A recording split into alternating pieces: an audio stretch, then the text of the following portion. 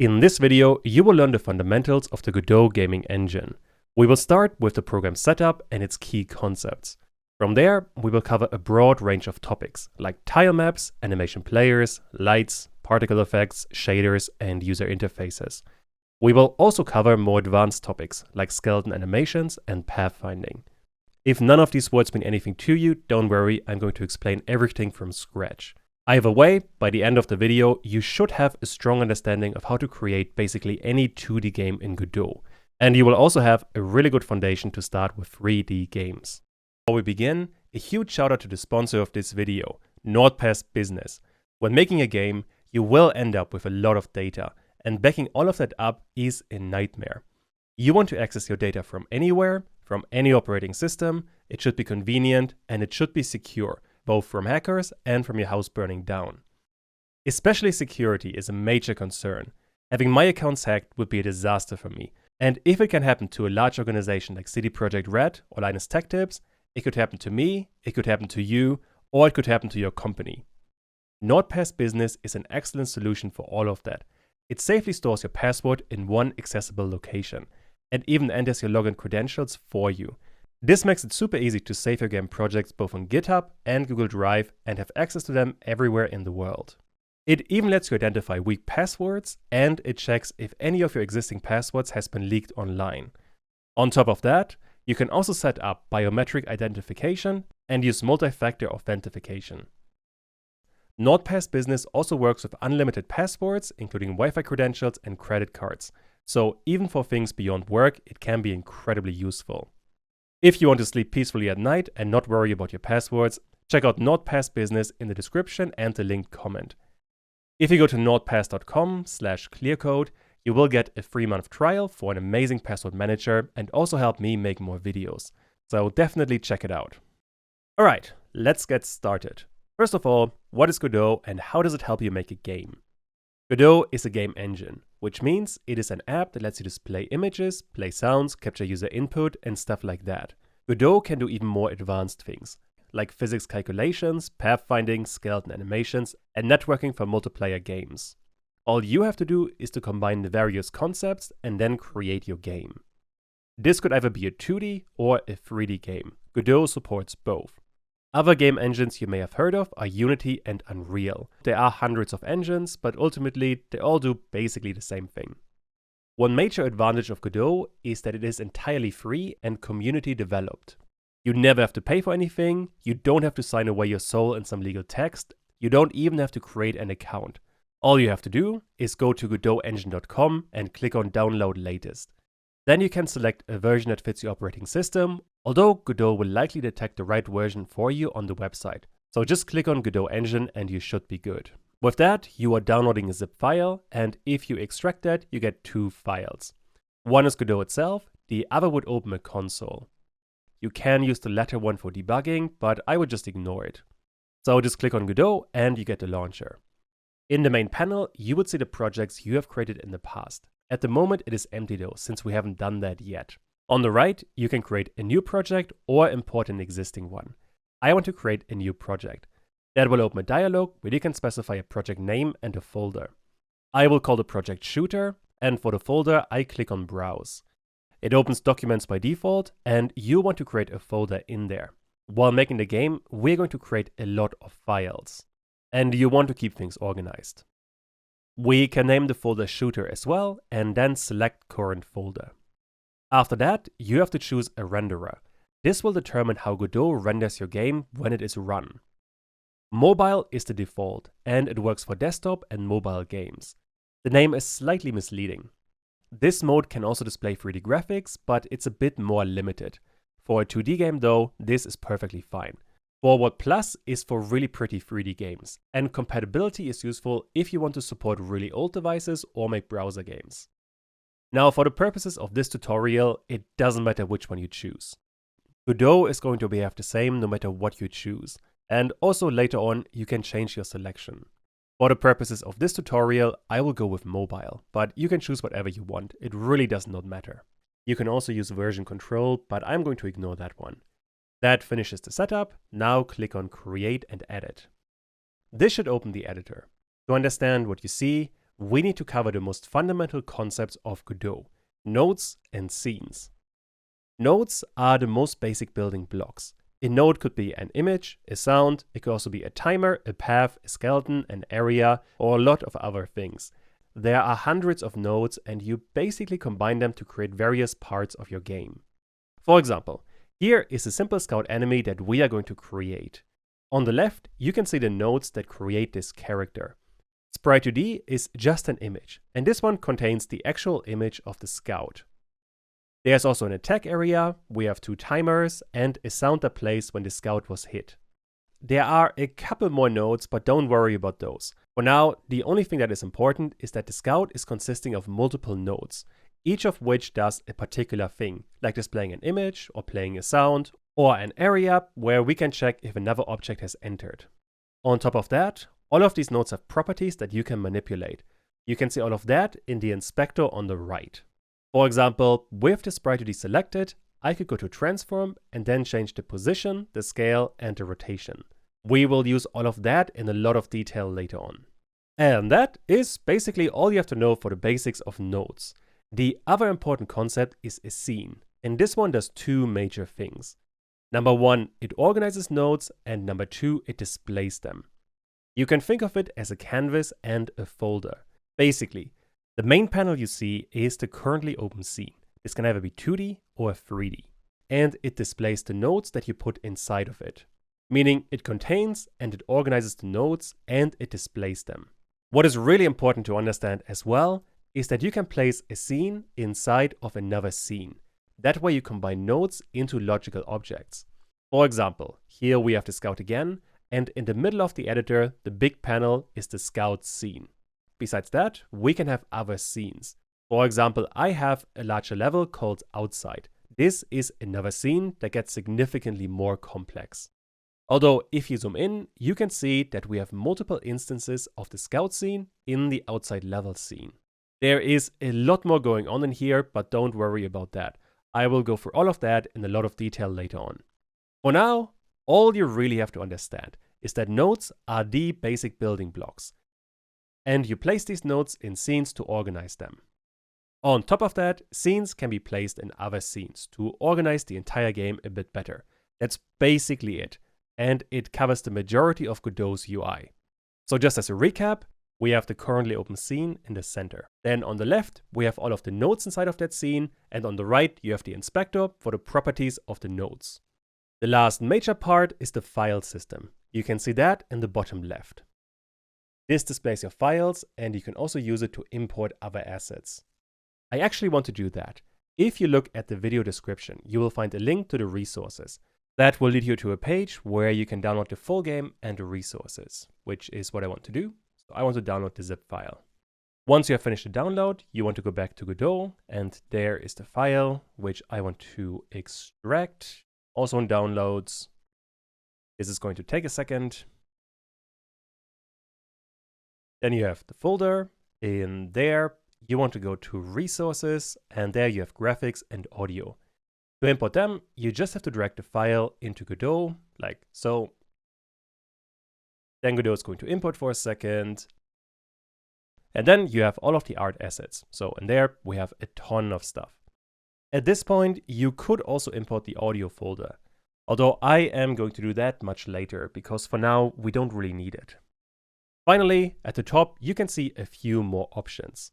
Although those aren't too important for now, except for one. By default, Godot has a bluish tint, which I find really distracting. To change it, go to Editor and then Editor Settings. This opens a new dialog where you can update the theme. I will be using the gray theme, which is much more neutral. This only changes the color though. If you like the default or want other changes, just select what you like. That makes the editor much more pleasing to look at. Now that we have covered the basics, I want to actually create a couple of scenes and nodes. Specifically, I want to create 2 scenes and a bunch of nodes. Most importantly, I want to create a level scene. For now, this one is only going to contain some images, simply because that's the easiest thing to add. Besides that, I also want to create a player scene. This one also is just going to be a single picture for now. Finally, the last thing I want to do is to put the player scene inside of the level scene. That way, we can add a lot of stuff later on to the player, but still see the player itself inside of the level. Makes the organization much better. But for all of this, let's actually create some basic things in Godot. Here we are back in the editor, and since I want to create a 2D game, I want to work in a 2D workspace. We can select the different workspaces at the top. I want to work inside of 2D. And now we can see a 2D workspace. Let me zoom out a tiny bit. All of the gray area that you can see is the workspace. Although what you want to be aware of is that there is a blue rectangle. It's kind of hard to see on video, but if you have Godot open, this one is quite easy to see. This blue area is what's going to be visible to the player. This will effectively become the game window in just a bit. Or well, it already is, but this part is going to be visible. All of the stuff you can see right now is a scene. This scene at the moment doesn't have a name, which means at the tab on top, you can see empty. To give this scene a name, you have to save it. Something we are going to do in just a second, but right now we can't, because in order to save a scene, we need to have some nodes inside. The nodes we can get from the panel on the left. We can choose to create a 2D scene, a 3D scene, a user interface, or other node. If I click on other node, you can see all of the available nodes inside of Godot, and there are quite a few. For example, inside of node 2D, I can expand everything and see all of the available nodes. Now, I will cover most of them throughout this tutorial, but for now, all of this is going to get way too advanced. So I'm going to click on cancel. Instead, I simply want to create a 2D scene. This is going to create one node, in node 2D. This would be one of the simplest nodes you can create in Godot. Effectively, it is literally just a point in a 2D space. You can actually see it already. If you look at the canvas, there's this red dot, and if I hover over it, you can see node 2D. But this is literally what it is. It's just, well, a red dot. I can illustrate this a bit more because if you look on the right, we have transform. There we can set the position, the rotation, the scale, and the skew of this point. Rotation is going to be really easy to see. If I rotate the point, we get a rotated point. Although the player wouldn't see any of this. This point is only visible in the editor. And you might be asking, how is this helping for a game? And the answer is not very much, at least in terms of visibility. In Node2D, largely is used for organization. So you would add other nodes as children to this Node2D to organize your game. As a matter of fact, I want to rename this Node2D right away. I think level is going to be a much better name. Now that we have that, we have one scene with one node inside of it. And this scene I now want to save. This I can do either with Control or Command S, or by going to Scene and Save Scene. At the moment, we only have the graphics folder we imported earlier. Besides that, I want to create another folder that I'm going to call Scenes, all in lowercase letters. Inside of this Scenes folder, I want to create another folder. I call this one Levels, simply because later on we are going to have multiple of them. Inside of this Levels folder, I am going to save this scene. And you can already tell that we have level.tscn. Godot always chooses the name of the first node of the scene, which means in my case, the first node that we added to the scene is called level, and this is going to be the name that we get by default. And this is the one you probably want to use as well. So I want to save that. And now we have some minor changes. The most important change is that we now have a tab called level. This is the scene. Inside of this scene, we have one node, a node2D called level. This node2D doesn't do very much right now. It is literally just this point. We're going to do something more useful in just a bit. Besides that, we also have a new folder in our file system. We have scenes, there we have levels, and then we have level.tscn. Although let me minimize all of this because we don't need it right now. Now that we have a basic setup, I want to add a picture to this scene. For that, I will need another node. To add another node, I have to go either to this plus symbol or press Ctrl or Command and A. In either case, you are going to find this dialog again. Inside of it, you can simply select any kind of node, like multiplayer spawner, but this is not what I want. So let me undo all of this with Controller Command Z. Instead, I want to look for a specific node. And since there are so many, most of the time when you add new nodes, you're using the search function. I want to look for a sprite, or more specifically, a sprite 2D. This is a node that can display an image. So if I double click on it, we have now added another node. And before I continue, something you do want to pay attention to is we have our level node. This is the parent, and this parent has a child, which is the sprite 2D. This parent-child relationship is really important. I'll cover more of it in just a bit. For now, just keep in mind we have a parent and a child, and the parent influences the child. That being said, we still cannot see any kind of image inside of the scene. For that, we have to look on the right, because there we have the inspector. We still can transform the image. So like with Node2D, we have position, rotation, scale, and skew, but we don't care about any of them. Instead, what we care about are the additional options. We have texture, offset, animation, and region. Texture is what we have to add to get a picture. And if you click on the dropdown, you can add a whole bunch of stuff. Although I don't care about that because there's an easier way to add an image. All you have to do is look at the file system. For example, in there, I have icon.svg. This you have in every Godot project by default. And this image, I simply want to drag into the texture, and you can see there's this blue frame around the field. So if I drop it in there, we now have an image. This is the Godot logo. And we can see it because we have a sprite 2D. This image we can now influence. For example, I can simply drag it with my mouse and move it around. And let me zoom out a tiny bit so I can see the entire game window. I can simply move this image around and place it in a certain position. Besides that, if you look at the inspector, we have a few more things. There's offset, and then there, for example, we could use flip H. That's not visible, but you can use flip V for flip vertical. You can also give it an offset, but I don't really care about any of these options. Besides that, we have an animation, but that's a tiny bit more advanced, so I'm going to ignore it. And we have a region. If you enable that, the image disappears. However, what you can also do is edit region, then you get another dialog. And in here, you can select one region of the image. So let me just cut out a part of it, and then click on close. And now you can see some slightly weird behavior. Don't worry about this too much, because later on we're going to work with this in more detail and fix these weird artifacts. For now, I'm simply going to disable the region, and then we are back to the basic image. Finally, you can use transform, and we could update the position, we can change the rotation, we could scale all of this, or we could skew it, like so.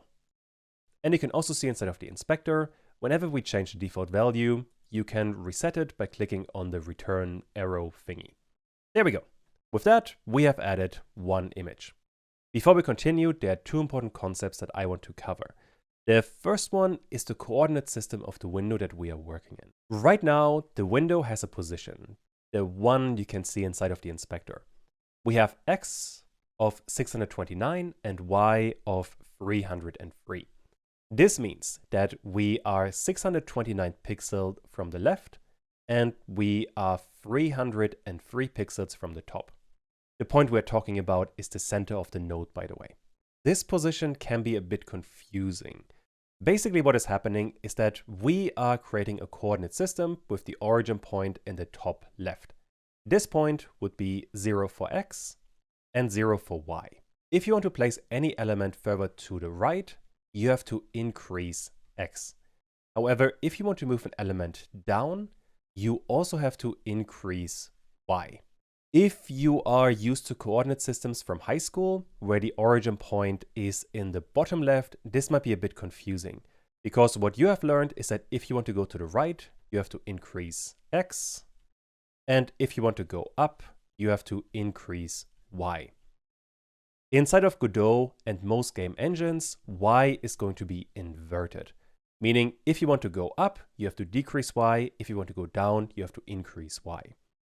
Most game engines, in fact, most computer graphics work like that, so you kind of have to get used to it. It will take you some time, but eventually this will become natural. And just to demonstrate, let's move around this image a bit. Right now, the X position is 629. If I change this to 500, we are moving a bit to the left. If I change the Y part to 200, so we are going from 300 to 200, and I click enter, we are moving up. We have decreased Y, and because of that, we have moved up. This was the first important concept. Now we have a coordinate system that we can work in. Besides that, we have to talk about the relationship between the level and the sprite 2D. Level right now is the parent, which effectively means if you're changing the level, you would also affect the sprite 2D image. For example, if I change the rotation of the level, we are also rotating the image. Let me zoom out a tiny bit. If I rotate this level, we are rotating all of its children. However, if I simply click on Sprite 2D and rotate this one, we are only rotating the image itself. This would also work with other properties. For example, if I click on level again, I can change the position to 200 and 300. And now the level node is on this position, and relative to that, we have the sprite. Which means inside of the sprite, if I change the position back to 0 and 0, we are at the point of the level 2D node. The interaction between any of these nodes is super important to understand. We always have a parent and a child. And whatever happens to the parent is also going to be applied to the child. And whenever we are transforming the parent, we are also transforming the child. Which means whenever we are changing either the position, the rotation, the scale, or the skew of the parent, we also influence the child. This, by the way, would also work with multiple nodes. So if I have level selected, I can click on the plus again, and you can see on the left side, we have recent nodes that we worked with. I want to add another sprite 2D. Now we have a second sprite, and this one right now is invisible because there's no texture. To give it one, and for this one, I want to use a different image. So let's say inside of graphics, there we have a car and we have main. This is the main part of the car. This I now want to drag into the texture, and there we can now see a car. This car we can also move around. Let me place it roughly here.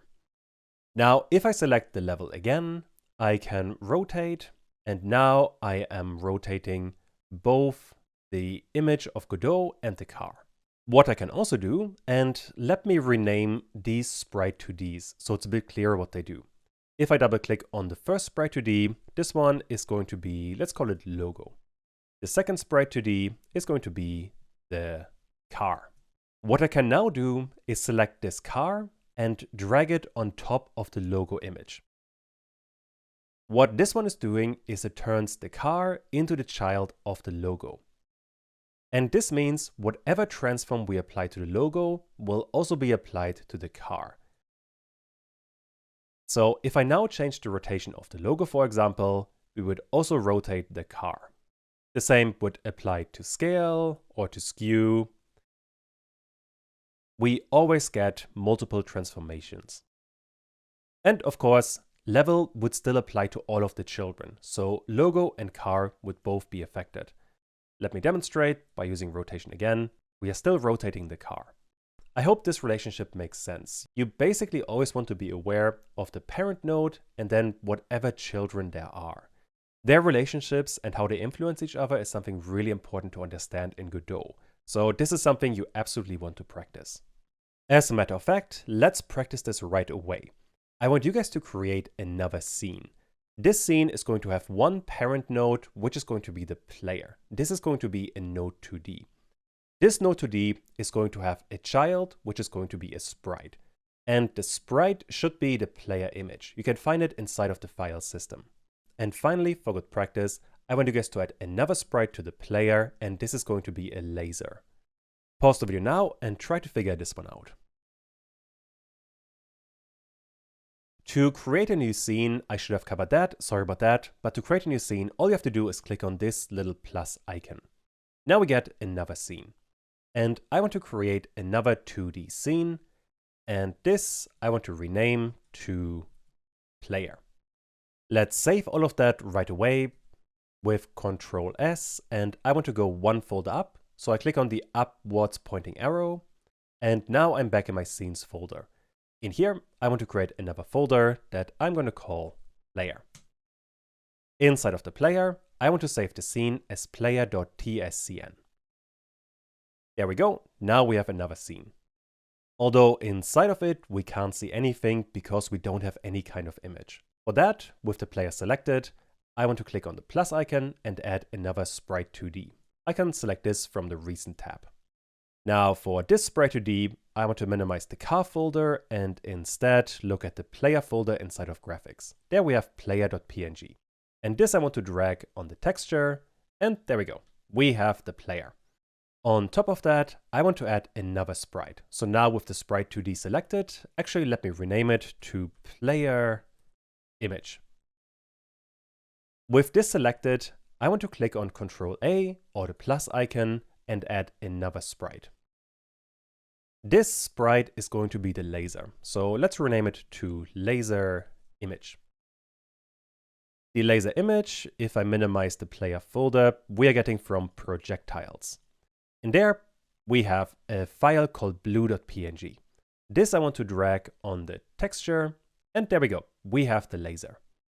What we can now do is arrange the laser in such a way that it looks a bit better, something like this. Later on, we're going to spawn these lasers dynamically, so we're going to lead this anyway, the position doesn't matter so much. I just wanted you guys to practice placing nodes inside of a scene. And alright, with that, we have two scenes. We have a player and we have a level. And while we're here, I want to change the node 2D level with the position back to 0 and 0. That just feels a bit cleaner. Also, I want to reset the rotation, and then I can move the sprite and the car so that they are somewhat visible. Now we have a couple of scenes. Next up, what I want to cover is how can we put one scene inside of another scene. Specifically, what I want to do is to place this player inside of the level. And for that, we have this symbol. It looks like a chain.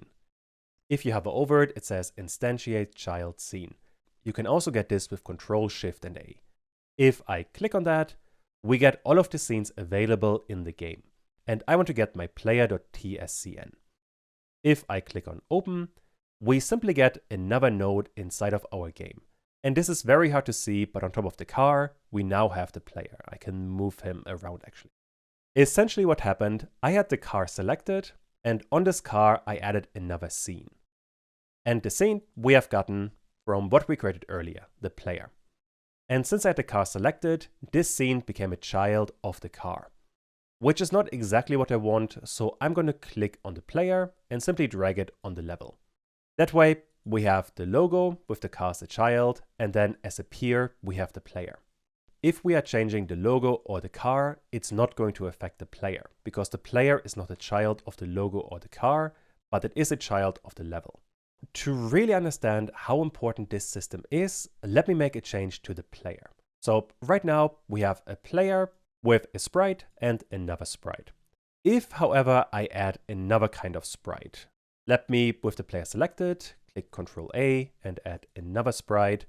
I want to add the grenade. I can add it to a texture and move it, let's say roughly here. And also it's quite large, so I want to change the scale to 0.2. What is really important to understand now is whatever change we are making to this scene will show up inside of the level. So now you can see we have the grenade. We cannot select it from this level scene, but inside of the player, we could make updates to it. With that system, you essentially can isolate the player, and all of the code for the player could be in here, and then the level is going to be separate from all of that. Later on, this kind of system will become incredibly important to organize your game. You will essentially have increasingly complex scenes, and you place them inside of other scenes. I think when you are getting started in Godot, this can be a tiny bit overwhelming. So I would very much recommend to just play around with the nodes and the scenes to make sure you understand what you are doing. As a matter of fact, let's do an exercise. I want you guys to create another scene. That scene is going to be for a bat. Once again, the parent node is going to be a node 2D.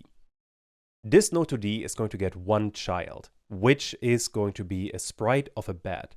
You can find the images for that inside of graphics and objects. On top of that, I want you guys to add a few more images for the pillows on top of the bed and just arrange them in such a way that they look decently okay. Once you have all of that, create an instance of the bed inside of the level. So we can see it next to the player and the car. Pause the video now and try to figure this one out. Back in Godot, I want to create another scene. For that, I click on the plus, or I can use Control or Command and N. Now we have an empty scene, and once again, I want to create a 2D scene. This I want to rename right away to bed. I also want to save the scene. Let's go up one folder, and let's create another folder. I suppose we could name this Objects. Inside of Objects, I want to have bed.tscn. Now I can click on Save, and there we have our bed scene. The bed is going to be, once again, a couple of sprites. So I want to add a sprite 2D, and to find the image for the sprite 2D, I want to look at Objects, and in there we have bed.png. This I want to drag on the texture, and there we have a bed. Besides that, I also want to add a couple of pillows. So with the bed selected, I want to add another sprite, and this sprite is going to be the pillow. Let me rename everything actually. So we have the pillow and we have the bed. For the pillow, we don't have a texture yet, although this one we can also find inside of the objects. You have to scroll down a tiny bit. There we have pillow large and pillow small. Let's add a pillow large for now. There we have the pillow large, and this I want to move around a bit. I can also use transform to give it a touch of a rotation. You could also change the scale. Let's make it a bit smaller, and we could skew it like so. Just make whatever changes you like in here, whatever looks good. Now besides that, I want to add another pillow, which means with the bed selected, I want to add another sprite 2D, and this one is going to be for the small pillow. So I drag pillow small in there, and this I can drag, I don't know, let's say somewhere here. Just to keep the naming consistent, let me rename this one as well. Let's call it pillow small. And with that, we have the bed. Now we have to figure out how to get this bed scene into the level scene. And for that, I want to have the node 2D level selected and add another scene by clicking on the chain icon. And now we have another scene we can add, which is the bed. So if I now click on open, we have the bed. I can move it around like any other object, and this is looking really good. Before we finish, there are two things I want to cover. The first one is the naming convention in Godot. You might have already seen some minor bits of that. When I created the bed, I named the small pillow, pillow small with no separation, and each word started with a capital letter. This is called Pascal case, and that is what you use for basically any kind of node. Meaning there's no space between the words, and every word starts with a capital letter. However, for everything else in Godot, you basically always use snake case, which means everything is lowercase, and if there's a space, you use an underscore. Godot does this automatically actually. So when I'm saving any of the scenes, they are always written with lowercase letters. So we have bed all in lowercase letters, player in lowercase letters, level in lowercase letters, and so on. You don't have to follow this convention, but it would be a good idea to do so. And number two, you have to be aware of the drawing order. So for example, right now, the bed is on top of the player. I hope that's quite easy to see. If we move the bed over the player, you can't see the player anymore. That is because the bed node was added after the player node. If I move those two nodes around, so I click on the player and move it all the way to the bottom.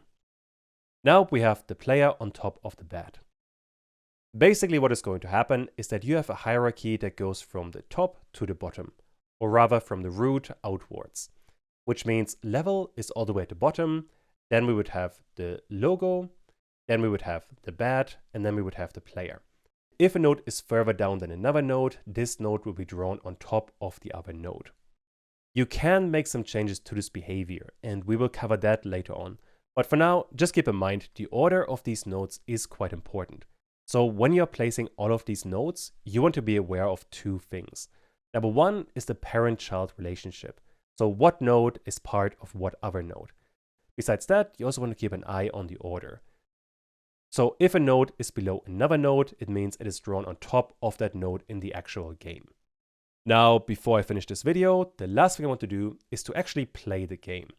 Obviously, right now, nothing is going to happen, but I do want to create a basic window so we can see something that the player would see.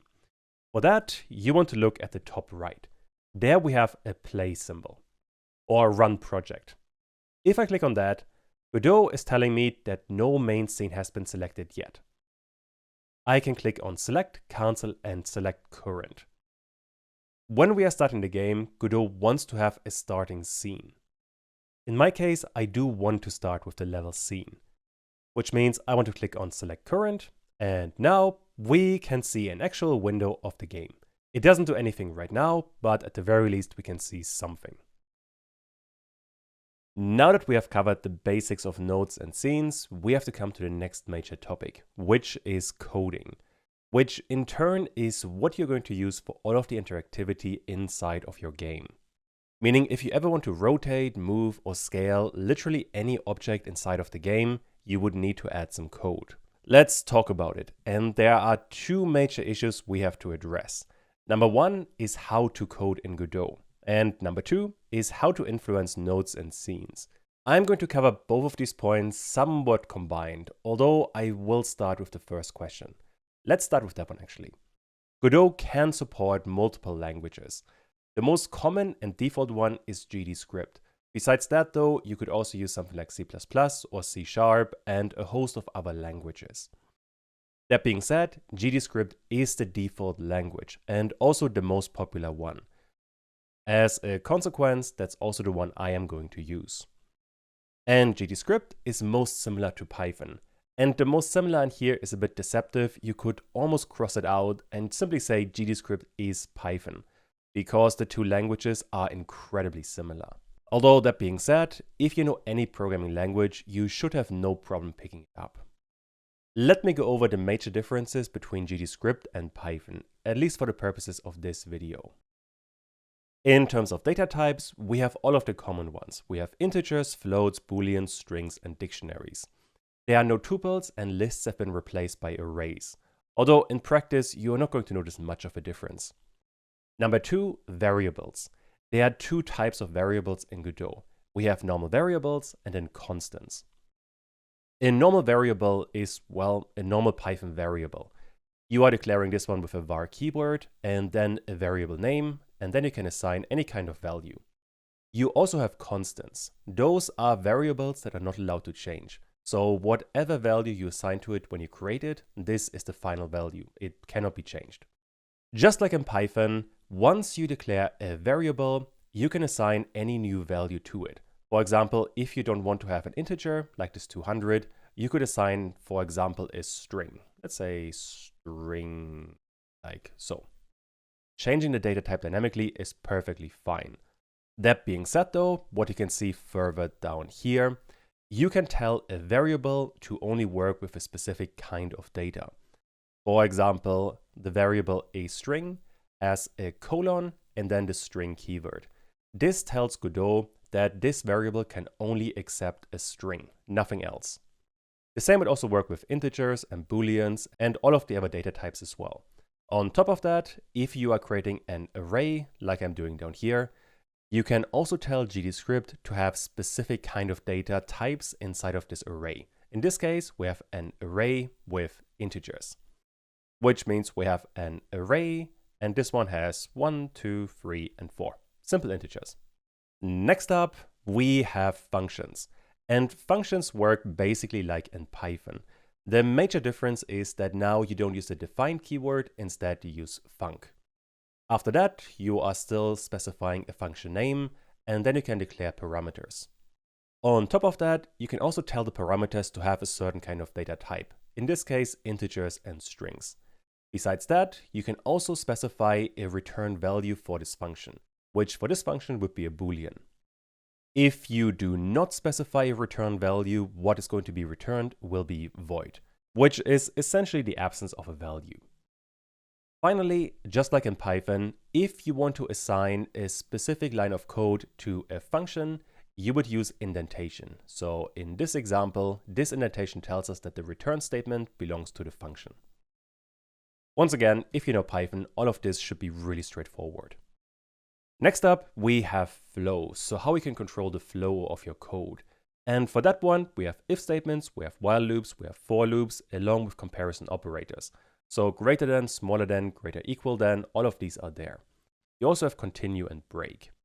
Those are the major differences. If you got so far and you know basic Python, you should have a good grasp on GDScript. That being said, there's one really important topic I do have to address. Classes. The way you have to think about it is that whenever you create a script, you always have to add it to a node. And nodes are simply classes with default methods and attributes. Which means if we want to create a script, we would have to, for example, add it to a node 2D, and this creates a new object. This object would then have a position, a rotation, a scale, and all of the properties and methods a node 2D would have. This we can then use to override these default values. For example, if we change the position, we will place the node 2D in a new position. I'm going to add lots of examples on this later on. For now, just keep in mind that whenever you create a script, you add it to a node, and the node is a class with properties and methods.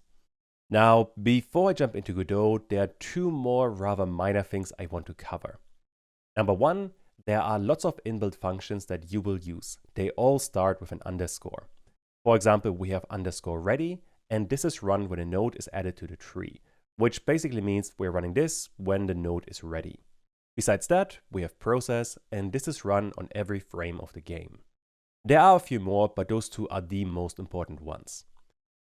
Besides that, you can also target other nodes from your node. This can be done in two ways. You could either use getNode, which is a function, and this is going to return a node. It wants one argument, which is a string of the node path. This isn't used very often, because the alternative looks like this. You have a $sign with the node path.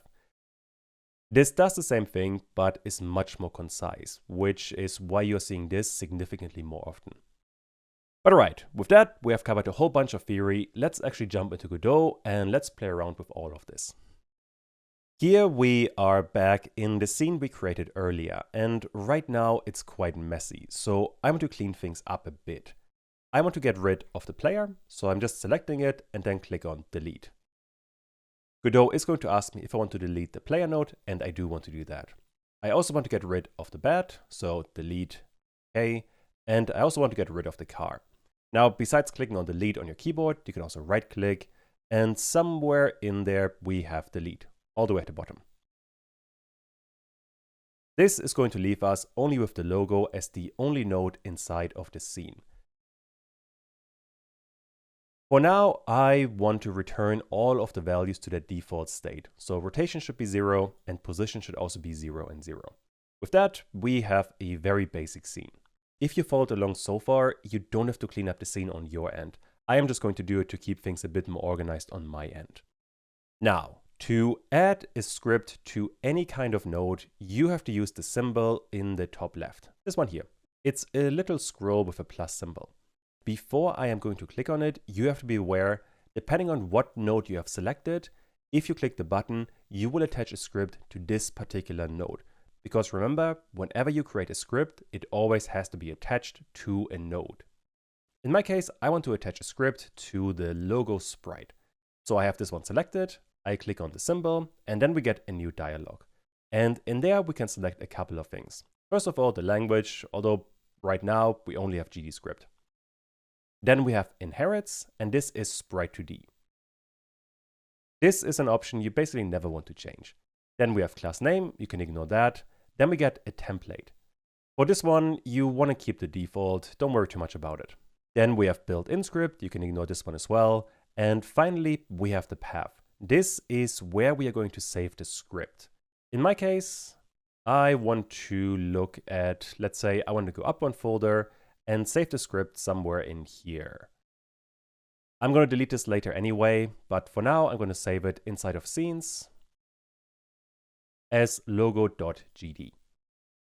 If I now click on OK, we are going to the script view. If you want to go back to 2D, you click on the top on 2D. And this way you can change between 2D and script quite easily. On top of that, what you can also see now is that we have an icon next to the logo. We have the logo node, and on the right of it, we have a script. This is telling you that there's a script attached to this node. Should be fairly obvious. Other than that, we can now see a few lines of code. Besides that, what you can also do, in the top right, there's an expand symbol. If you click on that, you're maximizing the code window at least a tiny bit. Since I'm working on a small screen, I'm going to work with that. If you have a larger window, this shouldn't be necessary. Now, let's go through what we are seeing. On the first line, we have extends sprite 2D. This is really important. And this extends sprite 2D. Let me minimize this a tiny bit. This extends sprites 2D has to match the node that we have attached the script to. So in my case, I have attached the script to a sprite 2D, which is the logo we have created in the last part.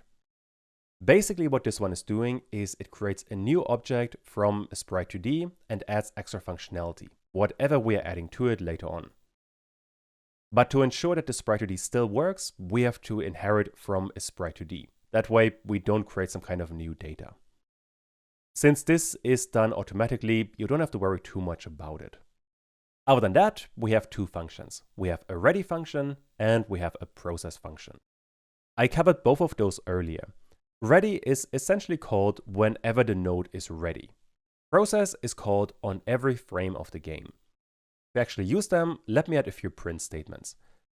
I want to print the string ready when the node is ready, and then inside of process, I want to print, let's call it process. And now that I have that, I can run the entire game again by clicking on the button on the top right. So if I run this now, you can see, let me close the window. In the bottom, we have output. This is where you can see print statements. And there you can see process quite often. And all the way at the beginning, we have ready. All of that came from these two functions. Although in our case, we don't want to print things, we want to move things around. So what I basically want to do is I want to update the position of the sprite. And for that, let me return to the 2D scene. And if I click on the logo, on the right, we have the inspector. There we have the transform properties. In there we have position, and this is what we want to change. And if you hover over it, you can see the property. It says position. This tooltip is telling you how you can target this property with code, which means if we overwrite the position, we can update the position of the node. Which means if I go to script, and let's say once the node is ready, I can give it a new position. And Godot has an autocomplete that is quite nice. So we can assign a new value to the position. For this value, it wants to have a vector 2. Which is basically a list with two values, an x and a y value. Which means if I add a 100 and a 200 in there, we are moving the sprite by 100 pixels to the right and 200 pixels down. And that is all we need to update the position, meaning if I now run the game, you can see we have a new position for the sprite.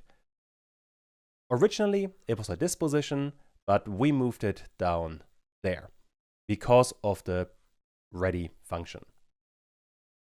On top of that, we are still printing process because of the process function here. But other than that, we have a really good start. What you can also do inside of process, we can target position.x and then add a small amount, let's say 10.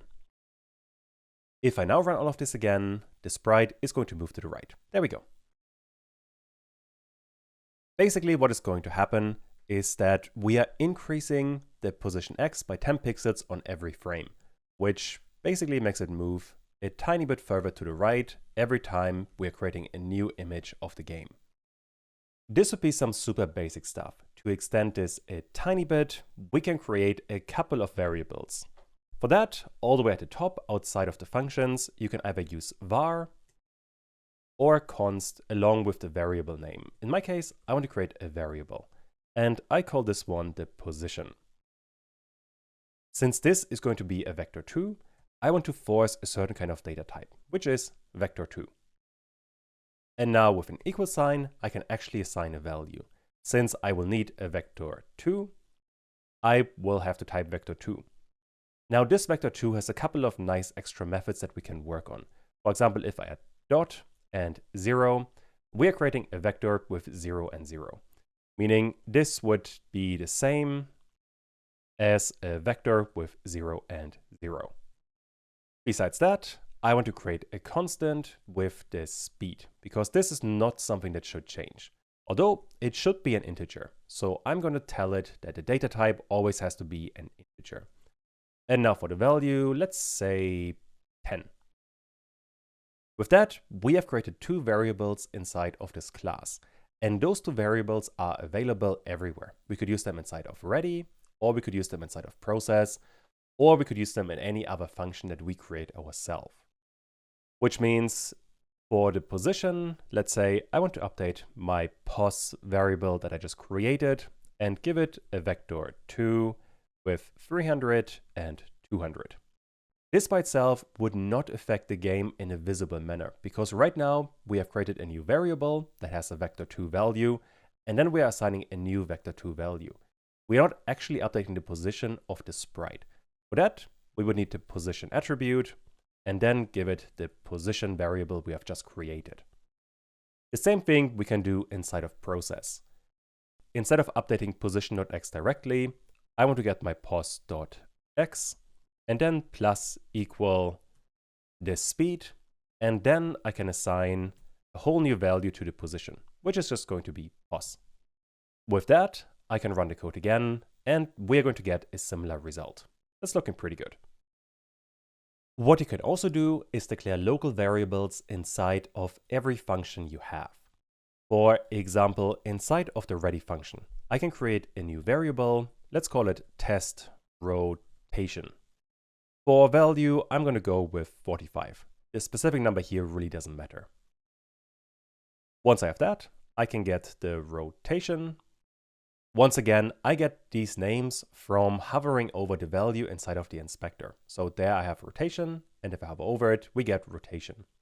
One thing you do want to keep in mind is that rotations are in radians. So if I want to use 45 degrees, I would want to use rotation degrees. Which means inside of the code, I want rotation degrees, which is going to be the test rotation. If I run this now, we should have a rotated sprite, and that is looking really good. Now the sprite is rotated by 45 degrees. Keep in mind now that this test rotation is a local variable inside of the ready function. We could not use it inside of process. If I try to, for example, print test rotation, we would get an error. And you can already see that Godot is telling me that identified test rotation is not declared in the current scope. Let me extend the window a tiny bit, they can see it better.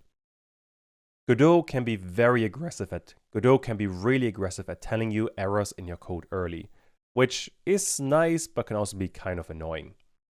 But in this case, it is quite useful. With that, we have covered the most important basics of GDScript. Since this is something really important to understand, I do want to include an exercise at this point. I want you guys to create another variable called testScale. Make sure that the data type for this one is an integer and the default value should be 1. When the game is ready, use the variable to change the scale to 2. On top of that, while the game is running, continuously increase the scale by a very small amount. Choose whatever you like. Pause the video now and try to implement this one. Back in the code, I want to create another variable.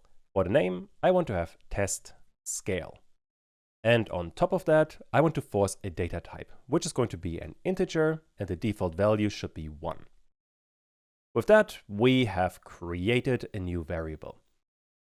Next up, inside of the ready function, I want to use this testScale to change the scaling of this node to a 2. For that, I want to get the testScale and set it to 2. And next up, let me minimize this window a bit so I can see the inspector. We want to look at the scale. And there you can see the node scale. The unscaled value is 1 and 1. And whenever you see two parentheses, it means it's a vector. The problem is, inside of the code, we're using an integer for the test scale. So we have to adjust a tiny bit. But let's play around first of all. I want to update the scale. And the scale should be the test scale. And now we are already getting an error. And once again, let me extend this window so we can see what's going on. We are trying to assign a value of type int to a variable that wants to have a vector 2. So this is not going to work. Scale always wants to have a vector 2. But that we can account for quite easily. All we have to do is get vector 2 and then pass in the test scale for x and y. And now the Godot debugger is happy again. With that, I can run the entire thing. And now the Godot logo is twice as large. Perfect. Which means with that, we can work inside of the process function to continuously increase the size. For that, I want to get the test scale again and increase it by a very small amount. Let's say 0.01. Other than that, I want to get the scale property and set it to a new vector 2 with the test scale for both x and y. Let's try all of that. And now it's not growing. Let's instead change it to a 1. And now if I run this again, this is definitely working. The issue with adding 0.1 is that test scale is always going to be an integer. And when we add 0.1, we would get 1.1. And since the value for test scale always has to be an integer, Godot only takes the first value, which is going to be a 1. Anything after that is going to be ignored. If we had a float, this would work better, but in this case, the code is only going to work if we have full numbers, like 1, 2, and 3, and so on. But alright, with that, we have a couple of really important basics of GDScript. That being said, there's still quite a bit to go. The really important issue that we have right now, let me minimize all of this and return back to the 2D scene. Right now, we can only influence the logo itself. But what if we wanted to go from level and then influence the logo? This we can't do right now. But this video is getting quite long, so let's do all of this in the next video. Let's continue talking about coding in Godot. And for this part, I want to focus on two major things. Number one, targeting one node from another node, which means I want to use the level node to influence the sprite. On top of that, I want to work with the flow, so we're going to use some if statements and some for loops. Let's jump right in. If you got so far, this shouldn't be too difficult. Here we are back in the code, and you can see we have a level node and then a logo node with a script. All of the stuff we have done in the last part. What I now want to do is to give the level node a script as well, which I do by attaching a new script. All of the default options for this one are okay. I usually don't change any of those besides the path. What you see most of the time is that people change the script next to the scene that it is attached to, which means in my case, I want to add the level script in the same folder where we have the level scene, which is what I have right now. So I'm going to click on Open and then on Create. Now you can see we have two script symbols because both of these nodes have a script attached to them. We also have the scripts available in here, which is quite nice to switch between the two. Now inside of the level, you can tell that we don't have the functions we had inside of logo, but that is only because of the preset I have selected. You can totally add func and ready, and then you get the same function. In there, I can print, let's say level node is ready. And once I have that, I can run the entire thing again. And let me close it right away. And look at the output again. There we get level node is ready, meaning this ready function works just fine. These underscore functions you have available all of the time, meaning you can always use ready or process and a host of other ones. Let me minimize the output, and then we can work a bit more inside of the level script. Now, I could be running any kind of code. The same thing we have done inside of the logo. But I want to do something else. What I want to do is from inside of this script, level.gd, I want to update the logo. And let's say I want to update the rotation. That we can do quite easily, but first of all, I want to go back to logo.gd. And in there, I want to comment out the test scale, because this is scaling everything too fast and we can't see what's happening anymore. To comment out code in GDScript, you would use Control or Command and K. If you add that, you are adding a comment. Alternatively, you can also simply add the hashtag symbol and then you're adding a comment. So I can get, for example, to positions, add the hashtag, and then you have commented it out. Both is fine. I tend to use Control or Command K because it's a bit faster, but choose whatever you like. With that, if I run the code again, you can see that we have the Godot symbol moving to the right, and we have a starting rotation of 45 degrees, which is what we're getting here. Let's comment out this one as well. So we are starting with a rotation of 0 degrees. That is looking like a good start. Now, inside of level.gd, I want to change the rotation of the logo.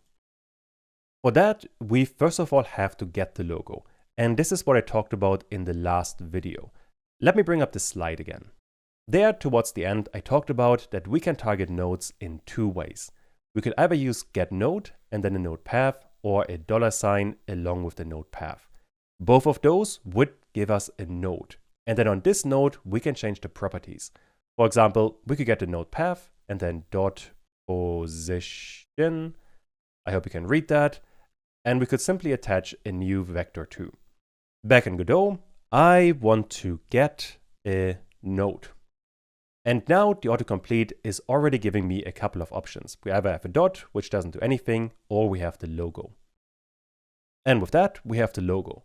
What we could do now, for example, is to change the rotation. And for that, we need degrees.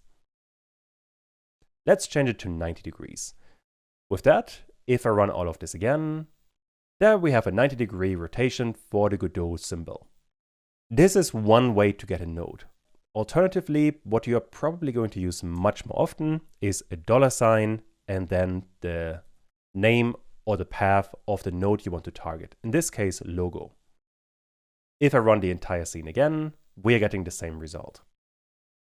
As a matter of fact, you don't actually have to type it. What you can also do, if I get rid of it, you can simply select and click on the node you want to get and then drag it into the code editor.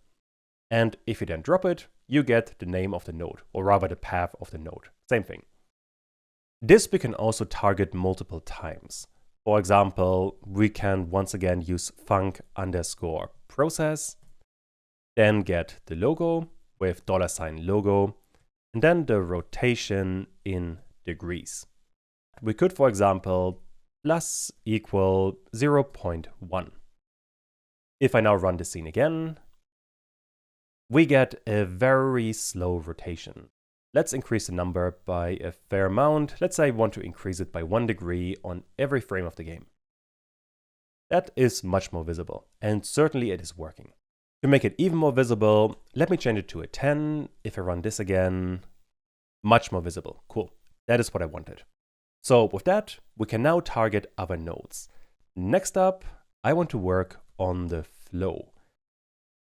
Let's say I want to add an if statement that if the rotation is greater than 180 degrees, I want to change the rotation back to 0. For that, we will need an if statement. I want to get if, and then I can target the logo once again, and I want to get the rotation underscore degrees. And if that is greater than 180, then I want to get this same node, so I can just copy it and set the rotation degrees to 0. Also, I realized this should be an uppercase L for both of these nodes. What you want to keep in mind that these properties you can either set or read. Both is totally fine. Let's run all of this again.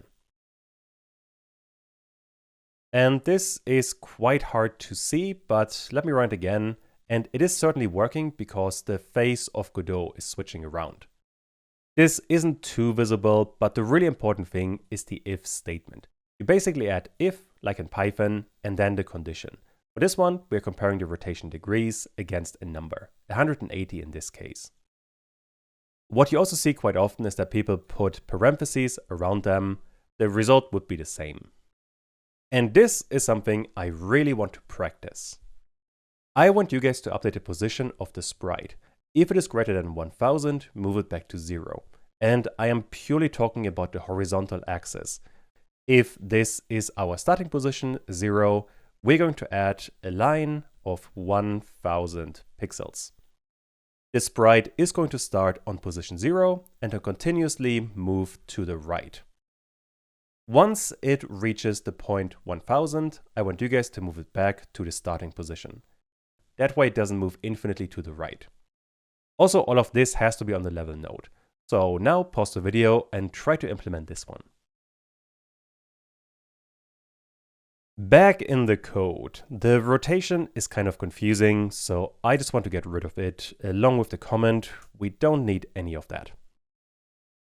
Instead, I want to get an if statement. Once again, I want to get the logo. On that, I want to get the position, and this is going to return a vector 2. Meaning on that, I can either target x or I can target y. In my case, I only want to look at x. If this is greater than 1000, I want to do something. So colon, and if I now press enter, we get another level of indentation. Just to see if this is working, I want to print, let's say, position exceeded. With that, I can run the code again, and now if we reach 1000 pixels, at some point we get position exceeded. With that, we know this if statement is working perfectly fine. That means we can use it. Once again, let me copy it and set the position to 0. If we run the code now, we should move back to 0. Although we are not. Let's explore what went wrong, and I would very much recommend you to investigate this yourself. You can find all of the information inside of the logo GD script. We do know that this if statement is working, so something is wrong with this line. And well, the issue is inside of the logo GD script, we are storing the position inside of this vector that I called pos. And we are updating this pos vector, and then we are setting the position to the pos. The problem essentially is inside of level. When we are updating position.x and set it to 0, we are actually setting the position of this sprite to 0. However, what is happening right after, inside of logo.gd, we are setting another position, the one we have specified here. Because of that, we are overwriting what we have done inside of this line. Now, to fix that, all we have to do is to change the position to pos.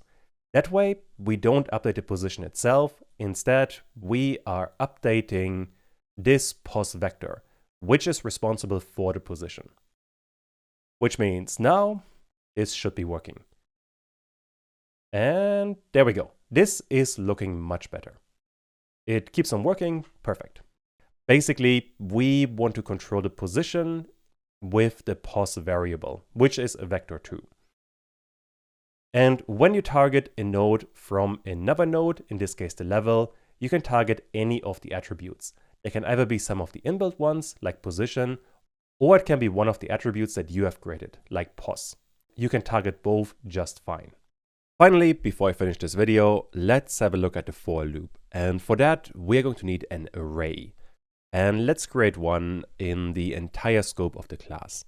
I want to create var test array, and this is going to be an array that is only accepting, let's say, a string for the data inside.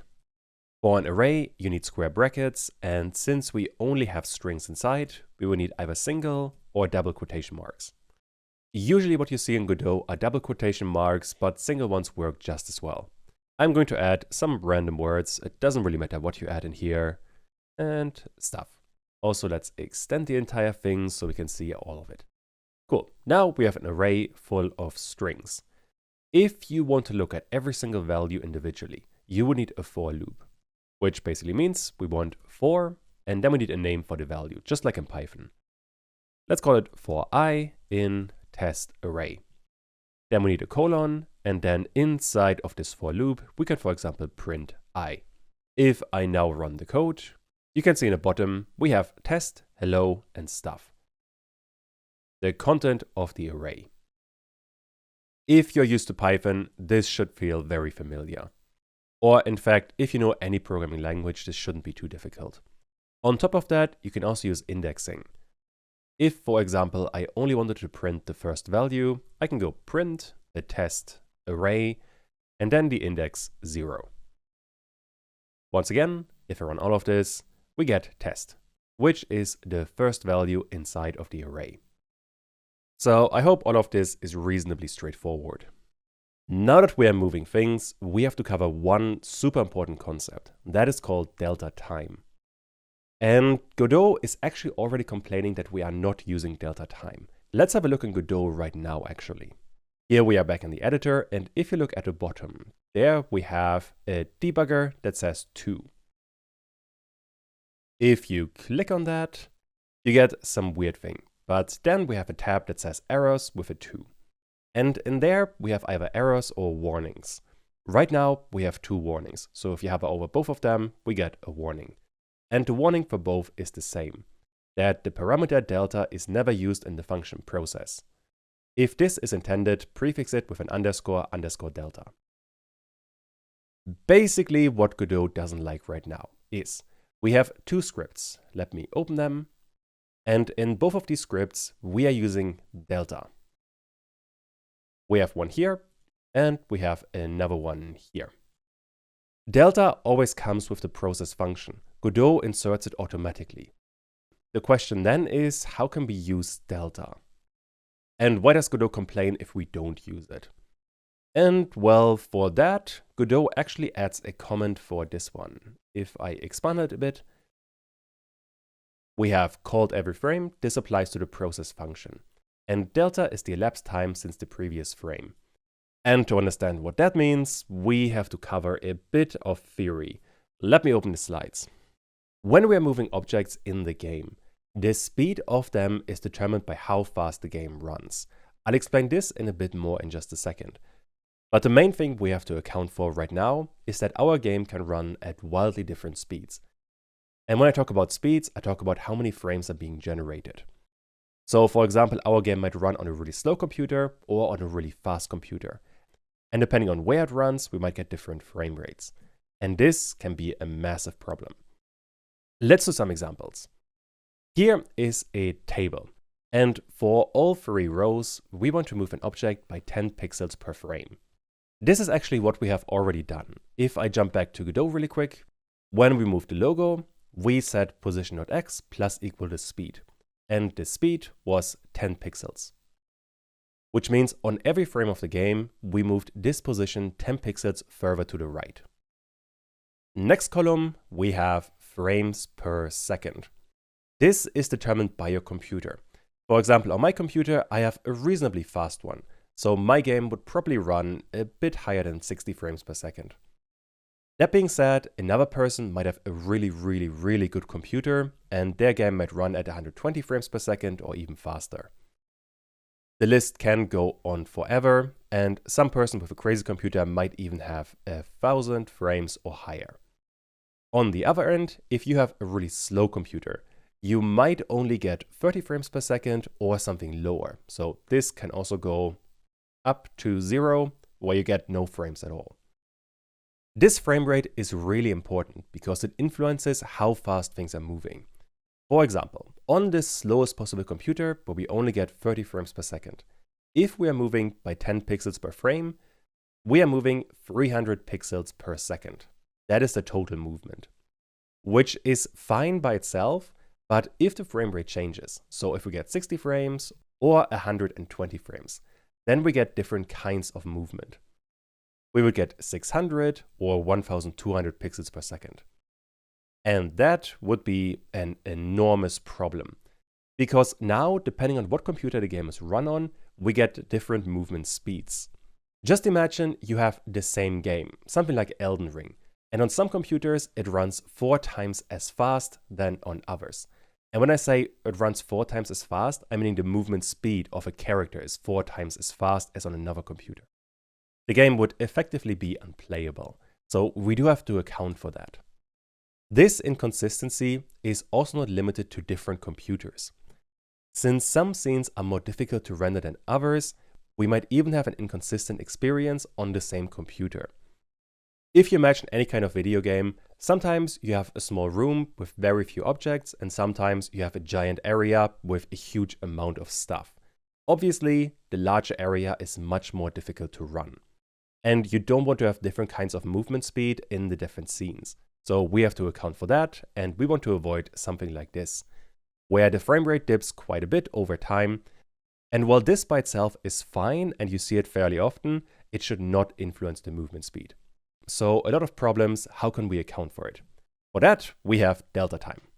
And delta time literally just measures how long it took to create the current frame. For example, if our current frame rate is 60 frames per second, then delta time is 1 second divided by 60, roughly 17 milliseconds. This information we can use to keep a constant speed of any object in the game regardless of the frame rate. All we have to do is to multiply the movement with delta time. It's actually really easy to implement. But to understand why this works, let me add another table. How frame rates influence the game when we have delta time. This table is somewhat similar compared to what we have seen earlier. We still have our speed with pixels per frame, and then we have the frame rate. Originally, what we have seen was this column, where we are getting different movements depending on the frame rate, which was really bad, so we have to account for that. And for that, we have added another column for delta time. Now, depending on the frame rate, we are getting a different delta time. If our frame rate is 30 frames per second, we simply divide 1 second by 30, and delta time would be 0.033. If our frame rate is 60, we would divide 1 by 60 and we get 70 milliseconds or something approximate to it. And if our frame rate is 120, we divide 1 by 120 and we get 0.08. These numbers we can then use as a multiplier for the frame rate, which is what happens in the final column. For example, for 120 frames, we are moving by 10 pixels per frame at 120 frames per second, and this we multiply with delta time, and the outcome is 10 pixels per second. A better way to visualize this is this 0.08 is literally 1 divided by 120. And if we multiply 120 with 1 over 120, both cancel each other out. So we are literally left with 10. And this applies to all the different frame rates. The higher the frame rate, the lower delta time. And since these two move proportionally, they always cancel each other out. And all that's left is the actual movement per second, which is exactly what we want. So with delta time accounted, the game is going to run at the same speed for any frame rate. Let's implement it. Back in Godot, all I have to do is get my speed and then multiply it by delta. The issue now is if I run all of this, this is going to be really, really slow. We basically have no movement left. The reason for it, the speed right now is 10 pixels per frame, and delta time is something like 0.000 and so on. As a consequence, the final result is going to be incredibly low. Whenever you use delta time, you want to have somewhat larger numbers. Let's go with 200. That is going to be a much better number. And there we go. Now we have roughly the same movement we had earlier. The if statement also still works, but now the important difference is that this movement always is the same regardless of the frame rate. Now, in my case, I can't easily control the frame rate, so this is a bit difficult to visualize. But trust me, this is a very easy thing to implement and really important for a consistent game experience. On top of that, if you look at the bottom, the debugger is now a bit less unhappy. We only have one issue left. Fixing that one is going to be your exercise. I want you guys to use delta time in level.gd, more specifically inside of the process function of level.gd. Pause the video now and try to implement this one. Back in Godot, I want to look at level.gd, and there we have process with delta. For this one, we have two things. We are updating the rotation, and then we are setting the position. We only need to use delta for one of them. When we are updating the rotation, this one we want to multiply with delta. And now remember, the rotation is going to be incredibly slow because delta is such a low number. Let's try actually. Now we have a very, very, very minor rotation. To make this more noticeable, let's change this to, I don't know, 60. That is more visible. And once again, this rotation is now frame rate independent. We do not need to apply delta for this if statement where we are updating the position, because this one is not a change in movement. We are simply setting the position of the frame to x being 0. We are not continuously updating the movement. We are only doing this once. Because of that, we are not going to need delta time. In the future, we are also going to encounter quite a few functions that apply the movement with delta time automatically in build. So quite often, you don't have to think about delta time at all. But it is a really important concept. You are going to see it fairly often, and it is super important to understand. So I hope this part was useful. A really important part for any game is player input. So let's talk about that. To capture any kind of input in Godot, there are two steps. Number one, we have to create an input map. Basically, what this one is doing is it allows you to capture different kinds of inputs and store them under a certain keyword. For example, we could get the left key on the keyboard and the A key and store them both under the left keyword inside of the input map.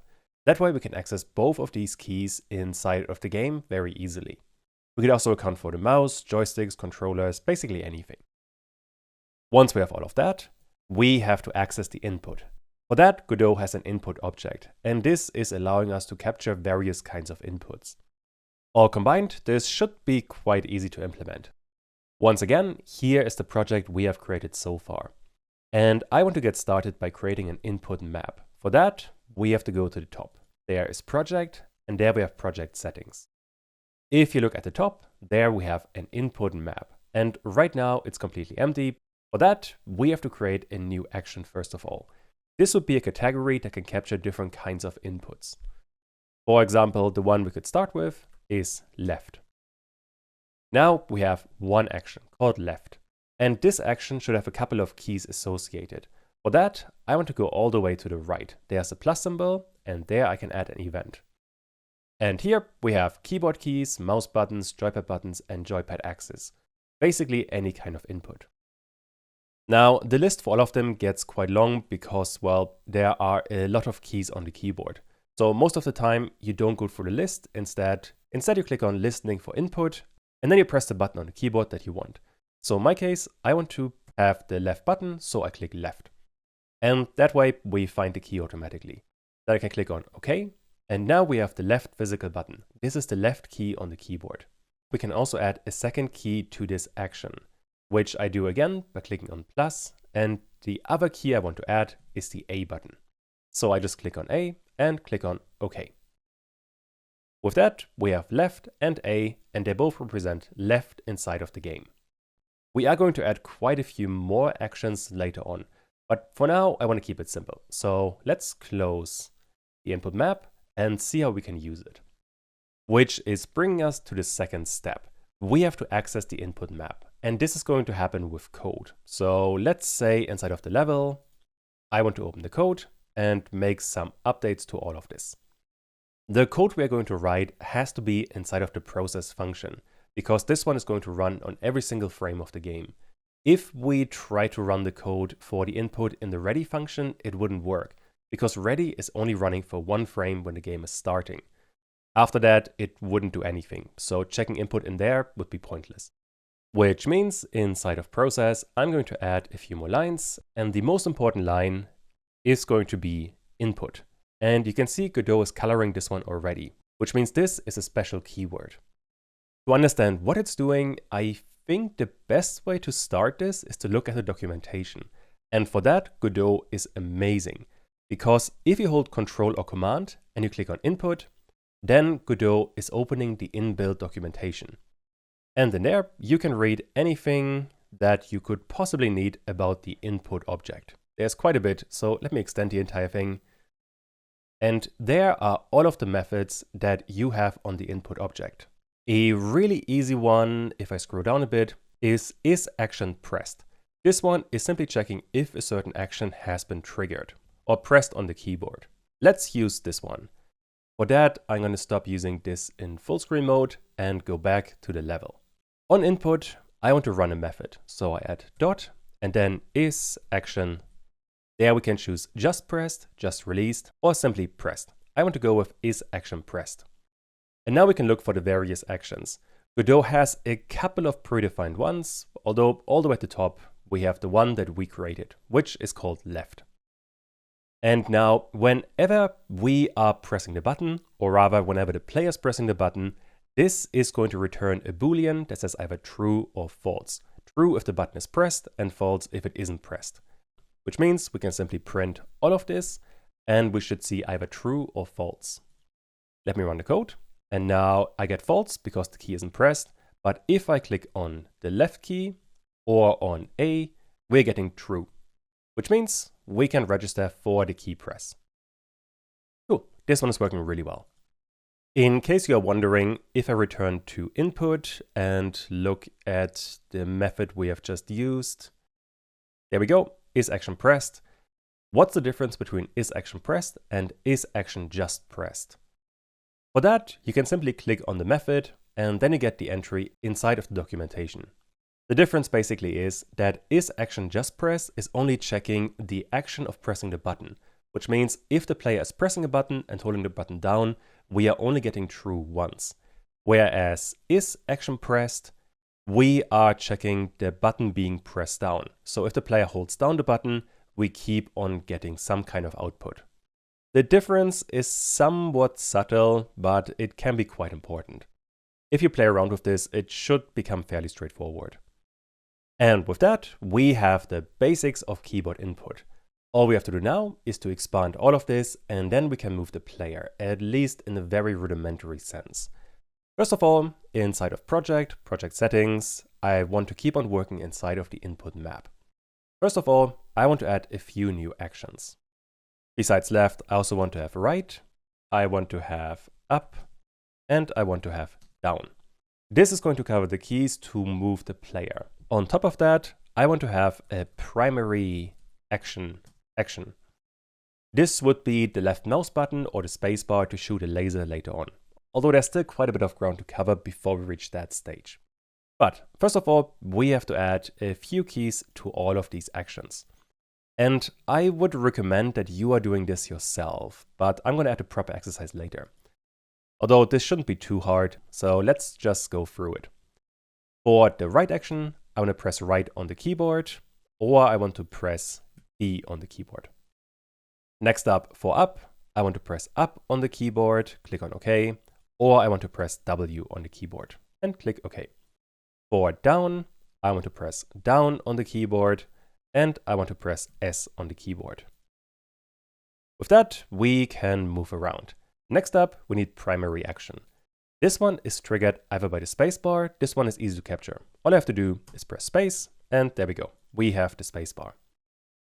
Capturing the mouse buttons is a tiny bit more difficult because I couldn't just click in there.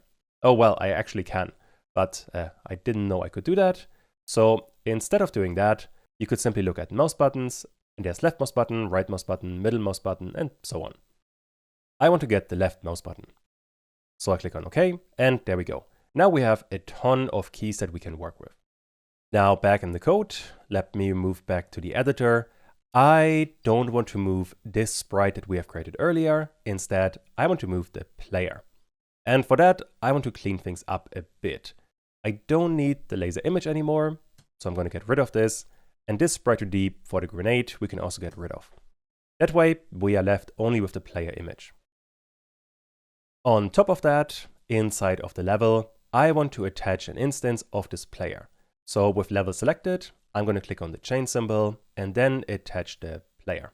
And let's just move him somewhere there so we see what's going on. Now with that, I want to give the player a script. And the script is going to go on the player node 2D, not on the image itself. The reason for that is later on, this node is going to get a whole bunch more children, and we want to move all of them together. For that, we have to move only the parent node, and since we apply the same transform to all of the children, we are moving all of them if we move the parent, which means the player is going to get a script. Once again, we get the dialog to create a new script, and the one thing I should have mentioned earlier, when you click on template, you either have default, and this one includes the ready function and process, whereas if you have empty, it doesn't include anything except the extend statement for the inheritance. I am going to go with empty because I like to start clean, but you can choose whatever you want. On top of that, for the path, I want to save the script, so player.gd, in the same folder where I have the scene for the player, which I already have. So I can click on open and create.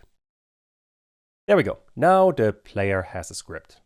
To check for input, once again, we will need the process function. And first of all, in there, I want to get the input. And this I can do in a couple of different ways. Although there's one method that is the most succinct and the easiest to use. Let's have a look at input, because in there, if I scroll all the way up, we have a whole bunch of methods that we can use. And let me extend this window a bit so we can see things better. The method that is going to be most useful for us is called getVector. If I click on that, we get a bit more detail. This method is designed for top-down movement. Basically, what it wants is 4 different actions. One for negative x, or left, then positive x, so right. After that, negative y and positive y, which would be up and down. We could also add a dead zone, but we don't need to, so I'm going to ignore it. Once we have these 4 actions, Godot is going to return a vector, and this vector is going to give us the movement. For example, if the user only pressed the negative x action, we will get a vector that points at -1 and 0. So we are just going to the left, no up or down. If you just read these things on your own, I think especially at this stage, this is probably a bit confusing. And when you get started with coding, reading documentation can be a bit difficult. But if you have a bit of practice, all of this should become quite easy to understand. But, well, it does take some time to get used to it. Anyway though, I want to minimize this window and work inside of the player. To get the input, I first of all want to create a new variable. Let's call it var direction. And this direction I get with input and then dot get underscore vector. That is the method we just looked at. This one, and now we have to go through the different actions for the 4 directions. We have to start with negative x, which is a fancy way of saying left. Then we need positive x, which is just right. Then we need negative y, which is up. And finally, we needed positive y, which is down. Once we have all of those, Godot stops complaining, and we are getting a vector. To make sure this is working, let's print what we are actually getting from direction. And before I run all of this inside of the level, I want to comment out the print statement, so we only see the output for the direction, and it's not going to get too confusing. Let's run all of this, and now by default we get 0 and 0, because I'm not pressing anything. However, if I press the left key, or I press A, then we get -1, because this is now telling the game that we want to move in the left direction. I can also press up, or down, or right, or 2 keys combined. Then we get a slightly less pretty vector, but it certainly works. The same would also work with WASD. We get pretty much the same output. This is looking really good. Which means with all of that, we can get the input, and then we just have to use it to move the player. To actually move the player then, we have to target the position. And once again, I think for this, it's easiest to have the inspector open, because what we ultimately want to change is the position of the node 2D. And this we can target with the position, which by itself is going to be a vector. All we have to do is position plus equal the direction, and then times some kind of speed. Let's say 200. On top of that, what I covered in the last part, do not forget delta whenever you move anything continuously. Now, once we have all of that, I can run the code again, And now we can move the player around. It's quite slow, but it definitely works. So I am quite happy with that. It might be a good idea to increase the speed to, let's say, 500. And now we can move much faster. This is feeling better. But this would be the basics of movement. Later on, we are going to change that to account for physics. But for now, this is working just fine. That being said, I do want to add one more thing though, because right now we are just able to move. The player wouldn't have any way to input a shooting mechanic. For that, I want to add a bit more code. Let's call it the laser shooting input. I want to check if the player is pressing the primary input. I need an if statement, and this is going to look very similar compared to what we have done inside of this print statement. I want to check the input and then is action pressed, which means inside of the player, I want to get the input and then is action. For this one, you could use either is action just pressed or is action pressed. Later on, we are going to have a timer to delay the laser shooting anyway, so the difference here is negligible. But the action I'm looking for is primary action. If that is the case, for now, I simply want to print, let's say, shoot laser. And now I can run the game again. Now, if I click with my mouse button, I get shoot laser, or if I press space, we're also getting shoot laser. So this is working just fine. And that is covering all of the basics of keyboard input. All we have to do now is do an exercise and then we are done. I want you guys to create another action in the input map and call it secondary action. The associated keys are control, left control to be more specific, but it doesn't really matter, and also the right mouse button. If that action is triggered, print shoot grenade, and all of the code should be inside of the player right below the laser. Pause the video now and try to figure this one out. First of all, I have to update the input map. This I'm doing inside of project, input map. I want to add another action. I call this one secondary action. Now that I have the action, I have to add a couple of keys. I want to add control, so I just click control on the keyboard. Besides that, I'm going to click on the plus again, and I can click left mouse button in the field and then select right mouse button. This is the one we're looking for. That is going to update the input map, so now I can close it. After that, I can reopen the player code, and now we need to do something that is pretty similar to this. I want to add an if statement, and if input is action pressed, I am looking for the secondary action. If that is the case, I want to print shoot grenade. The specifics of what I print really don't matter. We're going to change this later on quite a bit anyway, but for now, this should be all we need. Let's try. And if I right click, we get shoot grenade. If I press on control, we also get shoot grenade. If I press space, we still get shoot laser, and we can also still move around. So all of this is coming together quite nicely. Perfect. Before we continue, I want to cover some more minor topics. Specifically, I want to talk more on nodes. Even more specifically, I want to talk about how to interact with nodes via code. We have already seen some of that. To bring up an earlier slide, you can target nodes in two ways, either with getNode or with a $sign. The $node one is the much better one because it's just more concise. We are going to explore this further, specifically how to target different nodes that are a bit more nested. So if a node has more parent nodes or more children nodes, how can we target various nodes in there? I think that's a really important thing to understand. What you can also do is you can give a node unique names. Especially for a complex scene, this can be incredibly useful. Also very easy to implement, so quite a useful thing. On top of that, what I really want to emphasize is that once you capture a node inside of your code, you can access the properties and the methods of this node. You basically treat the node like a class that has properties and methods, and you can work with them, because that's basically what's happening. Here we are back in the level, and let's see what we already have in terms of working with the nodes inside of the code. So if I look at the level, I can open the code in there, and we can see we have already a couple of interactions. Most importantly, we are getting the logo node, the sprite we have created earlier, and we are changing the rotation and the position. Notice here that we are influencing and measuring some of the inbuilt properties, like position, and we are changing a custom attribute that we have added, like pos.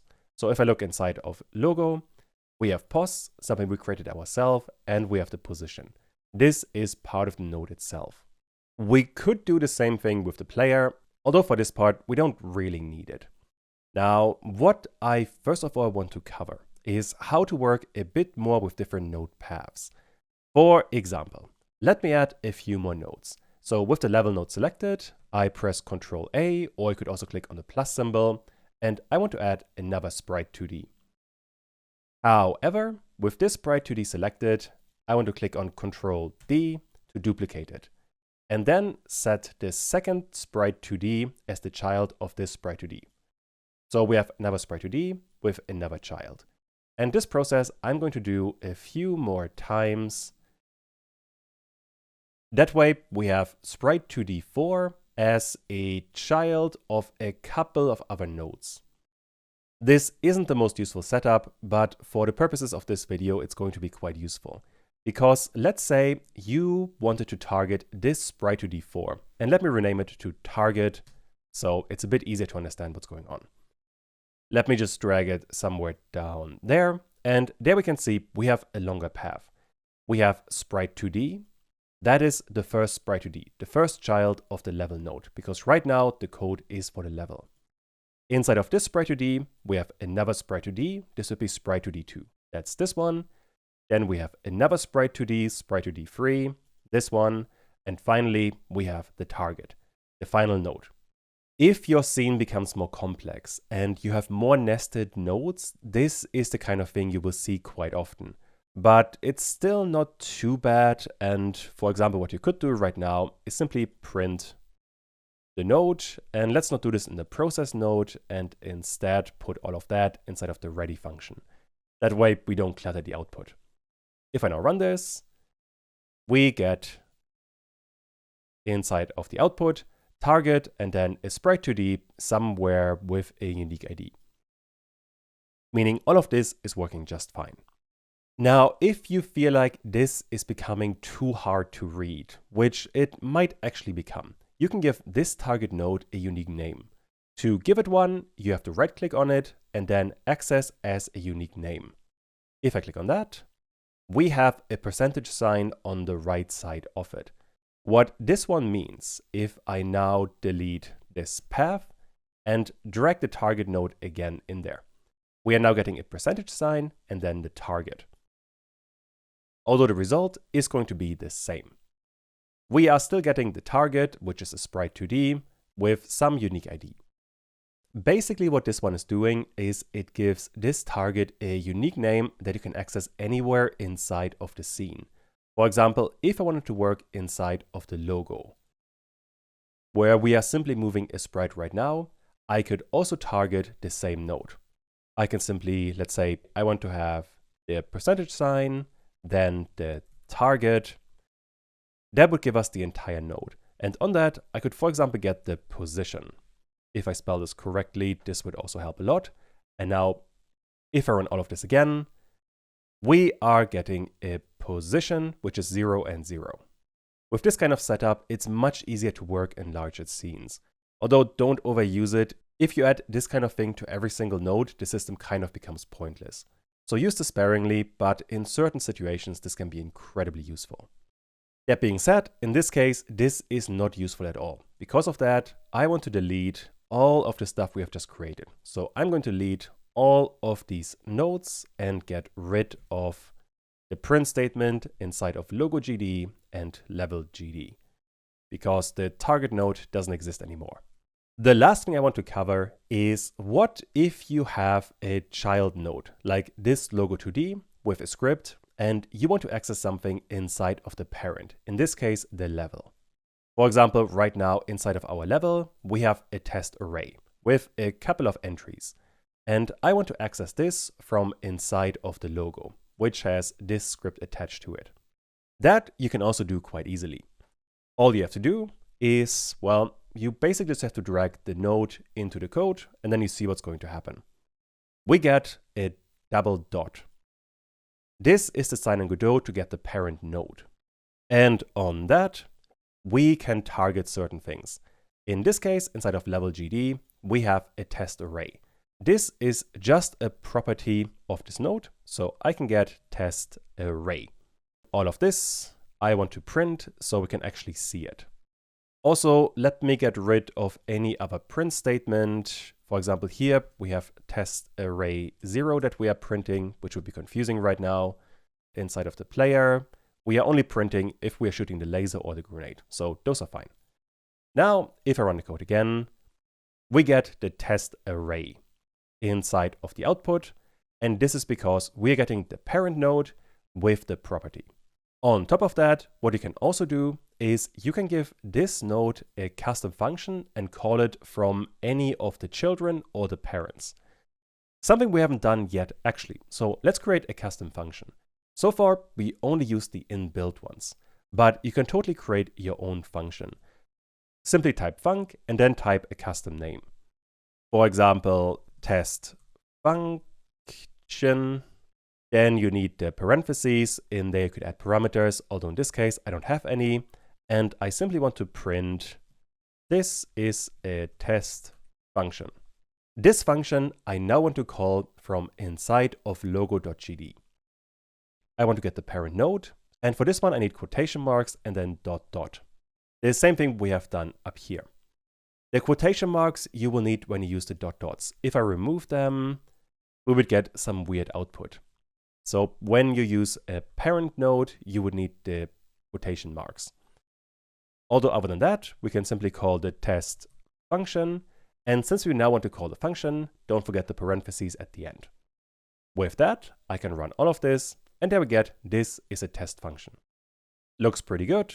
And now inside of the level, we could use this to do basically anything inside of the script. For example, we could change the position, we could change the rotation, we could change the test array, whatever we want to do. And this is something really important that you have to understand. So let me emphasize it.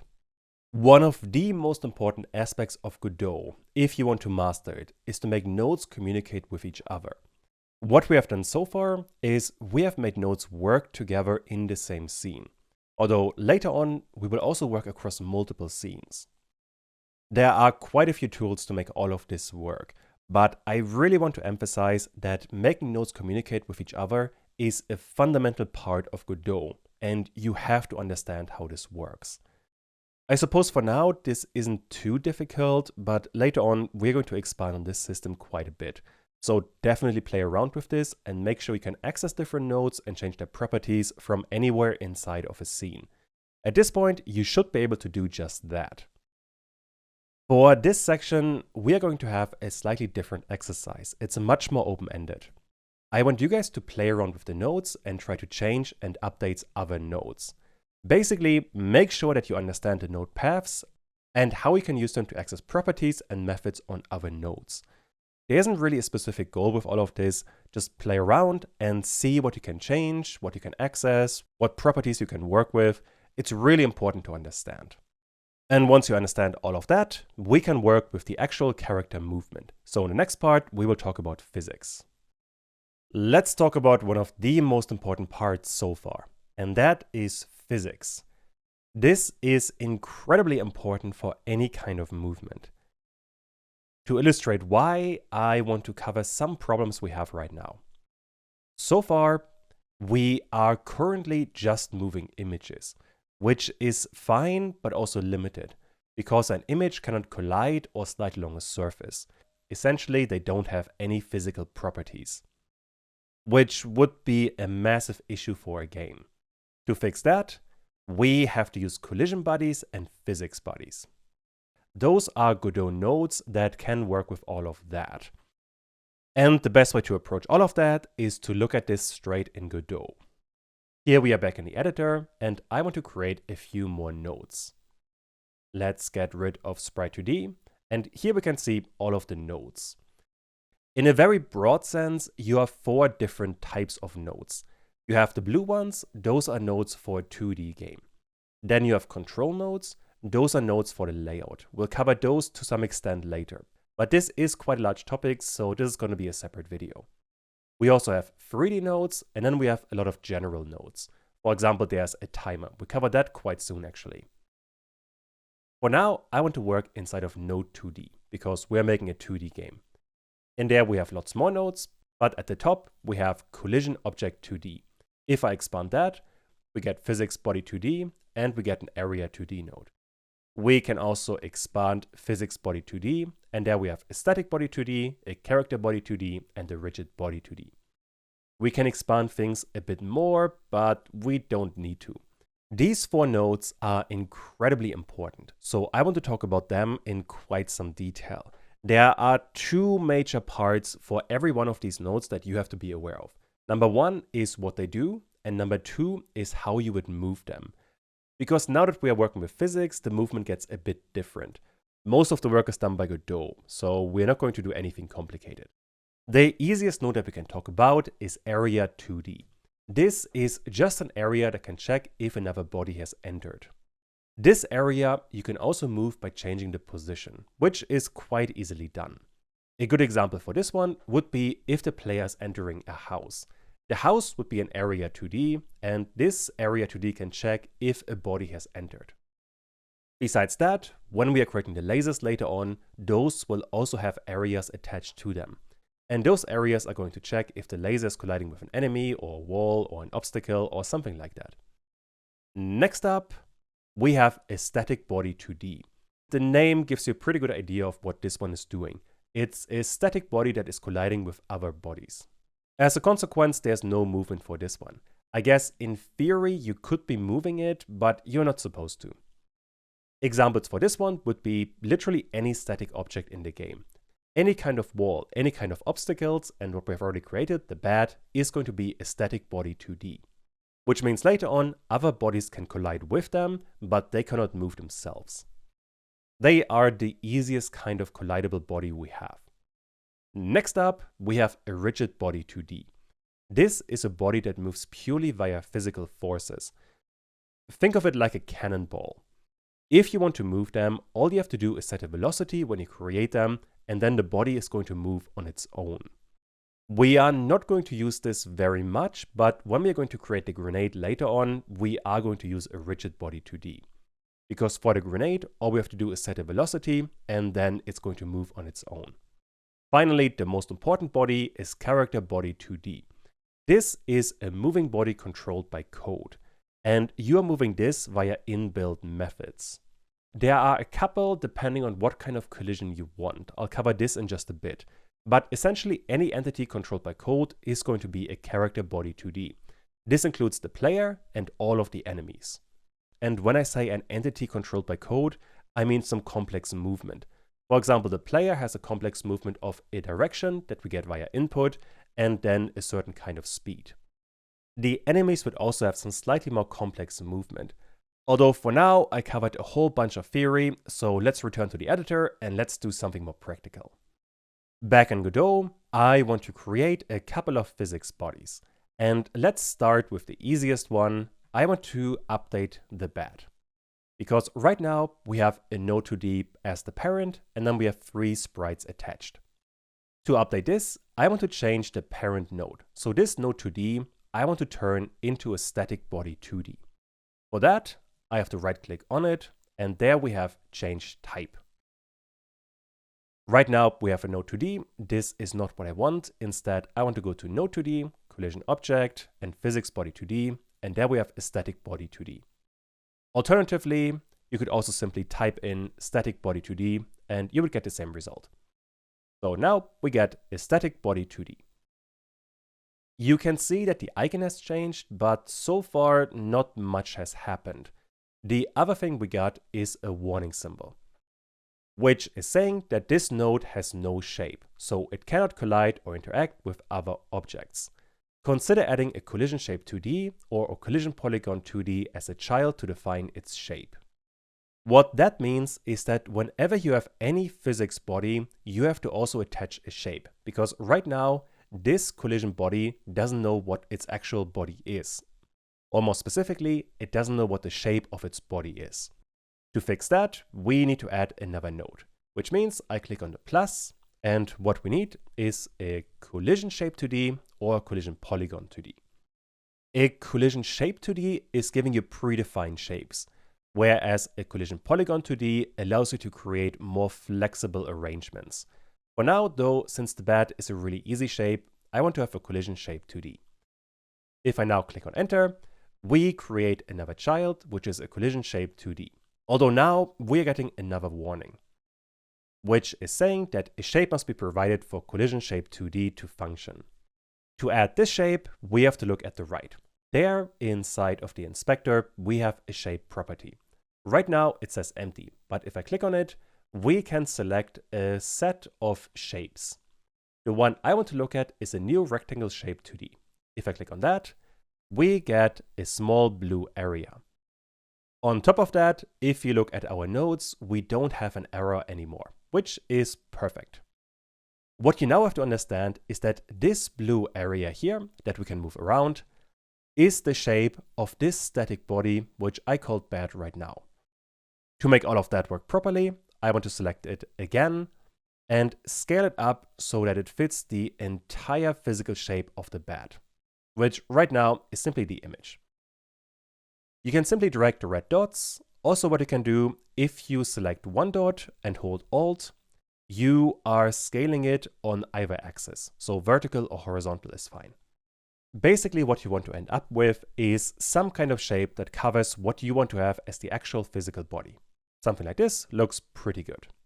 Now I want to save the scene, and if I look at the level again, in here we don't have the bat right now. So with the level selected, I want to click on the chain symbol to add a child scene and add the bat. And let's move it here-ish. You can still see we have the blue outline. In the game though, this is not going to be visible. This blue area is purely for debugging purposes, so you know what the actual collision shape is. That being said though, if I run the game again, I can move the player, but we have no collision. The reason for that is that the bat has a collision shape, but the player is just an image, and images cannot collide. So we have to update the player, and then we have an actual collision. Which means, once again, we have to update a node. In this case, the player is also a node 2D, but this is not what I want anymore. So I right-click on it, and I want to change the type. I don't want a node 2D, instead I want to have a character body 2D. With that, once again, we get a different symbol and a warning icon. This body has no shape. To fix that, I want to add another node, which is going to be a collision shape 2D. I have this one in my recent tab.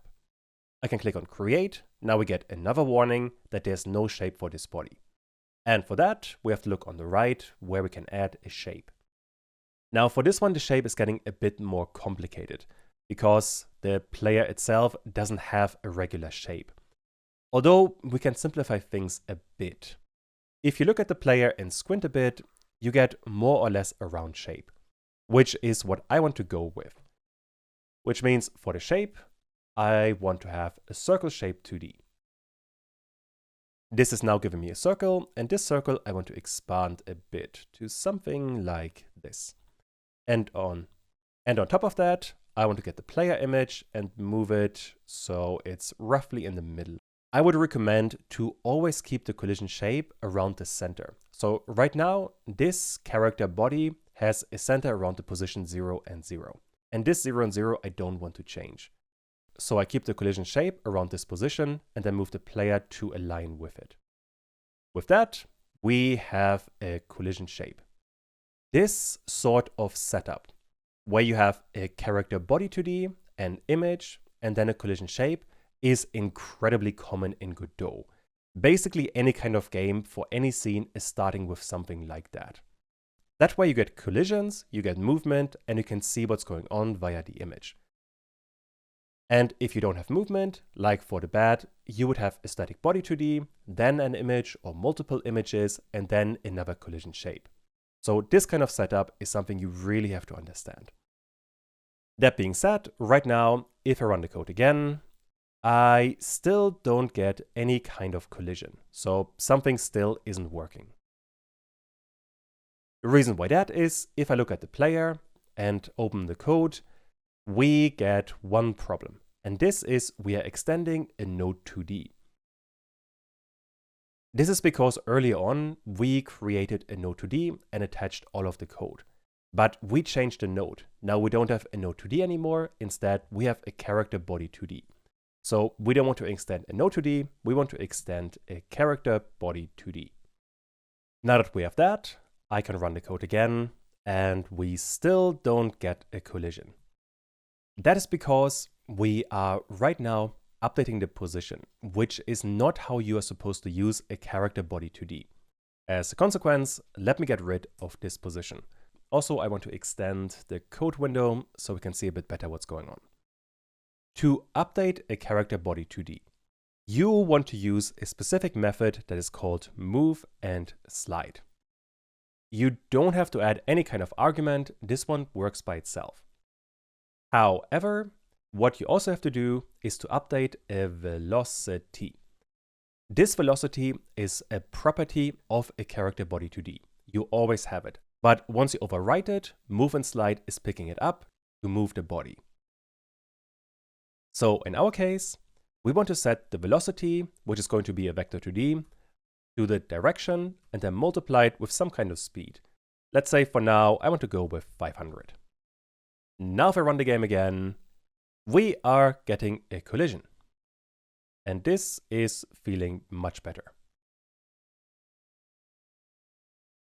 Let's talk about this setup a bit more. And the best way to think about it is to look at all of this inside of the documentation. For that, I am going to hold Control or Command and click on Character Body 2D. If I do that, I get the documentation for a Character Body 2D. And in there, you have a lot of information. I would recommend you to read this in your own time, but for now, it's not too important. What is really important instead is the velocity. This is what I want to first look at. If I click on it, we get the current velocity in pixels per second, used and modified during calls to move and slide. On top of that, we also see that the default is vector 2, 0, and 0, which means the default velocity for character body 2D is no movement at all. And once we're changing the vector 2D of the velocity to something else, move and slide is going to move this body in that direction. Speaking of which, let's click on move and slide. This one moves the body based on velocity, the property we just looked at. And if the body collides with another, it will slide along that body. You can define a floor, but in our case, since we have a top-down game, we don't need to do that. There's a bit more information, but for now, this isn't too important. I guess one more thing that we could look at is that this method returns true if the body has collided and otherwise it returns false, which can be useful information, but for this tutorial, we're not going to use it. With that, let me scroll all the way to the top. And there we can see another way to move a physics body 2D, which is called move and collide. This one has some slightly different collision behavior, but it's ultimately quite similar to move and slide. I am not going to cover this one for this tutorial because we don't need it. Move and slide is what you're going to use most of the time. But just keep in mind, there are two different ones. Also, if you scroll down a bit further, you can see there are lots more methods that you could work with. For example, you could tell if the body is on the floor, is on a wall, is on a ceiling, stuff like that. It can be super useful. Especially if you create a platformer, this is going to be incredibly helpful. But for now, we don't need it. Since we are done with this one, I want to close this entry inside of the documentation, which you can do either by right-click and close or Control and W. And let me close the input one as well. We don't need this one either. So with that, back inside of the player, we are updating our velocity and we are using move and slide to move this body. Now that we have that, let me minimize the code and return to the level scene. First of all, I want to clean things up. We don't need this logo anymore, which means I can click on delete and get rid of it. On top of that, inside of scenes, we have logo GD. This script I also want to get rid of. Godot is going to complain that we are using this script inside of a scene, and I'm okay with that. So now we have the levels, we have level GD and level scene, we have the object, which is the bed, and we have the player. That is feeling like a much cleaner setup.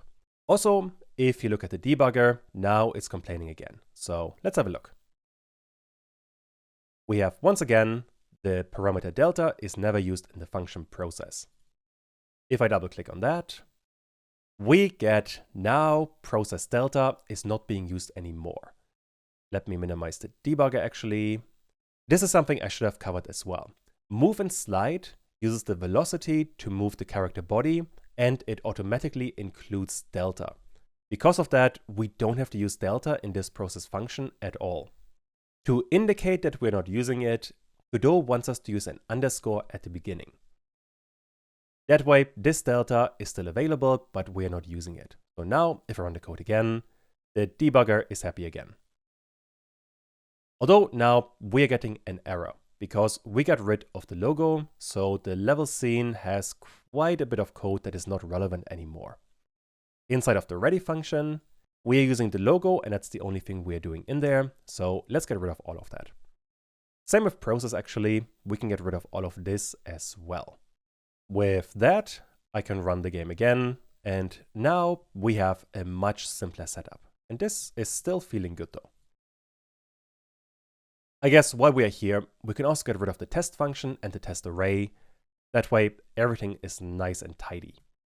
All we have to do now is add an exercise, and then we are done with the video. And for the exercise, we have quite a bit. I want you guys to create another scene that is going to be a static object. The specifics here don't matter too much. Basically, go through the graphics folder and look at the objects and just see what you want to create as a static object. In the end, it should look somewhat similar compared to the bed we made earlier. Besides that, I want you guys to create a moving scene with a drone, and this one should move constantly to the right. You can find the drone under the enemies folder inside of graphics.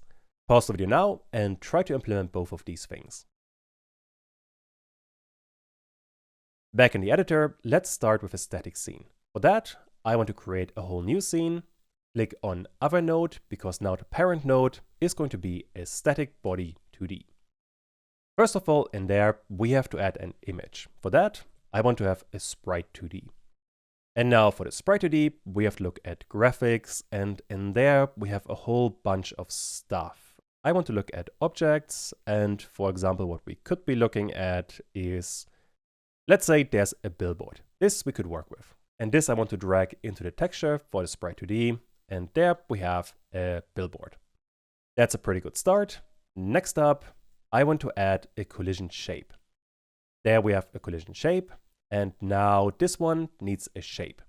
The shape we create inside of the inspector, and for this one, I think a rectangle would be the best shape.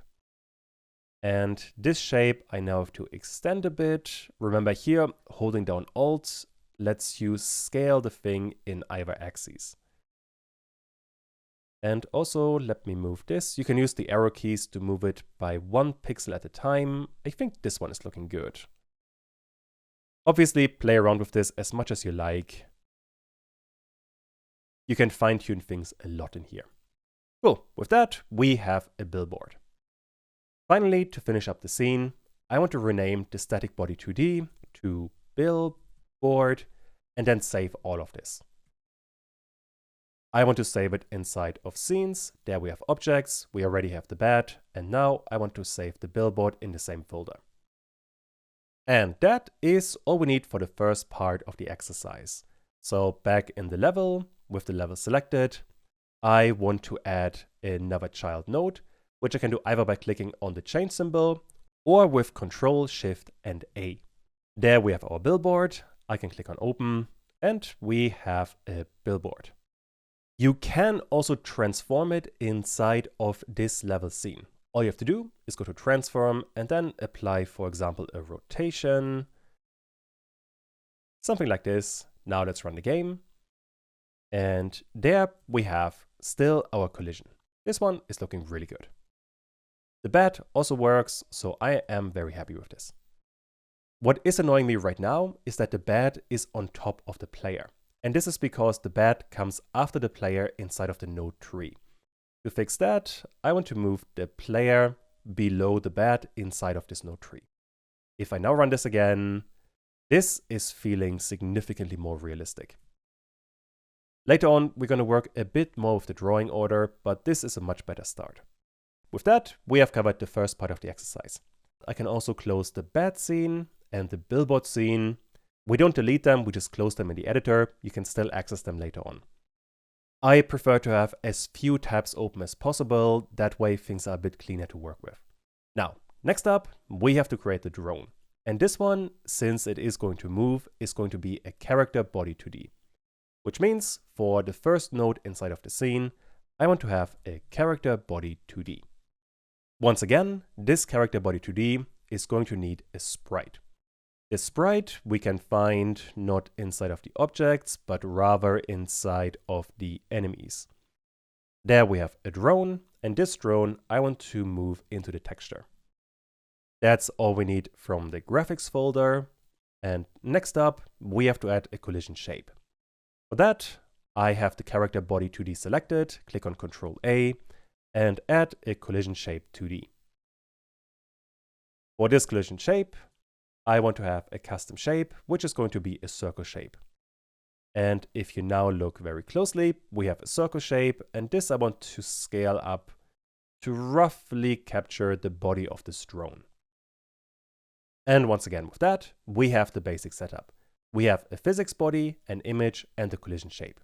With that, I can rename things. Let's call the parent a drone, and then save the entire scene. For all of this, I want to add another folder that I called enemies. Inside of this enemies folder, I want to have my drone. And now back inside of the level, I want to add, with the level node selected, my drone, which I have all the way at the top. And let's move the drone somewhere here so we can see it perfectly inside of the game. Cool. With that, we have a drone, and the collision with the player is still working.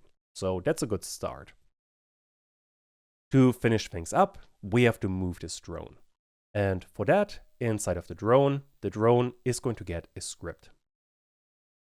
Meaning I want to attach a new script. It should be in the same folder as the drone, which it is right now. And for the basic setup, I want to have empty. I can click on create, and there we go. We now have an empty script that is inheriting from a character body 2D. To move it, we have to do something roughly similar compared to the player, which means, first of all, we will need a process function. This one is quite easy, func_process. And we know already we're not going to use delta, so I'm going to add an underscore right away. Inside of this function, we now, first of all, need a direction. Then we have to update the velocity. And then we have to call move and slide. The direction is the easiest because I want this drone simply to go to the right, at least for now. For that, I want to create a new variable, call it direction, like we have done for the player, except this one is just going to be a vector2 that has 1 and 0, which basically means we are going to the right. We could actually make this a bit more expressive, because instead of 1 and 0, we can type dot, and in all uppercase letters, right. The outcome is going to be the same. Now that we have that, we can update the velocity. We have to target the velocity property, and then get the direction, and multiply it with some kind of speed. For this one, let's go with 400. Finally, all we have to do is call move and slide, and we should be good to go. Let's run the game, and there we go. We get the drone moving, and also we have collisions with the player. Let's try all of this again so you can see a bit better. So if the drone is colliding with the player, it's trying to wiggle around it. I guess making the movement speed a bit lower to 100 is going to visualize all of this better. Now we have a very slow drone, and the player can't stop it. So there is collision between these two objects.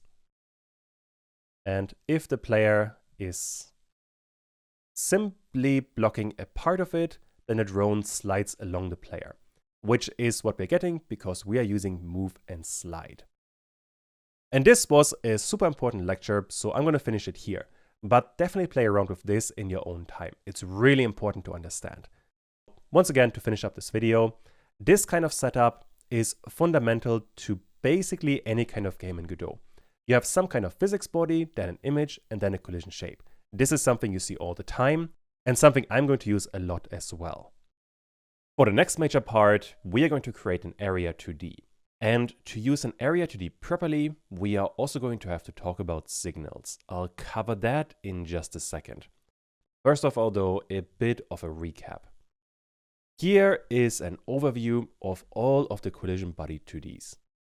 So far, we have used a static body 2D and we have used a character body 2D. Those two, I think at this point, should at least be somewhat doable. For this video, I want to work on an area 2D.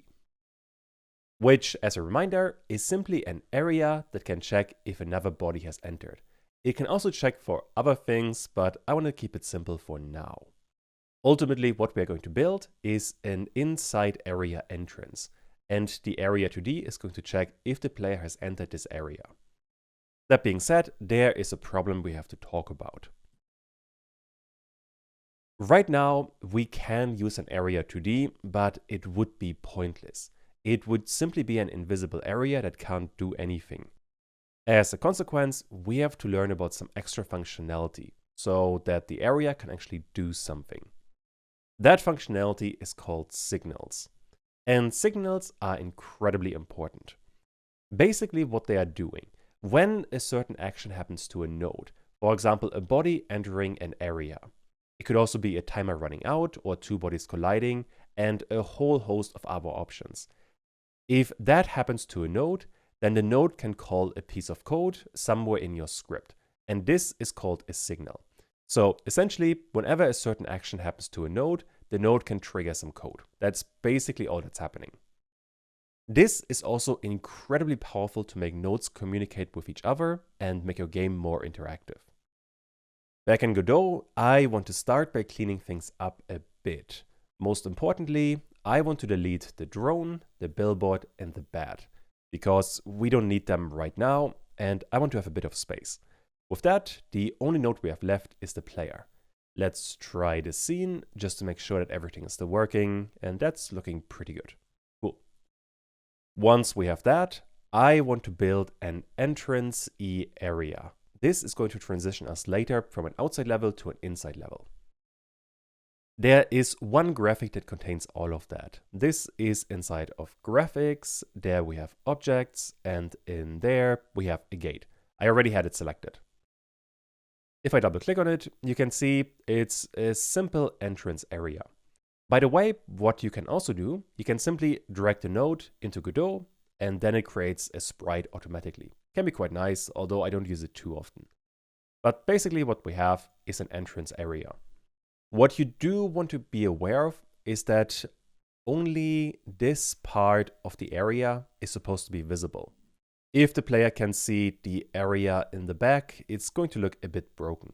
But the idea is that all of this is collidable, and then in just a bit, we're going to add some walls or obstacles around these areas surrounding it. That way the player can never get to this back bit. For now, I want to move the entrance area a bit up, like so we can see it a bit better in our current scene. And later on, when we have the camera, all of this is going to be much more visible. But for now, don't worry too much about it. We need to see the entrance, this bit. So let me run the game. And there we can see we have an entrance area. Although it doesn't do anything right now, because it is literally just an image. Also, I want to have this below the player, so the player is on top of it. That's feeling a little bit better. Once again, don't worry too much about it for now. With that, we have an image, but there are two things we have to work on for now. Number one is we have to add the collisions for these parts here that are supposed to be collidable. As a matter of fact, if I scroll out a bit, I want to have a collision that goes roughly around here. Then we have a cutout for the entrance, and then we have the rest of the collidable area. For that, we have to learn about a new node, because now we have a more irregular collision shape. After we have that, we can add an area around this entrancey bit, and this is going to actually trigger an action if the player enters it.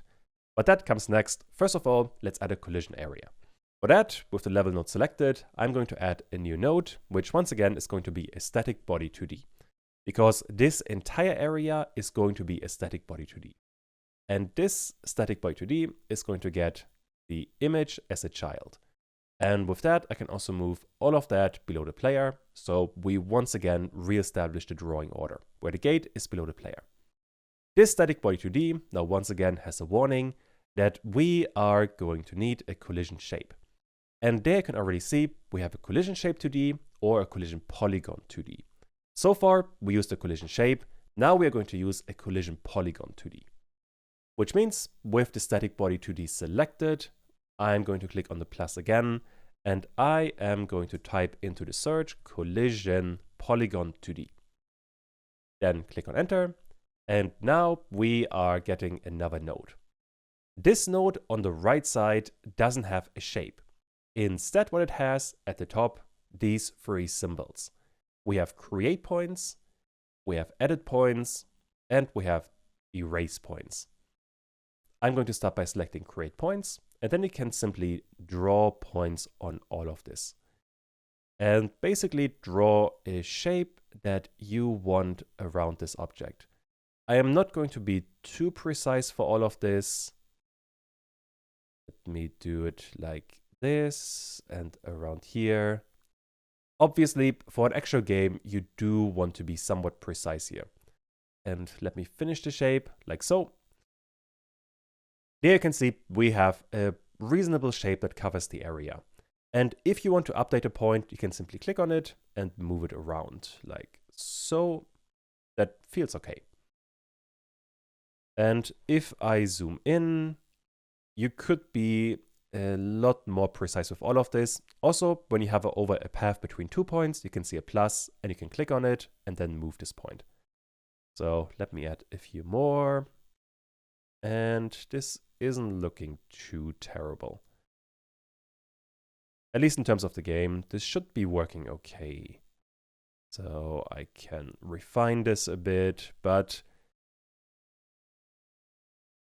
if you want to have a really nice collision mechanic for your game, you do want to spend some time on all of this.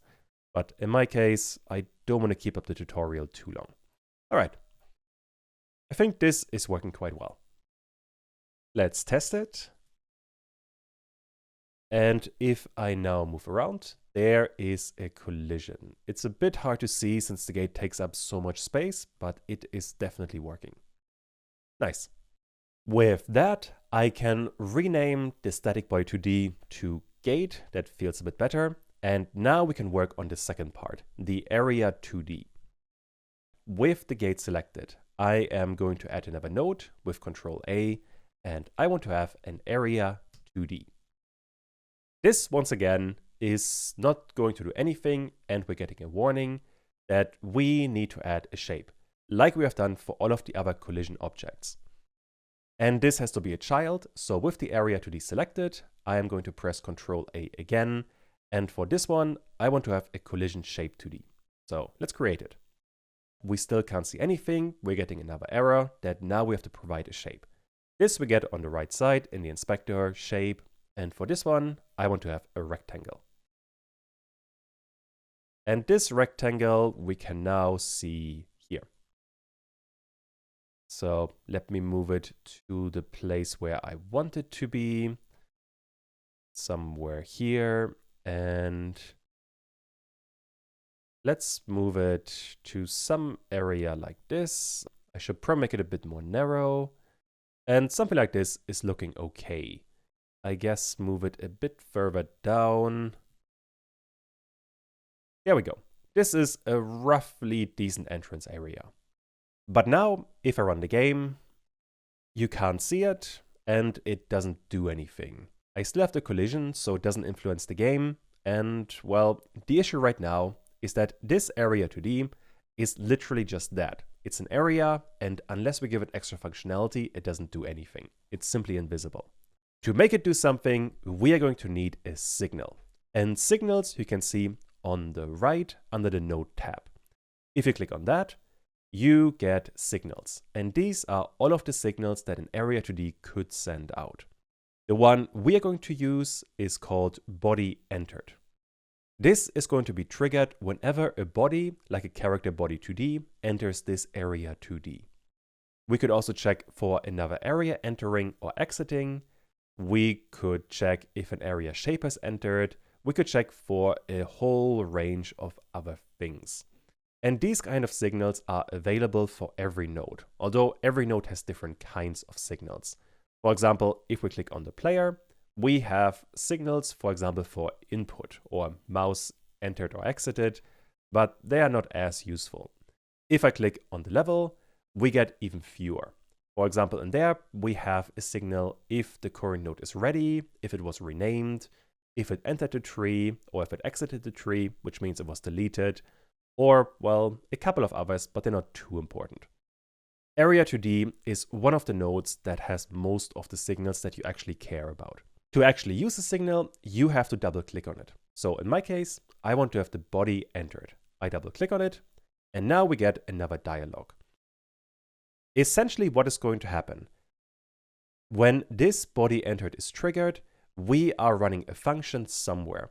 And this function we can only run when we have a script.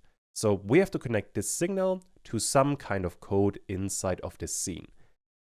Right now in the scene, we have two nodes with a script. We have the level and we have the player. I want to connect it to the level, which means with the level selected, you can see it, we have a script there. I want to click on connect. Although before you do that, you could also rename the function we are going to call, although you probably shouldn't. So let me just click on connect. And now we have a function inside of the level.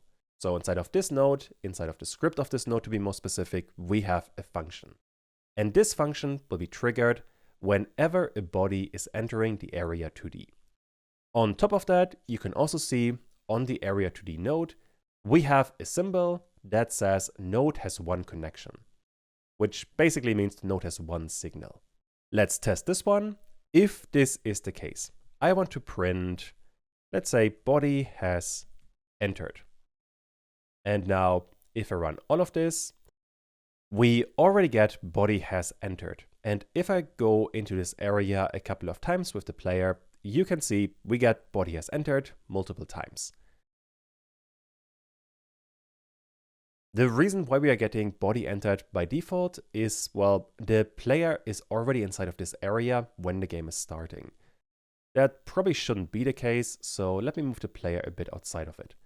Now if I run this again, we don't get any message by default, but if I move into this area, we get body has entered. And this I can do multiple times. Understanding signals is another super important part of Godot. So if you want to play around with these signals a bit more, I would definitely recommend you to do so. I guess I could add another one. For example, we could add body exited. This is the opposite of body entered. It's going to be triggered whenever a body exits an area. For that, I have to double click on it and I have to once again connect it to some kind of script. This once again I want to do for the level. So now I click on connect again. And now we have another function inside of the level node. This one could, for example, print body has exited. Now, if I run the entire thing again, we get nothing by default. If I enter the Area 2D, body has entered. And if I exit it, body has exited. I think if you play around with the system, it should be fairly straightforward. There isn't that much to it. I suppose one more thing that you should be aware of is that sometimes a signal gives you an argument. In this case, it is the body that has entered. You can see it because we have one argument that we get by default into this function. For example, we could print this body. And now if I run it again, we get body has entered and we get the player character node. Because this is the body that has entered this Area 2D. So when we are printing the body, we are printing the player. Let me expand the right side a bit. Sometimes a node has a lot of arguments. For example, when we look for area entered, we can capture the area that has entered. Or if we look for area shape entered, there is a lot of extra arguments you get. You do want to be aware of them because sometimes they're really useful. Although in this case, we don't need them. Because of that, and you can already see it in the debugger, we have one warning that the parameter body is never used in the function, so Godot wants an underscore. Or at least it would very much recommend an underscore. So for that, I'm going to add an underscore to both of these functions. And get rid of the print statement because we are not going to need it. With that, we have covered the basics of a signal. There's one other place where we are going to use it right away. That is going to be inside of the player. Right now, the player can shoot a laser and shoot a grenade whenever we are pressing the button. Let me demonstrate actually. I can click on the left mouse button and we're getting shoot laser as fast as I can click the button. Same with the grenade. If I right click, we're getting a grenade as fast as I can click. This is not what I want. Instead, I want to have a delay between shooting laser or shooting a grenade. And for that, I am going to add a bit more logic. All the way at the top, I'm going to add two variables. The first one is going to be called var can_laser. This one is going to be a boolean, which by default is going to be true. After that, I can press on Control or Command Shift and D and duplicate the entire line.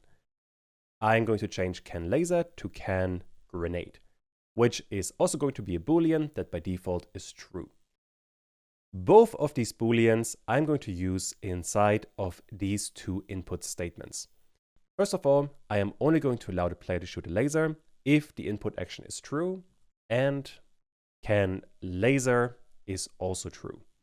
Same for the grenade. I want to check for the input and can_grenade.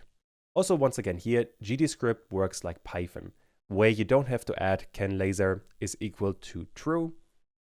If this value is true by itself, then GDScript is going to evaluate the entire thing to true. Inside of the function now, I want to set can_laser to false and can_grenade to false as well. If I run the game again, I can shoot exactly once. So if I left click, I can shoot once and not do it again. And if I right click, I can also shoot grenade once, but not again. That is because we can only do either of these things if can_laser or can_grenade is true, which it is not once we have done it once because we are setting it to false. Now we have to use a timer to reactivate both of these variables. And timers are simply another node. So with the player selected, I want to add another node, and this node is called a timer. A timer has a couple of parameters you can work with. We have a wait time. This is the length of the timer. Then we have one shot. This one tells the timer to only run once, and if it's deactivated, it will run continuously. Finally, we have auto start. This tells the timer to start automatically once it was created. Also, a timer has a couple of signals that you want to be aware of, although timeout is the one you really want to care about. Once we have all of that, we can do an exercise. I want you guys to set the timer duration to ½ second, and the timer should be started once the laser is shot. For that, check out the methods of the timer. After you have that, once the timer finishes, can_laser should be set back to true. And for that, you want to use a signal. Finally, add another timer and do all of that again for the grenades. The one difference now is that the cooldown should be 2 seconds. Pause the video now and try to implement all of that. Back inside of Godot, we have to cover a couple of things. First of all, for the timer, I want to set a wait time to 0.5. That is going to be the length of the timer. On top of that, since I only want this timer to run once, we want to enable one shot. Although auto start should not be enabled because we want this timer to only start once the player has shot a laser. Speaking of which, we have to look at some code because once all of this code here is run, we want to activate the timer. This we can do quite easily. I first of all want to get the timer itself. I can simply drag it into the code. We have a timer. And to start a timer, we need the method start. The last thing we have to do is once the timer has finished, we want to set can laser back to true. For that, we will need a signal. Inside of the node, I want to use the timeout signal. I double click on it and connect it to the player script. I don't have to change the name. This one is perfectly fine. I can click on connect and now we have on timer timeout.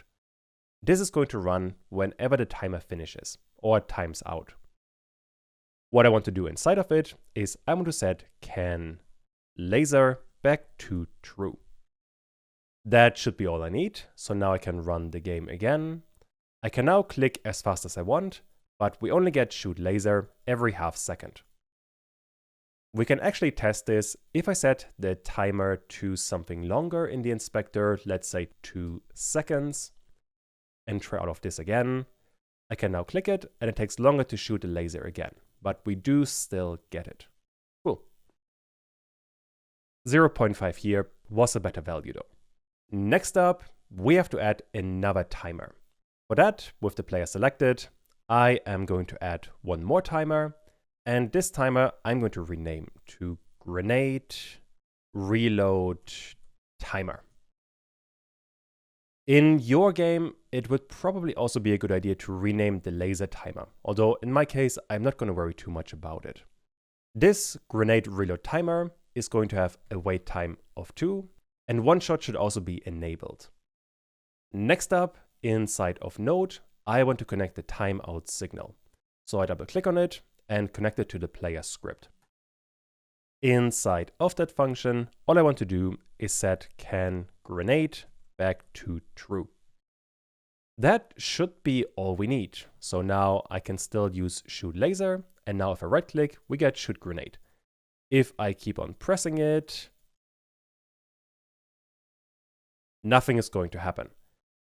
The reason for that is inside of the input statement for the secondary action, we are not starting the timer for the grenade. That we can do quite easily.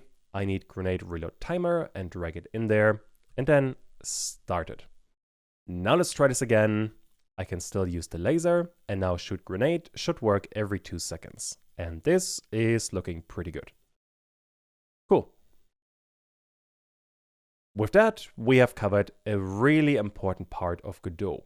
Signals, especially for an area 2D or for a timer, is something you are going to use all the time. Another really important thing you can do with signals is create your own. And this sometimes is absolutely necessary. You can create your own signals, but why would you want to do that? The reason is that the major limitations of signals is that they can only work between nodes inside of the same scene. And triggering custom signals can really help you to communicate between scenes. We actually already have that problem to an extent. Let's have a look. Inside of our level scene, we currently have 2 main children. We have the player, this one is totally fine, and then we have the gate.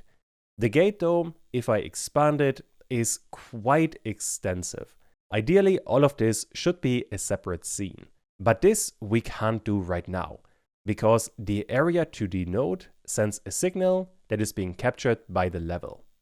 As a matter of fact, let's rebuild all of this, and then we can see very well where the problem is. And for that, let me close the drone scene, and I want to create a new scene. I want to add a static body 2D, which is going to be the gate. And this gate is going to be the same thing that we have done with all of these nodes. Which means, first of all, I want to add a sprite 2D, which is going to get the gate, like so. On top of that, I want to add a collision polygon 2D. That is going to get a couple of points. Let me do it a bit more quickly. Because once again, for this tutorial, it's not too important how this looks.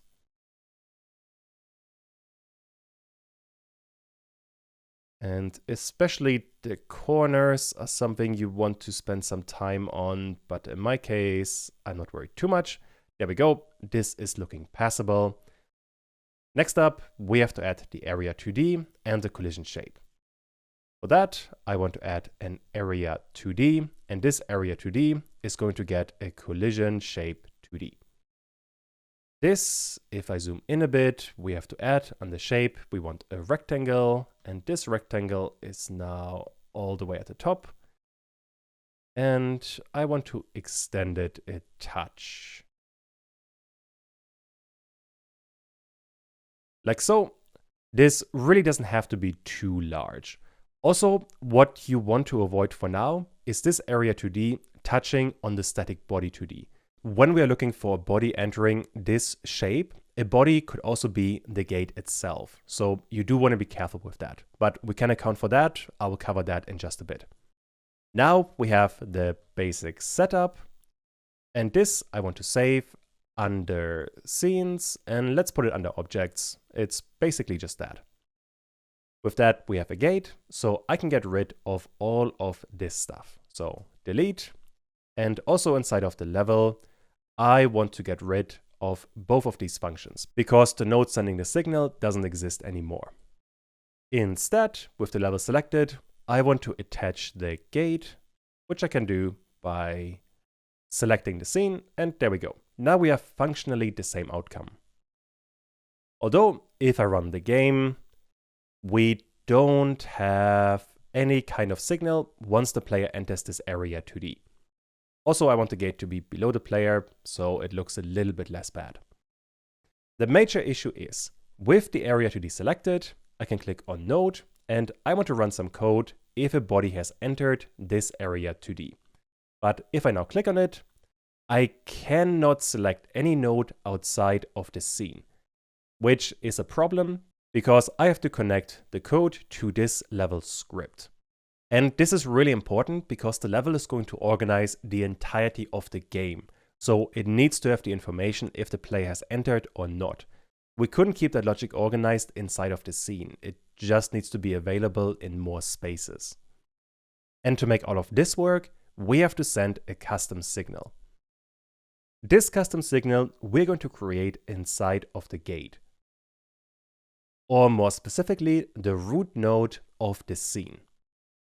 This is going to get a script, so objects and gate. The folder is perfectly fine, and now we have a script attached to the gate. I don't need any of the inbuilt functions. Instead, what I want to do, first of all, this area 2D is going to now be connected to the script. So body entered, and now since gate has a script, I can connect a signal. So on area 2D body entered, I can now once again print body has entered.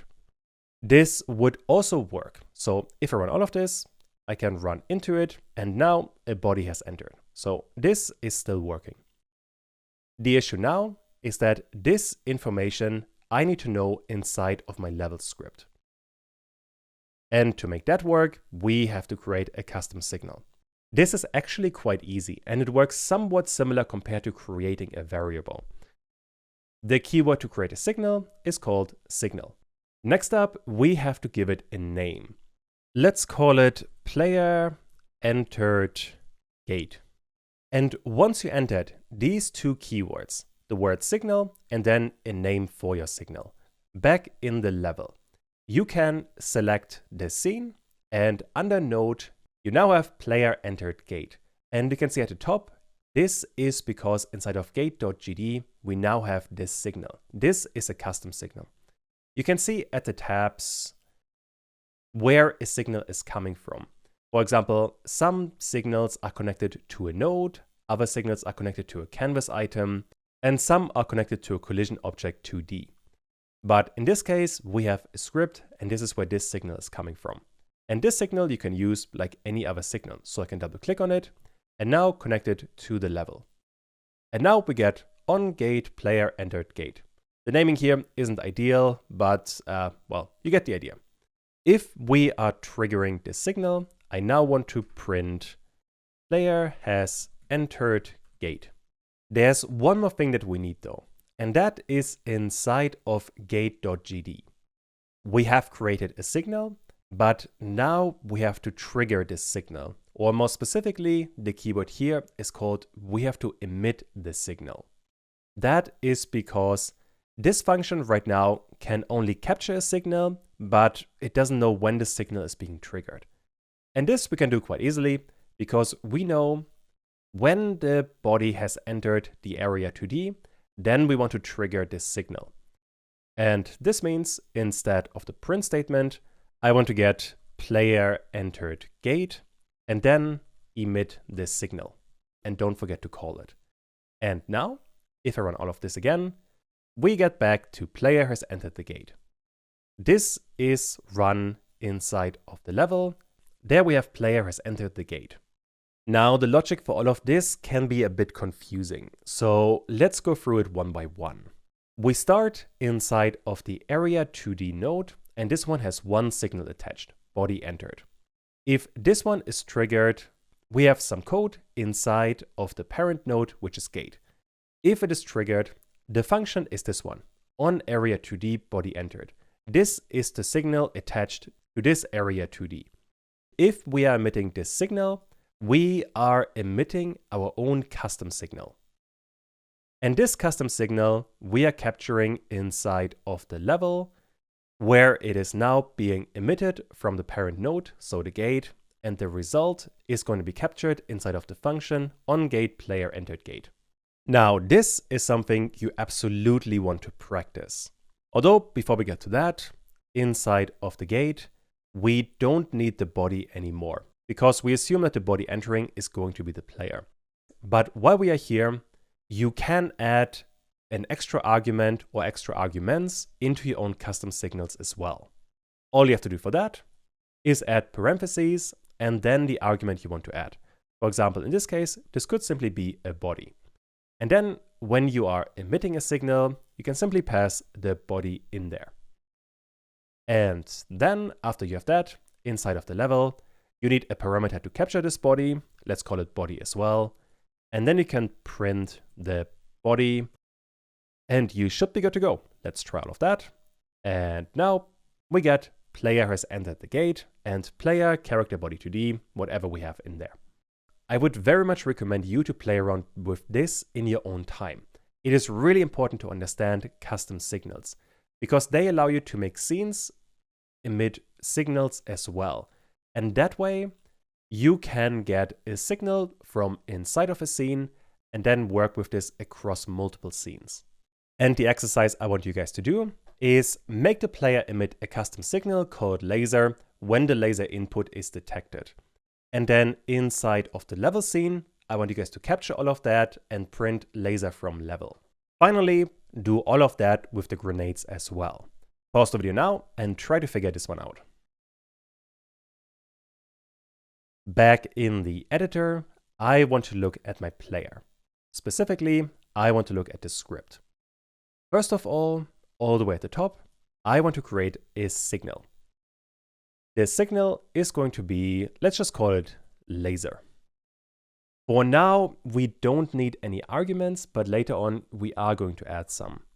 For now though, I simply want to emit that the player has shot a laser. And for that, also let me extend the window a bit. If the player is clicking on the primary action and can laser is true, if that is the case, I know the player has shot a laser. And because of that, I want to get the laser signal and then emit. That is all we need for this one. So now we can return to the level, click on the player, and we now have a laser signal. I am going to double click on that and connect it to the level node. So connect, and now we get on player laser. We can't do very much with that just yet. So for now, I am simply going to print laser from level. Now that we have that, back inside of the player, I can also get rid of shoot laser because we don't need that anymore. And that should be all we need for this part. So let's try all of this. If I now left click, we get laser from level. So this is working just fine. And on top of that, the other signal also works perfectly well. Next up, all we have to do, back inside of the player, I want to create another signal. This one is going to be called grenade. We are triggering this one if the player is pressing the secondary action. In here, I want to get grenade and then emit. Also, now I can get rid of the print statement because all of this logic should be inside of the level. So back inside of the level scene, I now have another signal that I want to connect to the level. And this one is going to print grenade from level. All of that I can run now. I can left click, I get laser, I can right click, I get grenade every 2 seconds, and I can move around and I get player has entered the gate. This is all we needed.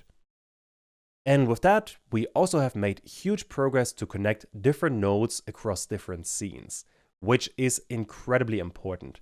This level scene now, it feels significantly cleaner, where we have one node for the gate and one node for the player. Earlier, we had all of this stuff here inside of the level scene. And if you did that for hundreds of objects, it would be incredibly difficult to manage. The next major aspect I want to work on is to create custom scenes in code. And this is another really important aspect. Let's talk about why. So far, we always created scenes inside of the editor. For example, we made the gate, we made the player, we made lots of things like that. But sometimes this isn't possible or desirable in the game. For example, when we are working with the lasers, something we are going to do for this part, we cannot just create a scene and then add it because we have to do all of that dynamically. Meaning we want to create a laser whenever the player is shooting. And for that, we have to use code to create and instance a scene. Let's talk about how this is going to work. Number one, we have to create a scene in the first place. This we are still going to do manually, which means we are going to put together a couple of nodes that are going to constitute the laser, and that's going to be one scene. This part we have already done multiple times. It shouldn't be too difficult at this point. Number two, this is something we haven't done yet. We have to create an instance of the scene. The way you have to think about it is that when we are creating a scene, we are basically creating a blueprint, which by itself doesn't do anything. And once we are creating an instance, this is a really important word, then we are creating an actual node that we could use in another scene. And once we have this instance, we need to go through one more step. And that is we have to add this new instance of the node to the node tree.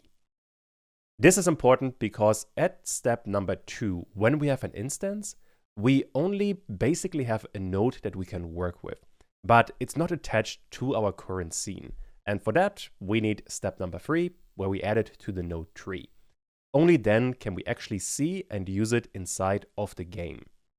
So with that, we have quite a bit of material to go through. Let's jump into Godot and let's have a look. Back in the editor, I want to first of all close the gate because we don't need this part anymore. Next up, I want to create a new scene. And now I have to figure out how to create a basic scene for the laser. And the most important part for now is we have to think about what the root node is going to be. And let's talk about how we have to approach this. We have area 2D, static body 2D, rigid body 2D, and character body 2D. Now, when we are creating the laser, we want to move the laser, obviously, so we have to choose one of these that can collide with something and that can move. The one I'm going to go with is the area 2D. This is a node we can move perfectly fine, and it can also detect collisions, which is basically all we need. Alternatively, you could also use a rigid body 2D or even a character body 2D, although you probably wouldn't want to. A character body 2D would probably be overkill because a laser ultimately is quite simple. And a rigid body 2D also isn't really that necessary because a laser is moving at a constant speed. We don't really need any kind of advanced physics in there. Although later on, when we are working with the grenade, we are going to work with a rigid body 2D. For now though, we don't need it. The way you want to think about it is that you always want to use the simplest node that you can possibly use. In this case, this would be area 2D. I want to create another node which is going to be an area 2D. This area 2D, I want to rename to laser right away. And now we have to do the usual. We want to add a sprite, and I want to add a collision shape 2D. For the sprite, we will need a texture, which we get inside of graphics, and in there we have projectiles. The file we need for this one is called blue. I just have to drag it in there, and then we are getting the image of a laser. Next up, we have to add the collision shape. For that, I am going to go with something we haven't used yet, which is a capsule. This I want to extend a bit, and basically what this one is a rectangle with rounded corners. Once again, as well, I want to keep the center of this collision shape around the origin point, so position 0 and 0. So I'm going to move the image to align with the collision shape. I think that's looking mostly okay. You can play around with this a lot, and if you want to have a really well-working game, these small details are really what make a good game. So I think this one is a pretty good start. This seems reasonably okay. Which means I can save the entire scene under Scenes, and in there I want to create a new folder. Let's call it Projectiles. And I can save it in there. And now we have a laser. This would cover the first part. So now we have created a scene. Next up, we have to create an instance of this scene in the new scene where we want to work with this. What that means is I want to use this laser inside of the level. Specifically, I want to create an instance of the laser when we are triggering the onPlayer laser event. For that, we have to go through two steps. First of all, we have to preload the scene we have just created. And this happens all the way at the top. I want to create a new variable. Let's call it var laser scene. And to preload a scene, we need the function preload. And this preload wants to have a scene. Since we do have quite a lot of stuff in there, you usually just want to type the name of the scene, and then Godot is quite intelligent about it and gives you the scene. Make sure that the ending is TSCN. This is a scene. If you have PNG or anything other than TSCN in there, something probably went wrong. You can be even more aggressive about it and force a certain data type. The data type we're looking for here is called a packed scene. So now we have a scene ready that we can use. What we have to work on next is we have to create an instance of the scene. This is turning the actual scene into a node that we can use in our current scene. That is actually quite easily done, and I want to do all of that inside of onPlayer laser. All I want to do in here is create a new variable that I'm going to call laser. And this laser is going to be an instance, which means I want to get the laser scene, the one we created up here, and then run the method instantiate on it. With that, we have an instance of the scene, which is covering part 2 of our requirement. All that is left to do is to add this scene to the node tree. This we can do with a simple function. It is called addChild. And the child we want to add in this case is going to be the laser. With that, we should be good to go. Let me run the game and let's just see what happens. If I now click on the button, you can see we have the laser. The reason it is up there is because, well, inside of the laser, we always are in the top left point and we don't update this position. Because of that, we always have the laser in this point and it's not moving. So we do have to make some updates, but it's certainly a good start. On top of that, what is another really powerful part of Godot? If I go back to the standard view, if the game is running like it is right now, so I can still run around perfectly fine, then you can return to the editor just fine. And you can actually look on the left. There is, besides local, where you can see all of the nodes, a remote tab. This is only visible when the game is running. And this shows you in real time what is happening inside of the game. So right now we have root. This is a technical part, but then we have the level. This is this level scene. Inside of there, we have the gate and we have the player. these are the 2 nodes we have added ourselves. But after that, we have the laser 4 times. And if I go back to the game and I keep on clicking, we add more and more lasers. So you can tell in real time, this is showing you what's going on in your game, which is incredibly helpful to debug your game. Also, when you click on them, you can look at the inspector and get a lot of information about what's going on. All of this updates in real time, which is super useful. Although in my case, I want to close the game because we don't need it right now. For now, there are 2 things I want to work on, and let me add comments. Number 1, the most important thing, is we have to update the laser position. Right now, the laser spawns in the top left, and well, that's a problem. Number 2, we have to move the laser. That part should also be fairly obvious, and I do want to add a number 3, which is a bit smaller. I want to add the laser instance to a node 2D. Right now, we always add the laser to the level scene itself, which tends to get a bit messy because we just have a whole bunch of nodes in there. Instead, what is going to be much cleaner is if we add another node 2D that we could rename as projectiles. I want to add the lasers to this node. That way, the entire scene itself keeps much cleaner. But we're going to work on that in more detail later on. First of all, though, we want to update the laser position. And that, in the most basic sense, is actually really easily done. Because this laser now is also just a class.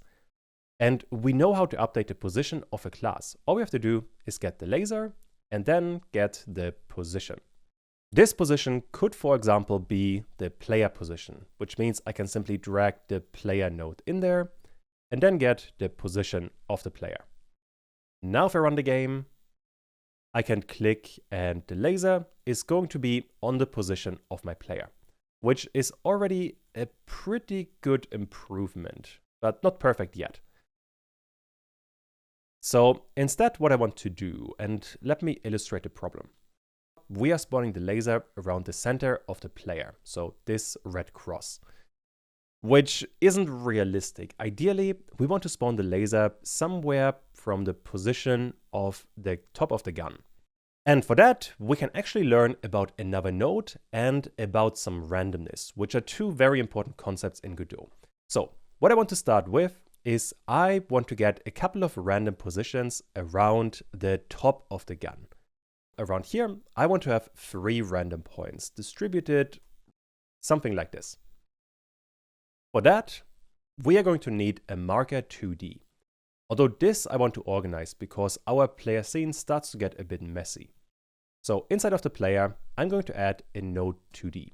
This one is not going to do very much. It's just going to hold other nodes. I want to call this one the laser start positions. What is actually going to become important is I want to add another node, and this node is called a marker 2D. This marker 2D, if I hover over the center, let me show my mouse actually. If I hover over the center, we have a marker 2D, and this I can move. A marker 2D is literally just a position. You don't use it for anything else. If you look on the right, there really isn't too much. So let me put it roughly in the middle. That looks about right. Then I want to duplicate this node. So with the node selected, I click on Ctrl D, and now we have a marker 2D2, and this I move somewhere here. I can do the same operation again, and now move the final marker somewhere here. With that, I get 3 different points, and those are supposed to be my laser starting positions. Next up, inside of the code. First of all, when the player is clicking on the primary action, I have to randomly, let me add a comment, I want to randomly select a marker 2D for the laser start, which means I want to pick one of these 3 nodes, and that is going to be the actual starting position for the laser. Number 2, this is going to be right inside of emit. I want to emit the position we selected. When we are emitting the signal for the laser, we also want to emit the position. So there are two things we can work on. Let's start by randomly selecting one of the markers. For that, first of all, I want to get all of the markers inside of a list. That is going to make our life much easier. I'm going to store all of this in a new variable. Let's call this laser markers. To get the laser markers, first of all, I want to get the laser start positions. This is just going to be a node2d right now. Although this node2d has children. And these children we can get with the method getChildren. Once we have that, I can simply print the laser markers, and let's see what we get. If I now run the code and I click, we are getting a list inside of the output with 3 markers. We have marker 2D, another marker 2D, and a final marker 2D. This I also want to store in a variable. Let's call it var selected laser. And this should be a lowercase. To get a random item from a list, we first of all need the list itself, so laser markers. And I should say this is an array, not a list, but the difference is fairly minor. On that, we want to use indexing. For example, we could use index 0, this would give us the first item, or index 1, this would give us the second item. But we want to have a random item. For that, we will need random numbers in Godot, which always is a tiny bit weird. Basically what you have to do is use the function randi. Then we need the modulus operator, so the percentage sign that looks like this. And then we need the highest number, which in our case is going to be the laser markers dot, and this would be the size. And just to test if this is working, let me print the selected laser. If I now run the game again, I can click and I always get some kind of marker. There is some randomness, although since we don't have too many nodes, it's going to be a bit hard to see. But there you can definitely tell we get random markers. There are other ways to create randomness, but this is one of the more common ones you are going to see. You want the function randi, then the percentage sign, and then the highest number that you want for your randomness. In our case, the number here would be a 3, because there are 3 items inside of the list. And this would give us a number that goes from 0 up to 3, but not including 3. The possible numbers we could get would be 0, 1, and 2. And those we are then using for indexing on the laser markers. With that, I can get rid of the print statement and of the comment as well. Next up, I want to emit the position that we are getting from this selected laser position. And something like this we have already done. So I want to go all the way to the top. There we have the laser signal. This signal should contain 1 argument, which is going to be the position. Now that we have that, when I'm emitting the laser, I want to also, as an argument, include selected laser and then the position of this one node. That is actually all we needed. Now we are emitting a position. And this position we can capture inside of the level, because now onPlayerLaser is going to contain 1 argument, which we can capture in a parameter, which is going to be the position. And this position we now want to use to set as the laser position. Let's try all of this now. If I click, nothing is happening. However, if I go back to Godot and go back to the normal view and remote, you can see we have the lasers. And if I keep on clicking, we also can see we are generating more lasers. So the tooltip is a bit annoying right now, but if you look at the scroll bar, we are definitely creating more lasers. So this is working. Basically, the one change we have to make, we don't look at the position of the selected laser. Instead, we want to look at the global position. Now, if I run all of this, we can see the laser. And this one is working perfectly fine. Which begs the question, what is a global position and how does that differ from a normal position? Let's talk about it. So far, we always used a local position, and this position is always relative to a parent. We are basically measuring how far off we are from the center of the parent. A global position, however, is an exact pixel coordinate that is independent from any parent. The way you want to think about it is, imagine you are sitting in your house right now. You do have some relative position to the center of the house. This would be your local position. But that being said, you still have, even in your house, a specific GPS location. And this position doesn't care about the position of your house. This would be your global position. To be a bit more specific for Godot, imagine you add a node 2D with an offset of x 100 and y 200, and you give this node a child on the same position. The child node would have a local position of x being 0 and y also being 0. That is because we didn't move it away from the parent. However, it does have a global position of 100 and 200 because that is the actual pixel position. Understanding local and global positions can be a bit tricky, especially in the beginning. I suppose for now, just generally keep in mind that there can be a difference and just experiment with the two. Eventually, this should become fairly straightforward. With that though, we can return to Godot because now we have the laser. And this is covering the first part. We have to update the laser position, so I can get rid of that. Next up, we have to move the laser. For that, I want to return to the laser, and now the laser is going to need a script. So I click on attach a new script. For the template, I want to go with empty, and for the folder, we are still in projectiles, so I am happy with that. I can click on create, and now we have a script. First of all, I want to define some kind of movement speed. Let's just call it speed. This is going to be an integer, and for the number here, let's go with 1000 for now. Once we have that, we are going to need a process function. All we want to do in there is to update the position of the laser. So I want to change the position, and all I want to do is I want to have some kind of direction. And this direction I want to multiply with this speed.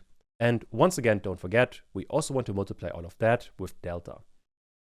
Now, the direction doesn't exist right now. And later on, we want to have the direction the player is looking at. For now though, I want to have a var direction, which is going to be a vector2. And the actual variable is simply going to be vector2.up. At the moment, the player is always looking up. So this is the only vector we need. I can now run all of this and shoot the laser, and we get a laser that is moving. This is looking really good. At this point, you probably want to experiment with the speed of the laser. And there's one really nice feature of Godot. When you are creating a variable at the beginning of the script, what you can do is add the keyword export. And this should be combined. It should be orange, then you know it's working. What this one is doing, if I return to the 2D view, and with the laser selected, I now get another parameter inside of the inspector. And this is giving me the speed, and I can update this. So let's say to 2000, and now if I run the game again, the lasers are moving a lot faster. All this export does is it exposes the variable to the inspector, so you can change it much more easily, which very often is really nice and makes the game much easier to update. Cool. In our case, this is covering another important part. We can now move the laser. Finally, I want to add an instance to laser to this projectiles instead of the level node. And this is super easily done. Right now, when we are calling this a child, we are calling the function on the node the script was attached to, which is this node 2D right now. I already have it selected. To add the child to another node, all you have to do is get the node itself. So let me drag in the projectiles and then run the method add child. Don't forget to actually add the child, which is going to be the laser, and then we are good to go. If I now run all of this again, click on remote, you can now see, if I move the game to the side, inside of projectiles, we have a drop down and we keep on adding more lasers. There's a bit of a delay, but it definitely works. Cool. With that, we have covered the final part. All we have to do now is do an exercise, and then we are good to go. When this secondary action is triggered, I want you guys to create a grenade scene with a rigid body 2D. For now, the movement is going to be really weird, so don't worry too much about it. I'll cover that in the next part. Once you have that, create an instance of this node in the level scene and position it at the gun nozzle position. Basically, I want you guys to repeat what we did for the laser, except with the rigid body 2D. The major difference now is that instead of a laser, we have a grenade. You can find the image for that next to the lasers in the graphics folder. Pause the video now and try to implement all of that. Back in Godot, I want to create a new scene, and this new scene is going to be a rigid body 2D. Let's rename this right away to grenade. Like with the laser, we're going to need two more nodes. We first of all need a sprite so we can see something, and then we need a collision shape 2D. The sprite we're getting from projectiles, and there we have grenade. Let me place it in there, and there we go. We have a grenade. For the collision shape, I think for this one, a circle shape is going to be ideal. Something like this. With that, I can save all of this as grenade next to the laser. Before we are using this, I want to, inside of the level, just attach this scene with Ctrl-Shift and A and add the grenade. Because I think by default, this one is a bit large. It's even larger than the player. For that, inside of the grenade, I want to get the sprite 2D and transform the scaling to, let's say, 0.2. Also now, I have to update the collision shape to something like this. Save the scene, and now we have a grenade that's probably a bit too small. Let's go for a scale of 0.4. Once again, we need a new collision shape. That's looking good. And now this feels much more appropriate. Now that we have that, we can work inside of the level script to create an instance of this scene once the player clicks on the secondary action, which triggers on player grenade. I guess as a reminder, when the player is clicking on secondary action, then we are emitting the grenade signal. And this grenade signal we are capturing inside of this function.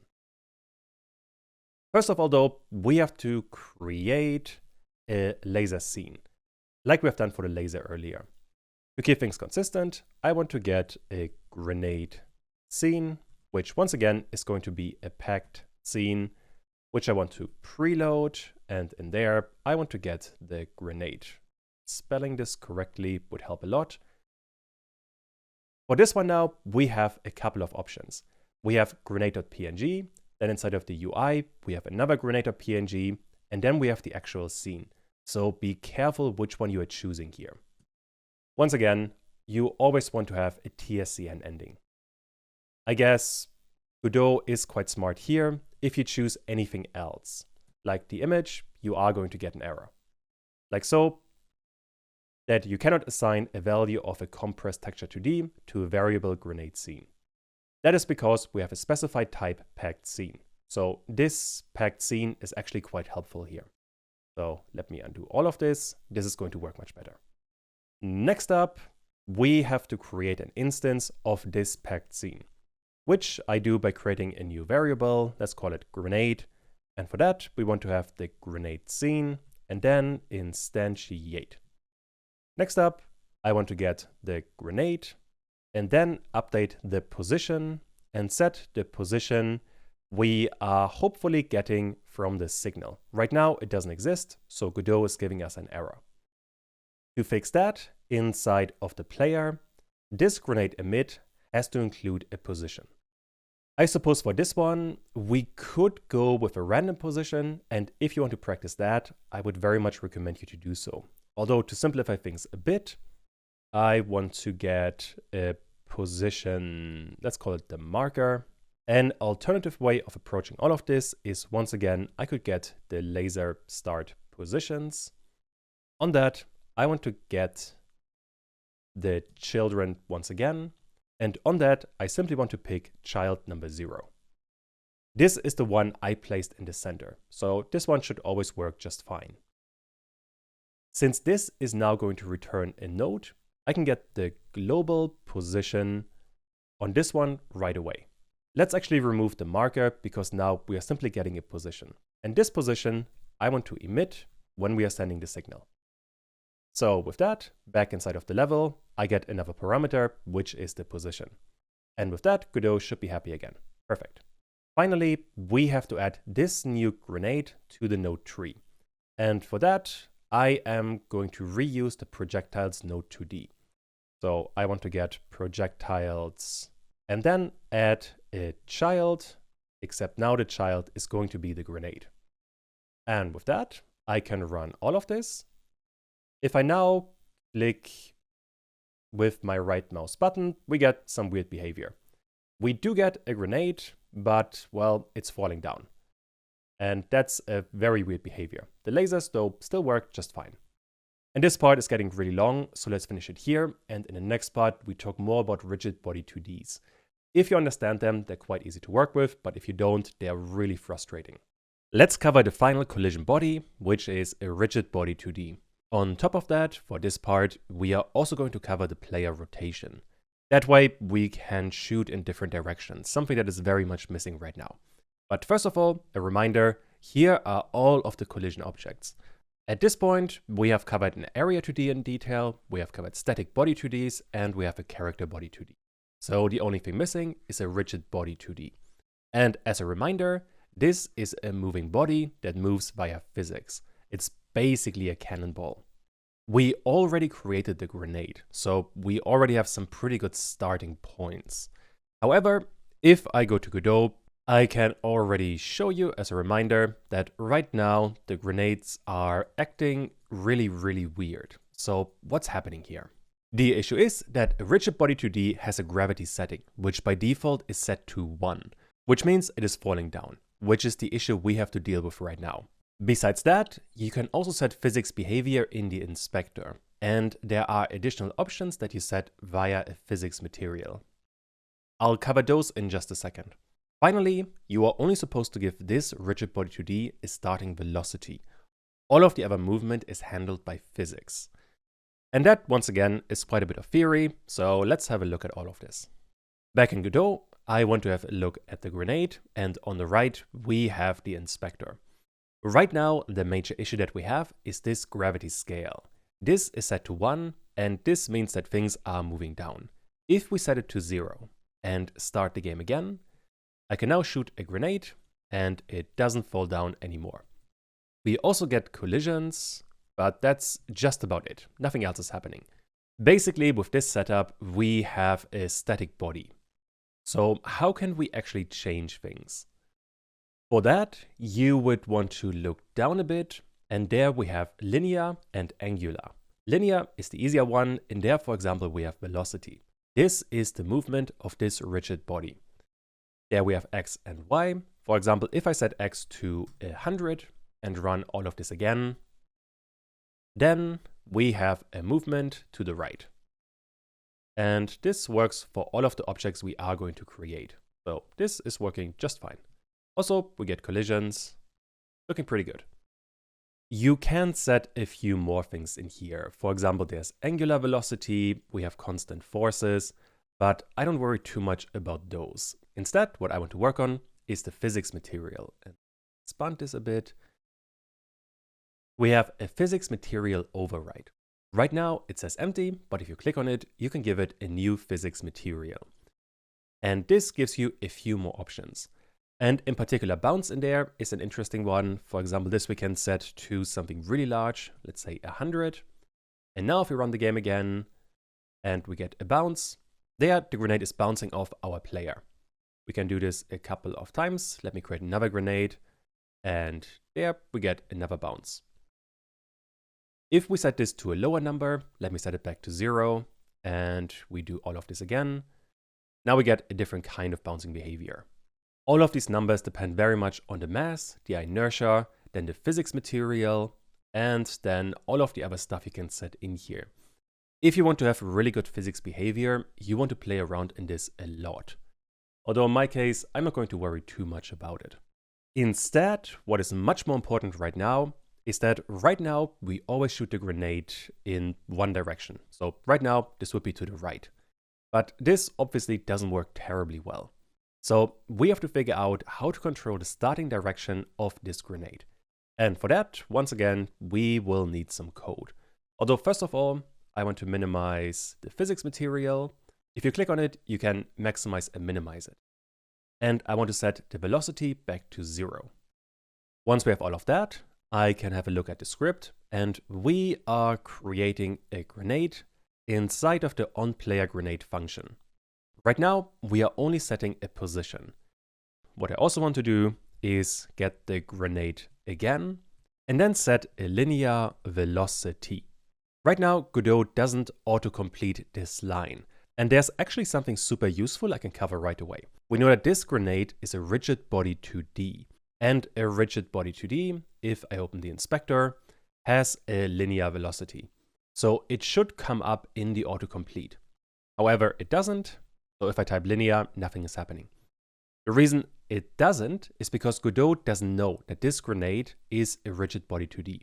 But we can give Godot a hint, or rather we can tell to instantiate this object as a rigid body 2D.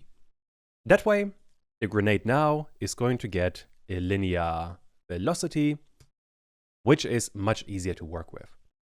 You don't have to add these things, but very often in game development, or in development in general, you want to be really precise about the types of data you are working with.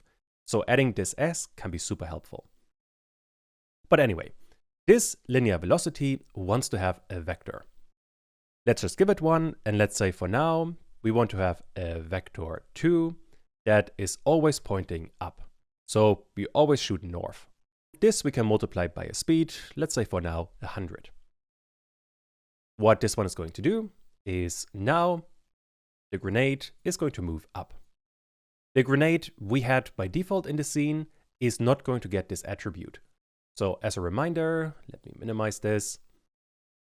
Inside of the level, I have created one grenade to test the scale. And this one we are just adding as an instance inside of the editor.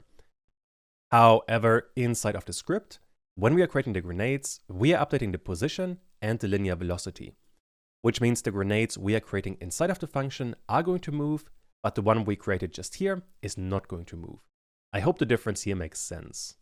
You could also work with different directions now. For example, this could be left, and let me run this again. Now we get a grenade moving to the left. So this is still working just fine. That being said, we don't just want to have a hard-coded direction, we want to shoot in the direction the player is looking at. And for that, we have to add a few more things. First of all, we have to start with the player. So right now, the player is always looking up. And this obviously isn't ideal. Fortunately, we can change that super easily. Inside of the process function, I want to add another entry. Let's call it rotate player, or just rotate. Basically, what we want to do is we want the player to always look at the mouse. Meaning if the player is somewhere here and our mouse is somewhere here, we want the player to rotate and look at the mouse. For that, Godot has an inbuilt function that is incredibly helpful. This one is called lookAt. And this lookAt function is rotating any kind of node so it looks at a certain vector. You can see it in the prediction, we get point vector 2. The point we want to look at is our mouse position. And this we can get very easily. We need another function that is called get global mouse position. And that is almost all we need. At this point, I can run the code and we're going to get something weird. You can see my mouse and the player is rotating, but it is rotating in the wrong way. So we basically have a 90-degree offset. The reason for that, and let me minimize all of this and explain things a bit more. So here is the player. We want the player always to look at straight ahead and let's say here's the mouse. This would be the ideal. Right now, however, the issue is that the player always rotates in roughly this direction. So what's going wrong? The answer for this one is actually quite easy. The default rotation for a vector is always going to the right. So this is the default 0 position. And since our player currently is looking up, we are giving it a negative 90-degree offset, which is what's causing the problem inside of the game. To fix that, we have to get our player image, then go to transform, and then rotate all of this by 90 degrees. And now we have to realign the player with the collision shape, and this should work much better. If I now run all of this again, there we get a much better behavior. So this I am quite happy with. Although now, if I actually click on the mouse button, we get some weird laser spawn behavior. Same with the grenades, this doesn't work terribly well. The reason for that is now we have the gun nozzle here and the laser starting positions are here. That fortunately is quite easy to fix. Let me zoom in a bit. All we have to do is take the markers and move them in the new position. It doesn't have to be too precise, but try to get it something like this. With that, I can run the game again, and now we get a laser from the top of our gun. Same with the grenades, and this is definitely an improvement. Cool. However, now we have another problem, and that is, you could already see it, the lasers always go up and the grenades always go to the left. Which means we have to add a few more things. And let's start with the grenade. And sending the signal, I actually realized I forgot to add the position.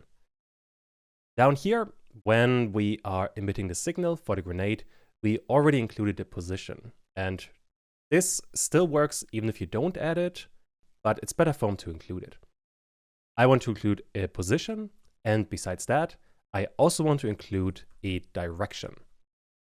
This direction we have to get. All of that is going to happen inside of the secondary action if statement. I, besides a position, want to emit a direction, which doesn't exist right now. So we have to create it. Let's create another var direction. So what are we going to need for the direction? Well, what we are going to need is some vector math. We basically want to figure out, and let me draw all of this. Our player would be somewhere around here. The actual position doesn't matter so much. And then we have a mouse position, and what we want to know is the direction. So what is this angle going to be? And for that, some very basic vector math is going to be what we need. And let me simplify the drawing. This is our player, let's call it P. And then we have the mouse, let's call this one M. That is the worst M I've ever made. That should look more like this. To get the direction between two vectors, you always want to have the target vector, which in our case is the mouse position, and from that you want to subtract the starting vector, which in our case is the player position. Which means all that we want to do, we want to get, once again, get global mouse position, and from that we want to subtract the player position. The position of the player we can get quite easily. This is literally just a position. Because remember, this script is attached to the player. So a position is just the attribute of the player. And with that, we have a good start, although Godot is complaining. There is already a variable named direction declared in this scope. As a consequence, we have to rename this direction. Let's call it player direction. And this is the direction we want to emit when we are emitting the grenade signal. That being said, there's one more thing that we do have to do. This outcome, which is going to be a vector, we have to normalize. What does that mean? Well, back to the drawing, and let me clean all of this up once again. Let's say the player position is at 200 for X and 100 for Y. This is just the position. And the mouse could be at something like, let's say, 300 and 200. If we subtract one from the other, the operation we have done down here, All that we're doing, we are getting our target vector, which is 300 and 200. And from that, we are subtracting 200 for x and 100 for y. The result would be 100 and 100. What these numbers mean is that we have to go 100 pixels to the right and also 100 pixels up. And that way we get from one point to the other point. Now, these numbers are useful for the position, but for a direction, they are useless. Because what we want to do in just a second is we want to multiply this with a speed. For simplicity, let's say our speed could be 500. The result of all of this would be a huge number, way too large. Also, it would be inconsistent. If the mouse, so this point, is further away, let's say it is at a position 1500, we would get 1000 and we would get 500. And from that, we would be once again subtracting 200 and 100. The result would be 800 and 400. Having these two numbers being different, this direction and this direction are inconsistent. The outcome would, depending on how far away the mouse is from the player, we would get faster or a slower movement. So I hope all of this makes sense. Basically what we want to do is we want to normalize the direction. That we only get the direction, but not the length of this vector. And for that, we will need normalized. This is a really common operation you do in game development. It reduces the size of the vector to 1, which would turn the length of this vector and this vector identical, so that when we multiply it with a speed, we always get the same outcome. Okay, there was a lot of explanation for not very much code, but this is what we need to get the direction that the player is currently facing at. This we can now use inside of the level, because there we have onPlayer grenade. Besides a position, we also get a direction now. And this direction I want to use instead of the vector.left. So direction. And now this should be working much better. So I can shoot a grenade, and I always have to wait 2 seconds, but now it moves in the right way. So this is looking much better. One more thing that I do want to do. Right now, the speed is always 100, and that I don't like so much. Back at the grenade, I want to add a script. And the script, once again, I want to have in the same folder where we have the scene. This one is looking good. And for the node, I want this to be empty. So create, and now we can set var speed, and let's go with 750. Although this doesn't have to be a variable, this can just be a constant because it's not going to change. With that, back inside of the level, and once again, I want to extend all of this. I want to get the grenade. And this now has an attribute, which is going to be the speed. Let's try all of that again. It is working. Well, the grenades are moving faster. So that's a good sign. Although there's one more thing that I do want to do. So let's say I hit a wall, something like this. Right now, the grenades stick to the wall almost perfectly. But that I don't like so much. To overcome that, I am going to work inside of the inspector, inside of the physics material. I'm going to set the friction to 10 and the bounce to 0.4. Besides that, under linear, we have damp, and this I want to set to 1.6. With that, if I try all of that again and hit a wall, we get quite a bit more bounce. That I do like a bit more. Also, when we hit other rigid bodies, we get basically billiard. So if you want to make that kind of game, you now have a really good start. With that, we just have to do an exercise, and then we are done with another really important bit. I don't think we have to practice with rigid bodies too much, because they're ultimately not that complicated. However, what I do want to practice is the laser, and this is the one part of the game that we definitely have to work on. I want you guys to move the laser in the player direction, like we have done for the grenade. Pause the video now, try to implement this one. I want to look at the level, and in there, first of all, I want to get rid of the grenade because this one shouldn't be there in the first place. Now we can work on the laser. This part just annoyed me. Okay, so for the laser, we have to look at some code. We are creating a laser in the onPlayer laser function. And this one right now only has a position. Besides that, we also want a direction. This direction we have to generate inside of the player. And for that, let's look at the player. Inside of this if statement, we are generating the laser action. So this one will also need the direction. I'm going to put this right below the other variables, but you can basically put it wherever you want. Once again, I want to create a player direction. This player direction is going to be a new vector, and for that, I want to get global mouse position and then subtract the current position of the player. All of that we also have to normalize, and then we are good to go. One important thing to mention now is that we now have a player direction inside of this if statement and another one inside of this if statement, which, well, is a bit unnecessary. We can simplify this by simply cutting out the first one and then placing it before the if statements. That way we don't need the second one anymore.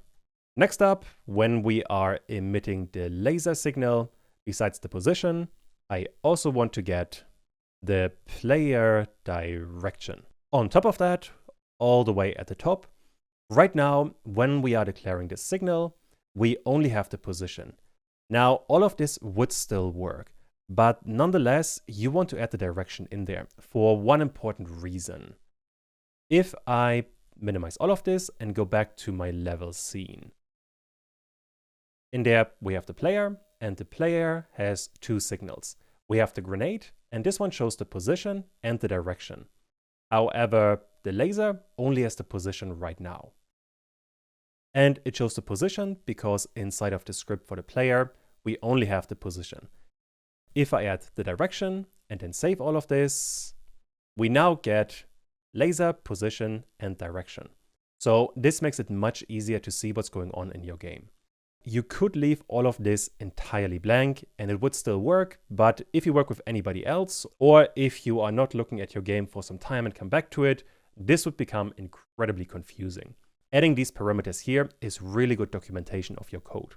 But alright, with that, we have a laser signal and we are emitting the position and the direction, which means now inside of the level, we are getting the position and the direction.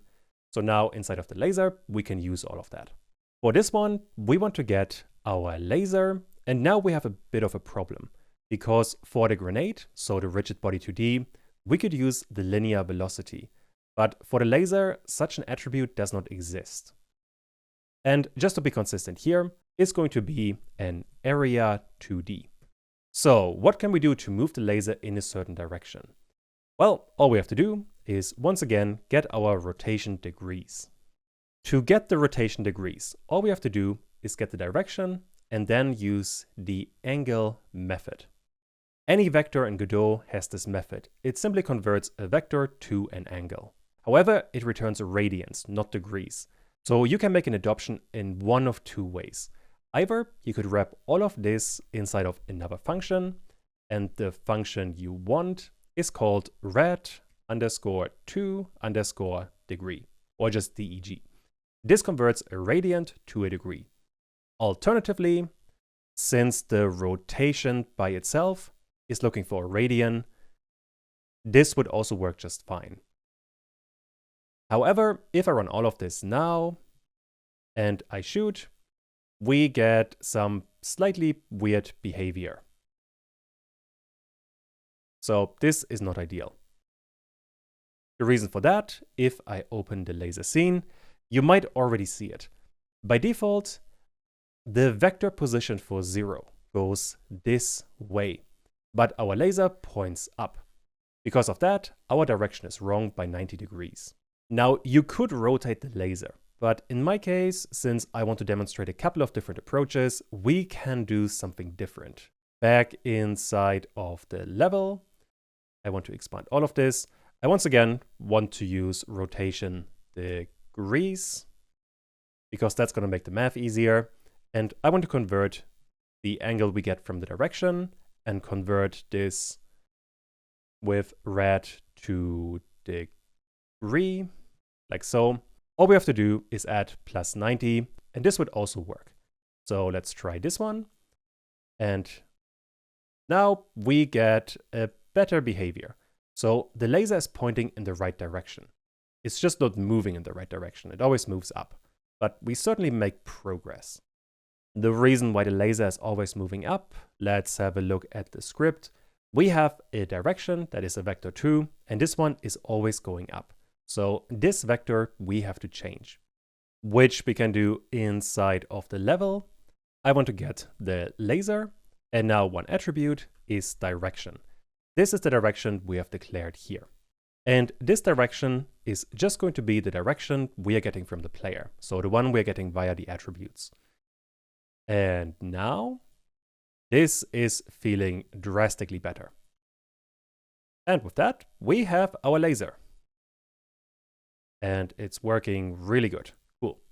So with that, we have covered another really important part of Godot.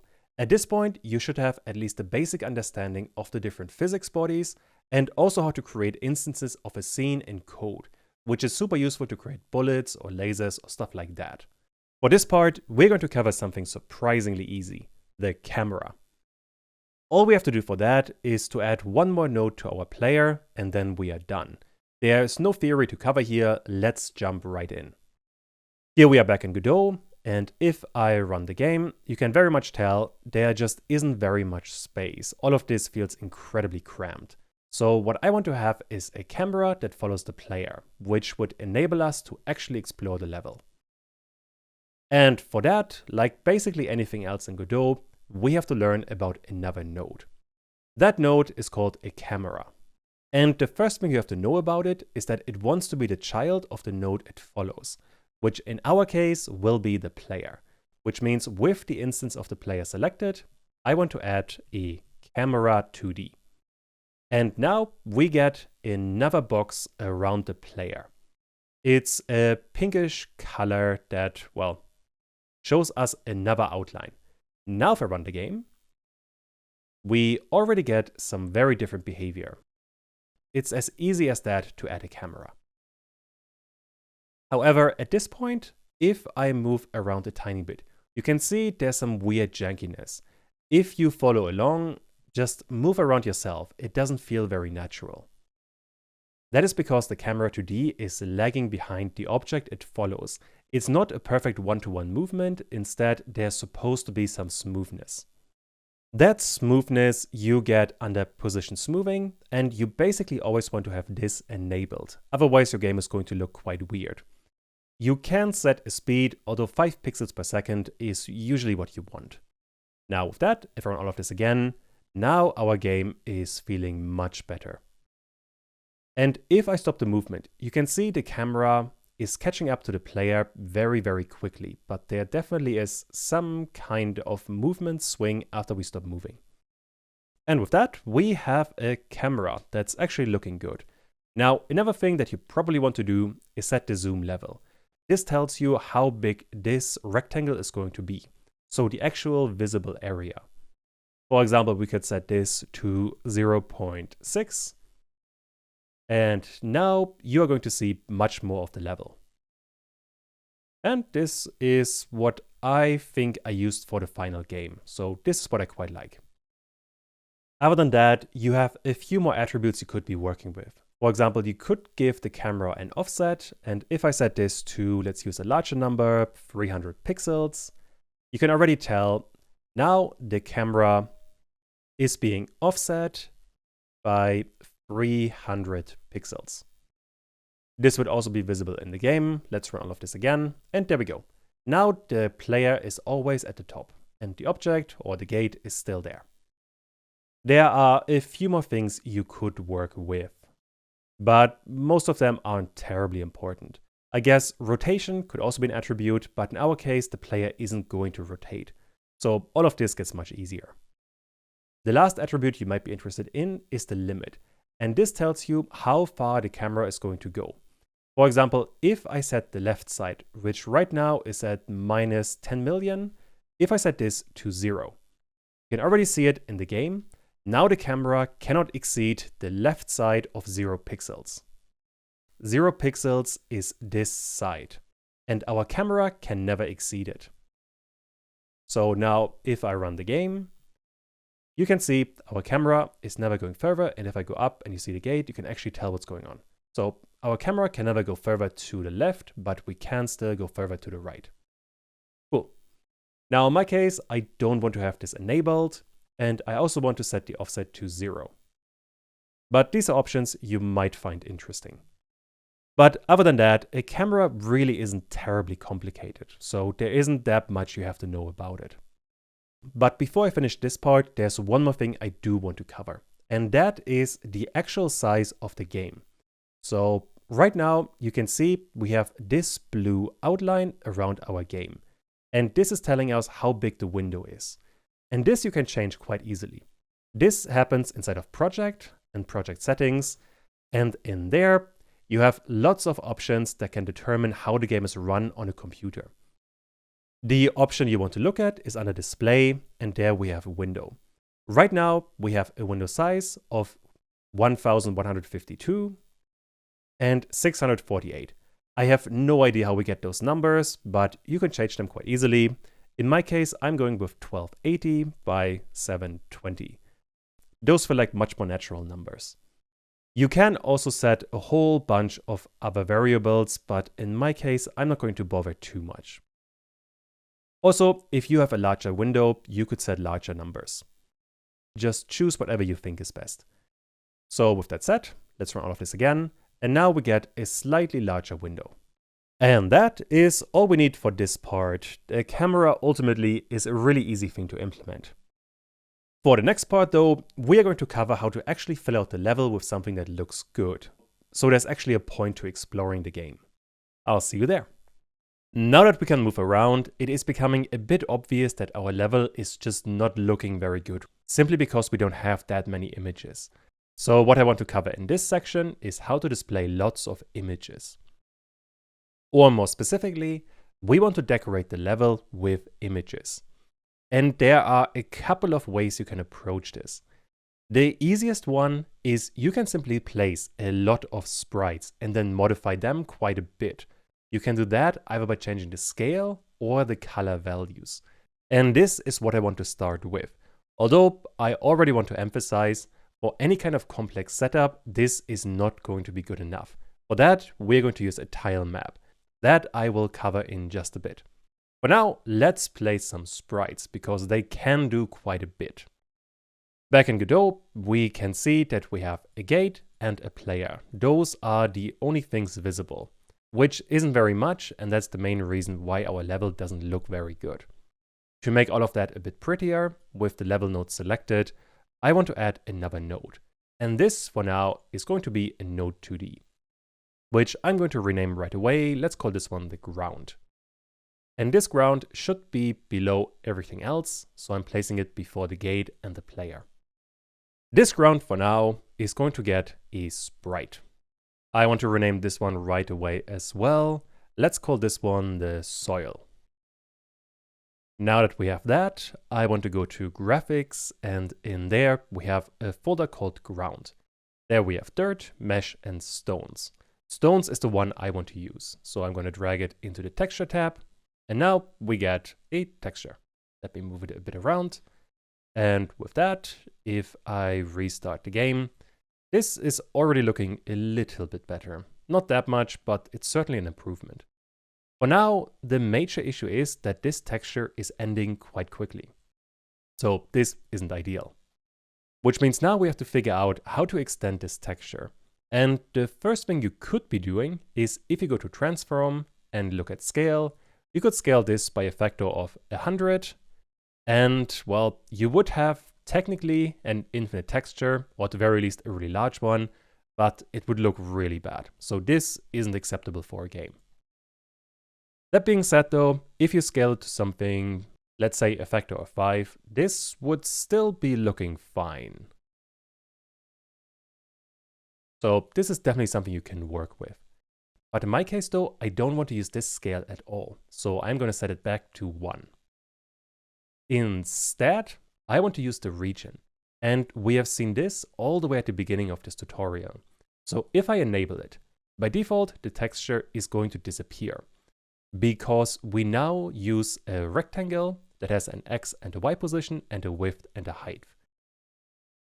By default, all of these are 0, so we are showing nothing of the texture. But we can edit the region with the Edit Region button, and there we can select what we want to show of this texture. We could, for example, simply pick one part of it. And there you can see inside of the game, we get this texture inside of the game. What we can also do is we can select a larger area. And let me select a much larger area. Something like this. And now we have, well, a larger texture, but it looks absolutely horrendous. And that is because Godot is stretching out the border pixels, which is not a good behavior. We can change that though. And this we do under Texture, and there we have Filter and Repeat. Filter tells you when you are scaling the texture, how is it going to scale, which in our case, we're not going to touch. Repeat is what we care about, because in there we have Inherit, Disabled, and Enabled. Enabled is what I want, and this is looking much better. With that, we get an actual texture that we can use basically infinitely. So let me run this again. And if you look very, very, very closely, so let me close the game. And if I zoom in, you can tell there we have repetition marks, which are quite fine. And for our game, they probably wouldn't be noticeable.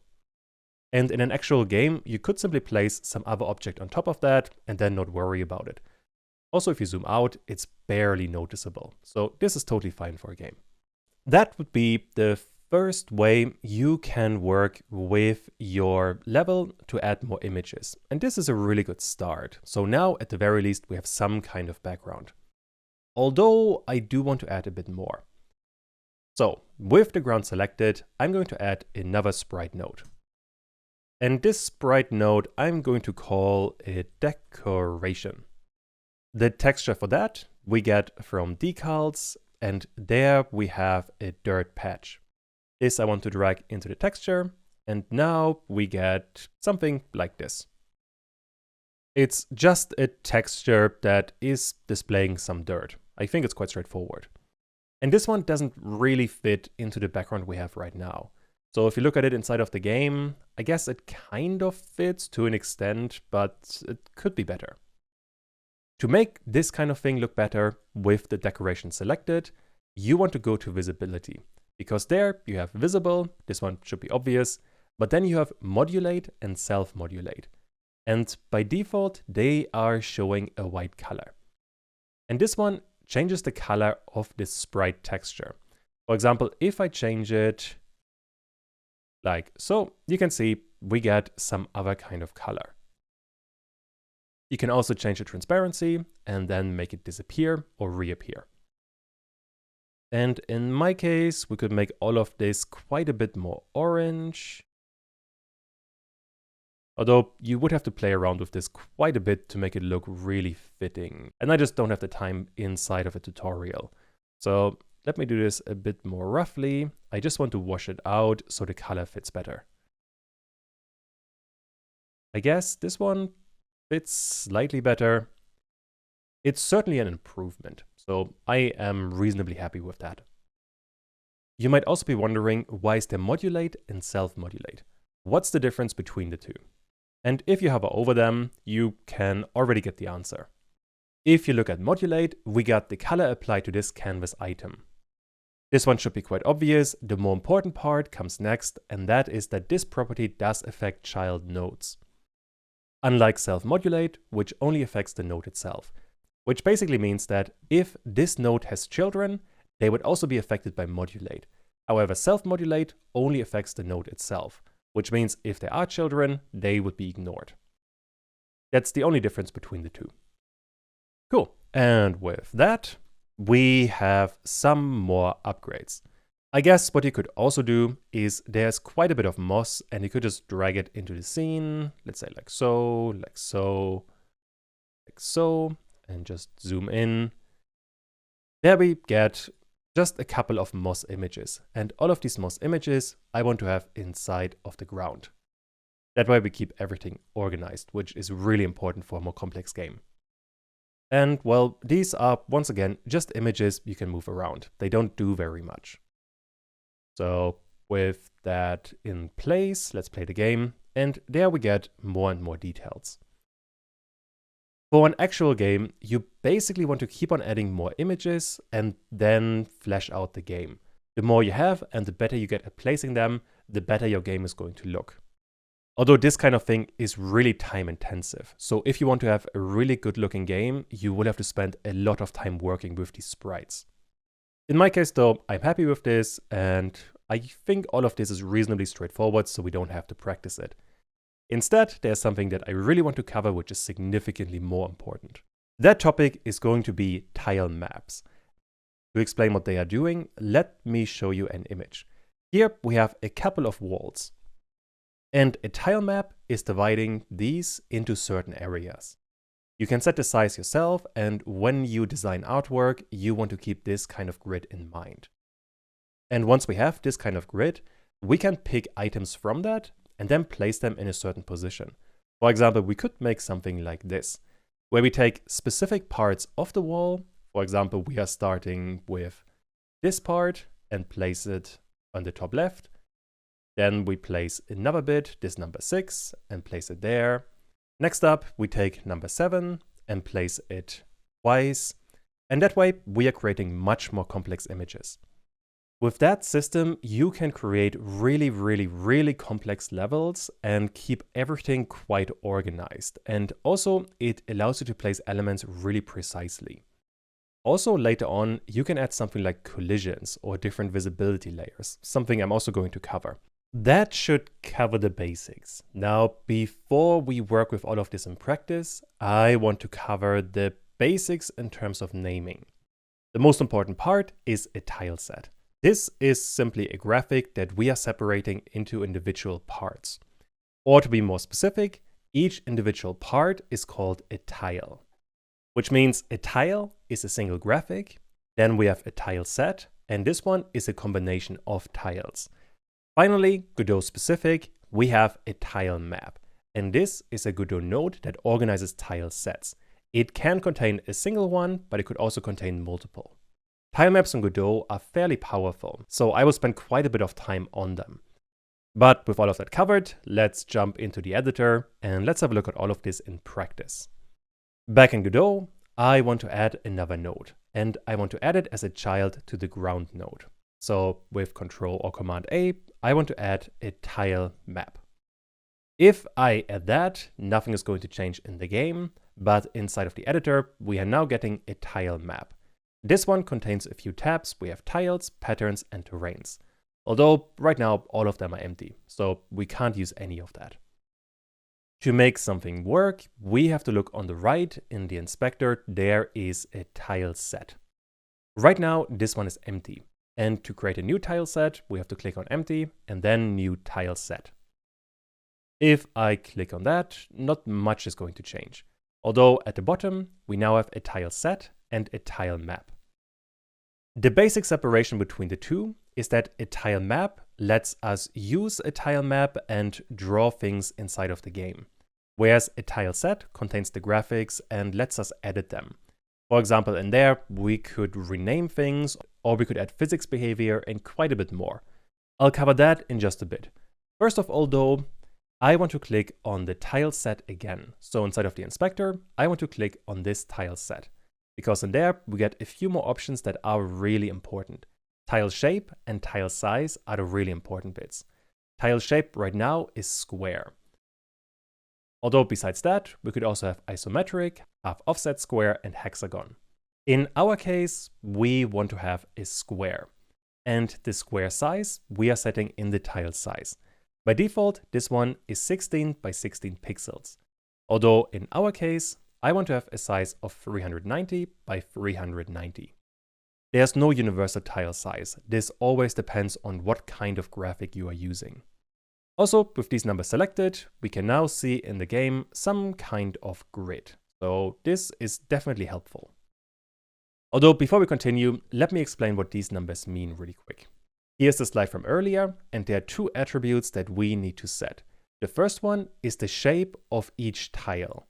Right now, this is a square, but it doesn't necessarily have to be a square. For example, we could also have a hexagon, so then the tiles would look like this, and if I could draw, this would look halfway decent, but I hope you get the idea. The other attribute we have to work on is the width and the height of each of these tiles. By default in Godot, this was 16 by 16. But in our case, we are going with 390 by 390. That way, the tiles align perfectly with the graphic, and that sets the size of each of the tiles. So if you have a graphic where you don't know what the size is, you do want to play around with this quite a bit. If the size or the shape doesn't line up, none of this is going to work properly. With that, we have everything we need to get started, so I can minimize the tile set again. If I click on that as well, we are now getting the tile set inside of the editor. And essentially what Godot wants is that we are dragging a graphic into this table thing here. The graphics we're getting from graphics, and in there we have tile sets, and there we have a few different tile sets. The one you have seen in the slides is called outside walls. This I want to drag into the tile set, like so. And then we can already see the graphic. First of all though, Godot is giving us a message. If I expand this, it says auto-create tiles in non-transparent texture regions. Basically what Godot wants to do is to create a tile in all of the tiles where we have some kind of graphic. This I do want to do, so I'm going to click on yes. And with that, let me expand this field by clicking on the icon. We now get a selectable graphic in all of the tiles that have a graphic. So those two at the bottom don't have anything, so I have to click on them to activate them. And if I right-click on them, I can delete them again, which unselects them. Which is the behavior I want, because those two tiles are going to be useless. I don't need them. Now we have a tile set. And this tile set right now, we can change. This, for example, we could do inside of this field. We could, for example, change the name. Right now, the name is the name of the file, which isn't ideal. So let me rename it to walls. That seems a bit better. You could also change the margin or the separation. Let me change the separation to 50. Then you can tell we have a gap of 50 pixels between them, which is very much not what I want. But if you have some kind of graphic where you don't know the tile size, you do want to play around with them quite a bit. You could also, if you look at the top, select the tile. So if I click on select, we get a few more information. For example, we could add an animation, we could change the rendering, but I am not going to do any of these things. What I am going to work on later on though is the paint tab. In there, we can paint properties. And the properties we could paint are quite diverse. For example, later on, we're going to add a physics layer, which is telling Godot that we want to have collisions with all of these sprites. But this is going to come later. For now, inside of the setup, because I changed the properties, some of these tiles are unselected. So I want to click on them to make them available again. That way, I can use all of them inside of the editor. And well, with that, I can minimize this tab by clicking on the icon at the bottom right again. And now with the tile map selected, all I have to do is select one of these tiles, then click on the level, and now I can paint these tiles and create a wall, for example. I could make this even more elaborate and make a larger wall that has a corner, something like this. And with that, we have a wall. I can run the game now, and we can see the wall in the game. This is looking really good. So I am quite happy with this one. Although the actual wall I don't want to have like this, so I want to delete the tiles. For that, I simply have to right-click on the tile, and then it gets deleted. Instead, what I want to do for now, since the player isn't supposed to get into this area in the back, I want to create a wall, let's say roughly here, and then move around. I guess we can place one more here, and then on the other side, we could start a wall, something like this. And since the player isn't going to see this part here at all anyway, we don't have to worry too much about what the graphics look like. So I want to have a few more walls, and you definitely want to play around with this and spend some time on it. But this for tutorial is totally fine. So now let's run this again. And now we are seeing a wall. And right now there's too much of a gap. So we do have to work on that. I guess later on I could add, for example, another kind of object in there. But the wall otherwise is working just fine. This is covering the absolute basics of a tile map. That being said though, tile maps are really powerful, so there's a lot more to cover. I guess what I want to start with the tile set selected. I want to add another tile set. Right now we have walls. Besides that, I want to have soil. So this I also want to drag in there. And then Godot is asking us once again, do you want to auto-create tiles? And this I do want to do. Now we have a second tile set. I want to rename this one as well. Let's name it soil. And this is just about all we have to do in here. There isn't that much more, and this tile set is quite simple. So we just have a couple of dirt textures, basically. Those I can also use inside of the tile map. So now besides the walls, we have the soil. And this soil I can also place on the map just fine. So this one works just as intended. However, we do have a problem now. If I place the soil tile in the same tile where I have the wall, we can see we are deleting the wall, which is very much not intended. So let me undo it. And instead what I want is to have these soil tiles always below the walls. And to achieve that, I have to work with layers. So there on the tile map, we have layers. Right now, we only have a single layer. And this I want to give a name right away. Let's call this one the walls. And if I type in here a name, you can also see we have walls in this tab as well. This is really important. Keep this in mind. What you can also do is add another element, which is what I want to do, because besides the walls, I also want to have soil or ground or whatever you want to name it. With that, we have two layers. And the order of these two layers is really important.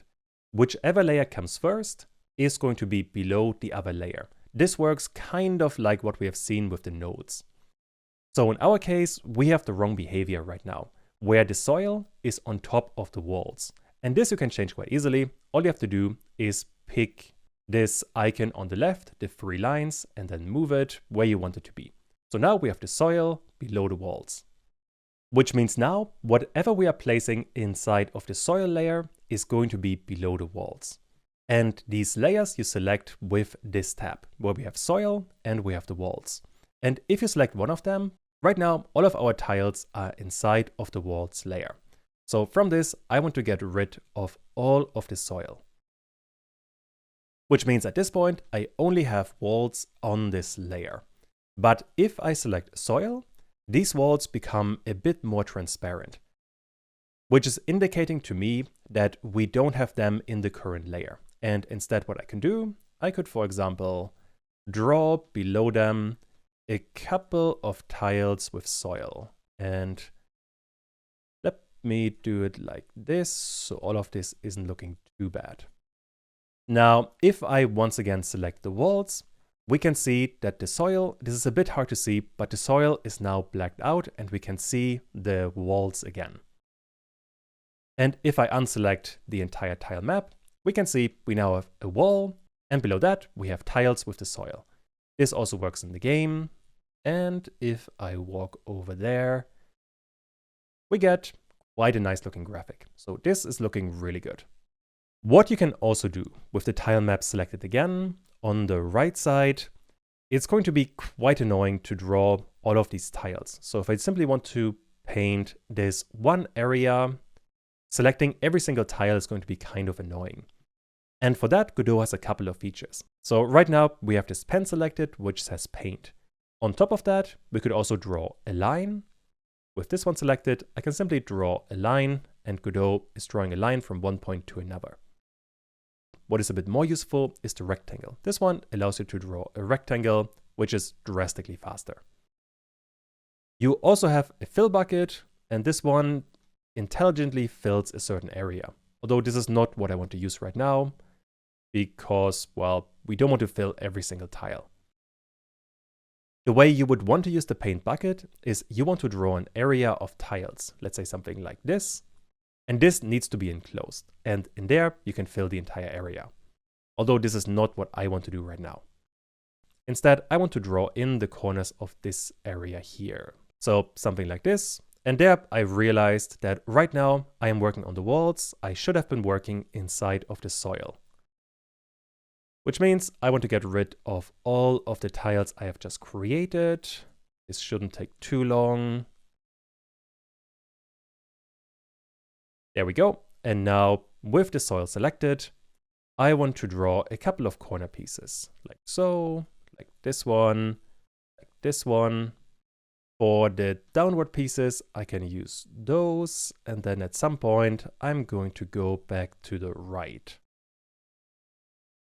Now, for this one piece, we have a bit of a problem because we don't have a corner piece for this particular area. Instead, I'm going to place a tile like that. And this wouldn't work in the game because you can see the transition from one tile to the other is looking pretty bad. To hide that later on, I'm going to place an object on top of that. If the player can't see it, it basically doesn't exist. So we don't have to worry about it too much. And now if I zoom out, I can close this area, something like this, and then fill the entire thing with a paint bucket. With that, let me try the game, and I can still shoot the laser. That's a good start.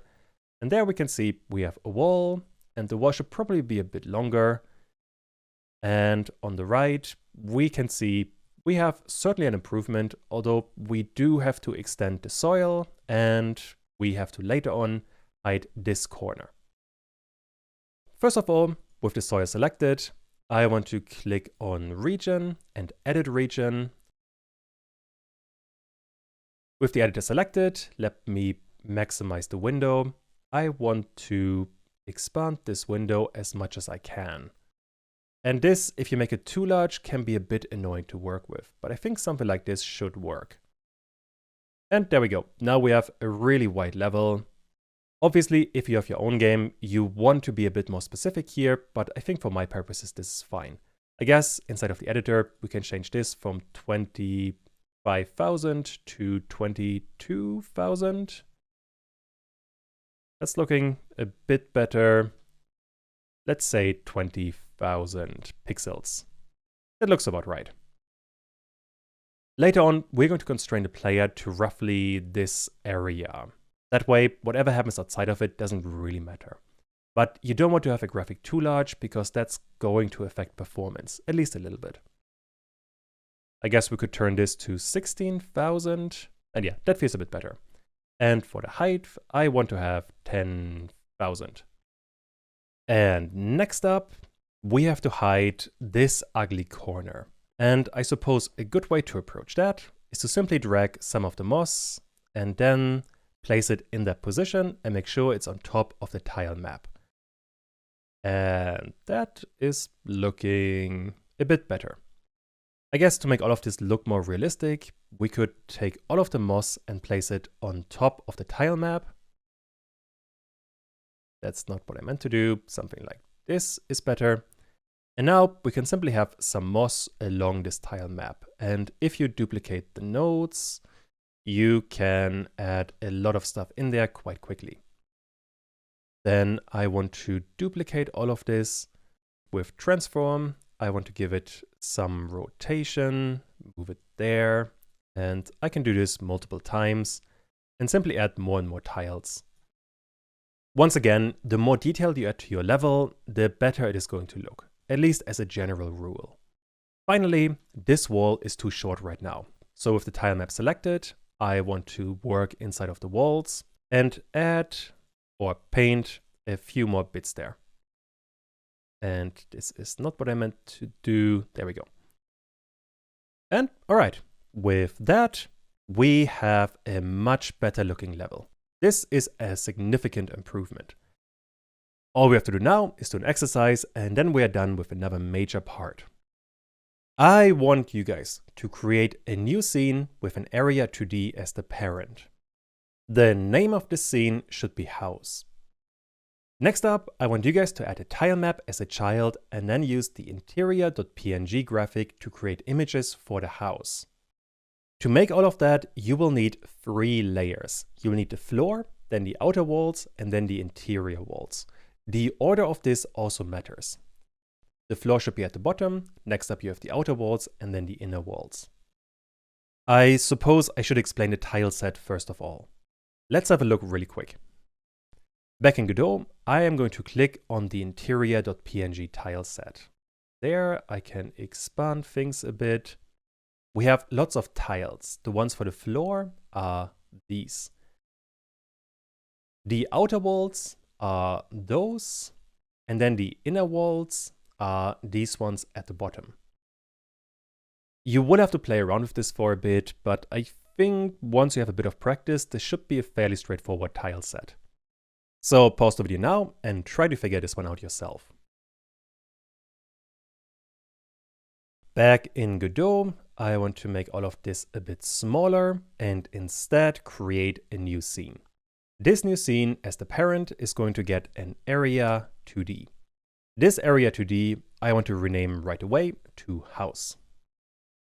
With that, I can save all of that in scenes, and I guess we could create a new folder. Let's call this one houses. In case you want to create more, you could create multiple in here, although I'm going to stick with one. Now with that, we have a new scene. This one is supposed to get a child, which would be a tile map. For this tile map now, we have to set the tile map. Right now it's empty, so we need a new tile map. On this tile set, I want to click again and change the size to 390 by 390.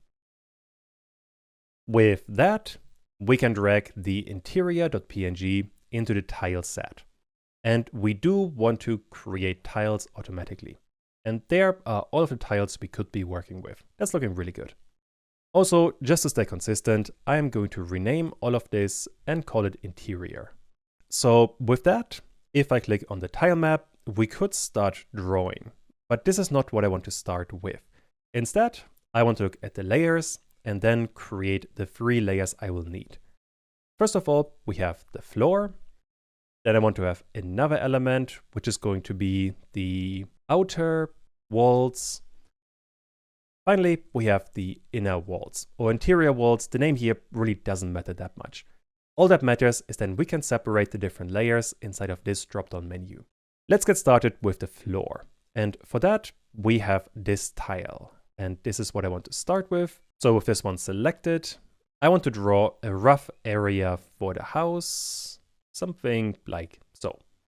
And if you zoom in, you can see there's a separation between the various tiles, which I think is looking pretty good. Now that we have that, I can click on outer walls, and the outer walls are supposed to be this area. On top of that, we have these ending bits that we can use to close a door.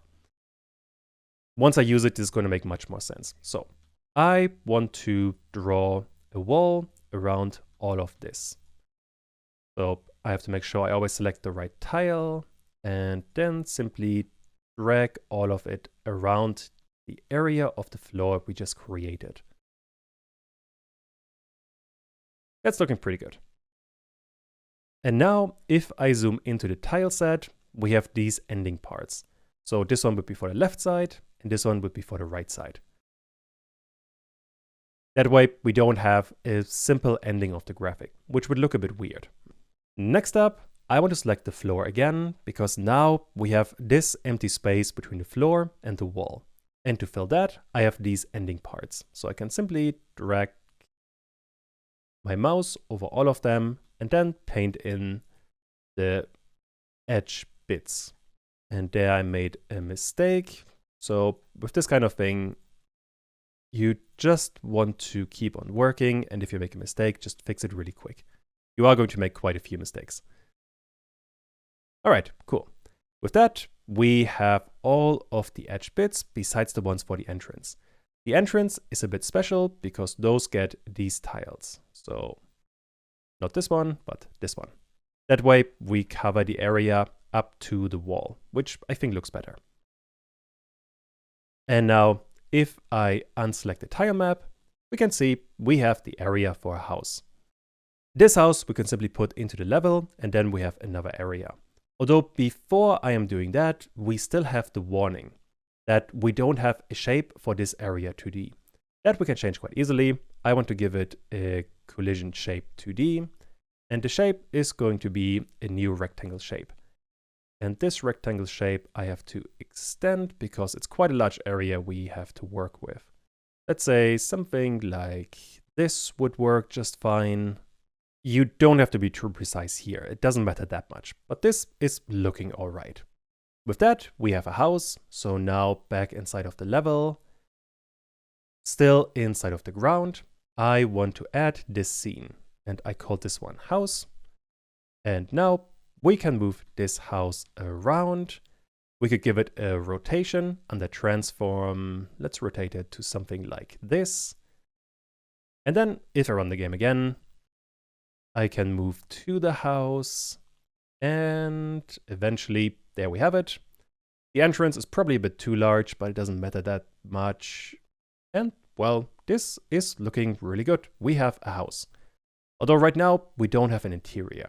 For that, back in the house, I want to keep on working with the tile map.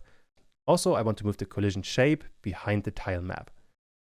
For Godot, the order of these two nodes doesn't matter. In our case though, the tile map on top makes it much easier to work with. Cool. Now, with the inner walls selected, I want to look at the bottom, and there we have all of the inner walls. And for those, I want to zoom in a bit. And there, for example, we could take this tile, this would be an ending bit, and then add a few interior walls. There we have a corner part, and then we can go this way. If you haven't worked with these tile sets before, they're probably a bit difficult to work with, so sorry about that. But this is just a matter of practice. So like this, we have added an interior wall. That's probably a bit too far up. So let me get rid of all of this and instead start placing it, I guess here is okay. So I want to once again create a door inside of this area, and then the rest is going to be just a wall. And just for the sake of adding something else in there, I guess at the top, we could section off this area. For that, I want to have an ending bit here and an ending bit at the other side, and then simply drag a wall all across them. And to decorate this a bit better, we can get this T-shaped piece and then add another separation. With that, if I return to the level, we can't see anything, and that is because I didn't save the scene. So if I save it, and now we go back, we can see we have actual interior walls for this house. Let's try all of this again, and I do have to walk a bit, which is fine. There we go. We have interior walls. If we add more objects inside of it, this would also look much better, something we are going to work on in a bit. But for now, this section got quite long, so let's finish it here. Now that we have a tile map, we should discuss physics a bit more. In particular, I want to talk about physics layers. And there are two issues we have to address right now. And let me demonstrate all of this in Godot. That should illustrate all of this the best. Here we are back in Godot, and the most obvious issue. If I run all of this, I can still move the player, and I can still shoot, but at some point, once we reach the house, there are no collisions, which obviously is not great. So this is something we have to work on. On top of that though, and let me demonstrate this inside of the editor. We have this area, and this area later on will be a transition point, which means if the player collides with it, we're going to load an inside level. For that though, we want to make sure that only the player can interact with this area. We don't want to load a new area if any other object collides with it. For example, if an enemy moves into it, or if we shoot a laser into it, we don't want to launch a new level. I can actually demonstrate this as well. So if I run all of this again, and if the player goes into the area, we get player has entered the gate and then the player node. And that's totally fine. However, if I'm shooting the grenade into this area, we get grenade and we also get player has entered the gate, which basically means that we are getting some inconsistent behavior. The reason why we're getting this is that this gate, or the area 2D inside of the gate, only really cares that a body is entering this area. It doesn't care which kind of body. So the body could be the player, but it could also be an enemy, or it could be the grenade. The laser though wouldn't trigger it because that's an area, not a body.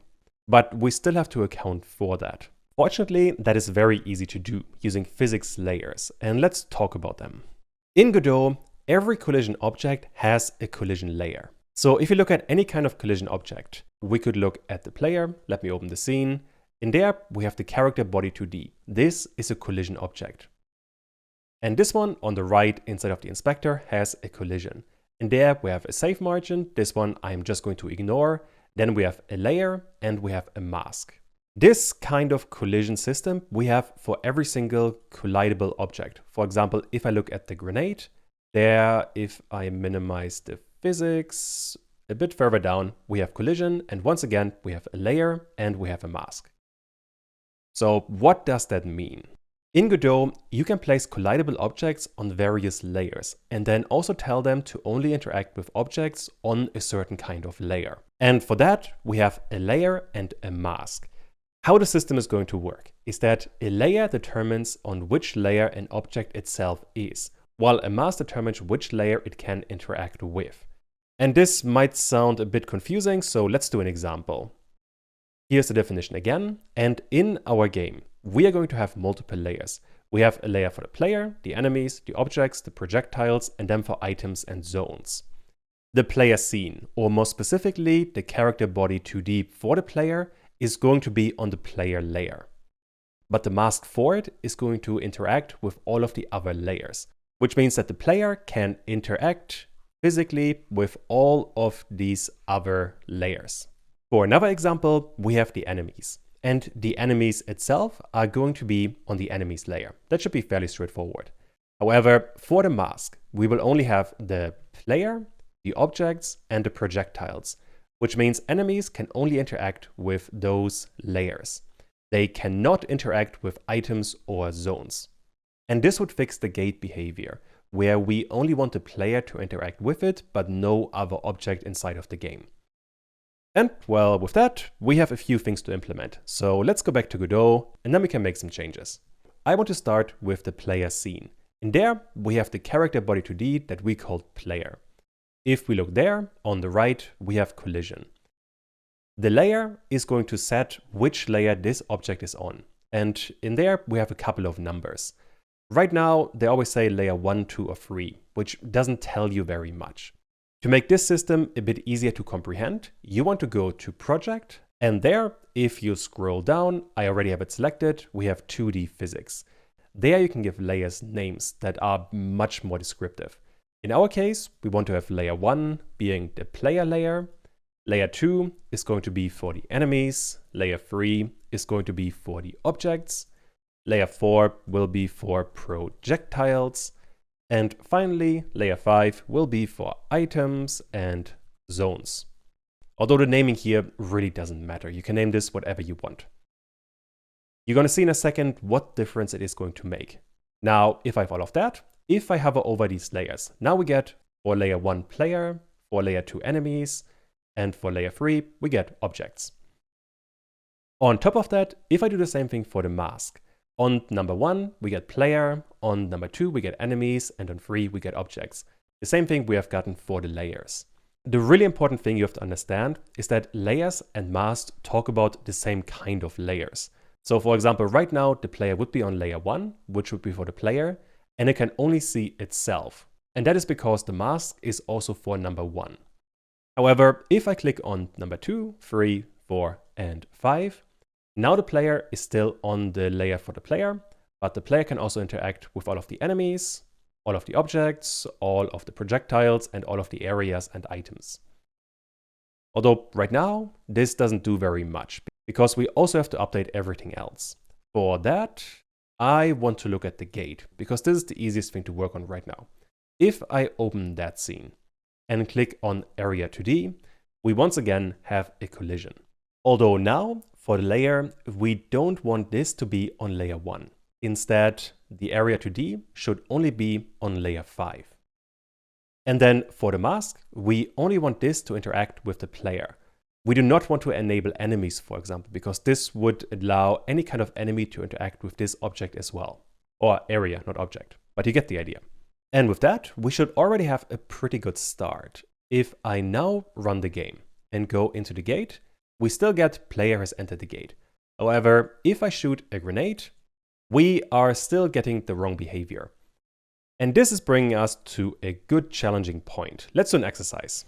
I want you guys to look at the grenade and figure out why it still triggers the gate area 2D. As a tip, look at the layers and the mask for this scene. It should be fairly straightforward, but pause the video now and try to figure this one out.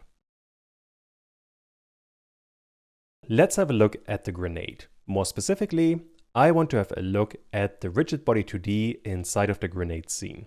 On there, once again, we have a layer and a mask. And the reason why we are still getting the wrong behavior is, as far as the Godot physics system is concerned, this grenade is the player because it is on the player layer, so layer 1. But this shouldn't be. Instead, it should be on layer 4. I think this one is for projectiles. There we go. Now if I run all of this again, I can shoot the grenade into the area and nothing is going to happen. So now we don't get a print statement anymore. This is exactly what we wanted. Although we also have to update the mask because a grenade is supposed to collide with the player, it is supposed to collide with the enemies, with the objects, and with projectiles itself. Especially the last one, projectiles. This means that one grenade scene can interact with another grenade scene. You can see this, for example, in the game. If I shoot one grenade and then another grenade, the two grenades interact. If I take this 4 away, they cannot interact with each other anymore. So now if I do the same thing again, they are simply ignoring each other, which is not what I want. So I'm going to enable all of that. All right, next up, we have to update the gate because in there we have a static body 2D. Inside of the gate, we have the collision, and this one should be on layer 3, which is for the objects. However, for the mask, we want this to be 1, 2, 3, and 4. Which means this gate can interact with the player, the enemies, other objects, although this one we don't actually need because none of the objects are going to move. Although for number 4, we want this to interact with projectiles as well. Next up, for the laser, we have an area 2D. Although since this one is also a collision object, we have collision as well. For this one, the layer should be layer number 4 for projectiles, although a laser can interact with the player, the enemies, the objects, but not with other projectiles. I hope at this point you get the system, at least on a basic level. It doesn't get too complicated. The major thing you have to remember is that you want to set layers and masks really early on in the game, because later on, updating all of this can be quite tedious. Although, in our case, we are nearly done. Next up, I want to work on the house, because in there, we have an area 2D that later on I do want to use. So in there, for the collision, I only want this to be on layer, this one should be 5, and it can only interact with the player. So mask should be 1. With that, we have most of the things, although if I hold Control or Command Shift and O, I can open up all of my scenes. In there, we have a few more. The really important one is the drone. This is the one enemy we have right now.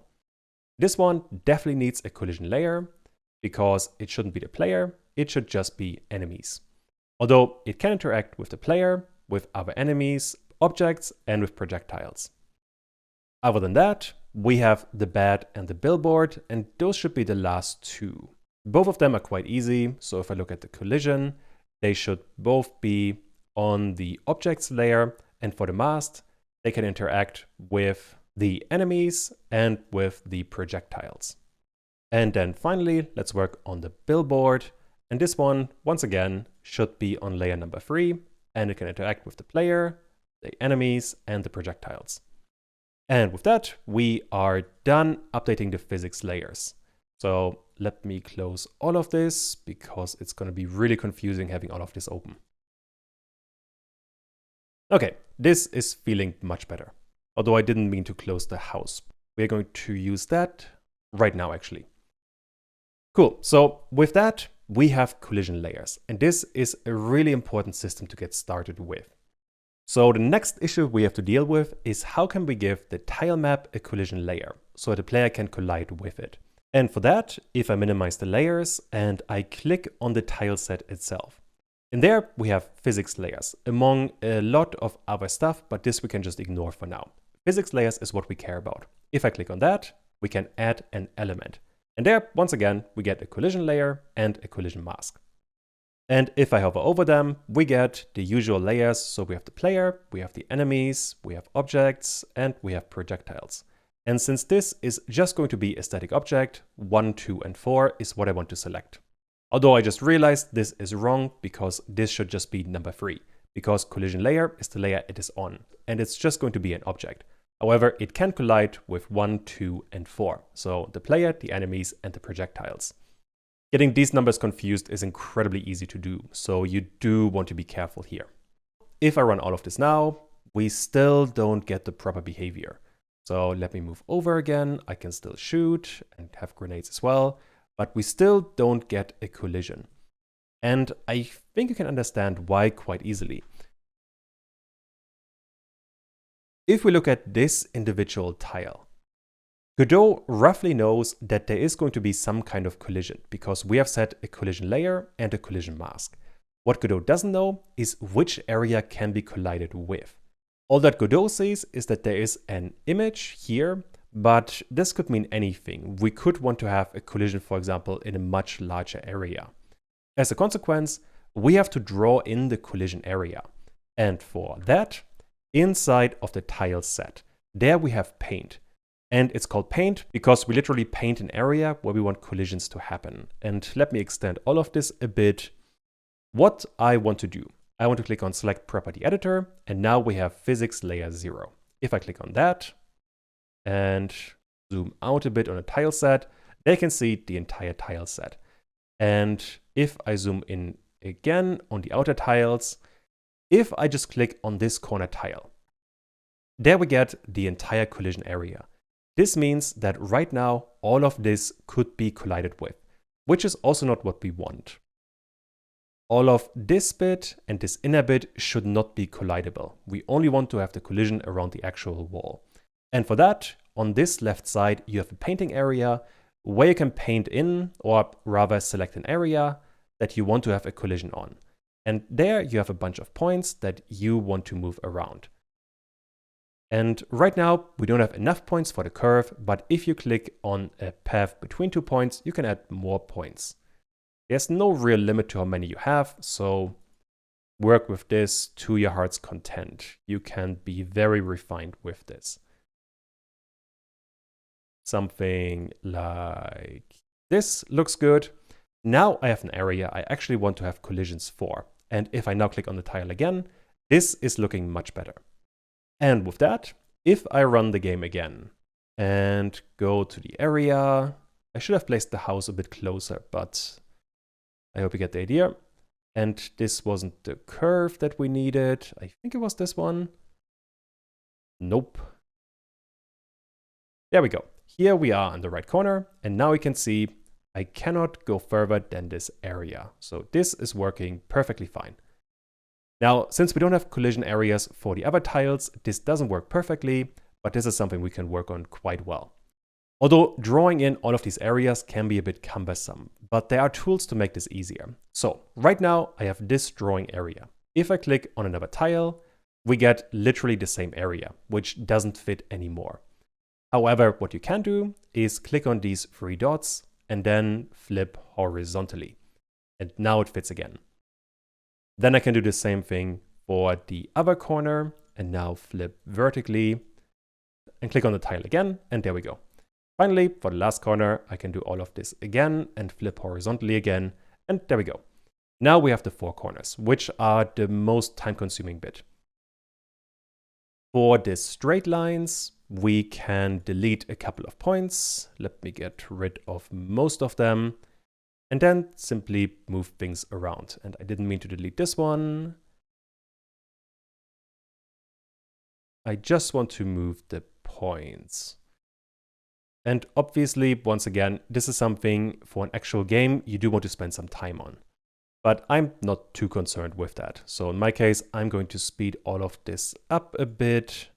So this one is looking good.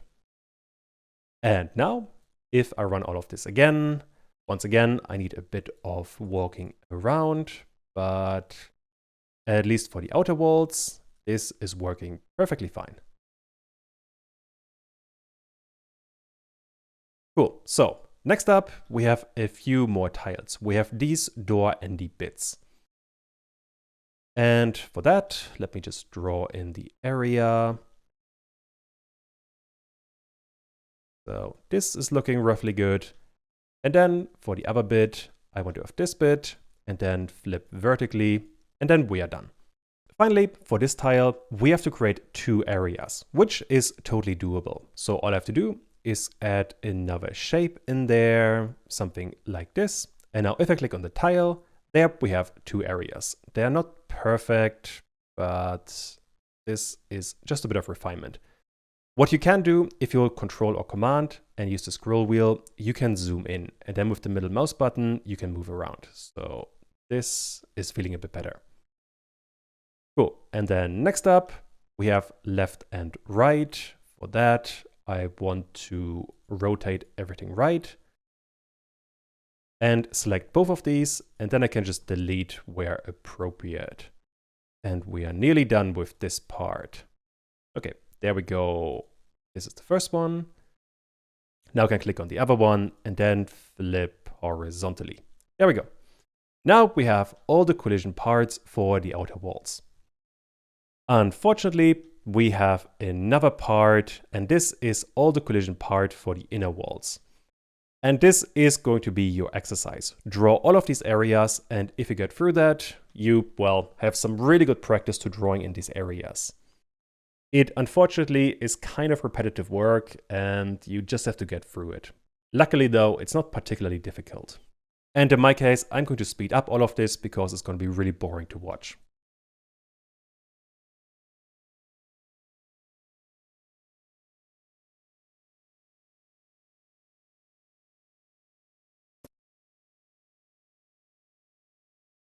All right. And this is going to cover all of the inner walls. I hope you managed to do all of this on your own as well. I guess I should have mentioned earlier, there are 3 ways you can interact and draw these areas. You have Add Polygon tool, you have Edit Points, and you have Remove. The one you want to use the most is the middle one, Edit Points, because this one allows you, if you just hover it, to also add points. So this is quite easy. If you just play around with all of this, it should be fairly straightforward. But all right, with that, let me zoom out, save the scene, and now inside of the level, I am going to move inside of the ground. We have the house. I'm going to move that a bit closer to the player so I don't have to walk as much. So with that, the outer collisions still work. The gates also work, and the inner walls are also working perfectly fine. And let's try a few more. This feels really good. Now, here there's one thing you have to be slightly aware of.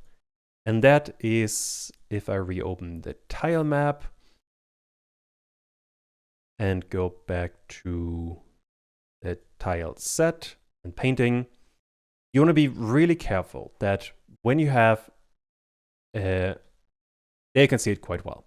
So right now for this one, we have a slight gap, which is right now so minor that you wouldn't really notice it inside of the game. But if this becomes large enough, this might be an area where the player or an enemy could get stuck in, which would be really inconsistent behavior. Oh, and I just realized I messed up a bit. This shouldn't happen. So when you create, especially for walls, these kind of collision shapes, you want to be very careful. And there you can actually see this kind of shape isn't ideal. Because if the player is coming from one side, so if the player is coming from this area, we might have a collision for this bit, and then the game thinks there's a corner, but there isn't in practice. So when you're drawing these areas, just be aware that you do want to have some very, very detailed shapes, and this is something you absolutely want to work on for a bit.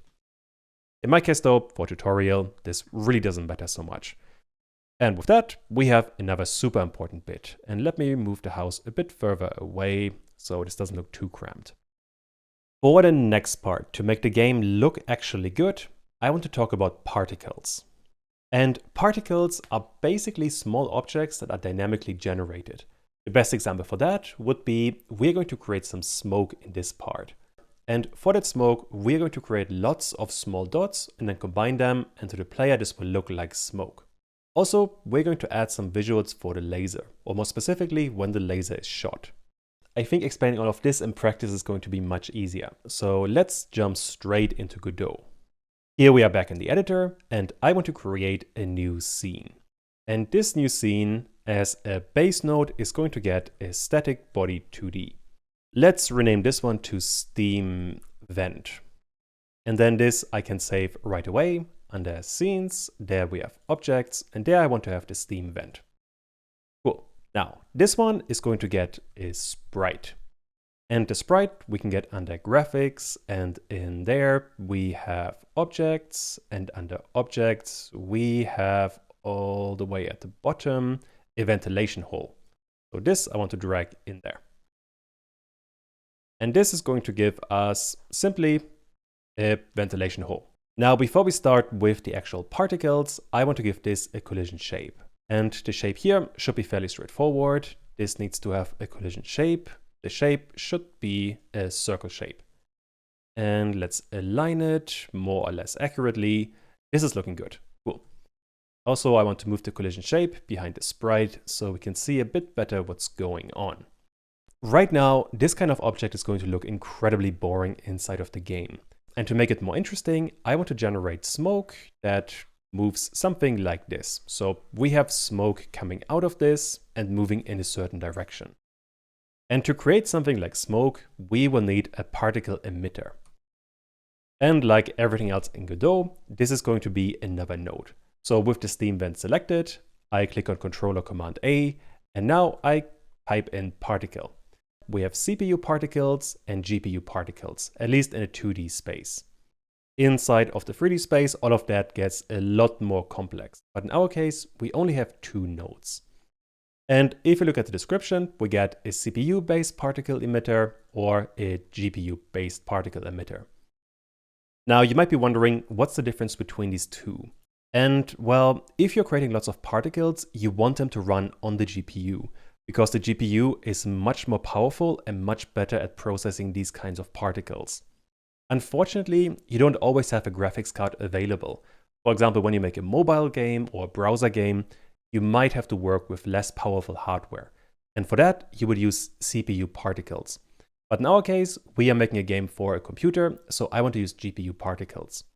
Basically, the way you want to think about it is that CPU particles is for weaker systems, GPU particles is for everything else.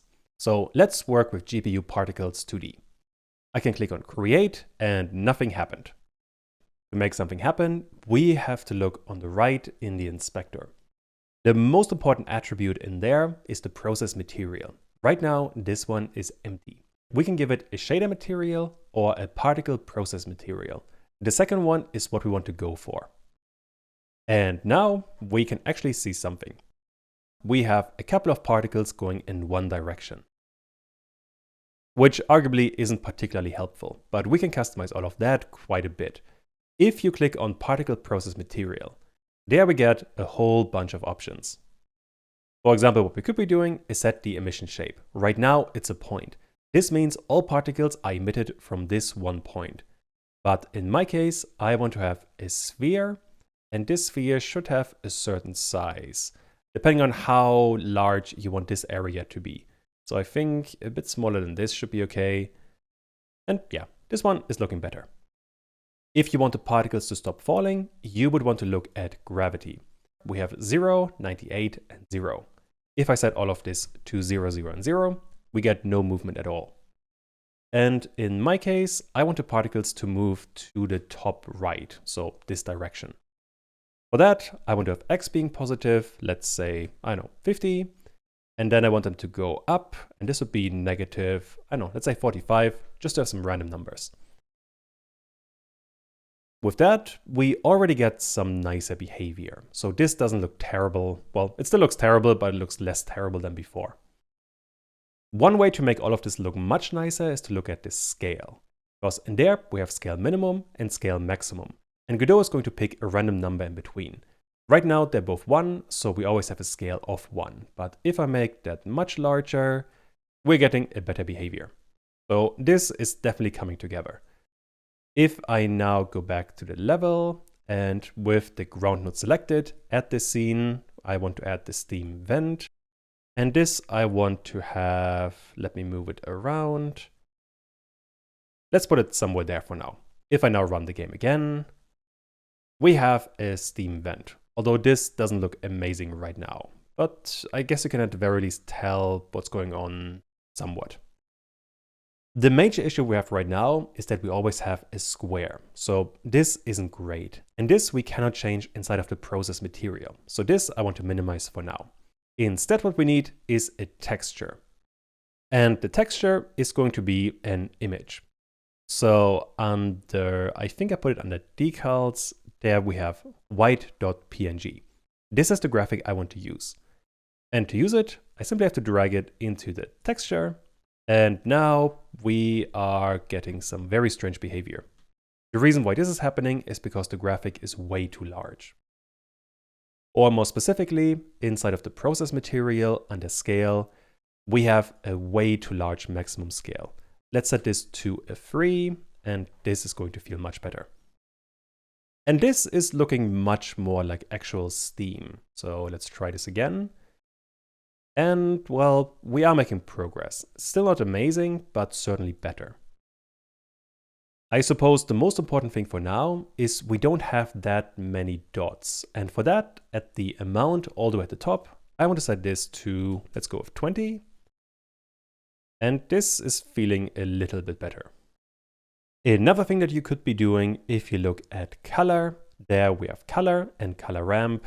For example, you could change the opacity a bit and then make all of this a touch darker. And I think we do need a lot more dots. So instead of 20, let's go with 60. And possibly even higher, maybe 100. That probably feels a good bit better. What I can also do is lower the opacity and then just see what feels good. When it comes to particle systems, you do want to play around a lot, and there's a lot of stuff you can do.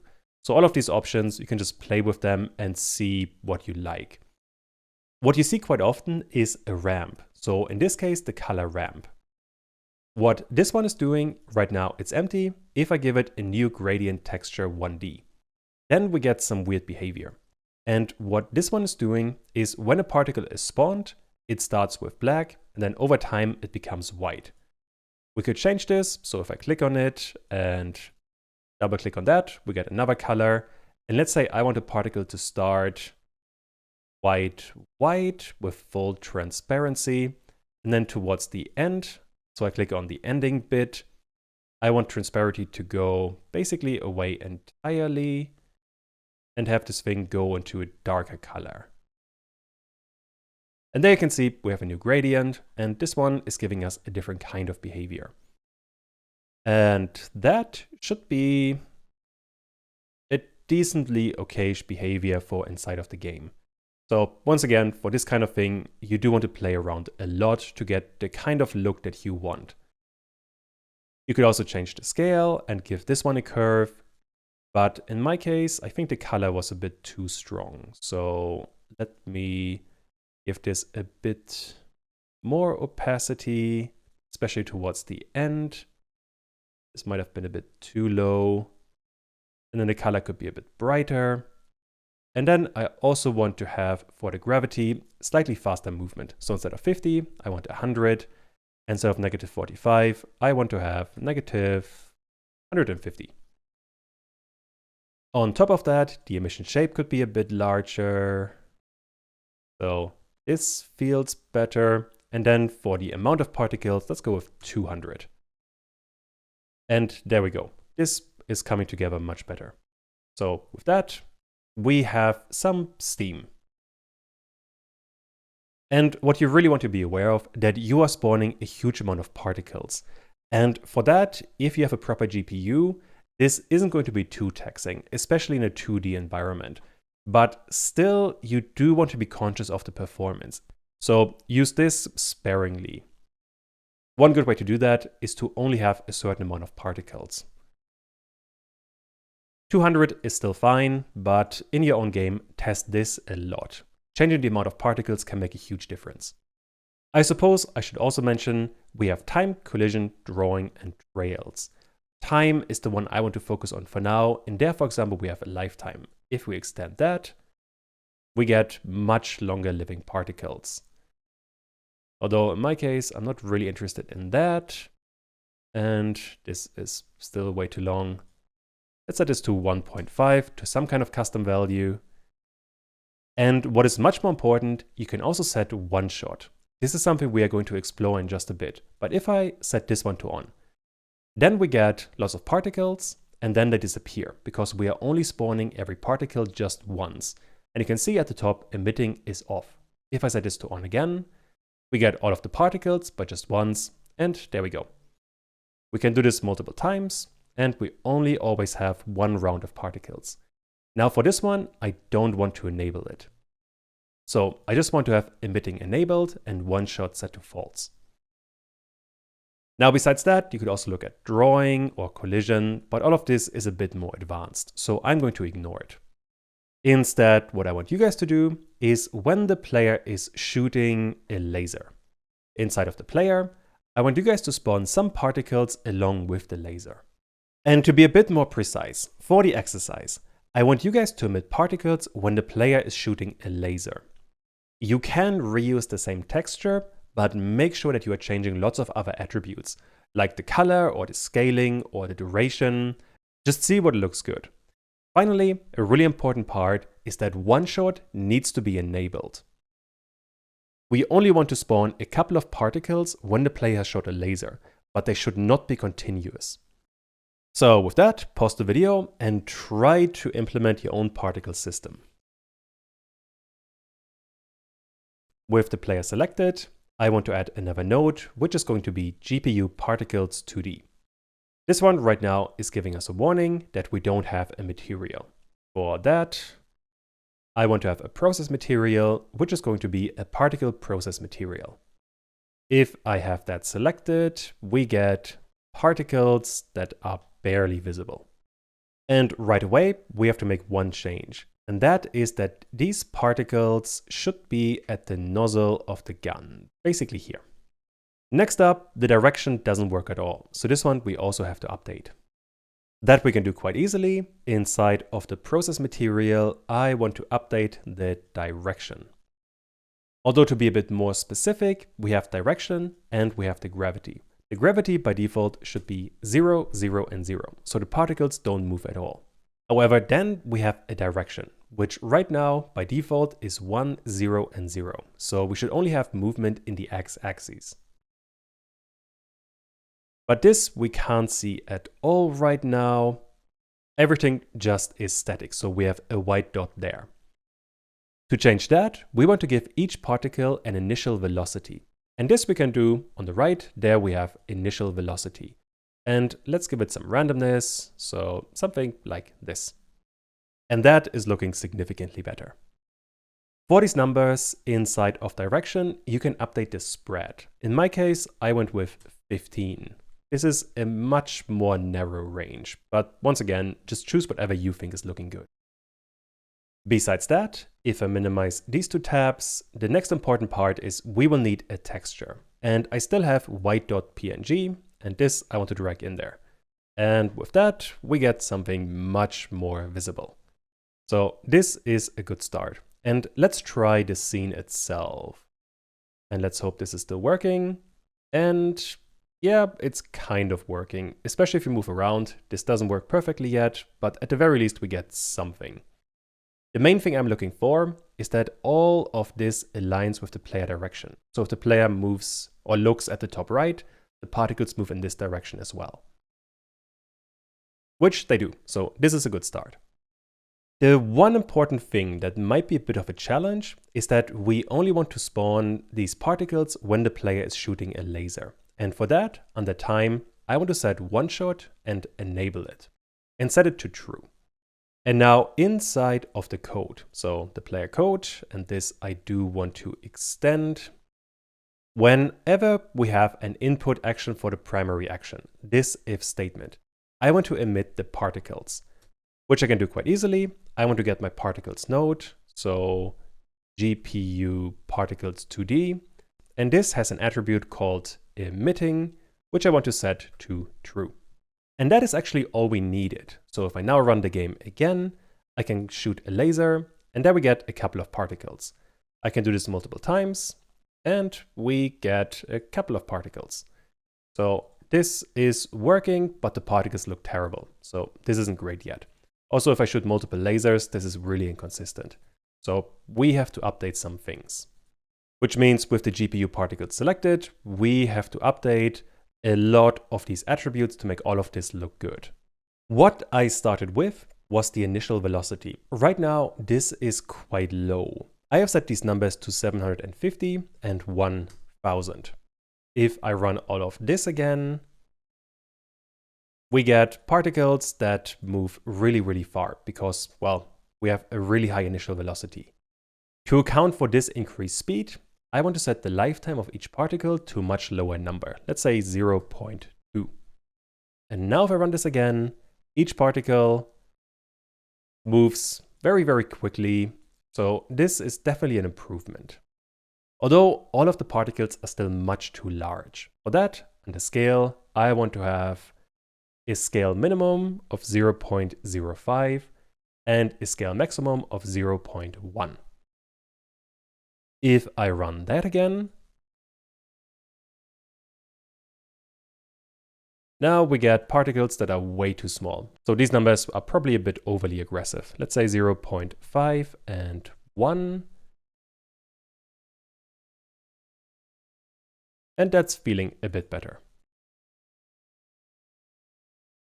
I guess 0.3 and 0.8 should work. And this is just a thing you have to practice over and over. Eventually, you find some numbers that you like. Next up though, much more importantly, I want to work on the color. This is the part that really doesn't work right now. Instead of a white color, I want to have some light bluish because that's the color of the laser as well.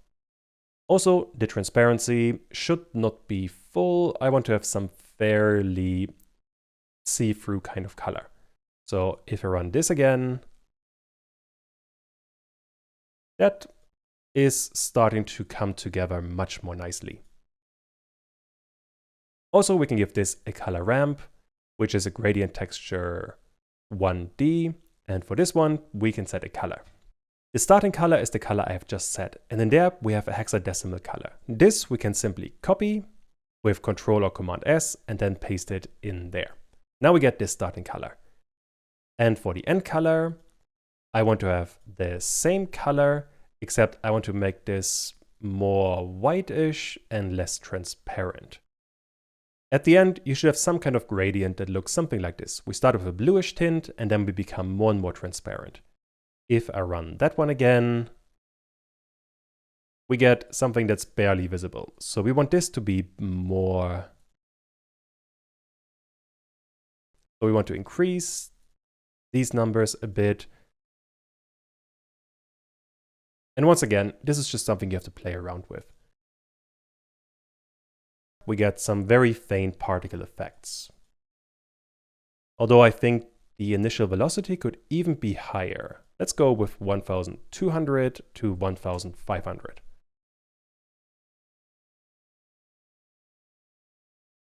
And there's certainly something that works. And I don't want to keep you here for too long. You can play around with all of this to a great extent. And if you want your game to look good, then obviously you have to spend a lot of time with all of this. In my case though, this is a tutorial, so let's say for this part, we are basically done. The next major aspect that I want to work on is going to be light, which is super important to make games look good. And in Godot, there isn't that much to it. It's quite easy to work with light. Ultimately, there are two nodes that you can use. Number one is called a point light. And this is a single point of light that you have somewhere in your level. So think of a flashlight or any kind of lamp. Besides that, we have a directional light. And this is a light from a direction that usually is really far away. The best example for that would be a sun. Although if you want to have some general lighting for your scene to create a certain kind of atmosphere, you would also use a directional light. That being said though, most of the time you would combine a point light and a directional light all over your scene. Using lights is a really common thing. You are doing that basically everywhere. Now, besides those two nodes, we have one more concept, and that is called a light occluder, which is basically a shape that a light can collide with. So far we have used collision bodies with a collision shape, and a light occluder does the same thing just for light. And that is all we need to get started, so let's have a look at all of this in practice. Back in Godot, I want to create a whole new light. So with a new scene selected, I want to create another node, and the root node is going to be a static body 2D. Let's call this one a simple light. We are going to need a sprite 2D, and the sprite 2D we find under graphics. There we have objects, and under objects we have light.png. This I want to drag into the texture, and there we get a basic light. This one is also going to need a collision shape, so with simple light selected once again, I want to give it a collision shape 2D. And I think for this one, a capsule shape is probably best. Although I do want to transform it and give it a rotation of 90 degrees, and now we can drag it out to cover the area that we need. That is looking roughly okay. Now I want to move the collision shape behind the sprite 2D so we can see what's going on. And now we have a basic static object. Let's save it right away under scenes, objects, and there we have simple light. Now this light I want to use inside of the house right away. So in there, let me attach a new scene, which is going to be this simple light. And this simple light, I want to move somewhere. Let's put it here on the right side. So if I zoom in, I can place it a bit better. And if we use transform, we can give this a negative 90 rotation, although the proper rotation would be positive 90 degrees, because this area is where the light is coming from. And then we can move it a bit further to the right. And then we have some kind of light. So this is certainly a start. But, well, we don't actually have any kind of light. All we have is a lamp that is switched off. For that, back in the simple light, we have to work with light nodes. And for that, with the simple light selected, I want to attach another node. If I simply type light, we can see we have a directional light, a point light, and a light occluder. Since we want to have a local light, which means a light from one point, we want to have a point light. So this I want to create. And this changes nothing, and we are getting a warning. If I hover over that, Godot is complaining that we are missing a texture. And the texture we are placing in there. And to get a texture, I want to minimize the objects, and we have a folder called lights. In there we have textures, and in there we have circle.png. This I want to drag in there. I don't want to drag it on the editor. I want to drag it into the texture. That is looking better. And you can already tell if I toggle the visibility of the point light, we have some kind of light. And now if I save the entire scene and go back to the house, you can see we have a brighter color around this area. And this is the light. I can make this even more noticeable. So on the right in the inspector, we have a couple of attributes that we can work with. The texture scale, the color, and the energy are the attributes you want to care most about. Color is the easiest one to see. In there, by default, we have white, but we can change this to any color we want. Let's say in my case, I want to have a bluish color. That should still be quite bright because we have a light, but something like this should be much better. And now I save the scene, go back to the house, and now we have a bluish light around this area. Still not particularly visible because the energy for this light is quite low. If I make this brighter, you can already see we have a much more noticeable light. So now if I go back to the house, there we have a very strong light. And if you want to change the scale of the light or how far this light is reaching, you would work with the texture scale. If I increase that one to a really large number and return to the house, now we can see the light is illuminating basically all of the house. Although this is way too much, let's put this at a 2. That should be much better. And yeah, I think this is reasonably okay. On top of that, if I go back to the level, we can see all of that as well.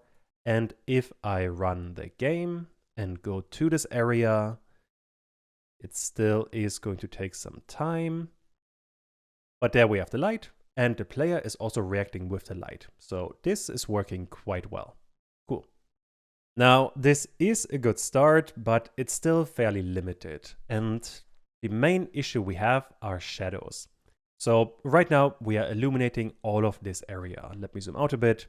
We are illuminating all of this, but this is not how a light works. Instead, I just want to have a cone that goes something like this. Or at the very least, I want to have shadows around the back of the light and along the main wall of the tile map. For that, we have to learn about another node. So back inside of the simple light, I want to add another node, and this node is a light occluder 2D. If I create that one, nothing is going to happen. To make something happen inside of the inspector, we have an occluder, and this is just a shape. So we have to give it a polygon, and then on top we have the tools to draw another shape. So let me draw a couple of basic points around this. Doesn't have to be too specific, but once again, if this is your game, make sure that you are spending a fair bit of time on this, because this is what makes the game look good. Cool. And now if I have the shape, you can see some parts do have light and other parts are blacked out. If I save all of this and go back to the level, we can see that now this part is not visible anymore. Now, this still isn't looking great, and to make it look much better, back in Simple Light, we want to enable shadows. If I switch that one on, we get some slightly weird effect inside of Simple Light, but if I look back at the house, this is looking significantly better. Now we get some proper light behavior. The light possibly is a bit strong, but this is something you can fine-tune on your own. Now, for the shadow, you can also customize a couple of bits. Most importantly, you have the color and the filter. Color is fairly straightforward, so if you change this to something really weird, you can create any kind of color for the shadow that you want. Although this is not something you particularly want to do, because the shadow at some point has to disappear. Like you can see in this corner, there the shadow disappears.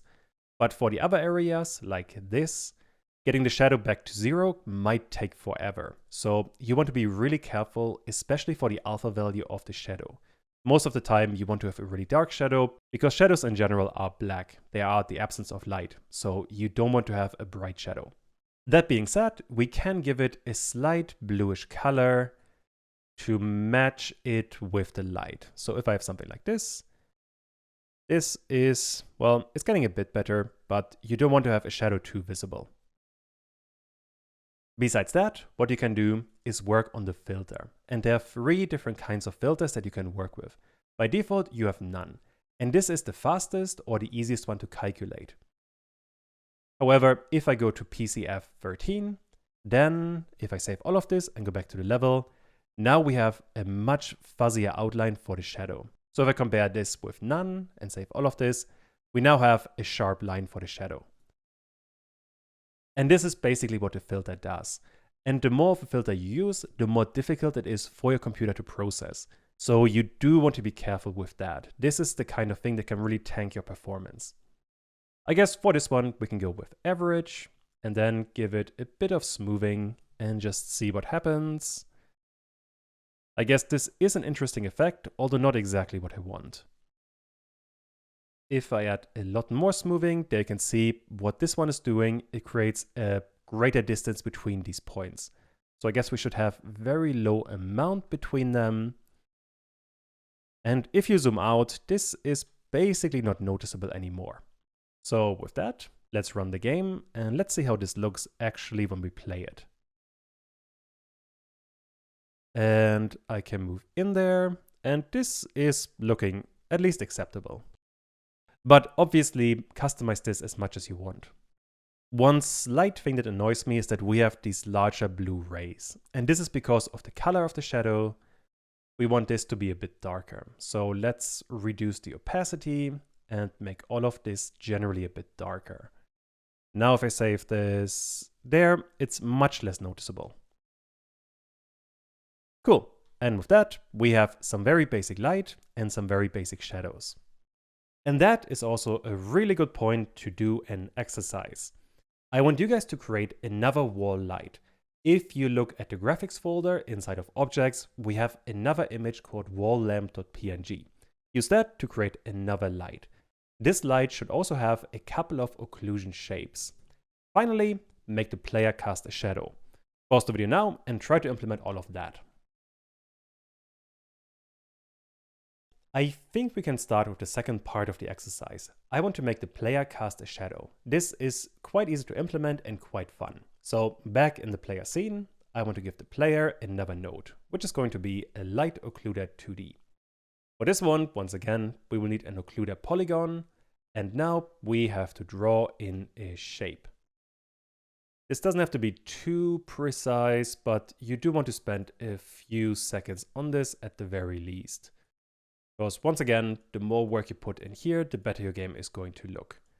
But in my case, this is a tutorial, so we can be a bit more sloppy. Although this was probably a bit very sloppy.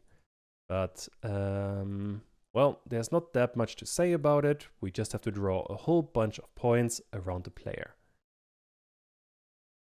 Nearly done. There we go. And the one bit that annoys me is that this bit probably needs a bit more work. That's looking more acceptable. With that, our player has a light shape. Although we're getting an error that a polygon must be supplied.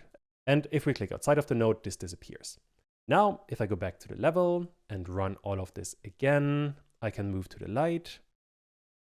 Gonna take a few seconds, and there we can see our player is casting a light, which is looking really good. Also, if we rotate around, this works really, really well. Cool, I'm happy with this. So with that, we can come to the second part of the exercise. I want to create a new scene. The parent or root node is going to be a static body 2D again. Let's call this one the wall light. I suppose we can save this right away on the wall light right next to simple light. And then once again, we will need a sprite, which we are getting not from the lights, but from the objects. And all the way at the bottom, we have the wall lamp. This I want to drag into the sprite 2D like so. And now if I zoom out, you might have noticed that I made a mistake when I prepared this graphic, that there's way too much white space around it. This isn't actually going to be much of an issue because this shape doesn't have any kind of collision, although it is a bit annoying to work with. To update this, you have to go to region, then enable the region, and inside of edit region, you can create a proper shape around it, something like this. And now this is much easier to work with. Next up, we are going to need a collision. Let's go with a polygon 2D because there's no regular shape for all of this. And to draw a shape in, once again, I'm going to be quite sloppy with this one. And this is looking reasonably okay. Cool. Also, I want to move the collision shape behind the sprite 2D so we can see what's going on. With that, we have a light. And let's place this inside of the house right away. So with the house selected, I want to add the wall light. And I guess we can put this somewhere here-ish. Actually, let's put it right next to the other light so we can see how the two lights interact with each other. That might give us some cool effects. I want to rotate it by -90 degrees. And now I want to move both lights right next to each other. That's a good start. Next up, we have to actually create the light for this light. So I want to create a point light 2D. First of all, we need a texture. So under lights and textures, we have circle.png. This I want to drag in there. And now we have a light. I guess for this one, we can use a different kind of color. I guess what might look good is a bluish purpley color. Then we can increase the strength of all of this. And maybe the texture scale, since this is a larger light, it probably wants to have a bit more space. Let's try all of that. And let's look at the house individually. That is looking not bad at all. Or at least it's passable for a tutorial. Let's try it in the game. And if I walk over there, we get two different kinds of color, and they are working together quite well. So I'm happy with this. Although I forgot, for this wall light, we don't have a shadow. So this I want to enable. And now let's try this again.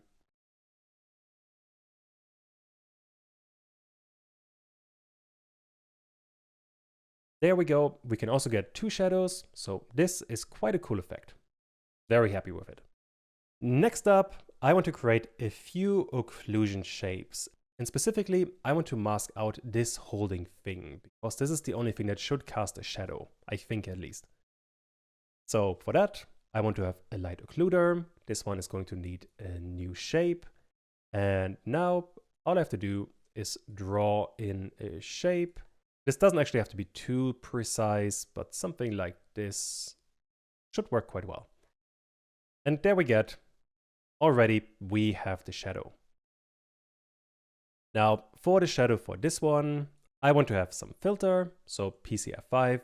That way it looks like the other one. I'm not going to mess with the color. I think this one is looking fine. Now there's one thing you need to be aware of when you are using a light occluder 2D. And that is you can only ever have a single shape. If I try to draw in another shape around the second bit, something like this, then the first shape disappears. So this you simply can't do. Let me undo it, and instead what you would do is copy this entire node. So with Ctrl and D, we are duplicating it. And now simply what I want to do is to mirror it along the x-axis. And a very simple way of doing that is under Transform, I want to change the scale of x to -1, while leaving y at 1. To make that work, I want to click on the chain symbol. That way we can work on each axis individually. And all I want to do is set x to -1. All we have to do then is update the position a tiny bit, and we are done. Probably be a bit more specific. Something like this looks good. And with that, I can save all of this, and let's have a look back at the level. This is definitely working. I guess one more thing that we could do is maybe a bit more energy for this one, since it is quite large. Yeah, I guess this is something that you can play around with, but for my purposes, I am totally happy with this kind of light. But now we have another issue, and the issue is that all of the walls are illuminated, especially by the bigger light. This doesn't happen for the smaller light because we have an occlusion shape in between the two. But this simply doesn't work. There's way too much light.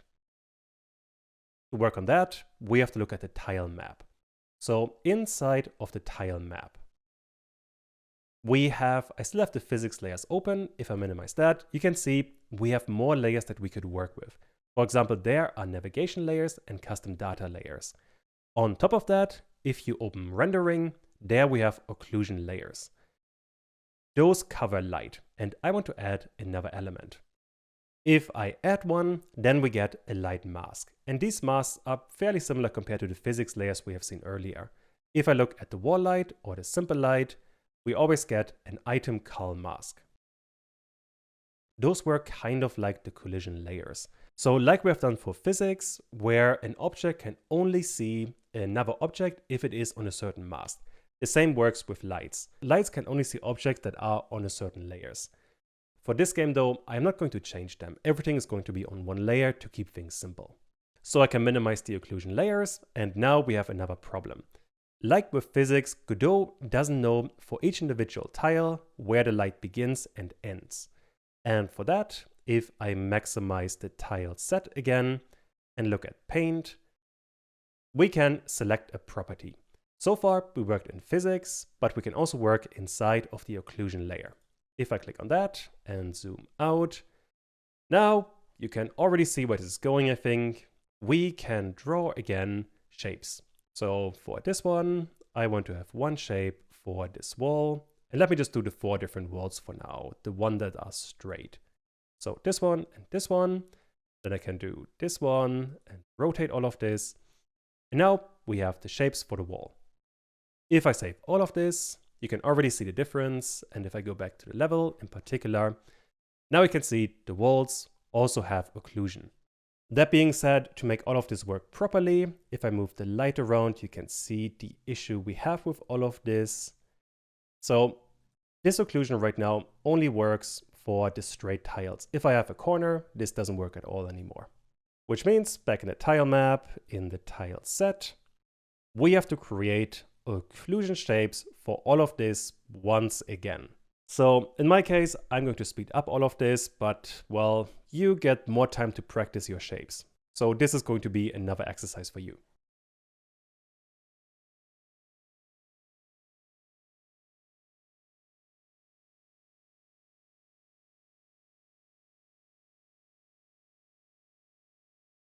All right, with that, we have covered all of the shapes.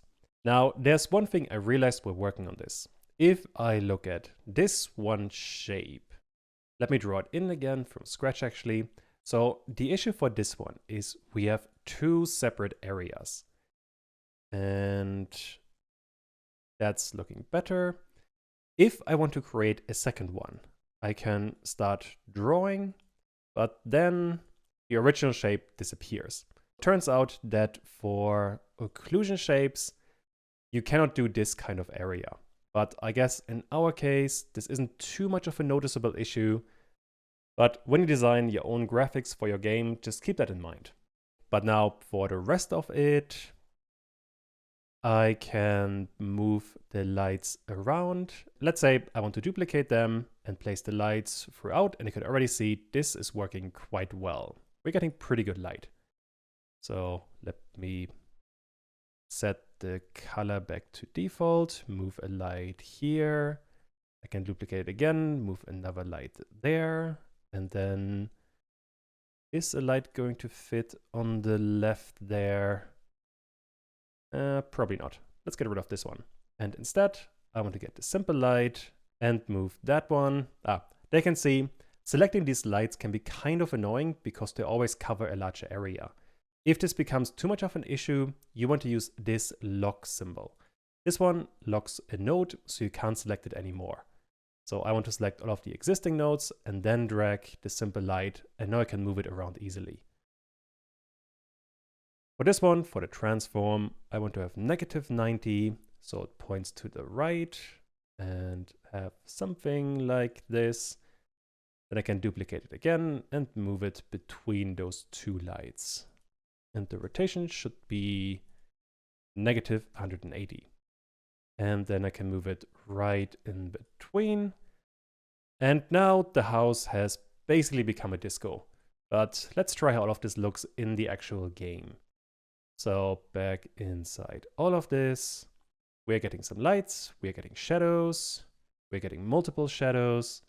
And even when we have some walls, they also get shadows. So with that, we have a pretty good amount of light. I am quite happy with this. There's just one more light to cover, and this one is actually quite simple. So if I zoom out, the other light, let me minimize everything so we can see what's going on.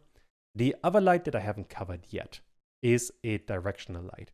And this one is incredibly simple. If I double click on that, our entire scene has become much brighter. And if I change the energy of this light, you can see that we are simply adding light to everything. You can also update the color. So if you don't want to have a pure white, you can change this to a reddish tone, or really whatever color you want. It's entirely up to you. And that's more or less all that you can do in here. You can also enable shadows. but that's probably not what you want to do.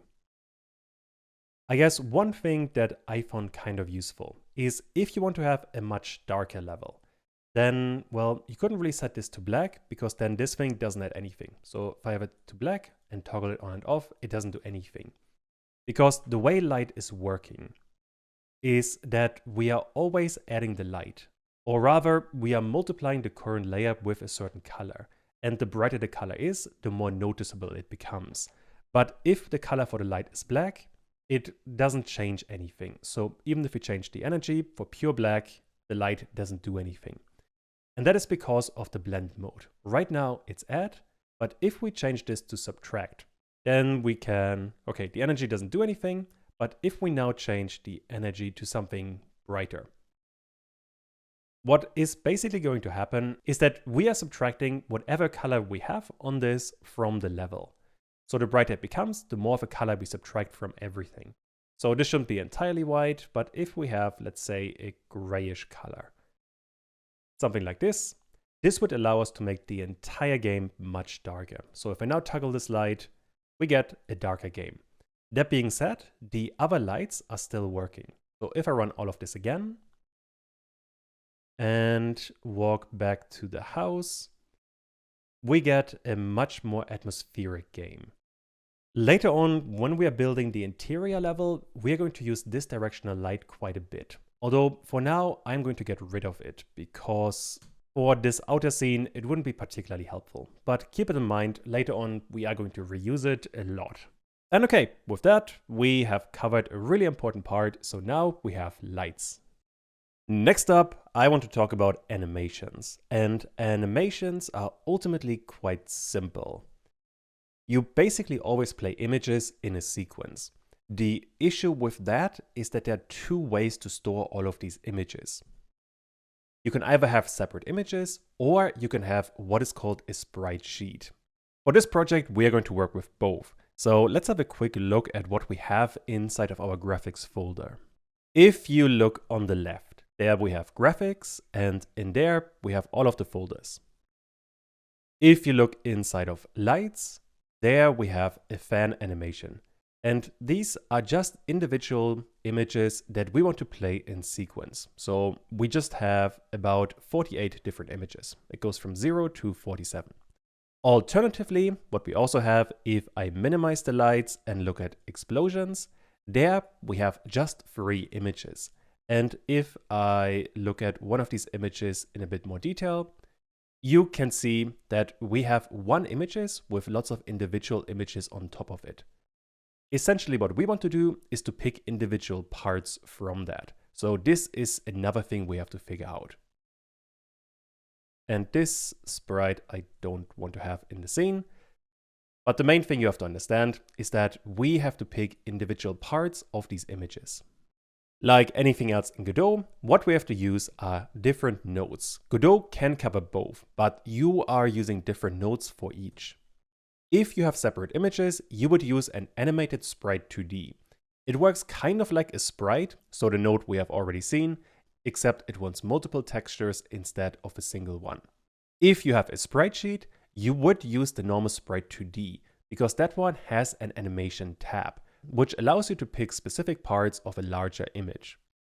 Back in Godot, first of all, I want to close the steam vent, the simple light, and the wall light. We don't need those anymore. Instead, I want to create a new scene. And for this new scene, we have another root node.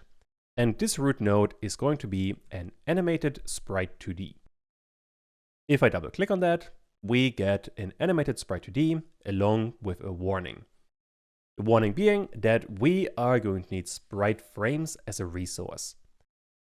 I'm going to cover that in a second. First of all, though, I want to rename this, and let's call it light fan animation. To work with this kind of animated sprite, you want to look on the right under animations, because there we have sprite frames. And right now it's empty, which is what Godot really does not like. To fix that, we have to click on it and then new sprite frames. If you have that, nothing changes. But if you click on it again, now we get another kind of editor. In here, on the left side, we can set a couple of animations. Right now, we only have default, and this is what I want to keep. You could rename it though if you double click on it. But on top of that, you could also add new ones with this icon. So if you want to have multiple animations, this is how you would use that.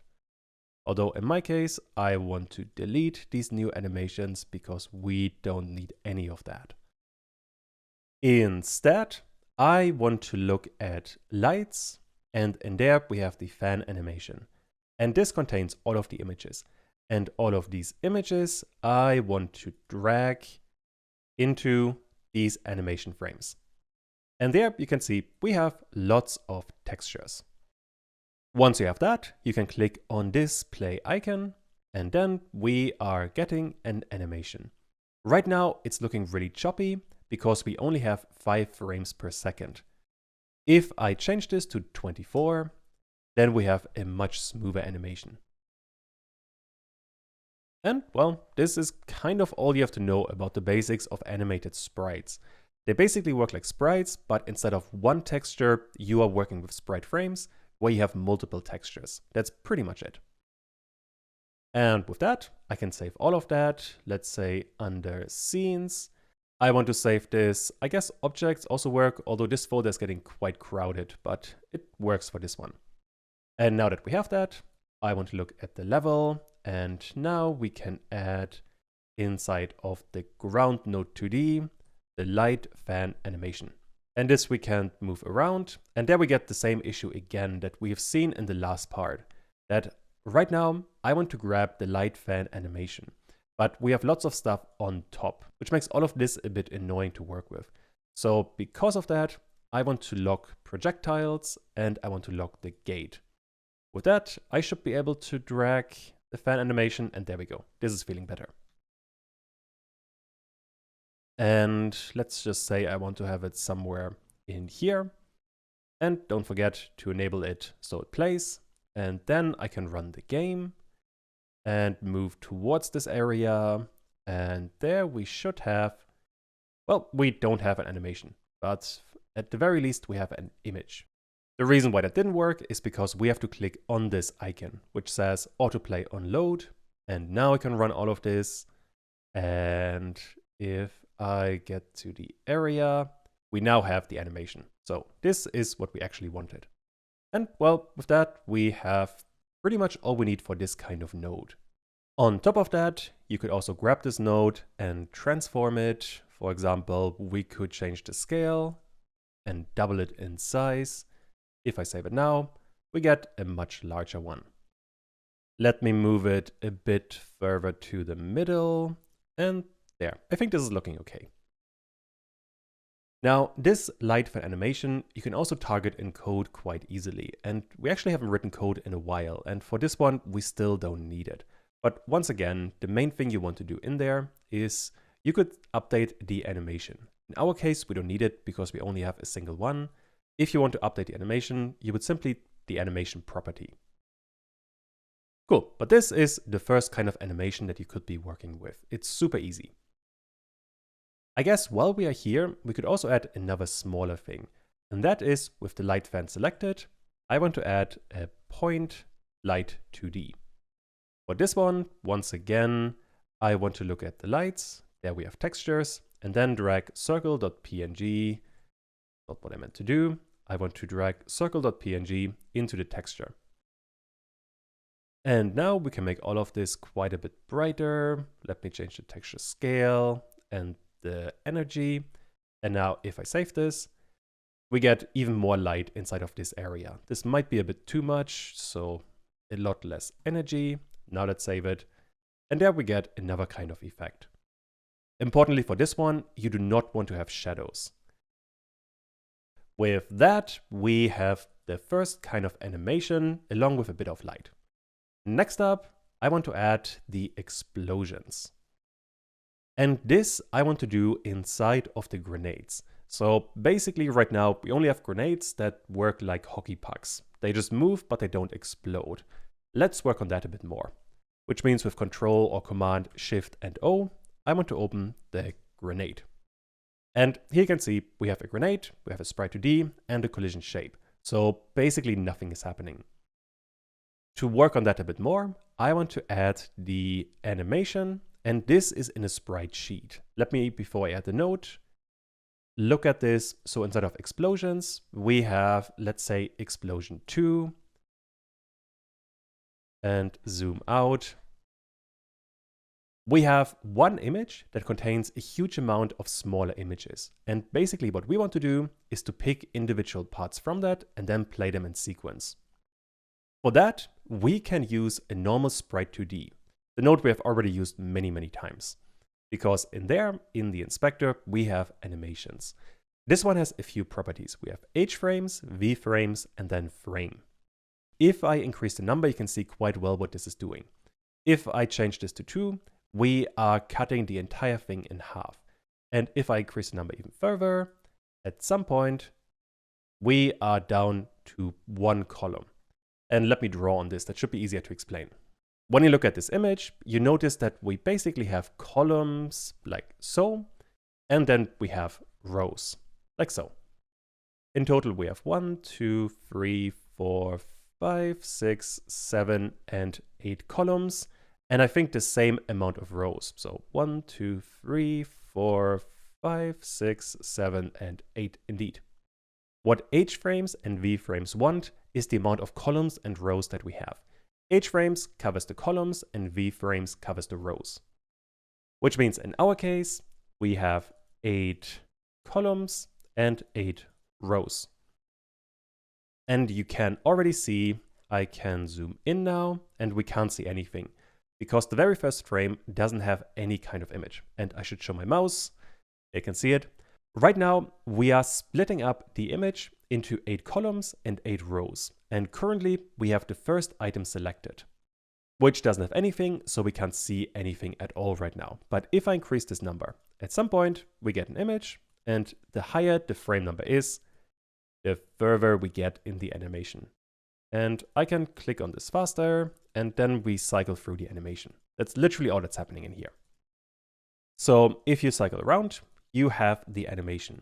You can even be a bit more specific, because under there we have another attribute called frame coordinates. There you can target the column and the row more specifically. For example, if I set the frame back to 0, we get X and Y being 0. But if I change this frame to, let's say, 2, then we move X to 2, but we stay on the first row. I hope the system makes sense. If you play around with it, it should be fairly straightforward. Now though, we have another issue, and that is none of this plays automatically in the game. So this kind of behavior we have to program, and that would be kind of an issue. Now we could manually target every single frame inside of code and then make this work. But that would be really annoying to work with, so we need a better solution. And fortunately, Godot has another better solution, which is actually one of the most important nodes you can learn about. That node is the animation player. And basically what it does is it plays an animation. Doesn't sound like a lot, but the reason why this is powerful is because when we talk about animation in this context, we mean literally any kind of change in property. It could be a movement, a rotation, animation frames, light energy, or literally any property of any node. You can also use an animation player to call methods on a certain node, and you get a huge amount of control over how these things change. So let's play around with that. First of all though, I want to clean things up a bit, and for that, I'm going to get rid of explosion 2. So let me delete it, and instead, with grenade selected, I'm going to add a simple sprite 2D. And this sprite 2D is going to get explosion 3. This is the one I actually want to use. So I'm dragging it into the texture. Now we get another kind of sprite frame. And on that, once again, I have 8 columns and 8 rows. Which means now we can animate via the frame what kind of image we actually want. And by default, let me set it to 0. Also, I want to rename the sprite 2D to explosion. That feels significantly cleaner. Cool.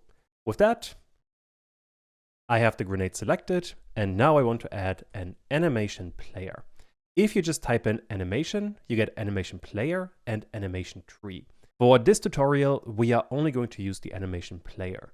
However, if you use more complex games, especially 3D ones, you want to use an animation tree to control the animation you have inside of the animation player. Although for now, don't worry too much about that. I simply want to add an animation player, and then we are good to go. At the bottom, we have another kind of editor that doesn't really have any kind of content. To change that, you have to click on animation. This gives you another menu, and in there, you can click on new. This is going to create a new animation. The kind of animation I want to create, I want to call explosion. Once you have that, you get a timeline. Right now, we have a timeline. You can drag a kind of indicator around, and this timeline goes from 0 to 1 second. Although you can make it longer, so on the right, you can set this to 1 second, or 2 seconds, or 10 seconds, whatever you fancy. In my case, I want to set the animation length to 2 seconds. For these kind of values, you just want to choose whatever looks best in the end. There's no universal value. You can also change the units, they're seconds or frames per second. The indicator, right now, we are moving in increments of 0.1 seconds. And quite a few more, but none of this really matters. What instead is incredibly important is this add track. If you click on that, you get a menu of what kind of value you want to animate. In our case, we want to animate a property track. So if I click on that, then Godot is asking me to select a node. And in my case, I want to select the explosion. Or more specifically, the sprite 2D that is called explosion. If I now click on OK, Godot is asking me which kind of property of this node I want to animate. In my case, I want to target the frame of the sprite 2D. And on this, I can click open. And now we have the frame property. And if I look back at the sprite 2D explosion, all the way on the right, we now have keys. This is because of this property that we have set. Or more specifically, because we connected this sprite to an animation player. And now with that, we can create keyframes. So right now in the timeline, I am at second 0. And if I click on the key next to frame, I have added a keyframe for this time. Which means at this time, we are going to have this frame. However, if I now go to 1 second, I can right click on it and insert another key, or to be more specific, another keyframe. And if I click on this one on the right in the inspector, we get another value.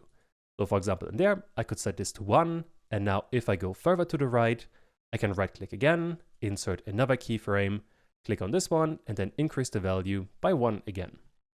And now if I move along the timeline, and let me zoom in a bit. If I now play all of this, we get a very basic animation. And if I move these keys closer to each other, you can see a bit better what's going on. So if I now play it, we get a really slow animation. It doesn't look particularly good, but that is a rather small issue. All we need are more images, and then we have all we need. Let me get rid of all of these keyframes and move the timeline back to 0. Now, with the explosion sprite selected, I want to get my start frame. For this particular one, I want to start with frame 29. So let me increase this a bit. And I want to start on 29. Actually, 28 might be better. Let's start with this one. So 27, this is where I want to start. If I now click on the key, we have added 1 keyframe, and we have moved the timeline forward by 1 increment, so 0.1 second. Because of that, still with the explosion selected, I can click on this key multiple times. And every time we get the next frame inside of this animation, and we're moving the timeline forward a tiny bit. So I can do this multiple times, and I want to go up to frame 44. Or we can go a tiny bit further. I guess this one looks good. You do want to be careful here, because if you keep on moving forward, at some point you reach the end of the timeline. And then you would get some weird behavior.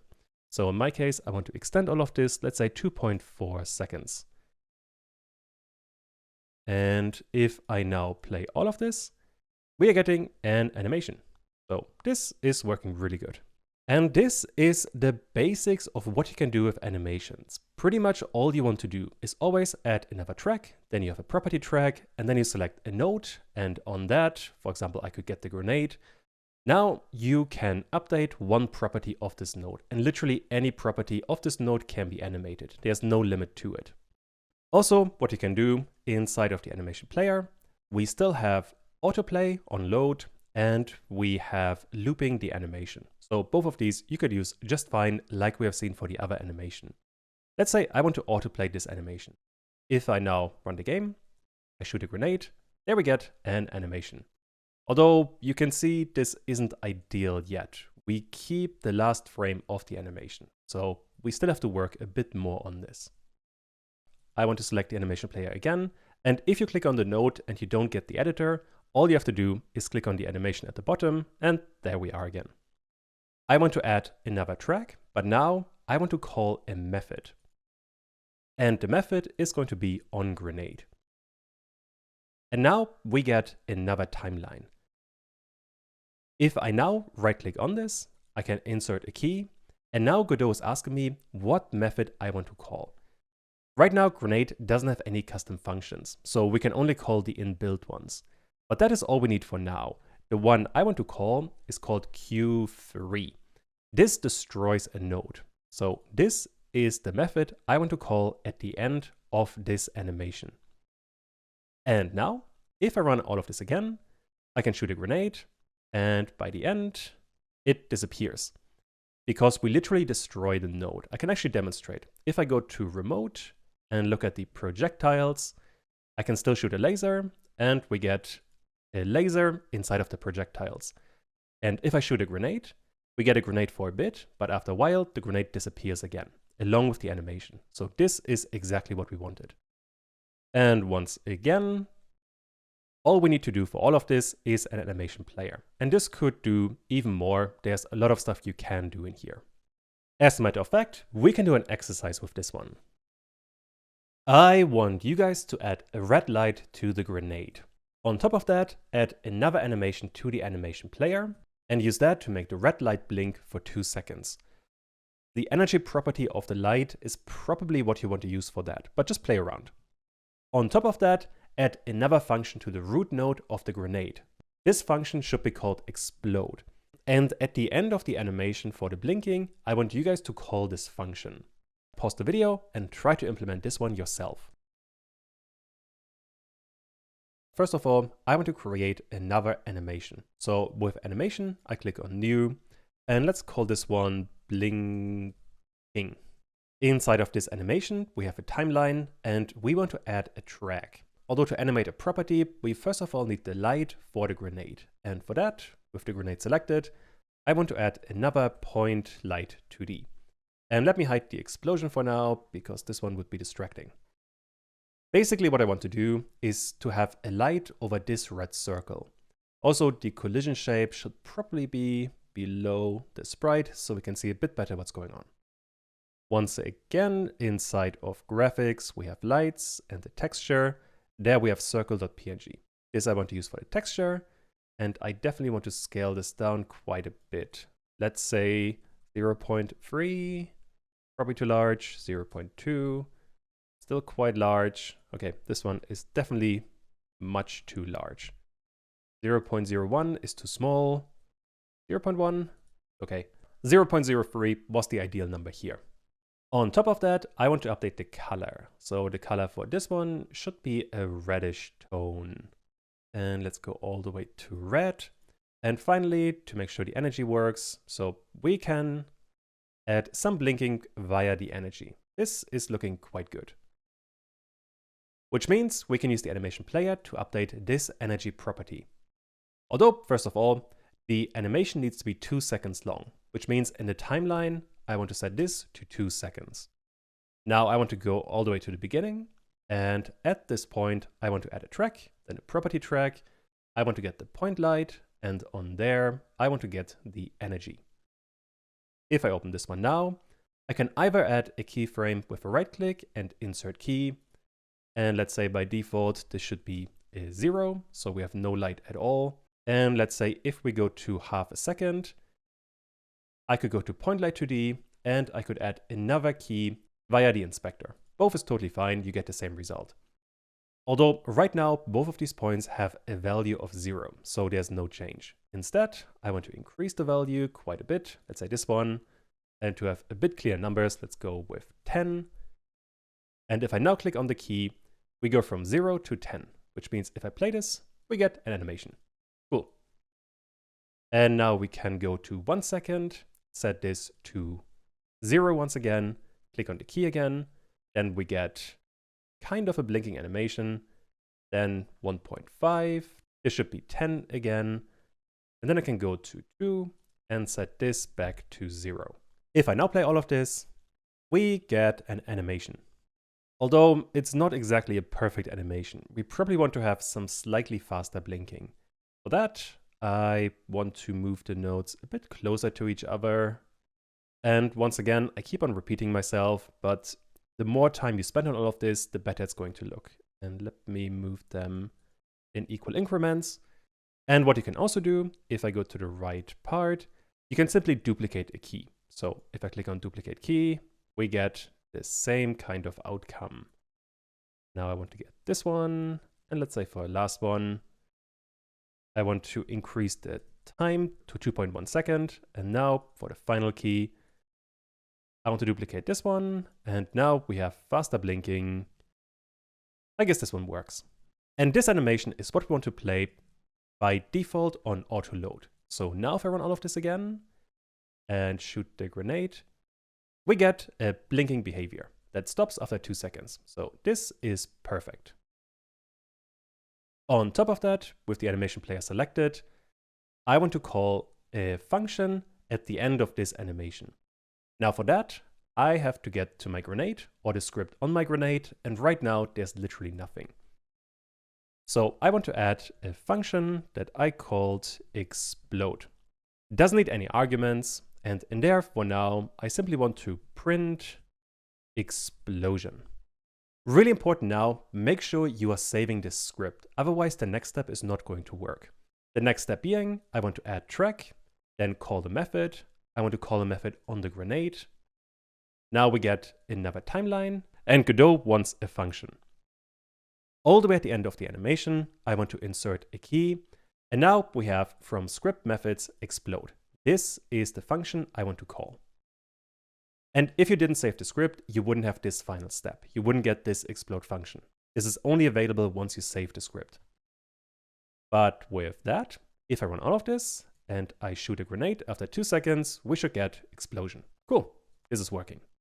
Although in this case, I don't want to print explosion. Instead, what I want to do inside of the animation player, I want to play the explosion animation. And that we can do quite easily. All we have to do is, first of all, we have to get the animation player and then the play method. Already doing that, Godot is giving us a couple of choices. Blinking is the current animation, and instead we want to play explosion. And now, if I run all of this, I can shoot a grenade, it blinks, and then it simply disappears. The reason why this doesn't work is because I have hidden the explosion node. So if I make this one visible, then it should be working. So now if I run all of this again, that is feeling much better. I guess we could refine this a tiny bit though, because this animation doesn't look amazing yet. Inside of explosion.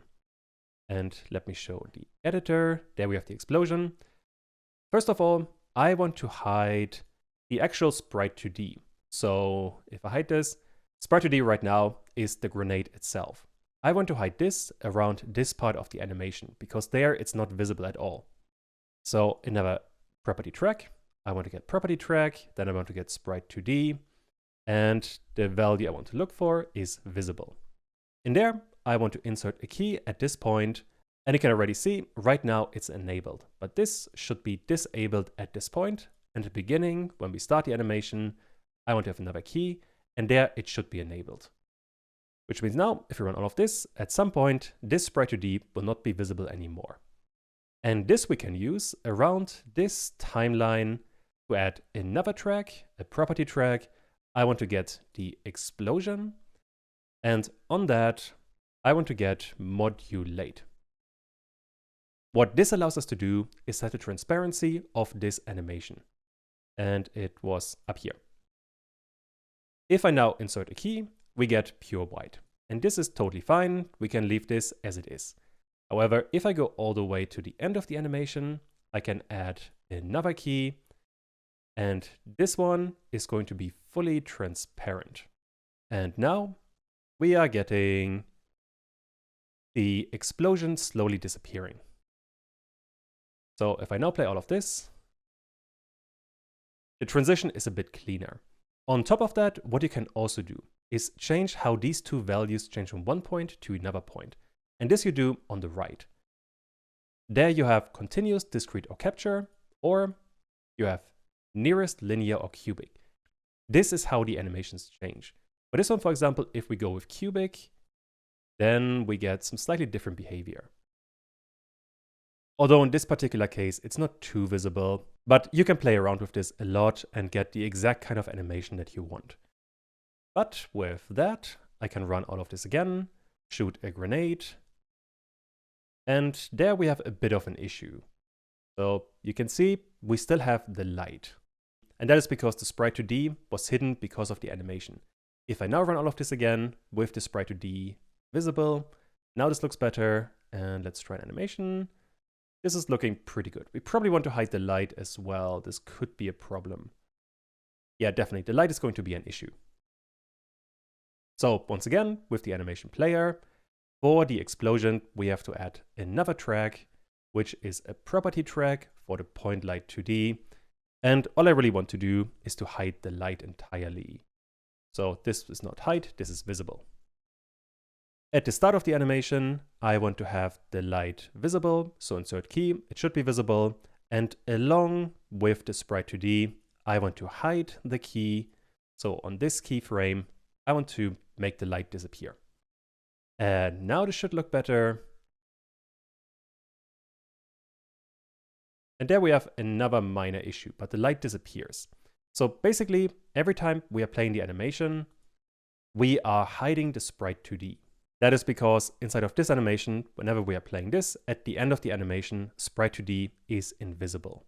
I suppose the most secure way to ensure that this isn't going to be a problem, inside of blinking, all the way at the beginning, I want to add a track, a property track, then sprite 2D, and set visible to being enabled all the way at the beginning. And that way, we are not going to have the issue.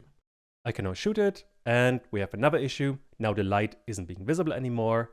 And this, once again, is because inside of explosion, we're hiding the sprite 2D and the point light 2D.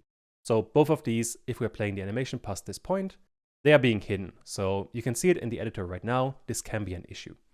And once again, inside of blinking, all the way at the beginning, one more track, a property track, point light 2D. I want to set this to visible. And now I want to add another value to point light 2D in the beginning. This should be visible. And finally, let's try all of this. If I now shoot it, we get the light, we get the grenade, we get the explosion, and we get a transparency effect. Cool. With that, we have animations. And yeah, I'm happy with this. So this was the animation player, one of the most powerful nodes in all of Godot.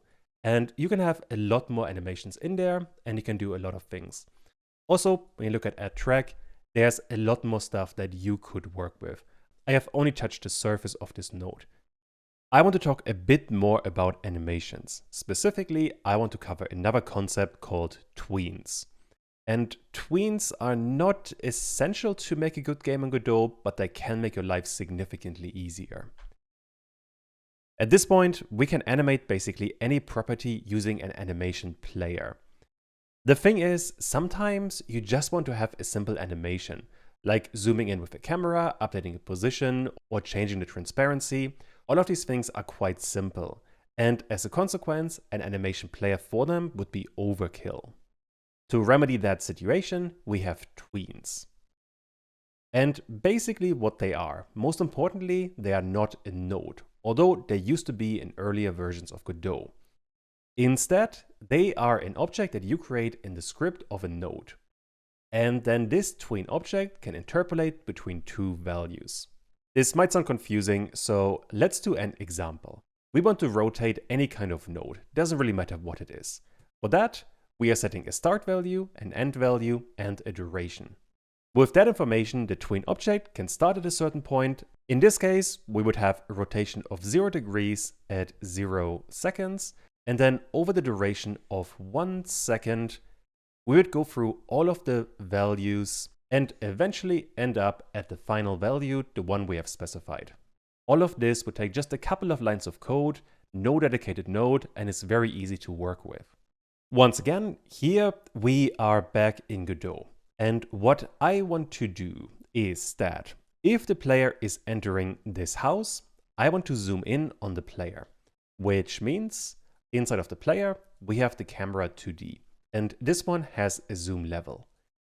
If the player is entering the area 2D of the house, then I want to increase the zoom level to whatever value we want. Let's say if I go to 1, then, okay, you can't really see the outcome, but if I zoom in, this pink reddish area is the camera zoom. So if we change this to a 1, it is much closer to the player. Although this is not the value I want. For now, I want to keep it at 0.6. For that though, first of all, we need to have a bit of a setup. And first of all, I want to close the light fan animation and the grenade. We don't need those anymore. Instead, I want to work inside of the house. This one is now going to need a script. So I'm going to attach a script.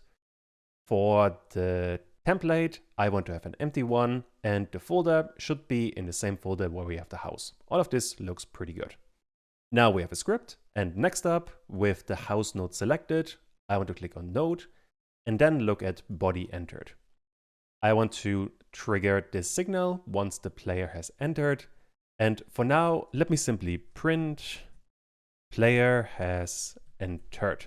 Also, while we are here, let me check the house area 2D in the inspector for the collisions. Those look good. The house is on layer 5 and can only see the player. Whenever you check collisions, this is a really important tab. It's very easy to mess up. Now, with that, we should be printing something. And let's test it. That's usually what you want to do very often. So there we already get an issue that we get players entered many, many times. Although we are also getting it when the player is actually entering. To check what's going wrong here, let me print the body that we are getting. And let's try all of this again. And there we can see the simple light is causing the problem along with the wall light. For those, we have to update the collision layers. Which means I want to open up the wall light and I want to open up I called it the simple light. Both of those have the wrong collision layer. And I really want to emphasize this, you always want to keep in mind. It's very easy to forget. It should not be layer 1. Instead, it should be on layer 3 for objects. And for the mask, it can see the player, it can see the enemies, and it can see the projectiles. With that, we can save it. And then for the simple light, I want to have the same. It should be on layer 3 and can see layers 1, 2, and 4. And with that, I should be able to close both of these, run all of this again. And now there's no print statement when we are running the game. And if I walk into all of this, we are getting the player. And this works multiple times, so this is looking really good. That is a good start. Next up, I want to connect this house to the level, or more specifically, the signal we have just created, this one here. This needs to trigger a function inside of the level, which we can do via a signal. So I want to create a signal. Let's call it player entered. And instead of printing something, I simply want to get the player entered and then emit all of that. Now with that, back inside of the level, I can get inside of ground, we have the house, and now the house has player entered as a signal. This I want to connect to the level script, and now we get on house player entered. Just to make sure that this one is still working, I want to print player has entered house in level. It's really important to always double check your code, and especially when you're recording, all of this gets significantly more difficult. But this is looking really good. So finally, we can start creating a tween. The way you're doing that is, first of all, you want to get the tree. This is a function that returns the node tree. Basically, the entire scene we currently have. And this one has a couple of methods. The one we want to use is called createTween. Also function, and a function that doesn't need any arguments. So this would create a tween object. This we want to store in a variable right away. Let's call it var tween. And now we have a tween, although this doesn't do anything. Instead, what you now have to do is get this tween and then run tween underscore property. And let me extend this window so we can see what's going on. This tween property method wants to have at least 4 arguments, but we have received 0 so far, so we have to make some updates. Also, a really useful tip, if you hold Control or Command and space, then you can see what Godot specifically wants for this method. And number 1, it wants an object. Most of the time, the object is going to be a node. In our case, the object would be the camera 2D. So inside of the player, we have a camera 2D. Next up, we want to have the property on this node that we want to change. Which means if I minimize this window and go to camera 2D in the inspector, there we have zoom. And if you hover over that, we get zoom. This is the property we want to address. And importantly, this property Godot wants to have as a string. So on string, zoom, the name of this property, and then we're good to go. And once again, let me extend this. We will need 2 more attributes. Godot wants to have the final value and the duration. Now, for zoom, the value Godot wants is going to be a vector 2. With 2 values, let's go with 1 and 1 for x and y values. And finally, we need a duration, and this is in seconds. So if you had a 1 here, we have a 1 second duration. And now Godot is not complaining anymore, and this should be working. So let's try all of this. And I can walk towards the house, and once we are entering the area 2D, we can see our camera is zooming in. So this is working really well. I can still do everything else, so I am quite happy with that. Perfect. I really hope you understand why the system is incredibly powerful. If the player is entering the house, we only want to zoom in, so ultimately a fairly simple operation. We could accomplish all of this using an animation player, but it would be way too much work, which is why you're seeing tweens all over the place. They make your life much easier, although you could get by without them.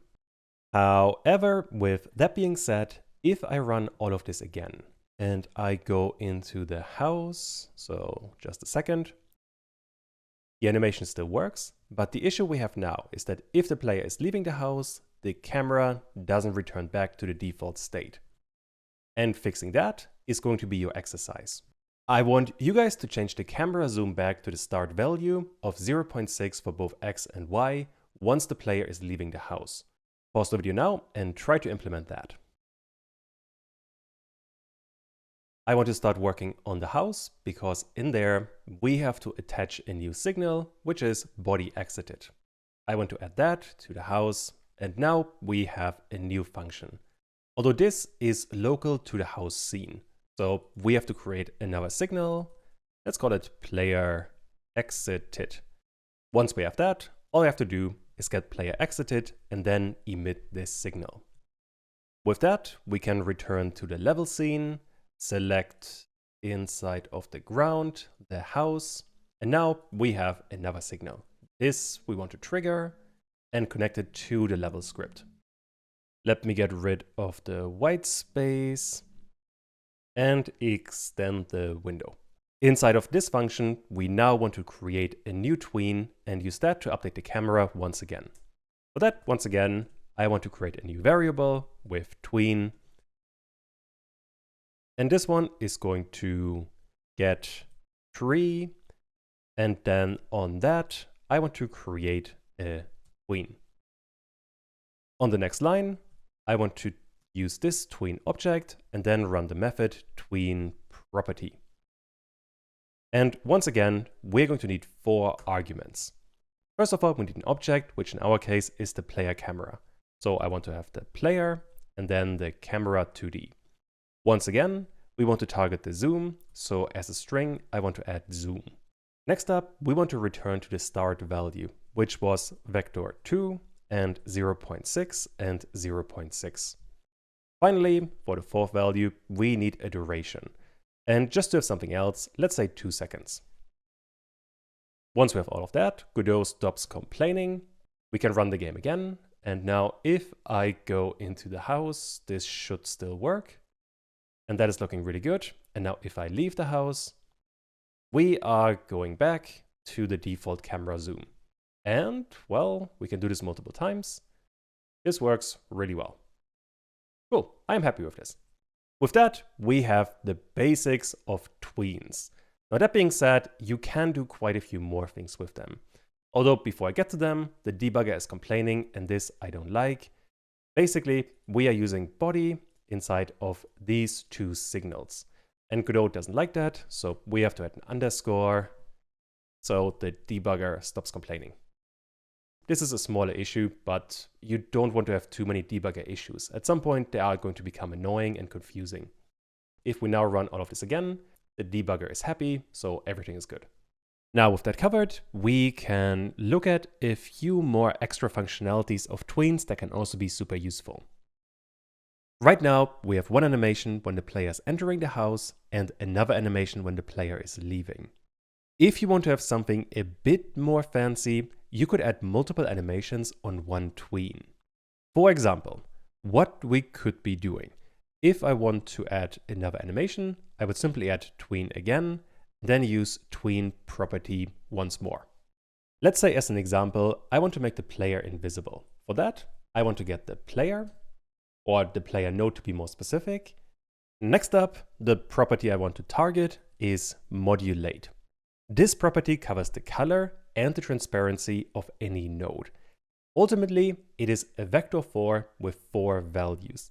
We have a value for the red color, for green, for blue, and then for the alpha values, which we cover with A. Now, in our case, we don't really want to target all of them. All we care about is the alpha value. And for that, Godot has a nice shortcut. You can use a colon and then lowercase a. With that, we are only targeting one value inside of this property. And this value we want to set to 0. Finally, for the duration, let's say I want to have a duration of 2 seconds. And with that, if I now run all of this again, I can move the player to the house. And now we are zooming in. And after we have done that, the player becomes invisible. And we still have the shadows, so everything else works fine.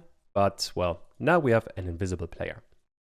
Which is illustrating one major issue, that we are first playing this animation, and then we are playing the other animation.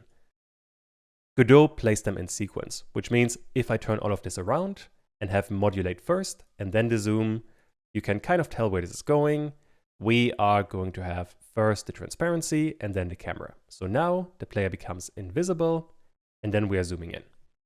Sometimes this is the desired behavior, but most of the time it is not.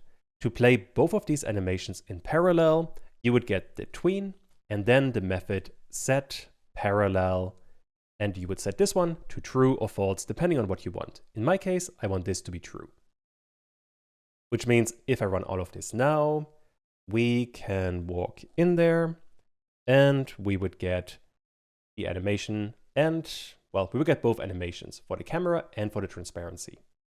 You might have also seen, let's say, if I type tween again and then set, we can also set a loops. So if you want to play an animation multiple times, you could do it with that one. Although I am not going to do that, that's something slightly more advanced. Or not really more advanced, just slightly different, and I am not going to need it. Instead, I want to cover something else. And that is when you are tweening a property, you can add a tiny bit more. For example, right now we are setting the player, we're getting the transparency, and we are only setting the end value and the duration. What we can also do is set a start value. This you get by adding a dot and then the from method. In there, you can simply set a start value. For example, if I set this to 0.5, then let me actually demonstrate what's going to happen. If I now run into the house, we are going to transition the player almost immediately to half transparency, and then we are moving to 0 transparency. By default, Godot is going to start with the current value of the player, which is 1, so full transparency. But if you want to have a default start value, you could use from. Besides that, you could also set a transition speed. For example, right now we are zooming in with the camera, and this works at a linear speed. But sometimes you don't want to have a linear speed. And for that, you can add another method called setTrans for set transition. And in there, you get a whole bunch of different kinds of transitions. For example, I guess trans quad should be visible. If I now run all of this, you might be able to see this, or you might not. For this kind of animation, it's a bit hard to see. So there we are zooming in seemingly faster, but we're not actually doing that. Let me draw this actually. When you think about transitioning any kind of property, you would have 2 axes. On the x-axis, you would have time, and on the y-axis, you would have some kind of value. The simplest transition to understand is a linear one. This one simply moves at a straight line. However, this is not always what you want to have.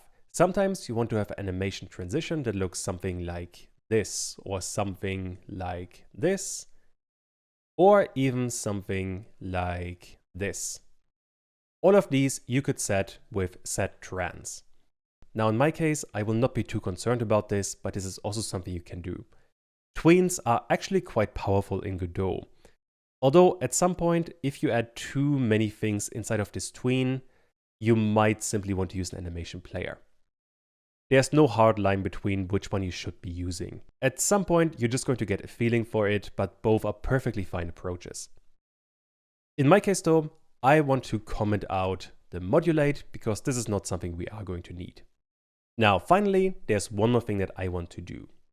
If I go back to the main scene, when the player is entering this area. So far, I can actually demonstrate this. The player can keep on moving, so this is not ideal. Instead, what I want to do is if the player is entering this area, I want to transition the player speed to 0. What that is going to mean is that the player is moving normally, and once we are entering, we are slowing down the player, so we are ending up somewhere here. That way, the player is never going to reach this bit, which would look a bit unrealistic. For that, we will need a few more things. It's not too much. Back in the player, I want to work in the script, and I want to give the player a few more attributes. Also, for those I want to use export, I want to create var max speed. This is going to be an integer, and this should be 500. Besides that, I want to have a normal variable, which is going to be speed. This one is going to get the max speed value by default. Also, we can be a bit more aggressive here. This speed should also be an integer. Once we have that, I can update this 500 with the speed. If I now run all of this, we are not going to see a difference, because as far as Godot is concerned, the numbers haven't changed. Speed is still 500. That being said, what we are now able to do inside of the level, when the player is entering the gate, this is happening inside of this function. I don't want to print things anymore. Instead, I want to create another variable, which is going to be the tween. And there's something I forgot to mention earlier. So far, we created a tween with getTree and then create tween. You don't actually need the first part. You can simply type create tween, and then Godot figures out the rest for you. So this is also perfectly fine. And also the more easily understandable part. So this is probably what you want to do. Next up, I want to get the tween once again, and then run tween property. I want to get the player node and spell this correctly as well. On that player node, I want to update the speed. The final speed should be 0, and I want to have a duration of 1 second. With that, I can run all of this again. And now if I go into this area, we cannot move anymore, although the duration was a bit too long. So let's say this one could be 0.5. And now if I run this again, in there, we cannot reach this ceiling anymore. This is exactly what I wanted. Now, right now, this is looking really silly and we are breaking the game. But later on, we're going to add a transition that the player is going to get into a different level. Although for now, we have covered another really important part, so we are good to go. Although before that, before I forget, the debugger now is unhappy again because we have this body parameter that we're not using. So let's add an underscore, and now Godot is happy again, at least I think it is. Yep, that looks good. Cool. With that, we are finished with this part. Now that we have a level, I want to connect the laser to it. And this is going to mean a couple of things. Most importantly, I want the laser to disappear when it is colliding with a wall or an object. On top of that, if it is colliding with an enemy, it should trigger a function. For now, this function is going to do very much. Later on, when we work on the enemies, all of that will be much more elaborate. On top of that, there's one more thing I want to cover. And that is that the laser should disappear after a certain amount of time. That is important because I want to make sure that we cannot have infinite lasers. And the reason, I think, is best explained if I look at all of this in Godot. Back in the editor, I want to run the game, although I don't really care about the game. I want to look at remote, there we have the level, and there we have projectile. This right now has nothing in it. However, if I go back to the game, and I simply shoot in one direction, we now get a whole bunch of children, and this can go on forever. Which is fine for the game, and for this kind of 2D game, it wouldn't cause a problem. That being said, if you have a more elaborate game, where you work with 3D objects, where things get much more complicated, you want to have a limit on how many objects you have in the game. Just imagine that the more objects you are creating, the more your computer has to process. So we want to have a limit on how many we can have. And for that, we want to have a timer that even if the laser doesn't hit anything, we still want to get rid of it after some amount of time. Now, for all of that, we have to work inside of the laser. So let me open the scene with Control or Command Shift and O. I can open the laser. And there we have a laser, and the laser has a script. We are simply creating a speed and a direction, which by default is up. And then inside of process, we are updating the position of this area 2D. And then inside of the level, when we are creating all of this, inside of the onPlayer laser function, we are setting a position for the laser, a rotation, and a direction. So now we have to create a few more things. Most importantly, whenever this laser collides with a static object, then we want to destroy it. Which means inside of node, we want to look at body entered. Body entered because the area is going to collide with bodies, which are static objects or character bodies. So this I want to connect to the laser, and now we have a function. What we could be doing in here, for example, is print, and let's say collision. Now, if I run the game again, I can shoot at a wall, and we get collision. To be a bit more detailed, we can also print the body this laser is colliding with. So if I now do this again, we get a collision with the gate. And if I shoot in this direction, we get collision with a tile map, and this multiple times. So if I click on this, we get a whole bunch more. And this seems to be working just fine.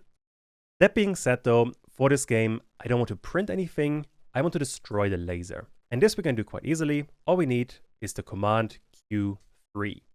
This is destroying a node, and that is exactly what we want to do. If I run the game and I shoot at a wall, the laser simply disappears. The same works with the steam vents, and the same is going to work with these walls as well. With that, we have covered the first part, that now the laser is going to disappear once it collides with a static object. But this is not enough, because if I go back to the level and minimize everything, what I now want to do is add another scene. And the scene I want to add, if I click on Control Shift and A, I want to add a drone scene to my level. Let's say somewhere here.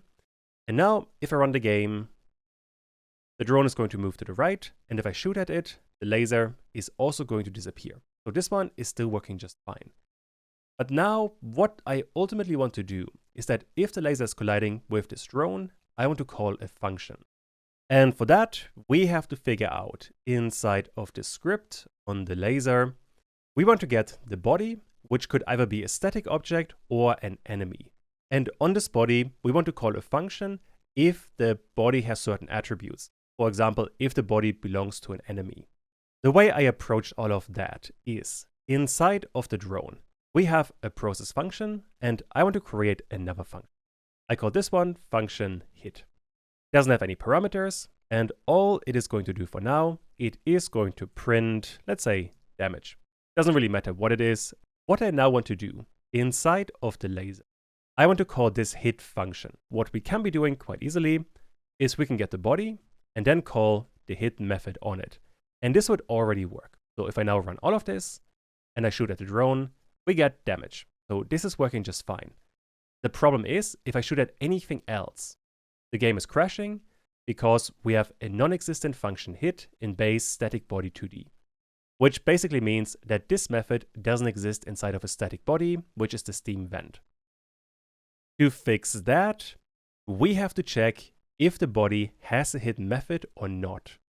The easiest one would be with if, then the body, and then the inbuilt method has method.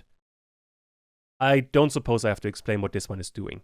The one argument that this method wants is a name of a function. In our case, this would be hit. And if that is the case, I want to call this method. And now, if I run all of this again, I can shoot at a drone. It is still working just fine. But if I shoot at anything else, we are not getting an error anymore.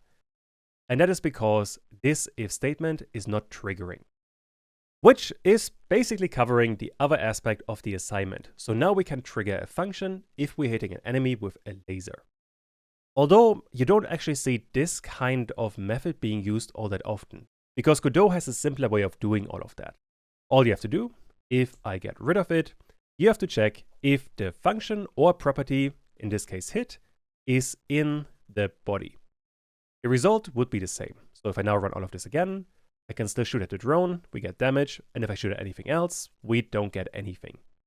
So this is the same outcome, but a bit easier. Also more powerful, because with this syntax, you can check if a method like hit or a property is inside of a node.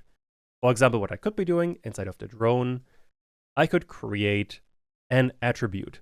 Let's say var is enemy, and this would be a boolean, which by default is true.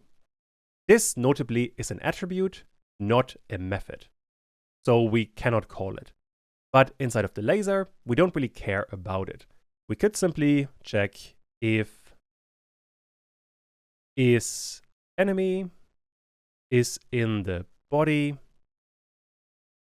Then we can print is an enemy. If I now run this again, I can shoot at it, and we get is an enemy. And this we don't get anywhere else.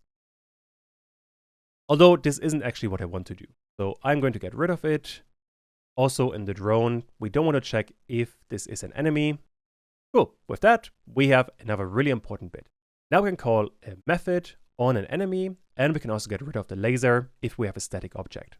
Now, we have another way to damage an enemy, and that is via a grenade. And for now, I'm going to ignore this one, because later on we have to cover another concept to make all of this work efficiently. So don't worry about this one for now. Finally, I want to create the third part, and that is that we want to get rid of the laser after a certain amount of time, even if it doesn't hit anything. And that is going to be your exercise. Basically, what I want you guys to do is to use a timer to destroy the laser after 2 seconds, or basically whatever amount of time you think is appropriate. Pause the video now and try to implement this one. Back in Godot, I want to keep on working in the laser, and since we now want to use a timer, I have to attach to this laser another node, which would be a timer. I'm going to call this the self-destruct timer. This self-destruct timer inside of the inspector is going to have a wait time of 2 seconds. One shot should be enabled, but auto start should not be enabled. Once we have that inside of this script, we basically want to start this timer once the node has been created. And for that, we will need the ready function. So func_ready. And once it is ready, I want to get the self-destruct timer and then start it.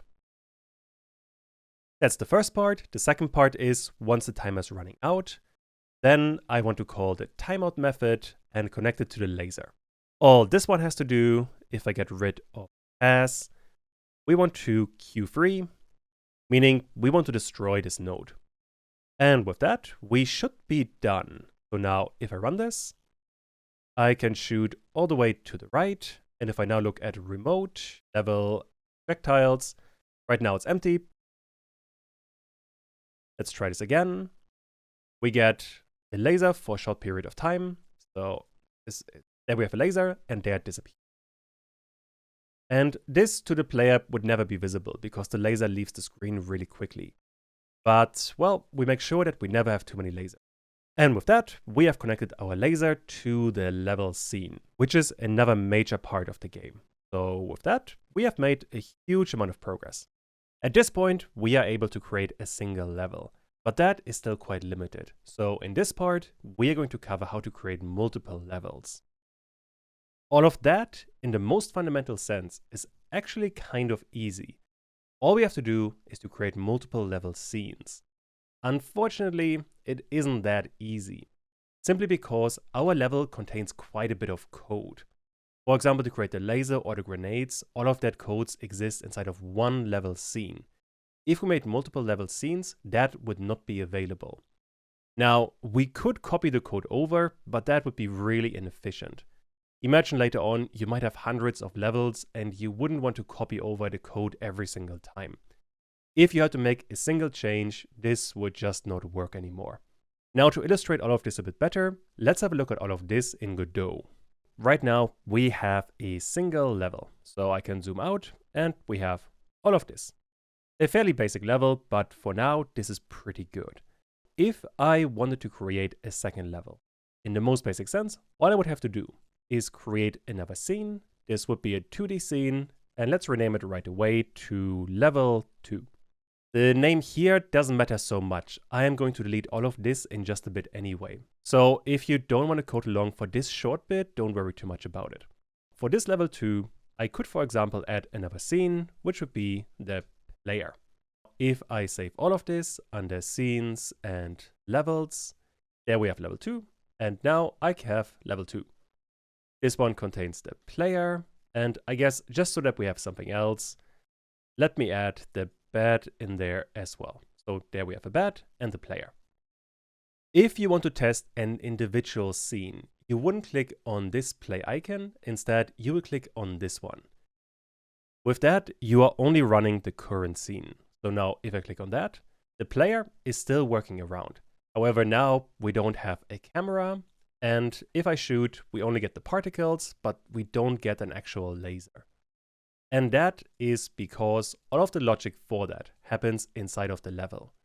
Meaning all of this code here, 35 lines of code, are only available inside of this level. They are not available inside of level 2. Which is why all of this is incredibly limited. As a consequence, I will close the scene and go to levels and level 2 and delete this scene, because it's simply not an efficient way to create multiple levels. Instead, let's talk about a much better way. The concept we need is called inheritance. Basically what that means is we want to create a parent level scenes, and this one is going to contain all of the logic. So for example, this one would contain the logic for shooting a laser, shooting a grenade, and anything else that we could need. But this parent level scene isn't actually going to be visible. Instead, what we are going to do is when we are creating any other level scene, these level scenes are going to inherit from the parent level scene. That way, they have all of the important code, but we can create multiple instances of that scene. That way, we could have hundreds of levels, they would all share the same code base, and then you could even add additional parts. Godot is making all of that actually quite easy, so let's jump right in and let's have a look at all of that. What I want to do is to have this level as the parent scene, and then I'm going to create an inside level and an outside level, and both are going to inherit from this level. That way, we can keep all of the code we have written so far, and then have 2 other scenes inheriting from this code. Or at least from parts of this code. You're going to see in a second what I mean. When you look at the top left, there we have scene. And the first entry is new scene. Besides that though, right below, we have a new inherited scene. If I click on that, Godot is giving me another dialog. In there, it tells me to open up a scene. The scene we are opening up would be the parent scene. And right now, this would be level. So this is what I want to open. And now we get another scene. And let me put both of those scenes right next to each other so you can see the differences. Also, I guess I should close everything else so things are a bit easier to see. Right. Now we have the level and we have an unsaved new scene. If I minimize everything in there, you can see now we have the same nodes, but some of them are yellow. So in the original, everything is white. In the inherited one, we have some yellow scenes. The yellow scene means that it is inherited and all of this should be yellow. This may just be a bug, but all of these scenes are inherited from the parent scene. And what is really important now, if I go to the level and I, for example, delete the drone. If I now save the level again and return to the unsaved scene, the drone has also disappeared. Which means that whatever change we are making to the parent scene, it will also affect the child scene. And I guess to make all of this a bit more noticeable, let me rename this scene to the outside scene. And now, once I've renamed it, the bug disappeared. Now all of this is yellow. This is how it should look like. I can save all of this as well. Now I have outside.tscn. And if I run this, we have no change whatsoever. Besides that, I want to create from my level another inherited scene. So new inherited scene. Once again, I want to inherit from the level. So I click on open, and this scene I want to rename to inside. I want to save that one as well, and we have the name right away, inside.tscn. Perfect. With that, we have 3 levels. We have a parent, then outside and inside, with outside and inside being children of the level. The issue now is that both of the inside and the outside levels look identical. And for that, we have to make a few more changes inside of the parent. All of this needs to be quite a bit more flexible. For example, what we could be doing is that this gate isn't necessary inside of the parent. It should only be inside of the outside scene, which means I want to get rid of it. I can simply delete it, and now it's not visible anymore. With that, make sure you are saving this level, and now in the outside scene, this one isn't visible anymore. That being said, we can totally add it again. So with outside selected, I click on Ctrl Shift and A, and I want to add the gate again. And place it once again in the right position, something like this. And also make sure that it's below the player. With that, we have the gate inside of the outside scene, but inside doesn't have it. And a similar thing, if I go back to the level, I want to do with all of the nodes inside of the ground node 2D. So for that, I want to right click and cut all of them out. The level scene becomes really empty. And this is by design. All of this should be empty so we can design the actual level inside of the child scenes. In there, we still have all of the stuff from the parent, and that is because I have to save this level. It's very easy to forget. Now, the ground node is entirely empty. But what we can do now is simply paste all of the stuff we have cut out, and there we have the level again. However, inside of the inside level, none of that is visible. So this is looking significantly better. At this point, I can play both of these scenes. So if I run the outside scene, just the scene itself, which I do with this icon, I can still run around. Everything is working just fine. So this is really good. We also still have the house over there, and all of this is working. Although there's going to be one change we have to make, and that is the gate entrance. This one doesn't work anymore because we have to reconnect the signal, but that is quite easily done.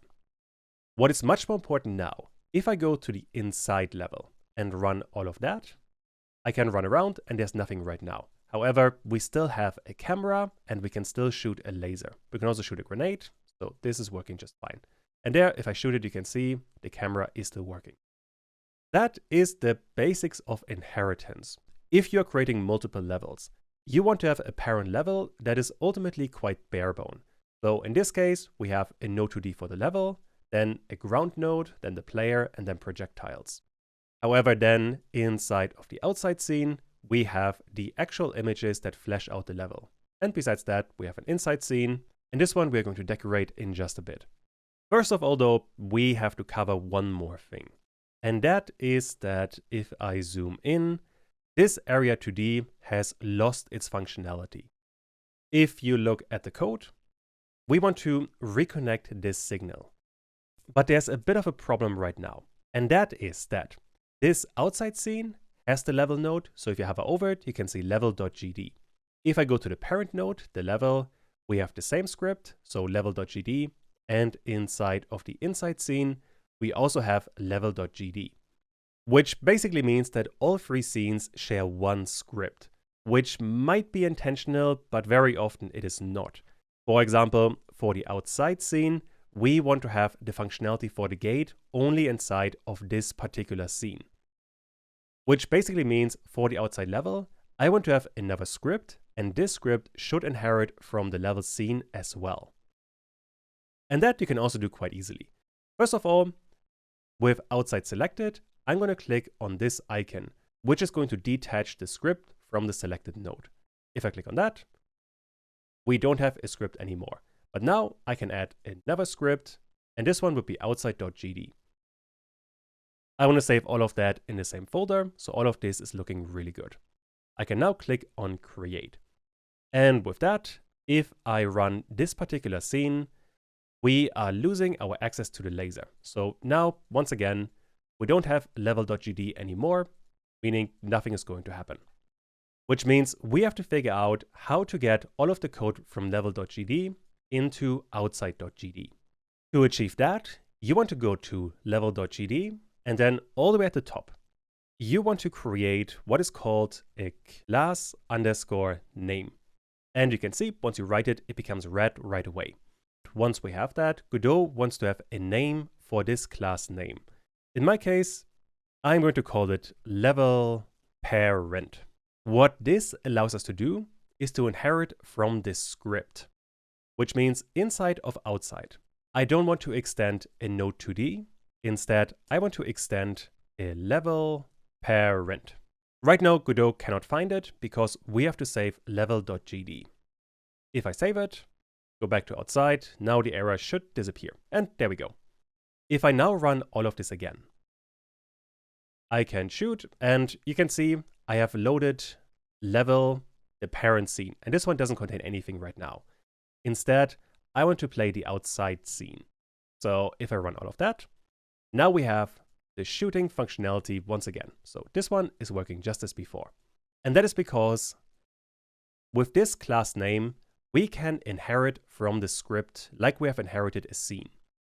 So all of these functionalities are available inside of outside.gd. What this is going to allow us, inside of level.gd, we want to cut out this onGate player entered gate. So I can simply Control or Command X and get rid of this code because we don't need it inside of level.gd. It should only exist inside of outside.gd. And let me save level.gd really quick. And now in outside.gd, I want to select the gate, go to node, and now player entered gate. We can connect to the outside scene. And with that, we get the signal once again. And inside of there, I want to paste the code in that we had earlier, like so. If I run this scene again and I go to the gate, the player stops moving really quickly. Meaning this code is working just fine and it is only available inside the outside scene. Inside doesn't have anything like that, but it does have access to all of the stuff from the level. Although we are getting a debugger error, and that is because in outside, there should be an underscore body. With this part implemented, we have the two major approaches to inheritance. You can either inherit from a scene, which you do by going to scene and then new inherited scene, or Control or Command Shift and N.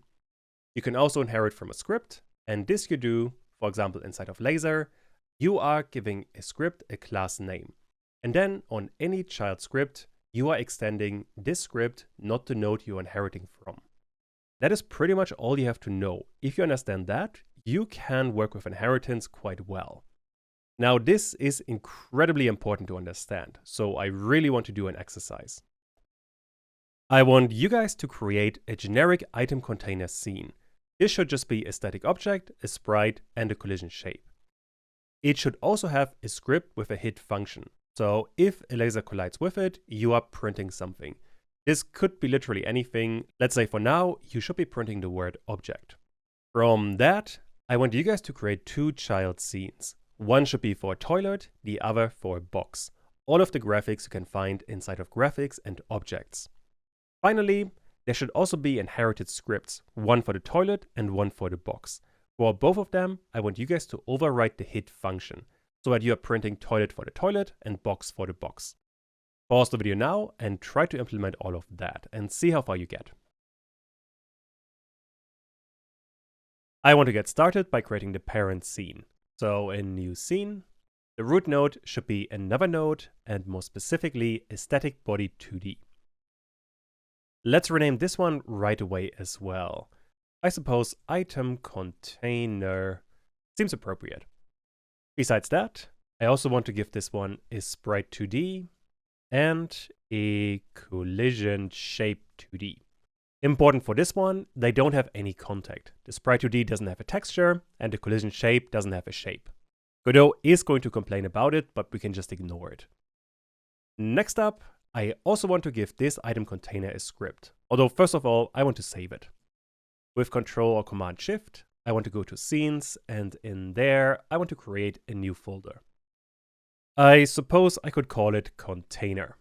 All I have to do in there is save it, and now we have an item container. This one should get a script right away.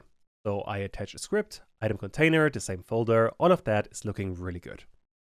I can create, and all I really want to do in here is to create a function for hit without any parameters, and all I want to do is to print the word object. With that, we have a couple of nodes inside of a scene along with a script. This we want to use via inheritance, which we do by going to scene and then new inherited scene. The parent should be the item container. This I want to open. And let me return to the 2D view, that's a bit easier. Now we have an unsaved new scene with a sprite 2D, a collision shape, and a static body 2D. I want to rename that one right away. Let's call it toilet. Inside of this child scene, I now want to add the sprite texture, which I'm getting from graphics. There we have objects, and inside of there, I think all the way at the bottom, we have a toilet.png. I want to drag that into the texture, and there we go. We have a toilet. Next up, we will also need a collision shape 2D. And I think for this one, a circle shape 2D would be best. Let's do something like this. This really doesn't have to be perfect. I want to save all of this, and now we have a toilet.tscn. This would cover one of the objects. Next up, I want to go to scene again and a new inherited scene. For this one now, we have to be a bit careful, because Godot by default sets the parent as the currently selected scene, which is the toilet scene in my instance. This shouldn't be the parent scene. Instead, the parent should be the item container. Make sure you select the right one for this one. It can be really easy to confuse. This I want to open, and now once again, I have the same basic setup. Although for this one, I want to go all the way to the top. There we have box, and the box has a base and a lid. I just want to use the base and drag it into the texture.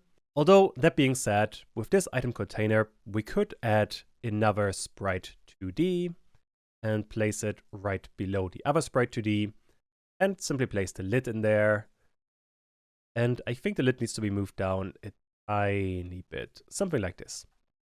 You don't necessarily have to add this step, but I'm going to use this one later on anyway, so we might as well add it right now. Next up, we have to add a collision shape. And for this collision shape, I want to have a rectangle shape 2D, which I want to space accordingly. That's looking pretty good. Once we have all of that, I can save it. Let's name it crate, and that's not how you spell crate, that's better. Now we have a crate and a toilet. That's a really good start. Inside of the outside scene, I want to add these two new scenes. So with Control Shift and A, I want to add the toilet, and I want to add the crate. I can also place them in a better position, and I think the toilet ended up to be a bit large, but that we can work on later. First of all though, I want to run this particular scene. And now if I shoot at the toilet, we get object, and if I shoot at the crate, we also get object. On top of that, the collisions are also working just fine, and the player can collide with them. So this is looking really good. Perfect. That's a really good start. So once again, we have an item container, and this is a static body 2D with a sprite and a collision shape.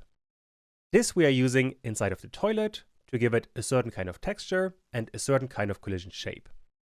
Same with the crate. In this one, we have another texture and another collision shape, and on top of that, we are adding another sprite 2D. Whenever you do inheritance, I guess the best way to think about it is that whatever you're doing to the parent is going to affect the children. However, what you're doing to the children is not going to affect the parents or the other children. That way, we can customize each children individually without affecting any other child. Next up, we have to work with the script. So just as a reminder, if I run all of this again, if I shoot at the toilet and the crate, we always get object. And this is not what I want. Right now, the issue is that the item container, the toilet, and the crate all share the same script. They all have itemcontainer.gd. To work with that, I want to open the itemcontainer.gd script and give it a class name.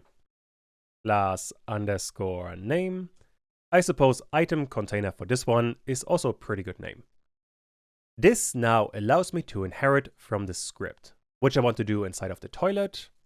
First of all though, I have to get rid of the previous script. For that, I want to detach that script and add a new one. It should be called toilet, this one's just fine, and I want to create that one. Really important, I don't want to extend a static body 2D, instead I want to extend this itemcontainer.gd, meaning I want to extend this class name.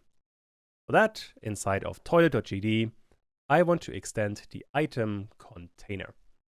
So far, this is not going to make a difference. So if I just run all of this, I can still shoot at the toilet and we get object. However, this allows me now, inside of toilet.gd, to create another function called hit. This one should simply print toilet. What is now going to happen is that toilet.gd is looking at the item container and gets access to all of these functions, or more specifically, this one particular function. But then it also looks at its own body, where it also finds a hit function. And it always prioritizes its own hit function, meaning this hit function is going to override this hit function inside of the parent. As a consequence, if we are running the outside scene again, I can shoot at the toilet and we get toilet. However, if I shoot at the crate, we're getting object. To work on that, inside of the crate, I should also rename the item container to crate. Next up, I want to detach the script and attach a new one with crate.gd. This one, once again, should inherit from item container. And after that, I want to create a new function that is going to be hit without any parameters. And for now, it is just going to print crate. That should cover everything we need. I can run outside, we have toilet, and we have crate, and this is looking really good. I suppose to demonstrate that we are still getting from level container the basic information. We could, for example, add a method here, let's say func underscore ready, and simply print object was created. If I now run outside again, we get object was created for both of these objects, but the other stuff still works just fine. Which means you could add any kind of function inside of the item container, and they would be available inside of crate.gd and toilet.gd. Once again, it might be a good idea to play around with this yourself. It can be a bit overwhelming in the beginning, but once you get the basics of it, it's incredibly useful, especially when you have multiple objects that are kind of similar, but not exactly similar. Before we finish with this part, there are two very minor changes I want to make. Number one, inside of the level, the projectiles should be below the player.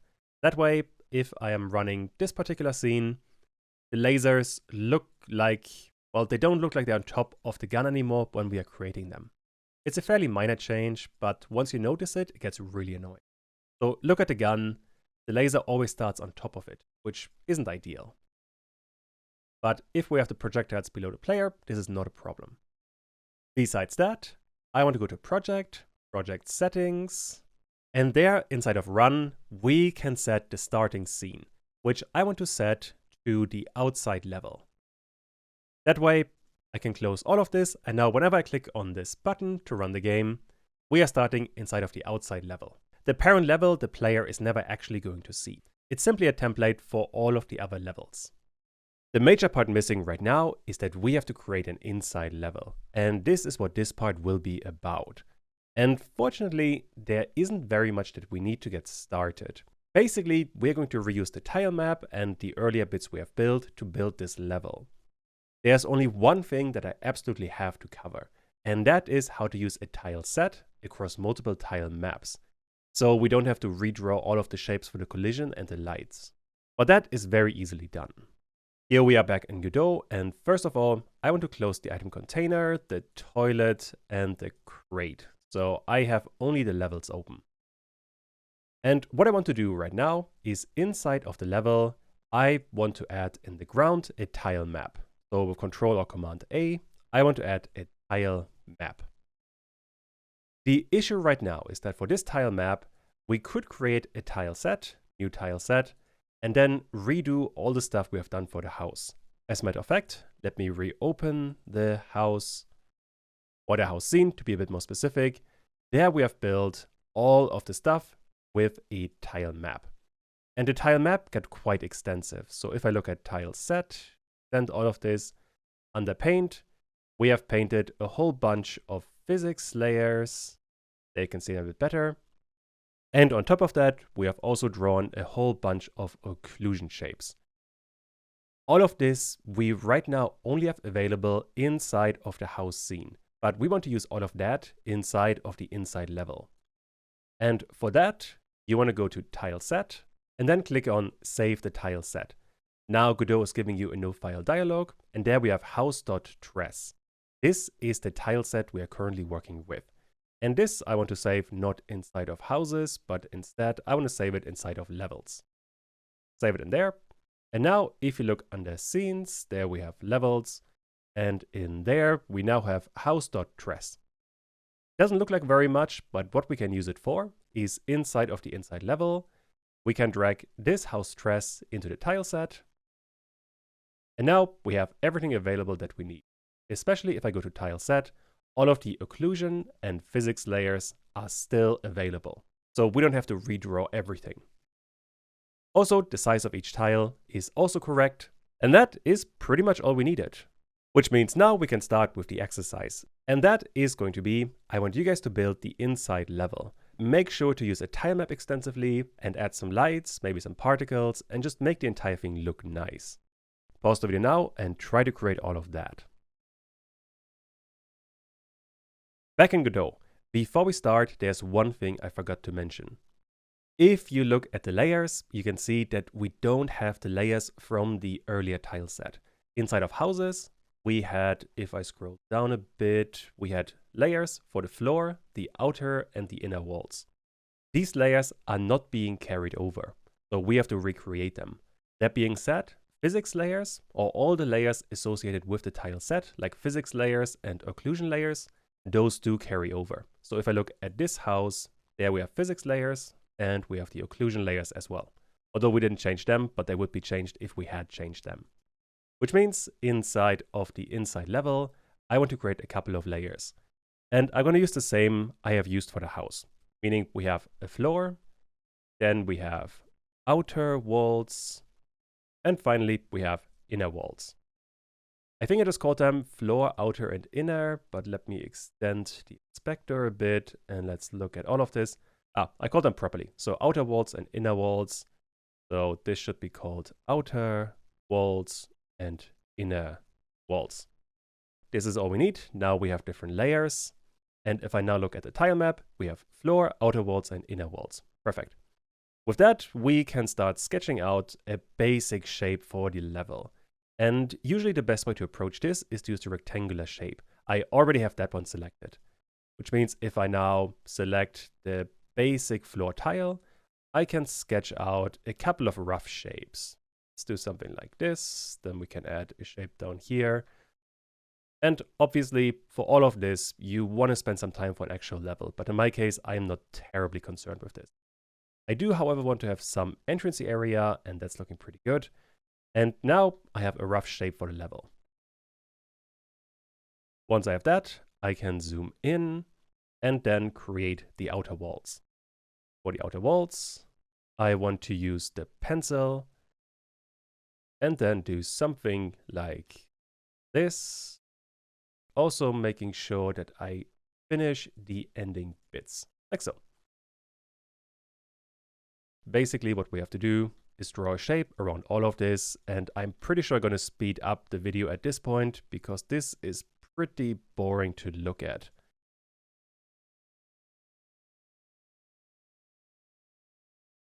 Alright, there we go. This covers the outer wall, and you can still see we have these gaps in the middle. And for that, we have to work on the floor layer. We have these bits, we have those corner bits, and we have some round shapes for this area. And well, now we have to go through all of this again and add these other shapes.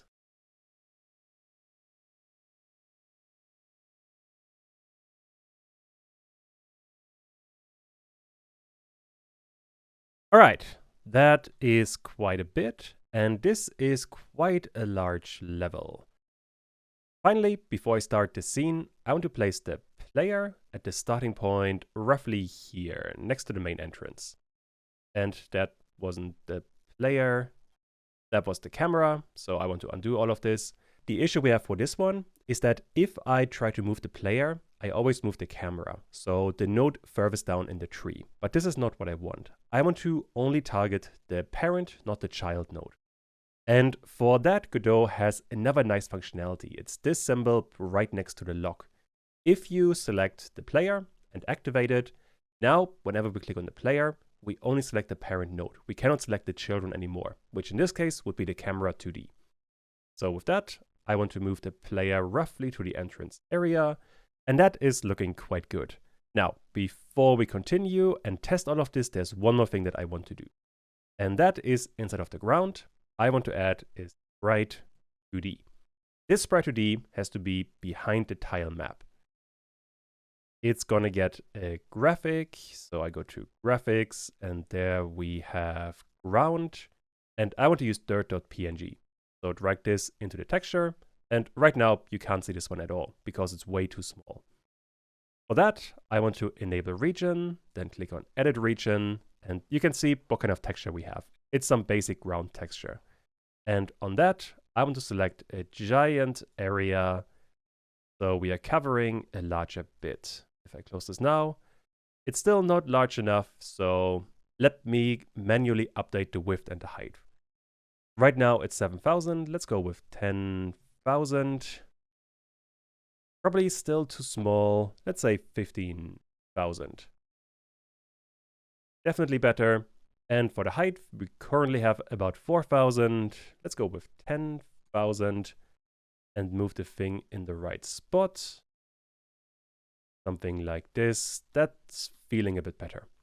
Now, the issue we have right now is that the repetition of these pixels is wrong. So we are stretching out the outer bits. For that, I want to go to texture, and repeat should be enabled. Now this is looking significantly better. And with that, let's test this particular scene. And I can move around. I still get collisions. And I am quite happy with this. At the moment, we are still able to walk out of the building and then break the game. Meaning, if I walk too long in one direction, you will be seeing the background. There we go. But in the actual level, once the game is done, I'm going to add another area here that is going to transition us to the outside level. So that way the player will never notice. But so far, this is looking pretty good. Although we don't have any inside bits. And for that, I want to work in the tilemap again, and now we have inner walls. And for the inner walls, we have to use the bits at the bottom. And I am probably going to speed up all of this once again, because looking at this part is going to be incredibly boring. But basically all you want to do is to add a few parts and then make the game look good.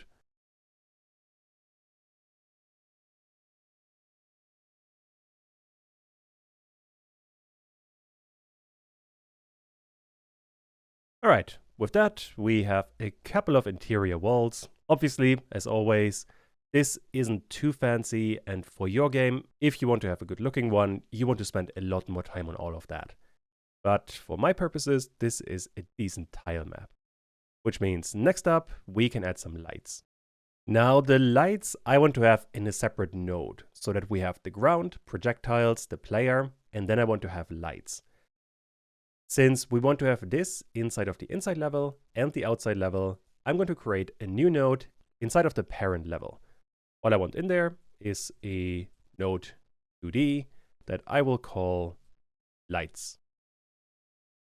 If I now save the scene, inside of the inside level, we have lights.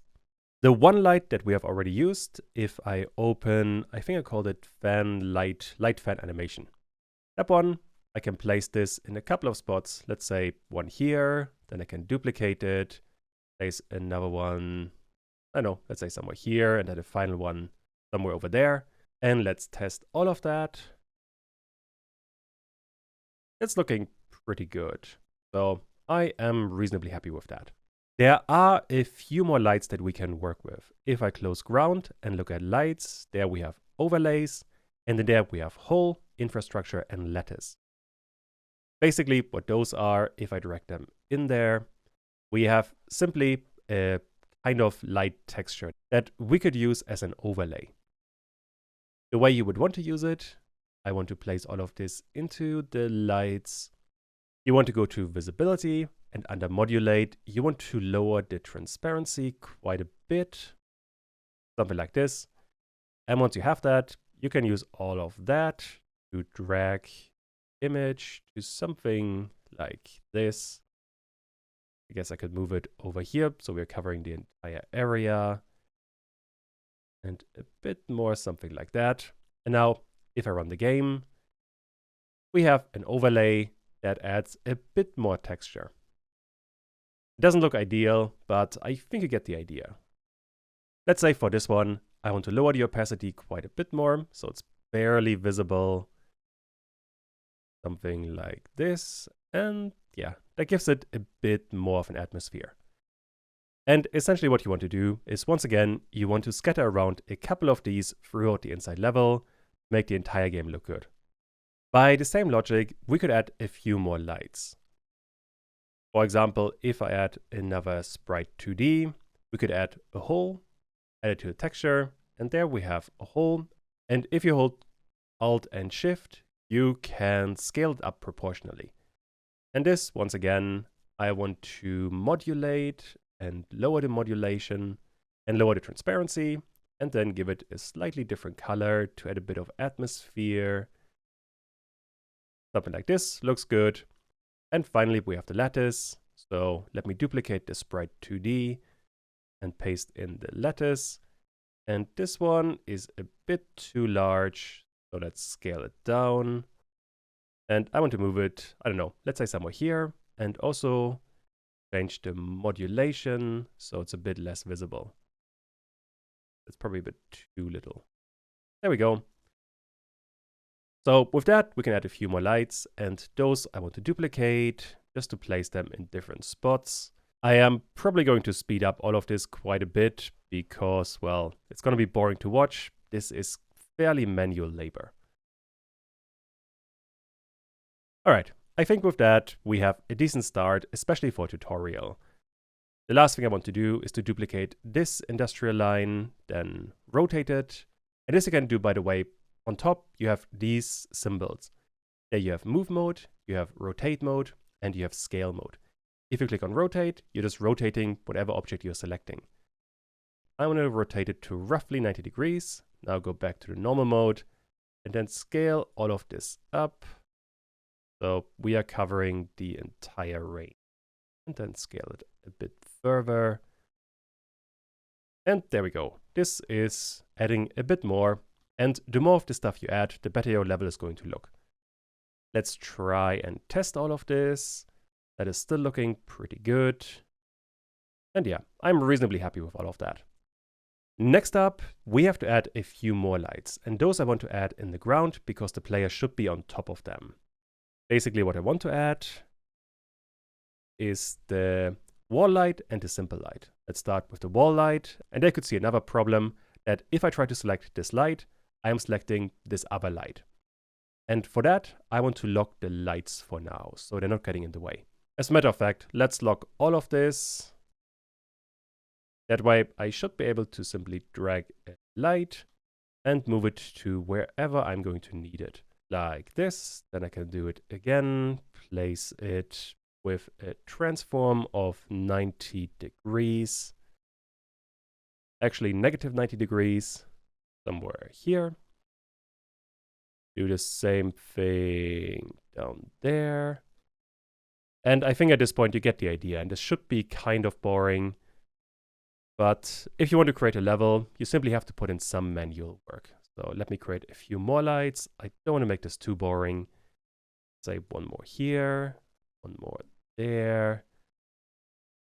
Then a final one up here. And let's go with one here. This will be the first kind of light. The other kind of light I want to add is going to be the simple light, I think I called it. There we go. It's a smaller light. And I want to place those here. I want to place them there. Another one for this position. Then I can rotate all of this in the right way and just add a few more things. Like this. So now we once again have kind of a disco theme. And once again, let's try all of this to make sure it's working. And I get some lights, I get shadows. So all of this seems to be working just fine. Another part that I do want to add now, and we had this earlier in the outside level, that so far we always used a point light. Let me open, for example, the wall light. There we have a point light and then a couple of light occluders. But besides point light, we also saw a directional light. But inside of the outside level, this wasn't necessary. In the inside level though, I do want to use it. And let me minimize all of this, because this light should be all the way at the top of everything else. I want to add another light, and the light I want to add is going to be a directional light 2D. If I add this by itself, everything is going to be really bright. That is because we are adding a color, but this is not what I want to do. I want to go to blend mode and then subtract. Now the color we have selected is going to be subtracted from the color in the level, meaning the brighter the color is, the more of a color we are subtracting. So you want to have this kind of dark, so we're not making our level too dark. Also, if you give this color a bluish tint, you make the entire level more red. The way you want to think about it is that whatever color you select inside of this color wheel is the color you remove from the level. So in my case, I want to have a bluish color with a very faint tint so that the entire level looks a bit more reddish. And make this a bit darker, I guess. And if you toggle the visibility, you can see the result. And I think this adds a lot more atmosphere. Let's try it again. And there we go. This, I think, adds quite a bit. And one more thing that we can do now. With the player node, I want to add another point light. And for that, we need a texture. We can use the circle once again. Place it in there. If I change the strength, you can see what's happening. With that, we are lightening up the area around the player a bit. So let's try something like this. Use all of this again. And that is definitely too much. But you can see that now we have some light around the player, although it's way too strong. Let's keep it at 1. That should look better. And we probably have to work with the texture scale. Let's try to increase that to a 3. And there we get a slightly brighter area around the player, which I think helps a lot for visibility. But once again, just play around with the numbers and just choose what you think looks good. I think we should make the entire level quite a bit darker. That way the effect is much stronger. When I run this again, there we go. This is feeling quite a bit better. So now we can still see something around the player, but the level itself looks really dark and we get some lights and all of this is starting to come together really, really well. All right. And I think with that, we have made a huge amount of progress. And unfortunately, if you look at this in the editor now, because the directional light, everything is really dark. So I guess when you want to work with it, you want to disable it. Also, you want to lock the layer. That way you don't select it by accident. But with that, we have another level. The last thing we have to do to make all of this work is to add a final area 2D. And this can just be an area 2D.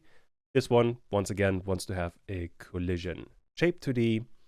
And this collision shape is going to be a rectangle shape. And this one right now is going to be in the center of the game. Let's scale it out a bit so it's easier to see.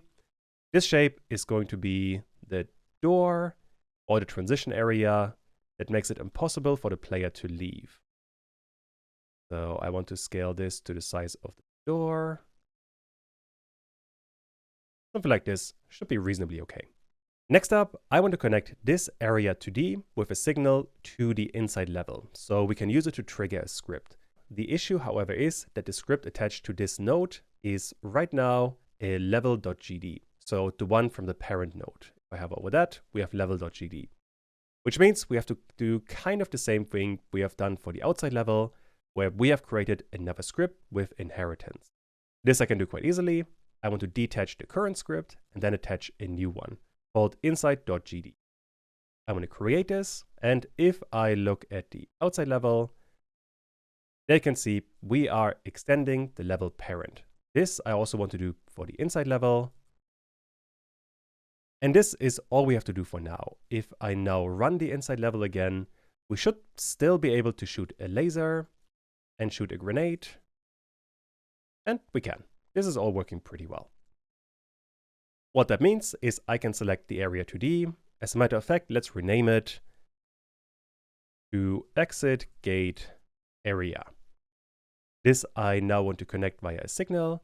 Whenever a body enters, then I want to run a script inside of the script for the level. For this one, I can actually copy what we have done inside of the outside level. So I want to copy all of that and paste it in there. And this is very hard to read. That's better. For now, we are basically just slowing down the player. Let's try that one actually, just to make sure it's working. If I now run there, the player stops moving pretty much immediately. Now this part has gotten quite long, so for the next part, we're going to work on the actual transition. First of all though, there's one more thing that I want to cover. The debugger is unhappy again, because we are using the parameter body inside of this function, and we're not actually using it. We're just having the parameter, which means we have to add an underscore so Godot stops complaining. And now run this again, no more debugger issues, and this is much better. With the inside level build, we have an outside and an inside level. So for this part, we will look at the transition between the two, which in practice means that we want to change a level, which means we have to load another scene, either the inside or the outside scene. Fortunately, this is trivial in Godot. It's really easily done. However, just transitioning between two scenes is going to be a really hard cut. We are immediately going from the inside to the outside level, which isn't going to look amazing. For that, we're going to use an animation player to add a proper transition. That being said, that last part we are not going to cover for now, because I will have to cover a few topics inside of the UI, so the user interface, to make that part a bit more understandable. So for now, we have a transition with a hard cut. Let's implement that one. Right now, we have an outside level, and let me close everything, where the player is starting outside of the gate. And once again, I want to make sure that we cannot select the children, so I can choose to place the player right here. Also, the crate shouldn't be there, and the toilet should also not be there. What is really important now to understand is that when we are loading a scene, we are loading all of this, which means that this player will always start in this position. Same for the inside scene, this will be the starting position of the player. Later on, once we add enemies, you're going to see what this means in practice. Basically, when we're going to this scene and we're adding some monsters, and the player comes in here for the game and kills all of the monsters, then goes outside and then inside again. So we are reloading all of this. Then the monsters would reappear. It's going to make a lot more sense later on. For now, just be aware that we are loading all of this, so all of these nodes, and this is always from scratch. There's nothing persistent right now. And to change the scene, we have to look at some script, and we have onGate player and that gate. If that is the case, we want to transition to the inside level. All we have to do for that is to get the tree and then run the method change scene to file. There you can already see Godot is giving us all of the scenes we have available inside of the project. And I want to look at inside level. That's very hard to read. That's a bit better. We are basically opening a file from the File Explorer. That's all we are doing. And now if I run this again, we are starting inside of the outside level. And if I go into the gate, we have another scene. This doesn't work the other way around. We're just stopping and not moving anymore. For that, inside of inside.gd, we want to do the same thing. I want to get the tree and then run the method change scene to file. And now I want to open the outside scene. And another way to get the file in there is you could literally look at the File Explorer. There we have scenes, and there we have levels, and there we have outside.tscn. This you can just drag in there like so, and there you have the right file. If I now run all of this again, I am in the outside, I can go inside, and now if I go outside again, we are in the outside. So this keeps on working just fine, although you can't see very much that the transition between the two is incredibly harsh. We are basically teleporting, which isn't ideal, but it's certainly a start. Right now, we have used change scene to file, which works reasonably well. Besides that, we can also use get tree once again. This we always need. And then if I type change, we get change scene to file or change scene to packed. And what that means is that this method wants to have a packed scene that we are loading into the level. This we do all the way at the top. I could, for example, create var outside level scene, which has to be a packed scene.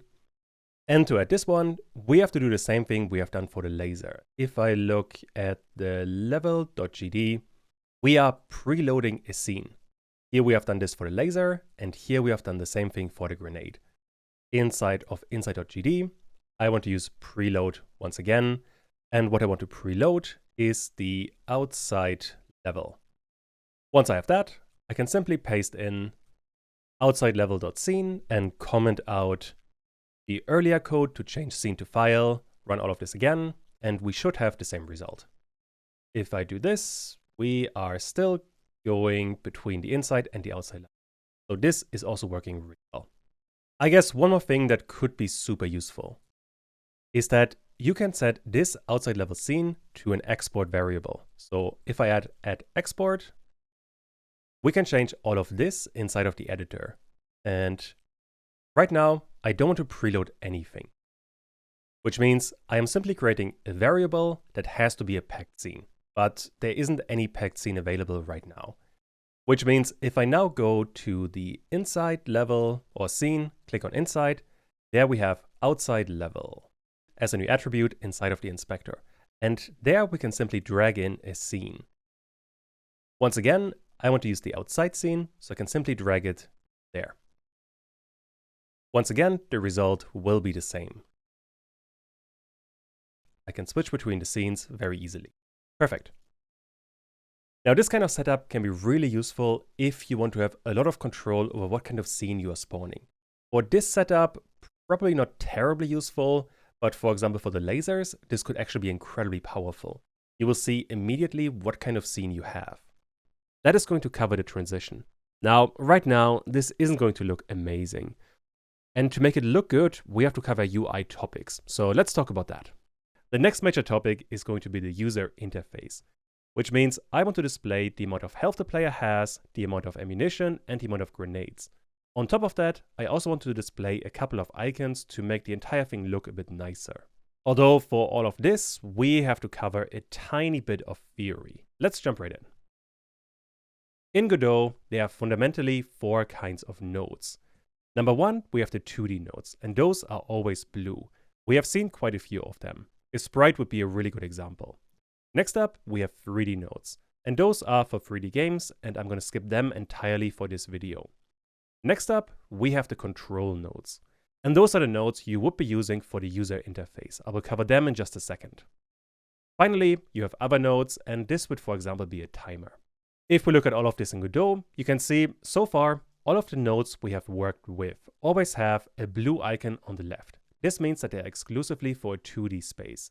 The only exception is the timers that we have used. Those icons are white. And also, if I open the grenades, there we have an animation player.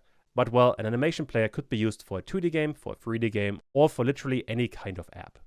Now, I want to close the player, the wall light, and the house, so I'm stuck with the level and the parent. Also, let me close the animation player. If I'm trying to add another node, you can see all of the nodes we are working with, and the really important ones are either in node 2D, in control, or in node 3D. If you look at the control nodes and expand that one really popular node you would see in there is a label, which is the easiest way to display text inside of Godot. Besides that, if I go down a bit further, we have a texture rectangle. This one you could use to display an image. And besides that, we would, for example, have a video stream player. With that, you could display videos, meaning all of these nodes are for displaying some kind of user interface. There are quite a few more examples for control nodes. Labels and images are the really big ones, but we'd also have progress bars, buttons, areas of colors, text input, graphs, menus, videos, and basically anything you would use for a user interface. In just a second, I will cover quite a few examples, but before that, there's something really important I have to cover. And that is, when we are placing 2D nodes, we are working with pixel positions, which means that any 2D node has an X attribute and a Y attribute, and together those two determine the position of a 2D node. Control nodes work differently. For there, you either use anchors or containers or both. You still have X and Y attributes, but you wouldn't really use them. This is something that confuses a lot of beginners, so I'm going to cover it in quite some detail. Although, first of all, let's jump into Godot and let's have a look at all of this in practice. Here we are back in the editor, and let's say I want to add a couple of control nodes inside of the outside level. For that, I really just have to add a couple of nodes. For example, I could add a label. If I that, and let me zoom in a bit, we get some kind of outline, and in the top left, we have something that looks like green needles. For now, ignore that part. What is much more important, on the right, in the inspector, we have a text property. And there, we can write some text, and that is giving us some text inside of the game. If I now zoom out, we can see text is part of the game. I can also run the entire thing, and there we have some text. This works pretty easily. Although, note right now that the text is literally part of the game. So this wouldn't work for a UI, because the text would have to stay inside of one part of the game. We are going to enable that in just a second. First of all, though, I want to cover a few other nodes. Another really popular one would be a button. You also have a texture button if you want to have images in your button, but I just want to work with a button on its own. This one, once again, has some kind of area and then these green needles. Also, on the right, we have a text property. There we can add some text like a button. Also, you can move these elements around. So let me move it somewhere here and play all of this again. And now I have a button that I could click on with my mouse. These nodes work like any other node in the sense that they would have signals that you can send. You could run a function when the button is pressed, when the button is released, or when the button is toggled. There are quite a few options you have in here. Besides that, one more node I do want to cover would be a texture rectangle. This by itself doesn't have anything, but on the right, we have a texture property, which means in there, we can drag some graphic. Let's say I want to place the Scout PNG in there, and there we go. We have an image as part of the game. This is somewhat similar to a sprite, but there's one really important difference. If you look on the right, you cannot see a transform property. Although I tell a lie. If you look at layout, there we have transform. And this you could use to place the sprite. For example, if I change these numbers to 300, we would be moving this texture rectangle. But this isn't what you are supposed to be using. For an actual layout, there are much more efficient ways of working with all of this. So the main difference of a texture rectangle to a sprite is that this texture rectangle would allow you to work with containers and anchors. If you look at the top, there we have presets for anchors and we have anchors themselves. If you click on that, you get a couple of predefined choices and you could use that to place the element. Although this doesn't work perfectly right now, but you can see at the very least, we can work with it. Don't worry too much about this for now. I will cover it in a lot of detail in just a second. Before we can get to that, I have to cover one more node. And the major issue we have to fix right now is that if I run the game, and let's say we want to have a UI, meaning in the bottom left, we want to have the ammunition and the grenades we have, and in the middle bottom, we want to have the health bar for the player. But this we can't do right now because the UI is moving along with the camera. So this we have to fix. And to fix that, we have to learn about one more node. Also, let me get rid of these nodes. Instead, I want to create a new scene, and the root node for this one is going to be a canvas layer. A canvas layer is essentially another layer on top of the game, and this layer ignores the camera. The best way to think about it is that right now we have a camera pointing at our game, and this camera is following wherever the player is going. A canvas layer would be a sheet of glass glued to the camera, so it is always going to be inside of the frame. This canvas layer is going to become the UI. This I want to save right away. Let's do it inside of scenes, and there I want to create another folder, and let's call it user interface. In there I want to save the UI. And now we have the UI. I guess while we're here, we could give it a label and we could give it a texture rectangle. The texture rectangle, once again, is going to get the Scout just for now. And let's move it here. And the label is going to get some random text. This canvas layer we can now use like any other nodes. And I want to place it inside of the level and add it there on top of everything else. If I now run the game, we have the texture and we have the text, but if I move around, they are always on top of the game and they always stay inside of the frame. So this is working really good. Meaning this UI node is doing exactly what it's supposed to do. Perfect. Now with that, I can get rid of these two nodes. And now we can talk about how to actually place a control node. Fundamentally, there are two ways to place control nodes. Those would be anchors and containers. Anchors are the green needles in the top left of a control node, and they determine what side the control node is sticking to, so it determines the position and the size. Besides that, you have containers, and those are parent nodes that determine the position of their children. For example, you could have a node that places all of their children in a vertical or horizontal layout. Those are the two major ways to place a control node. And that gives you a ton of control over how you're placing UI elements.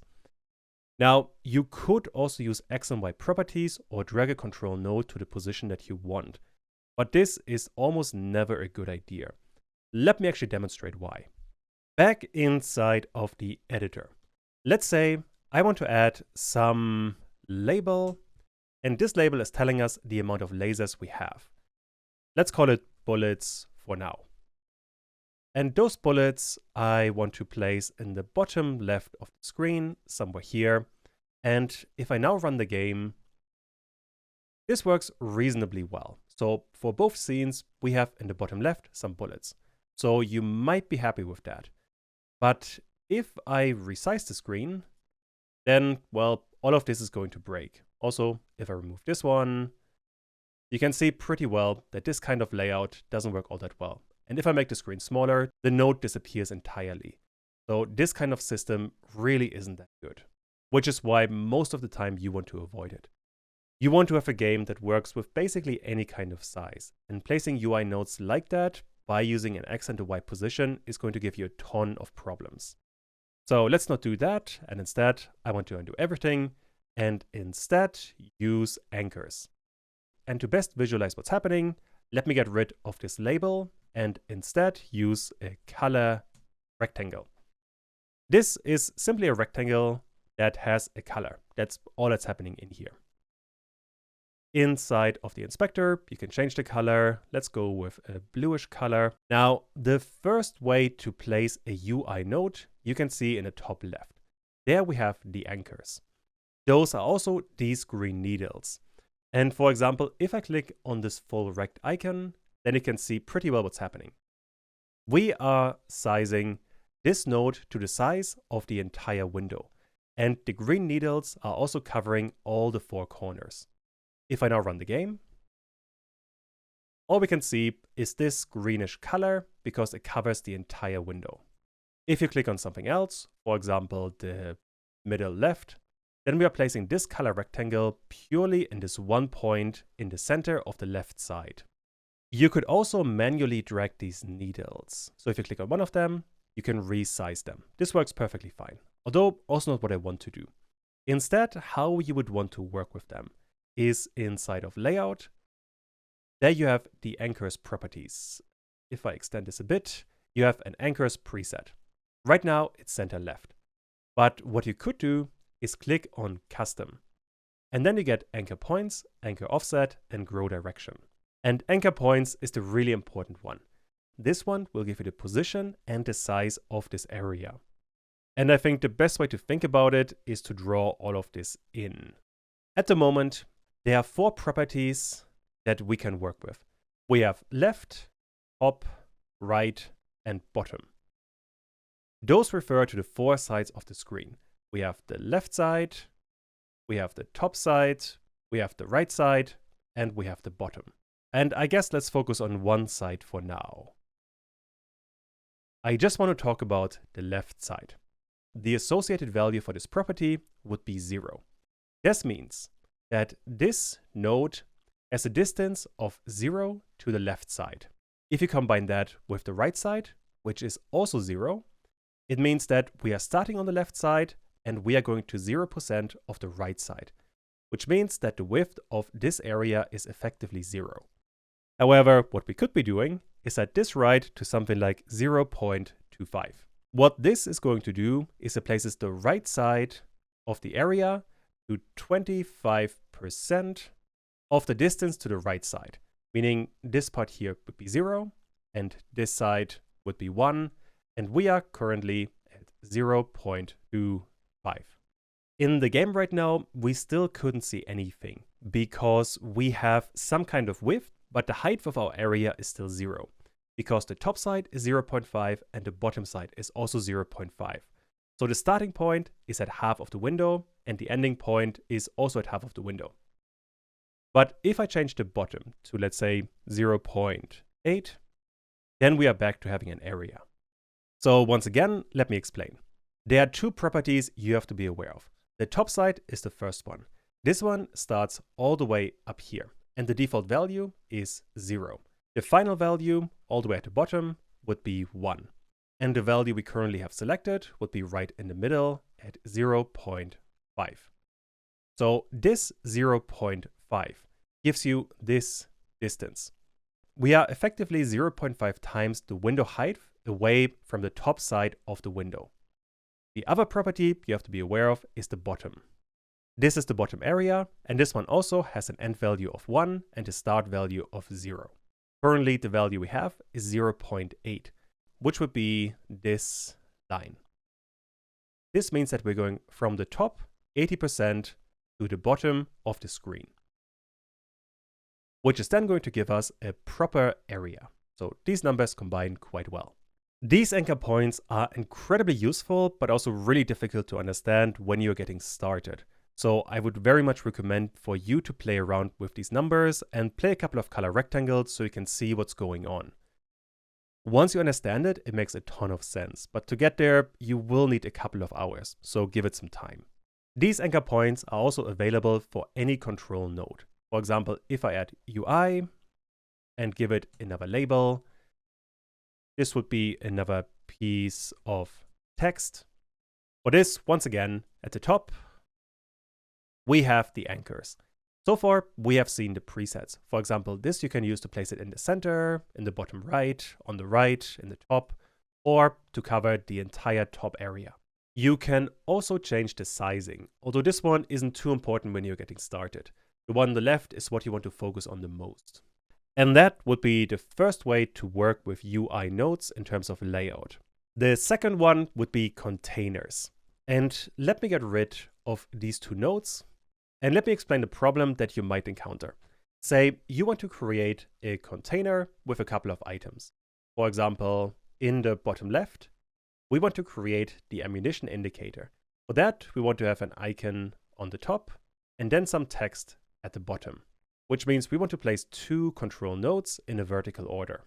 We could accomplish all of that with anchors, but it would be kind of a pain to work with. So for that, Godot has another way, and that would be containers. To work with them, you would add another node. There we have control, and in there we have container.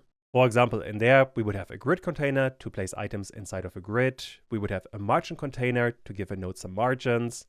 And we would have inside of a box container, a VBox container and an HBox container. Those are aligning control nodes in a certain direction, either in the vertical axis or in the horizontal axis. Let's say for now, I want to work with an HBox container. And if we are just adding it, this doesn't look terribly impressive. So right now we have alignment in the inspector, but nothing else. The way you are supposed to use this kind of container is by giving it children. Let's add some labels to illustrate what's happening. And if I add one node, the entire area collapses. But first of all, let's give this label some text. Let's say label 1. This is still not doing very much. But now if I duplicate this label, we have another label right next to it. And let's call this one label 2. This I can duplicate multiple times. Now we get another label. And all of these labels will always be to the right of each other. And let me duplicate this a few more times. Now we have a whole bunch of labels and they're always right next to each other. This is because of the HBox container. You can tell this even better if I click on one individual label and I go to layout. If you look at layout mode, we have a container and this one is not available, so we cannot change this. And that is because we are getting the position from the HBox container. So stuff like transform also doesn't work. The position and the size of this node is determined by the HBox container. Godot literally is telling you that this node is a child of a container, and if you click on that, use container properties for positioning. The only thing you could influence is a custom minimum size, and if I extend the inspector, you could, for example, give each node a certain minimum size. This could be 200 pixels, and now this node has 200 pixels of minimum width, although not exactly what I want to do. Instead, you would look at the HBox container, and in there, you determine all of the positioning and the sizing. For example, what you could be doing is make this thing span the entire window, and now we have all of the nodes in the middle of it on the left side. But this you can change with alignment. Right now it's begin. If you set this to center, they're all in the center. And if you set this to end, they're all at the end. Another thing you could be doing inside of theme override, there we have constants, and there you have separation, which gives you a space between these nodes. So if you increase that one, you get a bit of spacing between them. And well, that's kind of it. Basically what you would be doing is you would use this HBox container with anchors to place it in a certain position. And then inside of the HBox container, everything is aligned along a horizontal axis. And if you combine those two, you can create incredibly powerful layouts. I suppose we could do another example. So let me get rid of the HBox container and instead add a grid container. For this one, we could once again add a couple of labels. So let's call this just label. The actual text really doesn't matter. I just want to have lots of labels. Right now, the grid container is aligning all of them on a vertical axis. But that is because we only have a single column. If I change this to a 2 or a 3, we get the associated number of columns. And for that, once again, I can place all of this, let's say make it span the entire window. And under theme overrides, we could add H separation or V separation, and I don't know, space all of this out quite a bit more. And that would be a very basic introduction to control nodes. Now this is barely scratching the surface. You can go much, much deeper into all of this. I am going to make a separate video on all of that, but for now, it would be massive overkill. What you want to focus on is to master containers and anchors. That's the really important bit to understand for now. So in our case, what I want to start working on is the indicator for the laser amount and the grenades. For that, I want to add one node that would simply be a control node. This one doesn't really do anything. You would largely use it as a parent for another node. Let's rename it right away to the laser counter or bullet counter, whatever you want to name it. This laser counter I want to have in the bottom left of the screen, which means with the anchor, I want to select bottom left. Now we are all the way in the bottom left. That's a good start. Next up, I want to have two nodes on top of each other. For that, I am going to add a VBox container. This VBox container is going to have two children. The first one will be a label, and the second one will be a texture rectangle. The label is just going to be a number. For now, we're going to have some placeholder text, let's say 20. Also in there, we have horizontal and vertical alignment, and I want to set the horizontal alignment to center. That way, we are centering the text. For the texture rectangle, I want to close the enemy folder, and instead, we have a UI folder, which has bullet and grenade as images. For now, I want to work with the bullet.png and drag it in there. And now you can see a bit of a problem that this image is way too large. To change that, we have the expand mode. Right now, we have keep size. This one keeps the size of the original image, which is very much not what we want. Instead, what I want is to use fit height. With that, we are fitting this image to only cover the available height. That looks significantly better. So now we have a label and a texture rectangle. So with that, we have a decent start. But if I run all of this, you can see that the icon for the bullets isn't perfectly inside of the window. We are cutting off quite a bit. To fix that, I want to click on the laser counter, go to layout, and right now we have the bottom left. But this, I want to change to custom and then work with the anchor point. Because in here, I give it a tiny bit of padding to the left side, let's say 0.01. And if I change that, look at what's happening to the right side. It also changes to 0.01. The reason is that the right side can never be lower than the left side. If that was the case, we would have a negative width, which shouldn't be possible. Besides that, I want to set the top to 0.88, and that way, all of this is going to move up a fair bit. The right side and the bottom we can simply ignore. The right side simply doesn't matter, and the bottom should be 1 because I want to have this node all the way at the bottom. And now if I run out of this, we have the icon in the bottom left. There might be quite a bit of a distance between the bottom of the icon and the bottom of the screen. So let's change the top to 0.92. That might be a bit better. And yeah, I'm much more happy with that. Also, what is really important now, if I resize the window, this is always going to stay in the bottom left. I guess the one downside is if you scale all of this too much, at some point there's going to be more and more of a space between them. But this is something you can work on in your own time. And the node you would want to use for that would be a margin container. But in my case, I think I covered quite a bit of content already, so I don't want to add too much at once. Instead, let's do an exercise. I want you guys to add the grenade text and the icon to the right of the laser counter. Basically, use a VBox container and anchors like we have done for the laser, but make sure that you are changing the anchors so that the grenade is to the right of the laser counter. Pause the video now and try to implement that one. With the UI node selected, I want to add another control node.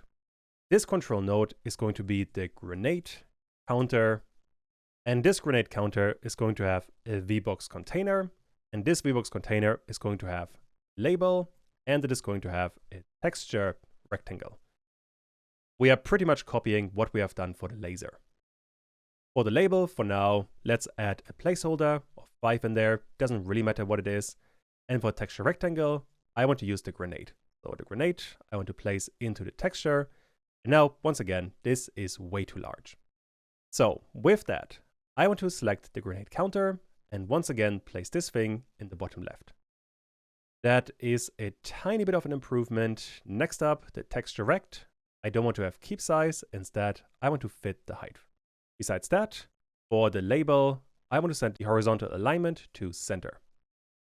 So with that, we have a reasonable upgrade. Although the problem is that the grenade is below the laser, not to the right of it. For that, we will need the grenade counter and go to layout. And instead of bottom left, this should be custom. With that, we can use the anchor points once again. The major difference compared to the lasers is that the left side should be 0.06. We go to the right of the laser and we have 0.1 units of the display width as padding. The top should be the same number, so 0.92 is what I think I used, and the other two numbers can stay as they are. This is going to be a reasonable start. If I now run all of this, we have a pretty good UI already. Well, it's not pretty good, but at the very least, it's an improvement. I think for now, this is a really good start. And before I continue, there's one thing that is annoying me a bit, and that is that the text doesn't look very good. So with the label selected, I want to give this a custom font. This you do via a theme, and right now we don't really have a theme. So I want to create a new one, and now if you click on that, you have a default font. At the moment this is empty, but we have in the UI folder a subatomic tsunami TTF. This you can drag into the default font, and now we have a different kind of font. On top of that, you could set the default font size, let's say 25, and that feels much better. This theme I want to save. So with the drop-down arrow, I want to save it, and now I'm going to save it in the user interface folder. Let's call it the main_theme, and there we go. Once we have that, I can go to label, and there we have theme, and I want to quick load a theme, and we only have one theme, the main theme. If I open that, this one gets the same font. And now if I run all of this, this is massively improved because now the text is looking better. All right, finally, there's one more thing we have to cover, and that is that this grenade is a bit too small right now. Let me explain what the issue is. We have a grenade counter, which is a control node, which covers this area. Inside of that, we have a VBox container that is covering this area, and inside of that, we have a texture rect that is constrained by the size of the VBox container. Right now, these green needles determine how much space the VBox container can occupy, which is 0. So if we change this to cover the entire available area, now you can see the green needles are covering the entire available space, but still the grenade counter constrains the size of the grenade. So this fit height is the constraining factor. That being said, if we make all of this a bit wider, let's say 0.08, then the grenade is also scaling up, because now there's more space in the horizontal and in the vertical axes. Although this might be a bit too large, let's say 0.07, I think that's looking better. And with that, I can run all of this again, and we have some basic UI. This is feeling quite nice. Cool. The next major part of the UI is going to be the health bar. And for that, we will need what is called a progress bar. Godot actually has two of them. We have a plain one and a textured one. The only difference between the two is that the textured progress bar has custom textures, whereas a plain one does not. Other than that, they are basically working in the same way. I am still in the UI scene, and I want to add another node. So with UI selected, I add another node, and the node I want to add is called progress bar. And there you can see we have a progress bar and a texture progress bar. For now, I will work with the simpler one, the progress bar. So I create that one, and now if I zoom in, we can see we have a thin area with 0% in the middle. To understand a bit better what's happening here, let me go to Layout and give this node a custom minimum size for the x-axis. Let's say 200 pixels. If I now look at the entire thing, you can see a bit better what's going on. And if you look at the inspector, we have a minimum value, a maximum value, and a value. There are a few other attributes, but those don't matter so much for now. If you update the value, you can see quite well what's going on. For example, if I change this to 20, we get 20%. And if you update the minimum value, let's say to 10, and the maximum value to 30, you can also tell that we now have a minimum value and a maximum value, and the actual value we see is the value between the two. Also, we get the actual progress bar, so that is quite nice. On top of that, if you don't want to see the percentage, you can simply disable or enable show percentage inside of the inspector. That's kind of it for a simple progress bar. Later on, when we have the player health, we're going to update this value, and that way displaying the amount of health the player has. Although, for all of this, I want to have a bit more styling. Right now, we have a plain gray color. This doesn't look very good. And for that, I want to get rid of the progress bar and instead add a texture progress bar. This one, like the normal progress bar, has a minimum value, a maximum value, and a value. But if we add a value in here, nothing is going to happen. The reason for that is that we have to add textures. And there are 3 textures we could add, and at the minimum, to make this work, you would need a graphic behind the texture bar and a progress indicator. For that, inside of Graphics, under UI, we have another folder called Progress Bar. And in there, we have 3 pretty simple images. We have a background, we have an overlay, and we have a progress.png. All 3 of which, if I simply drag them in,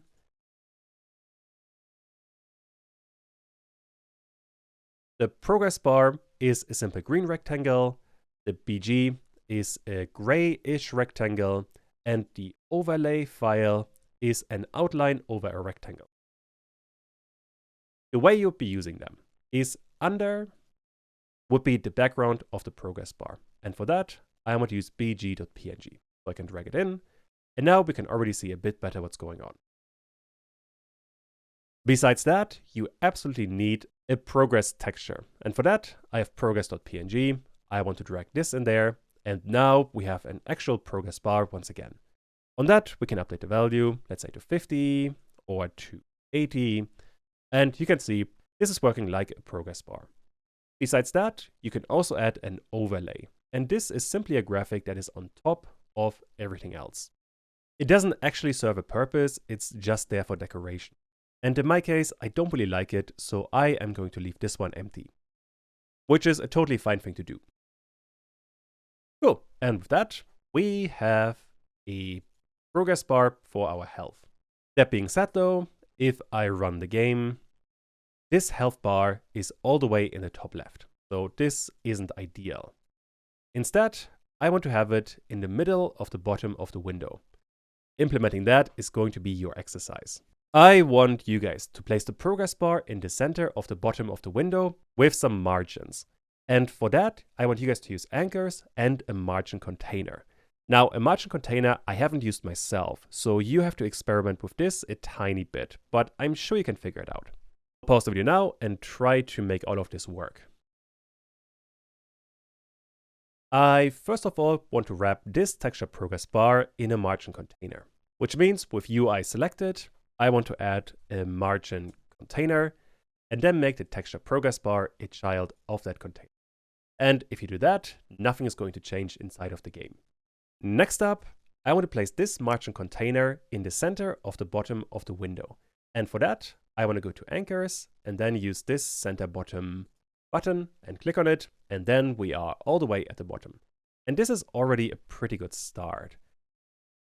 On top of that, what you can also do is you can go to theme overrides. There we have constants. For example, in my case, I want to give all of this a bottom margin. And if I increase that number, at some point, we are moving all of this up by a certain amount. Let's say 30 pixels. Looks about right. If I now run all of this again, there we have the progress bar, bottom, On top of that, because of the margin container, this health bar is always going to be 30 pixels from the bottom of the window. So if I make the window much larger, you can see this health bar still works just fine, whereas the indicator for the ammunition and the grenades don't work as well. So working with the margin container is definitely the better choice. And with that, we have covered another important widget. For the next part, we can actually start working on the functionality of all of this. Now that we have the UI nodes in place, we want to make the UI interactive. Although before we can make that work, I have to cover another really important concept. Let me explain the problem. Right now, when the player is shooting a laser or a grenade, we want to reduce the lasers or the grenades by an amount of 1. Which means that we have to have a laser variable available in 2 scenes, in the player and in the UI. And if the game was more complex, we might even want this available in more scenes, like an upgrade menu or a store or literally anything else.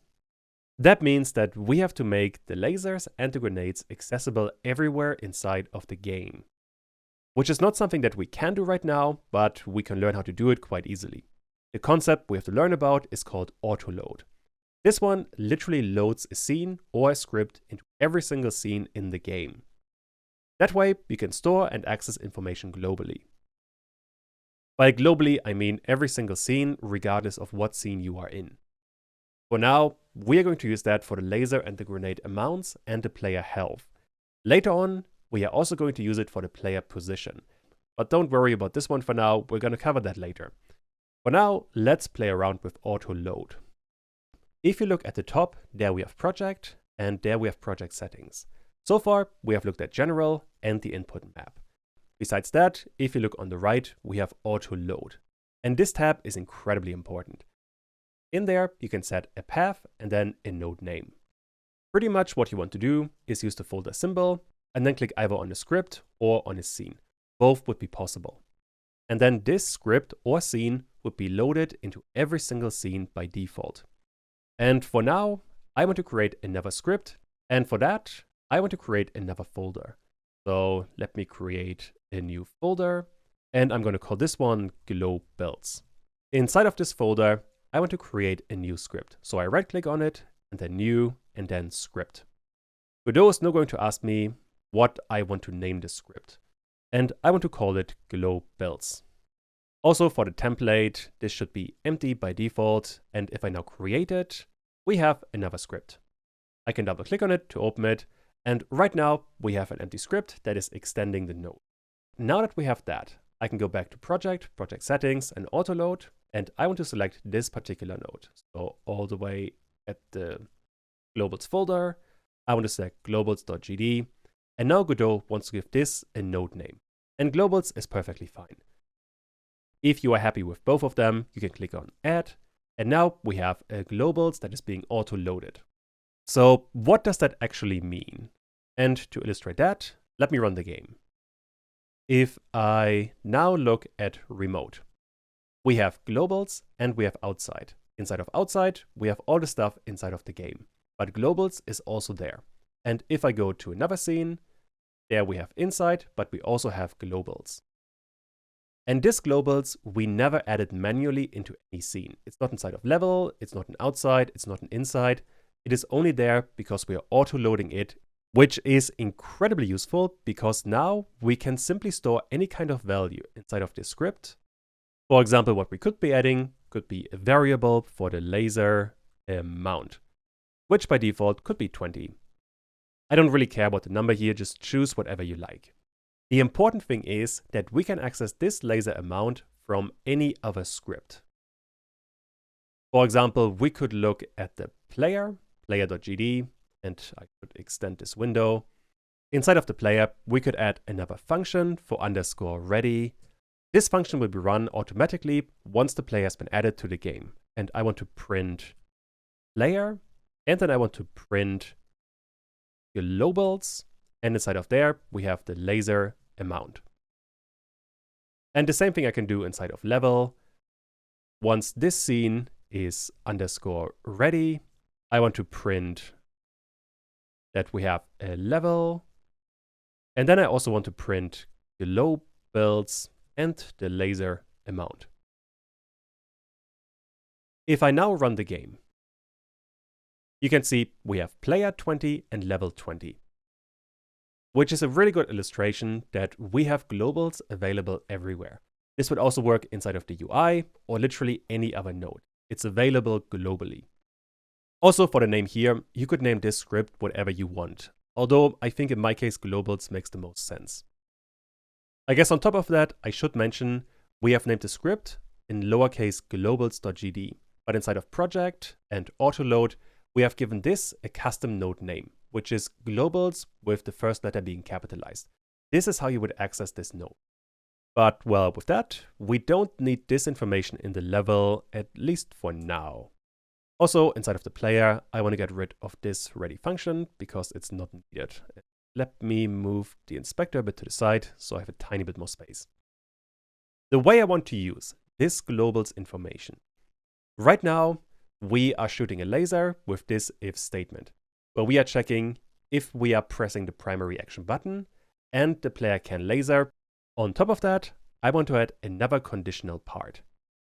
I want to check if globe builds and the laser amount is greater than 0. With that, we are reading the global variable. On top of that, we can also change it. So the first thing I want to do is to get globals.laser amount once again, and then subtract 1 from it. With that, I should be able to shoot the laser 20 times. And let's try that. So this might take a second. I'm going to speed all of this up. And there we go. I keep on clicking, but there's no laser. And well, this is covering the first part. Now the player has access to the laser amount. Next up, we have to access all of this as well from inside of the UI. And for that, we have to give this one a script. So I'm going to click on Add Script, and I want to save the script inside of the same folder where we have the scene. This looks pretty good, so I can add it, and I don't want to have anything else there. The way I want to approach this is I want to write another function, and let's call it update laser text. This doesn't need any parameters, and really all I want to do. I want to get the label inside of the laser counter, this label here. And I could drag all of this in there, but this would be kind of annoying to read. Also later on, I want to access this multiple times, so this isn't a really efficient way of working. Instead, what I am going to do is to store this label, or this node to be more specific, inside of a separate variable. All that means is I want to create another variable that I'm going to call the laser label. This has to be a label node, and the value is going to be what we're getting from this node. Also, let me extend this window so we can see a bit better what's going on. I hope this kind of setup makes sense. I am simply storing a reference to the node inside of a separate variable. That way, inside of this function, I can get my laser label, and then I can look at the inspector to see what we can work with. So if I look at the label and I hover over text, you get text. So if you want to update this property, you would use the text property and then give it a new value. In this case, I want to target my globals and then the laser amount once again. However, we have two problems inside of this script right now, and Godot is actually complaining. The first one is that the default value is using a $, which won't return nodes in the scene tree before the ready function is called. Which means that only when you're calling the ready function, we are creating all of the nodes. And this one would be run before that, so it wouldn't work. There are two ways to solve this. One approach would be to simply create a ready function and then paste this variable in there. And this would be totally fine, although now we have another problem, that this variable is only existing inside of the ready function as a local variable, so it wouldn't be available inside of the update laser text. So this isn't ideal. I guess you could work around it, but there's an easier way. You could add an add and then on ready. With that, this line of code is only run once the scene is ready. It's effectively the same thing as running this line inside of the ready function, although with the difference that all of this is going to be in the global scope of this class. This would be the first problem. The second problem is when we are updating the text, Godot is expecting a string, but globals.laserAmount right now is a number. And this would cause an error. So we have to convert this number into a string, which you can do very easily by using the str function. And that is pretty much all we need to update this node. The one issue we have now is that we have to call this function at a certain time. Right now, we have a function that could update the laser label, but we don't know when to call it. This I want to do inside of level.gd. And once again, let me extend all of this. When the player is shooting a laser, I want to target the UI, and on there, I want to get the update laser text. So paste it in there and simply run it. With that, I should be good to go. Let's try all of this. And now the numbers are updating. This is looking really good. And once again, let me keep on shooting the laser so we can make sure that this doesn't work once we have 0 lasers. And there we go. This is looking really good. And just to reiterate, what is happening here? The first step is we have a global script, and in there we're only storing a single value, the laser amount. This value we access in 2 places. We have it in the player, and in there we are checking if the number is greater than 0, and if it is, we're reducing it by 1. Besides that, inside of the UI, we have an update laser text, and this one is taking one node and then uses the global laser amount to update this text. Finally, inside of level.gd, we are targeting the UI scene and then calling update laser text. I hope all of that is straightforward. This is an incredibly important concept to practice, so let's do that. I want you guys to create a global grenade amount variable and connect it to the player and the UI. It should look really similar compared to the laser. Pause the video now and try to figure this one out. I want to start by working inside of globals.gd. Right now, we have a laser amount. Besides that, I also want to have a grenade amount.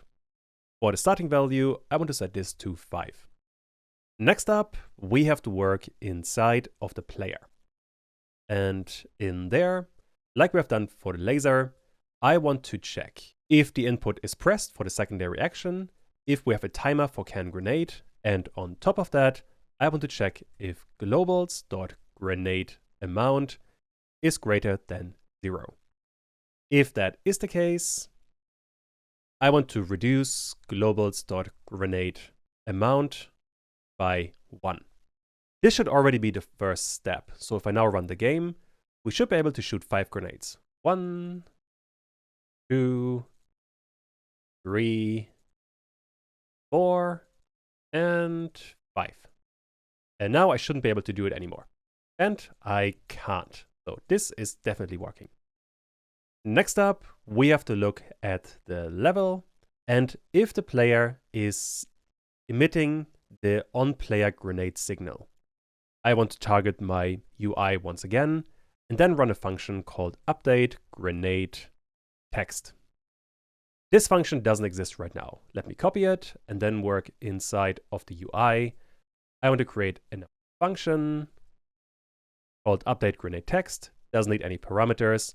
And all we have to do now is target the label and then update the text. For this one, once again, I want to create a global variable that stores a reference to this node. So with onReady, I have var grenade label, which has to be a label, just to be sure. And this value we can simply drag in there. I get it from the grenade counter. There we have the label. And that I want to drag in there like so. This we can now use with the grenade label.text. And then I want to have a string with globals.grenadeAmount. And that should cover us. Let's try all of this. And we are getting an error because I didn't get the proper node. I got the grenade counter, the VBox container, but not the label. And since I specified that this has to be a label, we're getting an error. All we have to do to fix that is to add the label. And now it should be working. Let's try again.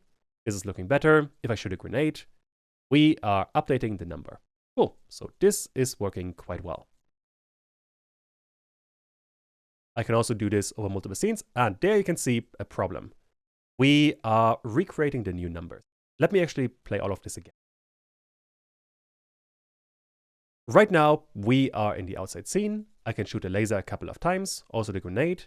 And now for the numbers, we have 17 and 3. But if I go to the inside level, we are back to 20 and 5. However, once I shoot a laser, we are going to 16. And if I shoot a grenade, we go to 2.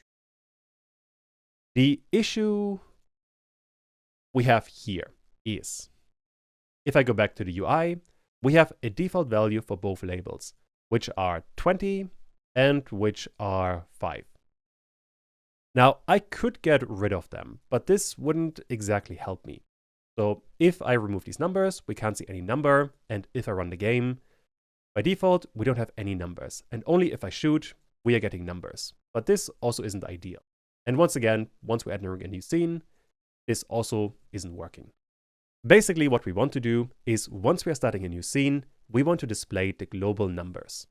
Doing that is actually really easy. I want to work inside of the script of the UI, and in there, I want to create the function _ready. Once again, this will be run once the UI scene is ready. Which means once we are entering the inside or the outside level, this function will be executed. And basically all we have to do is get the laser label, then get the text and assign it the string value with globe builds and the laser amount. Now if I run this, we're getting 20 by default, and if I shoot all of this, we are down to 16. If I now go inside, we still have 16. So this is working even across scenes. And you may be noticing now that we are duplicating code. I am running this line and this line here, and they are identical. Which means I can simply call update laser text, and I guess while we're here, also update grenade text once the scene is ready. And with that, we should be having everything in place. So we get the numbers right away, and now the numbers are 17 and 4. If I go inside, we keep the same numbers. So this is working super well. Cool. Let's try it one more time, and yeah, I am really happy with this. But we can make all of this look quite a bit more fancy. I'll cover that in the next bit.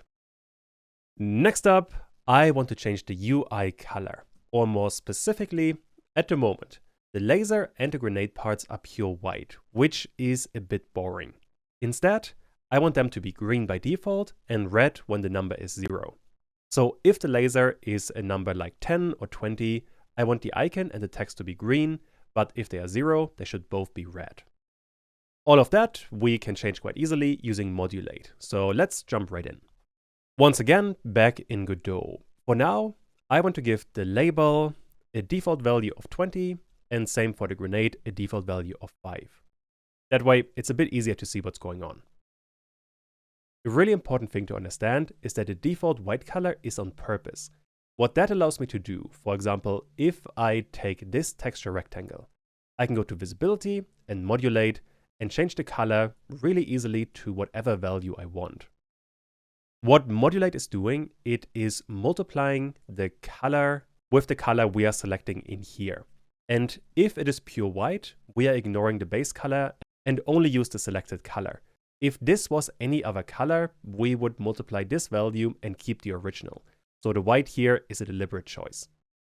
That being said though, I don't want to modulate this by hand. Instead, I want to change this with code. For that, I want to open the script and extend all of this and declare 2 color values. I guess I should add a colors comment, and I want to create a variable for the green color. I guess we can just call it green.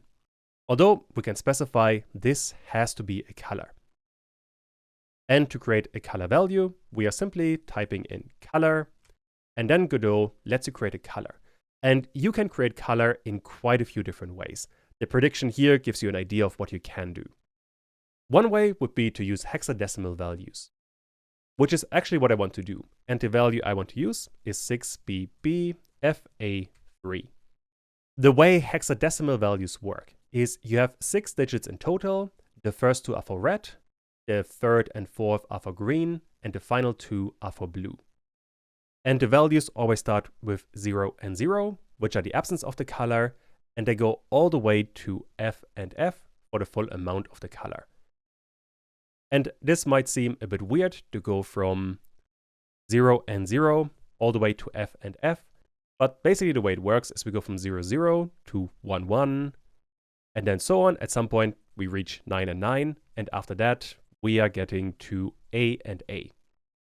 With that system, we get quite a few more values, although when you start reading about it, it's kind of confusing. But most of the time, you don't create these values by hand. You use something like Photoshop or an online editor to create them for you. As a matter of fact, Godot has something inbuilt. If I close all of this and select the texture rectangle again, under Modulate, you can select any value. Let me choose one. And there in the bottom, you can see the value or a similar kind of value. Besides that, I want to create another color. This one would be for red. It also has to be a color. And this we create with color. And for this one, I want to have another approach to color. In the first approach, we used a code string to create the value. For the next one, I want to have an RGBA tuple, which means we have to add 4 values, all separated by a comma. The value for red, for green, for blue, and for the alpha value. For each of these values, you have to choose a value between 0 and 1. For example, for transparency, 0 would be full transparency, and 1 would be no transparency at all. This is actually what I want to keep for this one. Now, besides that, for red, I want to have 90% of the color, and for green and blue, I want to have none of the color. And there we go. With that, we have another color object. And there are quite a few more ways to create colors in Godot, but these would be 2 popular ones. The way we would be using either of these values is we would simply get the laser label, for example, and then use modulate. To that, we would assign the color. For example, this could be green, or it could be for the grenades. Let's start with red. So I want to have the grenade label, use modulate, and then assign the red color. If I now run this scene, we are getting different kinds of color. For now, we are only changing the color of the text, and the icon for the bullets is colored because I have changed the value by hand. So if you look at this texture rect, I have changed the color. This shouldn't have happened. If I now run this again, that looks much better. So now we have a green and a red color. That isn't enough though, and we have quite a few problems at the moment. Number one is we are only coloring in the labels, not the icons. So what I want to do is to also store the icons inside of separate variables, which means I want to have on ready a variable for the laser. Let's call it icon. This has to be a texture rectangle. And the value for that, we can simply drag in there. So I can drag this texture rect in there. And then I can duplicate the entire line and change this to a grenade icon. And the value we are getting from the grenade counter. Then we have the VBox container and then the texture rectangle. That way we can target the grenade icon much more easily. And for example, what we could be doing is besides the laser label, I also want to get the laser icon and then run the modulate attribute and assign it also the green color. If I now run this, we have a green color both for the text and the icon of the laser. That's working really well. And this covers all of this setup. So next up, I want to do a slightly more advanced challenge. I'm sure you can figure it out. I want you guys to create a function called update color. And this one has 3 parameters, the amount, a label, and an icon. And this function should color the icon and the label red if the amount is 0 and otherwise green. Pause the video now and try to make this one work. I want to create another function all the way at the bottom. This function is called update color, and we will need 3 parameters, the amount, a label, and an icon. And in here, we can be a bit more specific, although for now, let me add pass in there so Godot stops complaining. We know that the amount always should be an integer, so we can add an int in there just to make sure we don't add any other data. The same we can do for the label. This needs to be a label, and for the icon, this needs to be a texture rectangle. Basically, what I want to do is to pass any of these labels or texture rectangles into this function. And I guess while we are doing this, you can also specify the return value in Godot. So this function by default should return void, meaning it doesn't return anything. And this should be a lowercase v. You see this kind of setup really often in Godot. So you're specifying what kind of parameter you're getting and what return value you're getting from the function. If I change this void to, let's say, an integer, Godot would complain that the function doesn't return that value. But if it is void, we are not returning anything. Inside of this function, I want to check if the amount is smaller or equal than 0. If that is the case, I want to get the label and then run modulate on it. Or more specifically, I want to overwrite the modulate value. The value I want is the red color. The same thing I want to do for the icon, and in there, once again, I want to get the modulate value, and this should be red.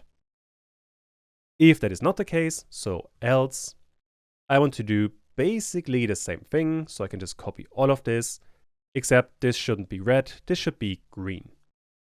That is pretty much it. All we have to do now is call this function. And this we do inside of update grenade text or update laser text. I don't want to modulate this grenade label anymore. Instead, I want to call update color and pass in the value, which would be the globals and then the grenade amount. Next up, we need the label, which would be the grenade label. And finally, we need the icon, which would be the grenade icon. Now we can duplicate this line and move it into the laser amount, because in there, we want to have pretty much the same thing, except it would be the laser amount, the laser label, and the laser icon. Like so. And now, if I run all of this, by default, we get green icons, and if I shoot the laser and the grenades, let me do all of this, whichever one finishes faster. I guess the laser is going to be faster. If we get to 0, this thing is becoming red. The same with the grenades. Let's try this again. Actually, I want to move to another scene to make sure this works across multiple scenes. So if I now go inside, we still get the same colors, and I can shoot the grenade and do it one more time. It also becomes red, and this also works across multiple scenes. Cool, so this one is working super well. I think the logic here keeps on getting a bit more complicated, so I hope all of this is still making sense. The major new thing is that now we are passing entire nodes into other functions, which is a perfectly fine thing to do. I hope that was useful, and for the next part, we can actually work on the transition between the two levels. Now that we have covered the basics of UI, we can work on a pretty level transition. We already have a level transition, but it doesn't look very good. So let's make this a bit nicer. Basically what we are going to do, we're going to take a canvas layer, a color rectangle, and an animation player to create a transition. We are fading to black when we are leaving a level, and we are fading from black to a transparent color once we are entering a level. All of this will also be auto-loaded into every scene, so it is easily accessible. I want to start by creating another scene, and this scene has to be, once again, a canvas layer. That way it's ignoring the camera. This I want to rename right away to a transition, let's call it transition layer. The first node we're going to add is going to be a color rectangle. This color rectangle is going to get a black color, and I want it to cover the entire window. And with a control node, this is quite easily done. Cool, with that, we have a transition layer. This I want to save right away inside of globals, and let's call it transition layer, the name works. And now inside of project settings, there we have auto load. I want to add not a script, but a whole scene, which Godot is perfectly happy with. If I now open this, we have a transition layer name, which is perfectly fine, so I want to add this one as well. If I now run the game, we are getting a black screen, and that is because you can see it under remote. We have globals and then a transition layer. And this transition layer is pure black right now, so everything else is going to be black as well. And note here as well that this transition layer comes before the outside level. But still, inside of the game, it's on top of it. You could change that, but I do want to keep it, because later on, the transition layer has to be on top of the outside level anyway. So let's change the transparency. The way we would be doing that is by adding an animation player. This animation player is going to get, for now, a single animation. I guess we could call it fade to black. We have to add one track for a property. We want to cover the color rect node, and in there, I want to get the modulate property. We have to add two keys, one at the beginning, and this value should be purely transparent. And then at the end, we want to add another key, and this one should be pure black. So pure black with full transparency. That way, if I play the animation, we are fading to black. So this is working really nicely. Once again though, we have to figure out when to play this animation. And for that, I'm going to add a script to the transition layer.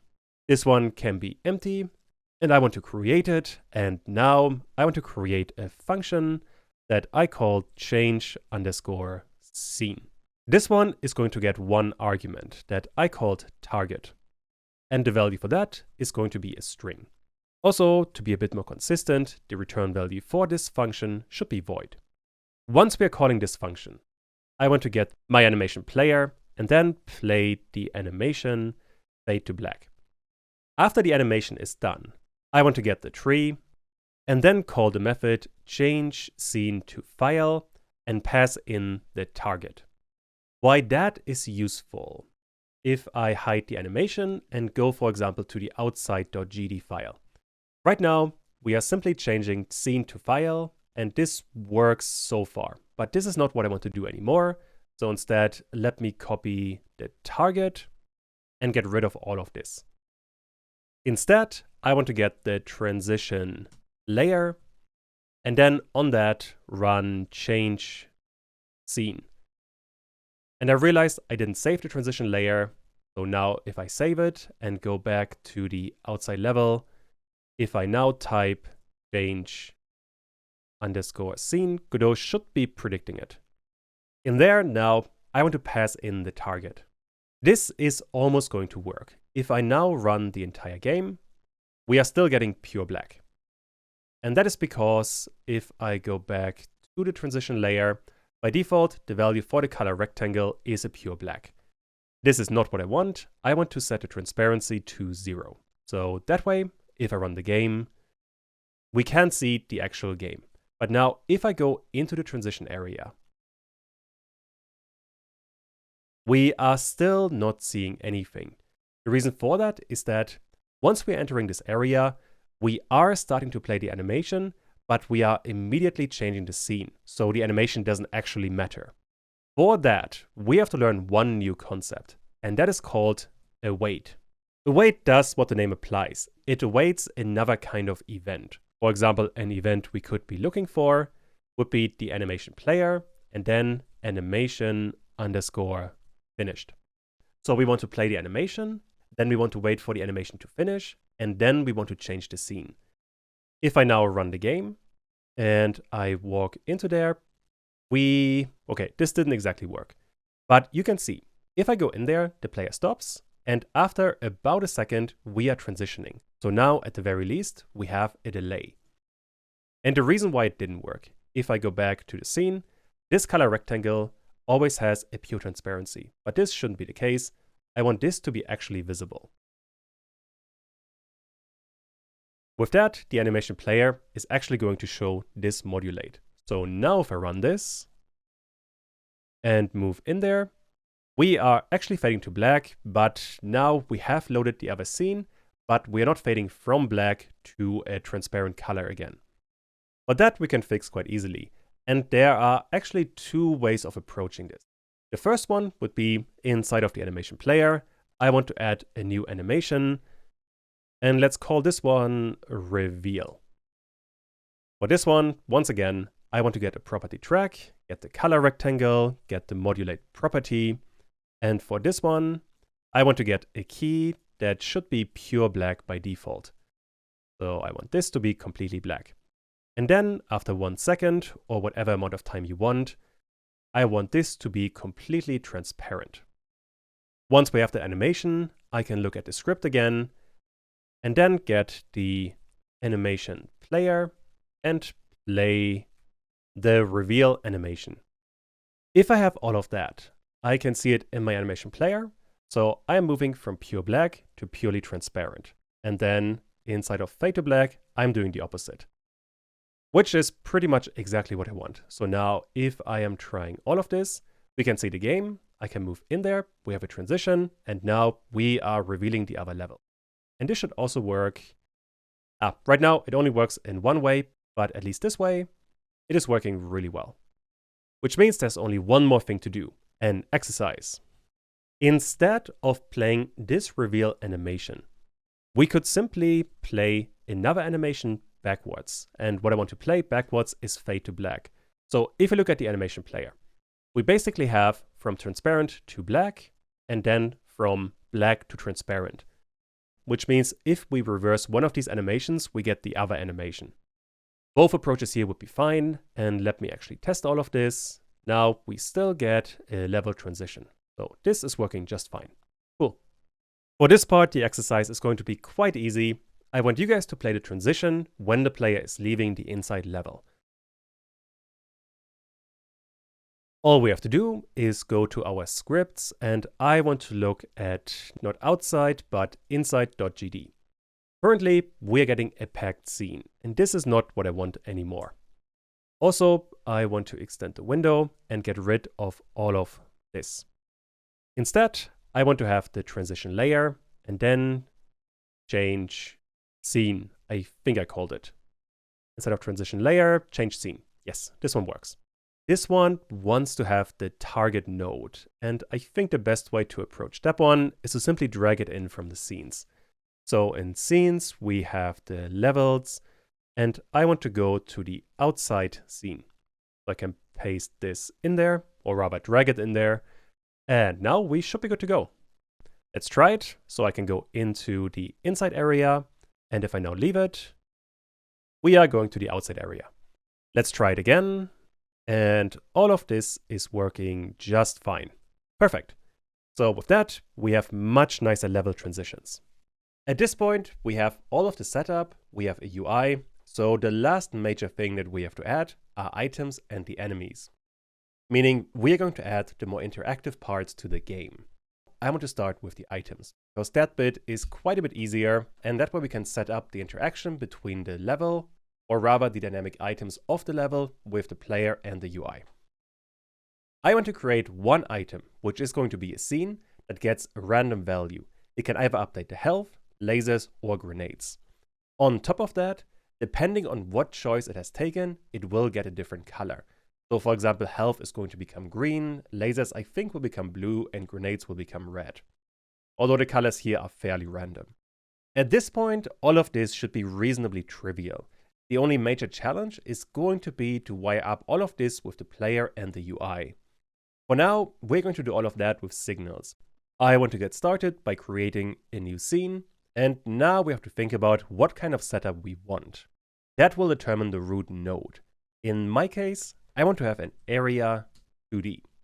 And right away, when we work with the collisions, I want to set this before I forget.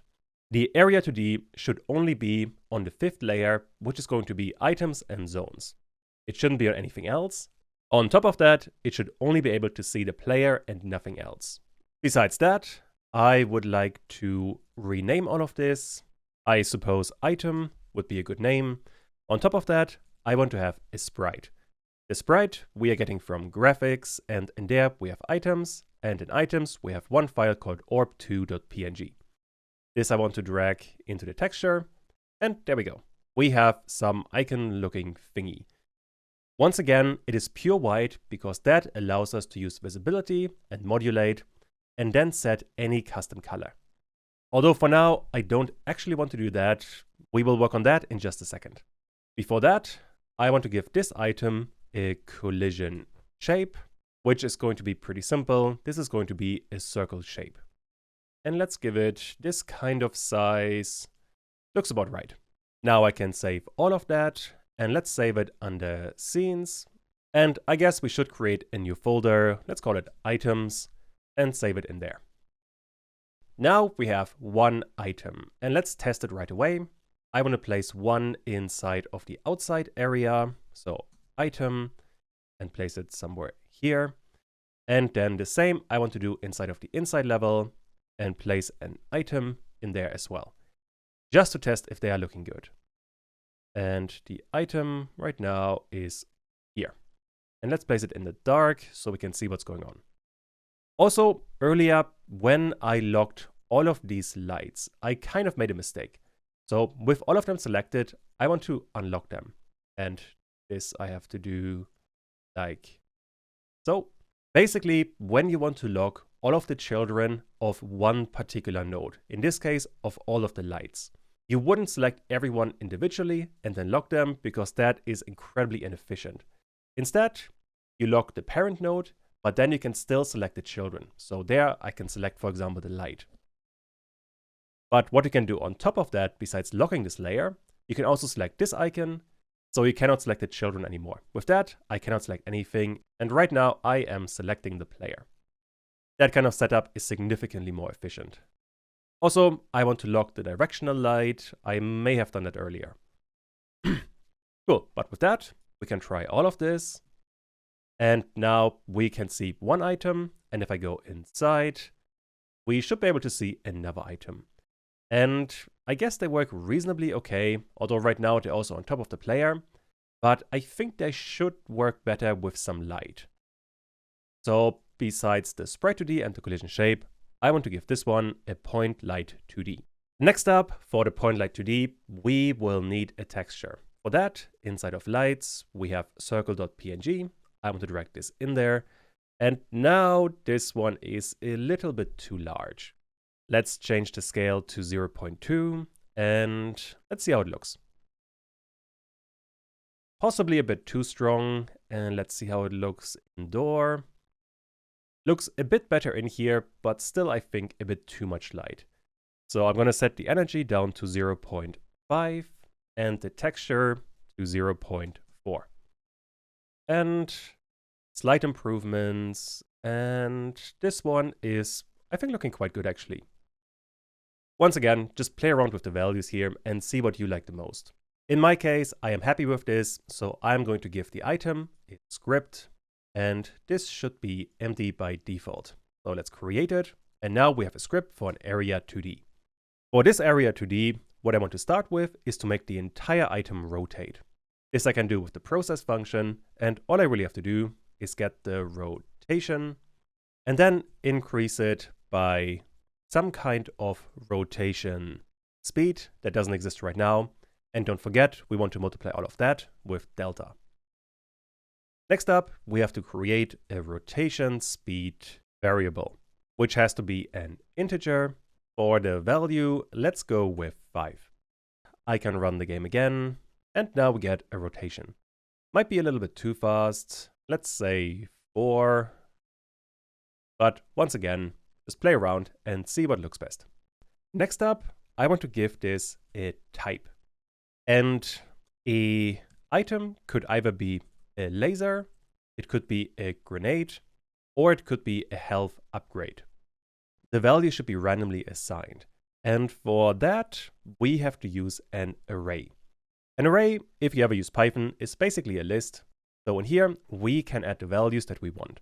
For example, this could be a laser, this could be a grenade, or this could be health.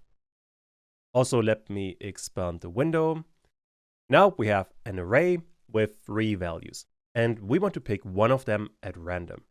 We would be using indexing. So we would add another square brackets afterwards. And if we added a 0 in there, we would pick the first item. But I don't want to have a hard-coded first item. I want to get a random number. To achieve that, I'm going to get rid of the square brackets and rename this type to available options. And then on the next line, I'm going to create the actual type. And this type is going to be the available options. And this one is going to get the square brackets.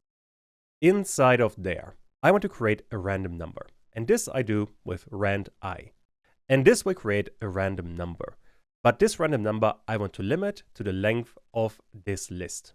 For that, I will need the modulus operator and then the length of the available options. Once I have all of that, I can run the ready function and simply print what kind of type we are getting. Let's test all of this. And we're getting laser. If I try this again, we're getting grenade. Let's try it again. We're getting health. This is actually working incredibly well. And we're getting grenade. So this seems to be working just fine. Cool. With that, we get the different options that an item can take. But there's a bit of a problem right now. And that is that I want to prioritize the laser. So right now, we have a 1 in 3 chance to get a laser, a grenade, or a health upgrade.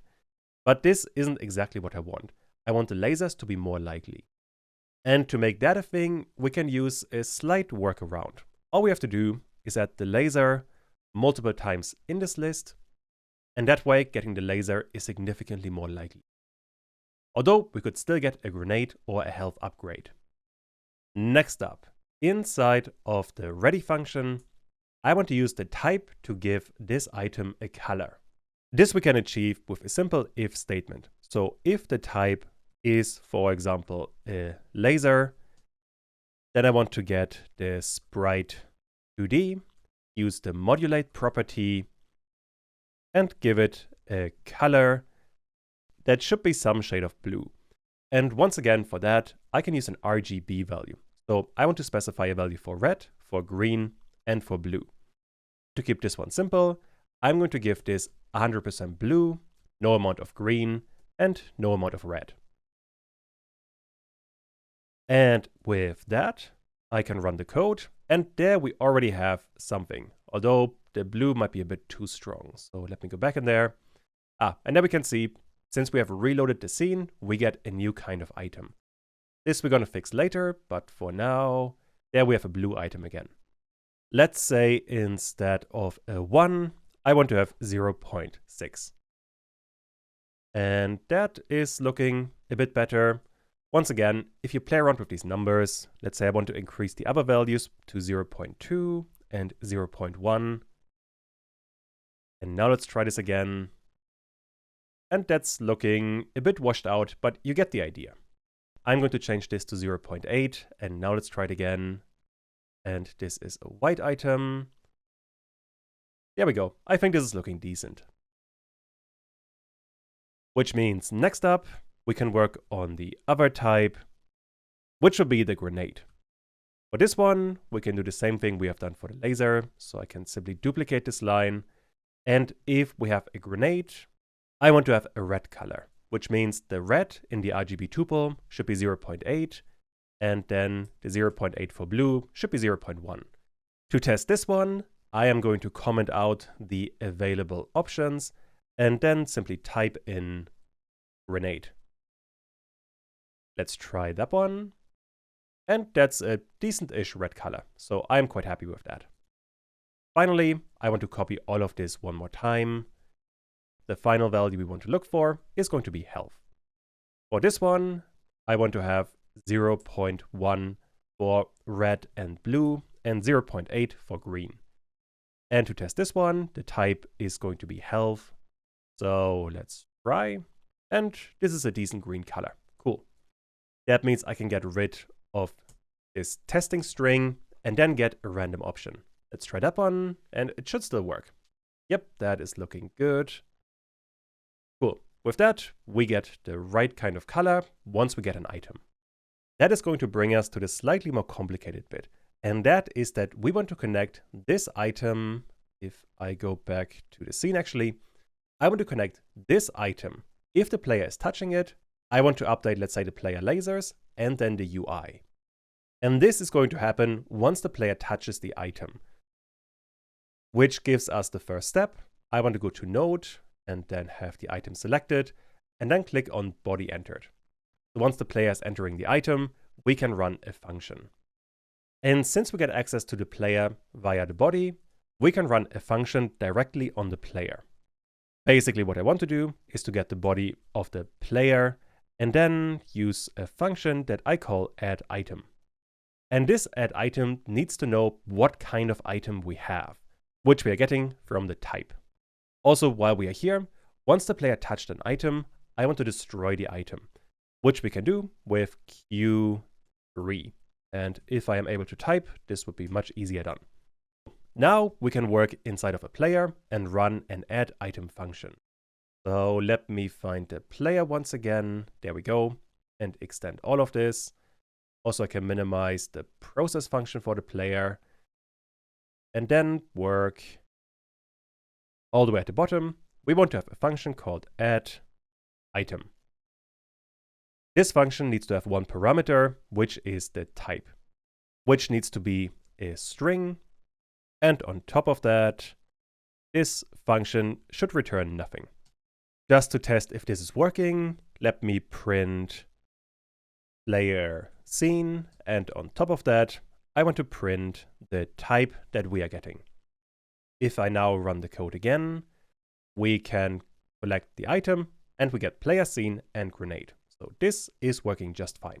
Which means now, besides printing something, I want to check what kind of type we are getting. So if the type is, for example, let's start with a laser actually. If that is the case, I want to get globals. Inside of there, we have the laser amount. And this I want to increase by a certain number. You could use a 1 here, but I'm going to go with 5 because we want to use the laser quite a bit. This logic should already work, but there is going to be a major downside. To illustrate, let me run the game, and there we have a blue item. This is going to update our lasers. And to visualize the problem, let me shoot away our entire ammunition. I am probably going to speed this one up.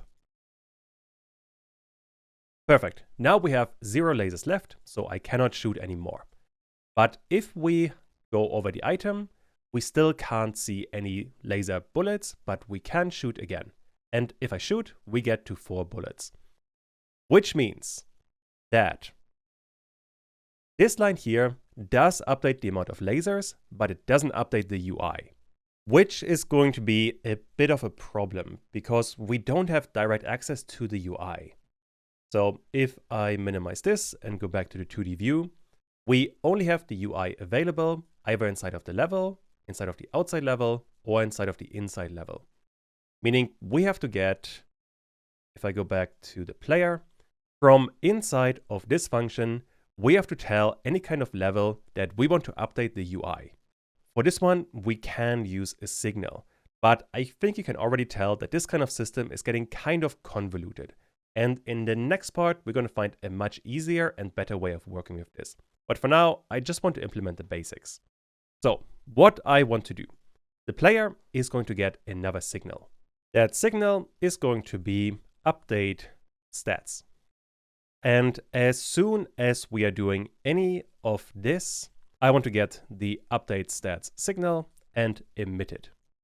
That is information we can use inside of the level. As a matter of fact, if I go there, select the player, we now have update stats. This I want to connect to the level, so connect. And now we have a function inside of the level, and inside of the level, we have the UI, which is quite handy because that way I can get the UI, and the UI has a couple of functions that update the UI itself. Let me open it actually. I want to open the UI. In there, we have update laser text and update grenade text. Also, I realized that those 2 lines shouldn't be there anymore. All we have to do inside of the level is call these 2 functions, and then we are good to go. I want to get UI and then update laser text. This I want to duplicate because the next line is going to be update grenade text. And with that, we should be good to go. If I now run all of this, I can shoot the laser a couple of times. And now if I collect the blue orbs, our lasers are indeed updating. So this is a really good start. And I really want to reiterate what is happening here. We are starting inside of the item. This item is going to select a type when it is being created. Let's say it becomes a laser, and because of that, we are giving it a certain color. Although this doesn't affect the functionality at all. What does, however, affect the functionality is the function at the bottom. If the player is colliding with it, we are running the add item function. This exists inside of the player, and we are accessing the player via the body that is entering the function. Which means next up, inside of the player, we can run the function. There we are checking the type of the item, and if it is a laser, we are updating the global amount. And this laser amount we are using in the process function to check if the player can shoot a laser. Also, in the UI, we are updating all of this. The problem is the UI doesn't know when it is supposed to be updated. So here we are updating the laser amount, but we're not telling the UI to update. This we are doing via a signal, which is called update stats, that we can capture inside of the level. And inside of the level, we have the UI, and in there we are updating the text for the laser and the grenades. Once again, all of this is getting a bit convoluted, and in the next part, we're going to cover a much better way of covering this. First of all, though, I want to do an exercise. I want you guys to implement the logic to update the grenades. Once again, this is going to be really similar compared to the lasers. Pause the video now and try to work on that. First of all, I want to work inside of the item. In there, we are already getting the type for the grenade. So this one is working just fine, and we are still calling the onBodied entered function. Which means next up, we can work inside of the player. In there, we are only checking for the laser right now. Which means I can duplicate these lines and change the type to grenade. If that is the case, I want to update the grenade amount and increase it, let's say by 1. With that, we have an increased global amount, and we are also telling the UI to update, which we're doing via the signal. And since this inside of the level is covering both the laser and the grenade, we should be good to go. And just to test this inside of the item, I'm going to once again comment out the random item and instead get a grenade. With that, we should always get a red item, and that's looking good. And now we're getting 6 grenades. And everything else is still working just fine. Meaning now I can get rid of the grenade, and we have a random item again. So let's try this one more time. And there we have more lasers. Perfect. This covers the first important part, and in the next part, we're going to make all of this significantly more efficient. I'll see you there. For this part, we're going to cover SetGet, which is a really powerful tool in Godot, but to understand why it is useful, let's talk about a problem. At the moment, when the player is colliding with an item, we are updating the player stats and the UI separately, which is getting really complex really fast. We have to work across multiple scenes, we have to use signals, and the game is still quite simple. If it became more complex, this would become a nightmare to manage. What would be much better is to have some kind of code that updates the UI automatically as soon as we are updating the player stats, and all of this should work on a global level. To make that work, we will need SetGet. Basically, what this one allows us to do is to run code whenever the value of a variable is changed or accessed. For example, what we're going to do in this part is whenever the health of the player changes, we want to update the UI from the globals file, which we can do quite easily using SetGet. So let's look at that. Back in Godot, before we can start working on the actual SetGet, we have to make a few more changes. At the moment, let me work inside of the item. We are getting the type of health when we are creating an item. And this also updates the color. However, when we run onBody entered, we are running add item, and this happens inside of the player. And in there, we are currently not checking if we are updating the health, which isn't possible because if I look at the globals, There we have an amount for the lasers and for the grenades, but there's nothing for health. For now, let's say I want to create another variable that I'm simply going to call health. And this is going to get a default value of 60. The value here, once again, doesn't matter. Although for the health bar, it would be easier if you choose a value between 0 and 100. Now that we have that, I want to work inside of the item. I want to update the global health, which once again is going to be an if statement. If the type is equal to health, then I want to get globals, update the health amount, and let's say increase it by an amount of 10. Now this is already going to work. For example, after this line of code, we could print globals and health. And also, just to test this, I want to once again comment out the random item and replace it with health. That is going to make testing all of this much easier. So now let's run it. And if I select it, we are getting 70, which would be the start amount of 60 plus 10. The thing is though, this did not update the UI. And with our current tools, there would be no easy way of doing that. Basically what we would have to do, from inside of the item, we would have to go to the player, and then from the player, we would have to emit a signal, and then inside of the level, we would have to add another function inside of onPlayerUpdateStats to make all of this work. And once again, this is not an efficient way of working. Instead, I want to do all of this inside of globals. Specifically, as soon as the health changes, I want to run a function. And to make that work, Godot has an extra functionality. What I want to do is I want to add a colon after the 60. Once I have that, I can basically add two functions inside of this variable. The first one, you just need the name, would be called get. And in there, I am just going to add pass for now, but we are going to add something else in there in just a second. Besides there, you can add a set, and this one needs a parameter called value. Also in there for now, I simply want to add pass. What this is going to do, it is going to influence how you're working with this variable. Get determines what happens when you're reading this variable. And just to demonstrate, right now, inside of the item, when the player is colliding, we are updating the value of health and we are printing it, which means we are writing on the value and we are reading the value. And both of those are set with get and set. If you are trying to read a value, so for example using the print statement, you would trigger the get function, and if you're trying to update the value, you would trigger the set function. If we are trying to get the value, I simply want to print health value was red.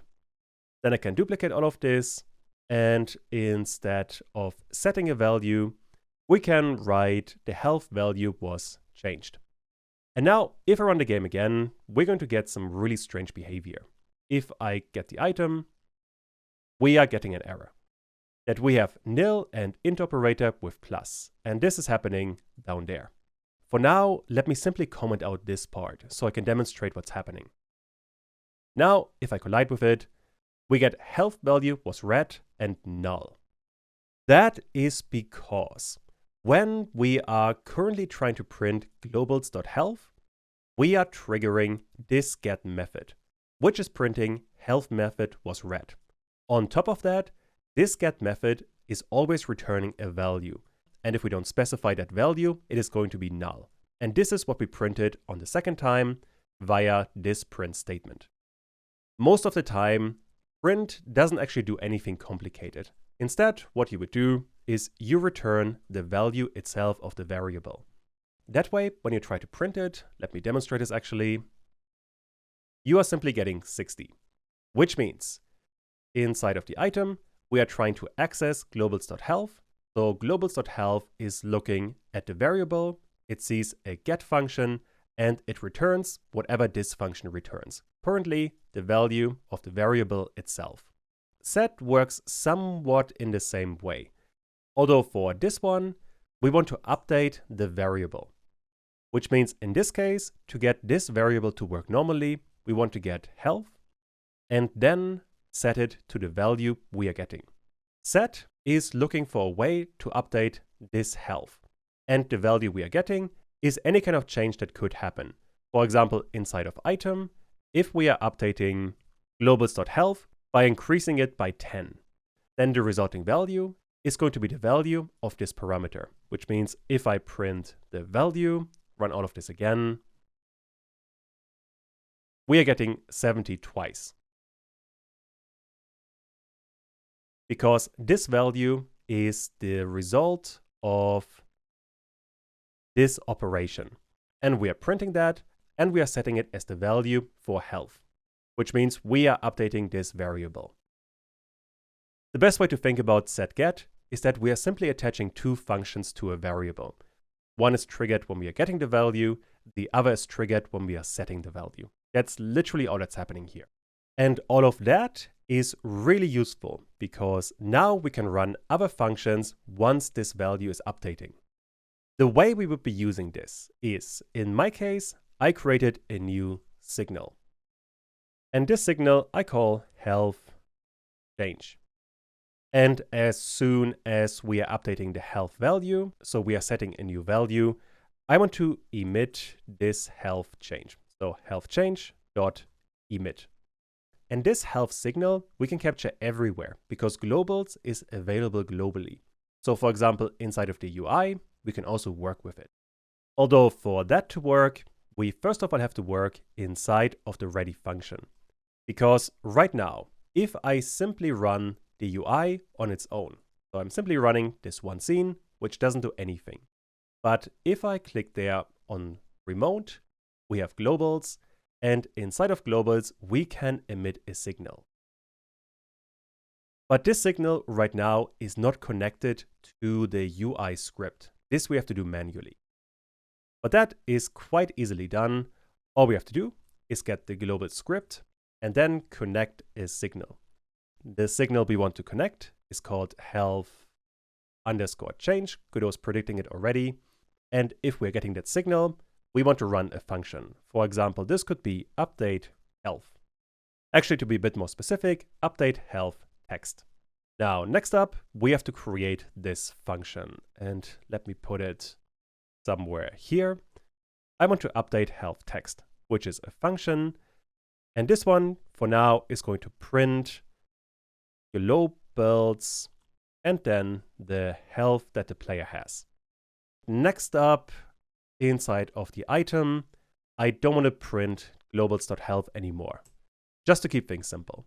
Also, inside of globals, we are not printing anything.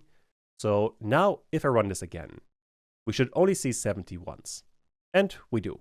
And this 70, we are printing from inside of the UI. This function to be a bit more specific. But we don't actually want to print it. Instead, we want to get the health bar and then update the value. And for that, like we have done with the other nodes, I want to, on ready, create a variable. Let's call it the health bar. This one has to be a texture progress bar. And the value for that, we can simply drag in there. I want to get this texture progress bar, drag it, so I can capture it in a variable. Now that I have that, I can get the health bar and set the value, and the value should be globals.health.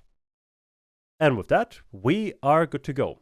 If I now run the game and I collect the item, we are changing the health amount.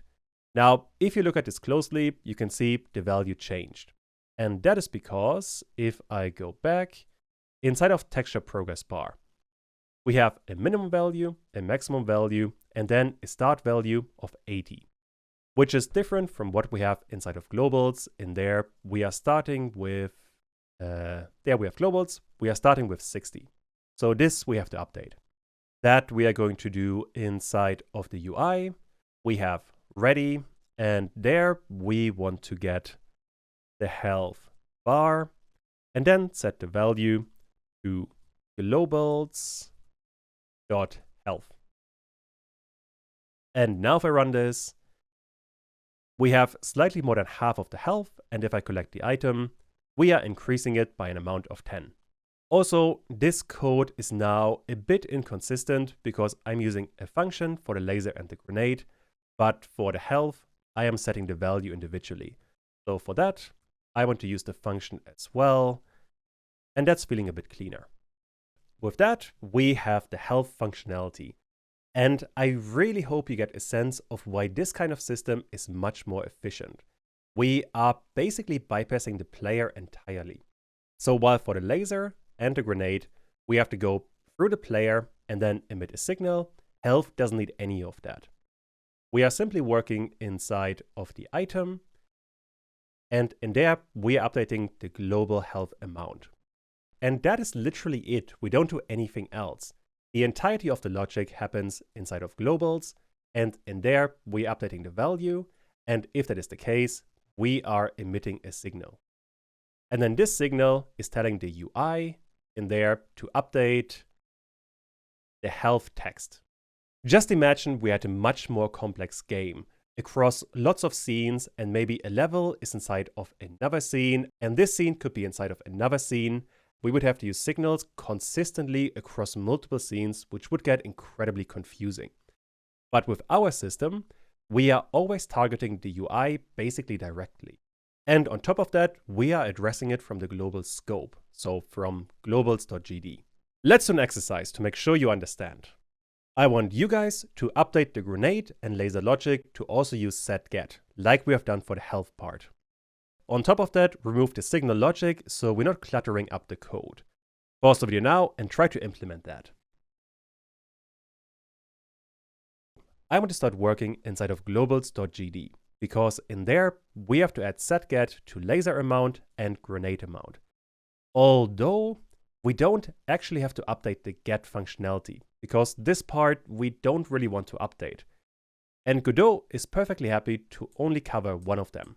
We could simply delete get and the code would still work just fine. Meaning now, whenever I update health, we are getting the same functionality, which saves us a bit of writing. On the laser amount, I want to add a set function. The parameter you can call whatever you want, but it is basically always called value. And now I want to get the laser amount and set it equal to this value.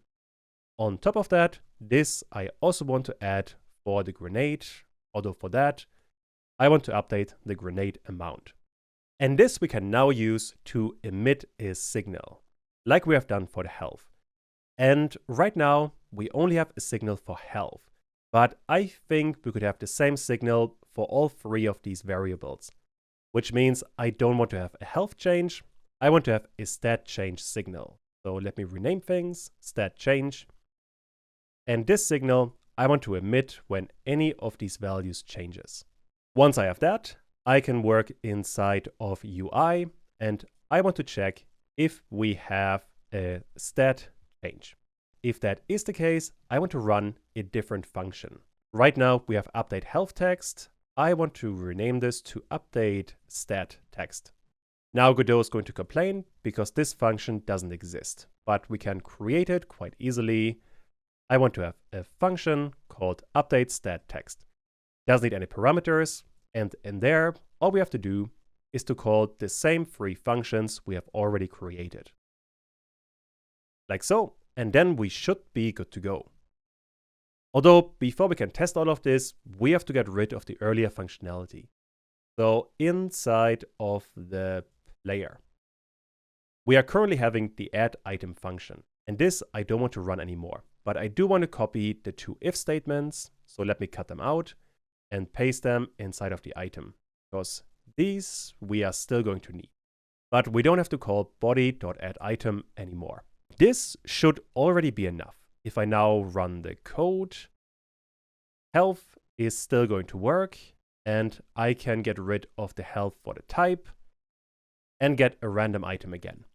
If I now run this again, we get a laser item, and this is updating our lasers. And just to make this a bit faster, let me add grenade for the type.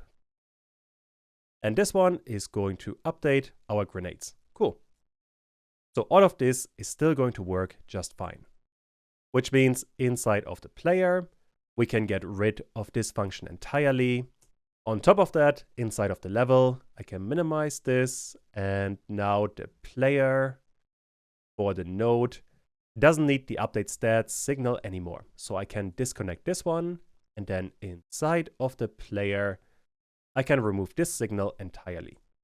If I run the entire code again, we are still getting our laser updates, and everything else should still work just fine.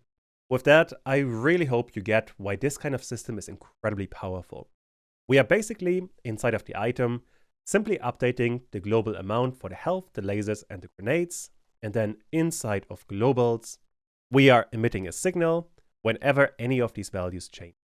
And then this signal we are capturing right away inside of UI and simply updating the text. There's only one more thing to do, and that is that the debugger is unhappy. So let's click on it, and right now we have onBody entered, but the body we're not actually using, which means I can add an underscore and run this again, and now Godot is happy again. And the rest is still working just fine. Perfect.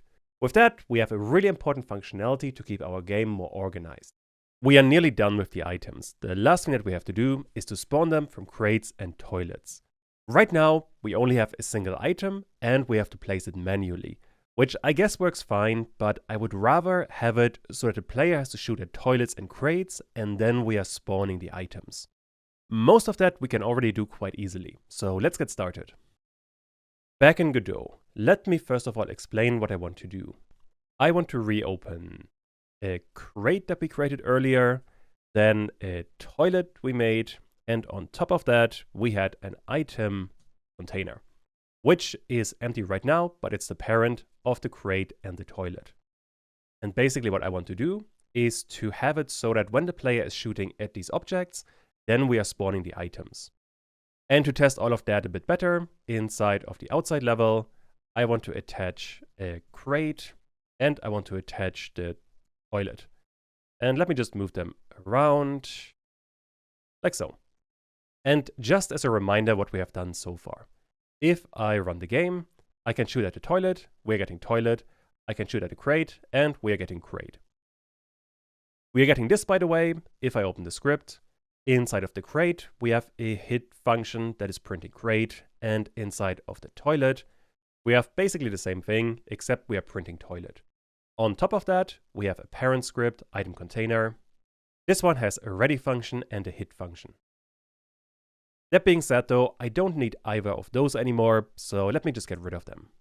Instead, here's what I want to do.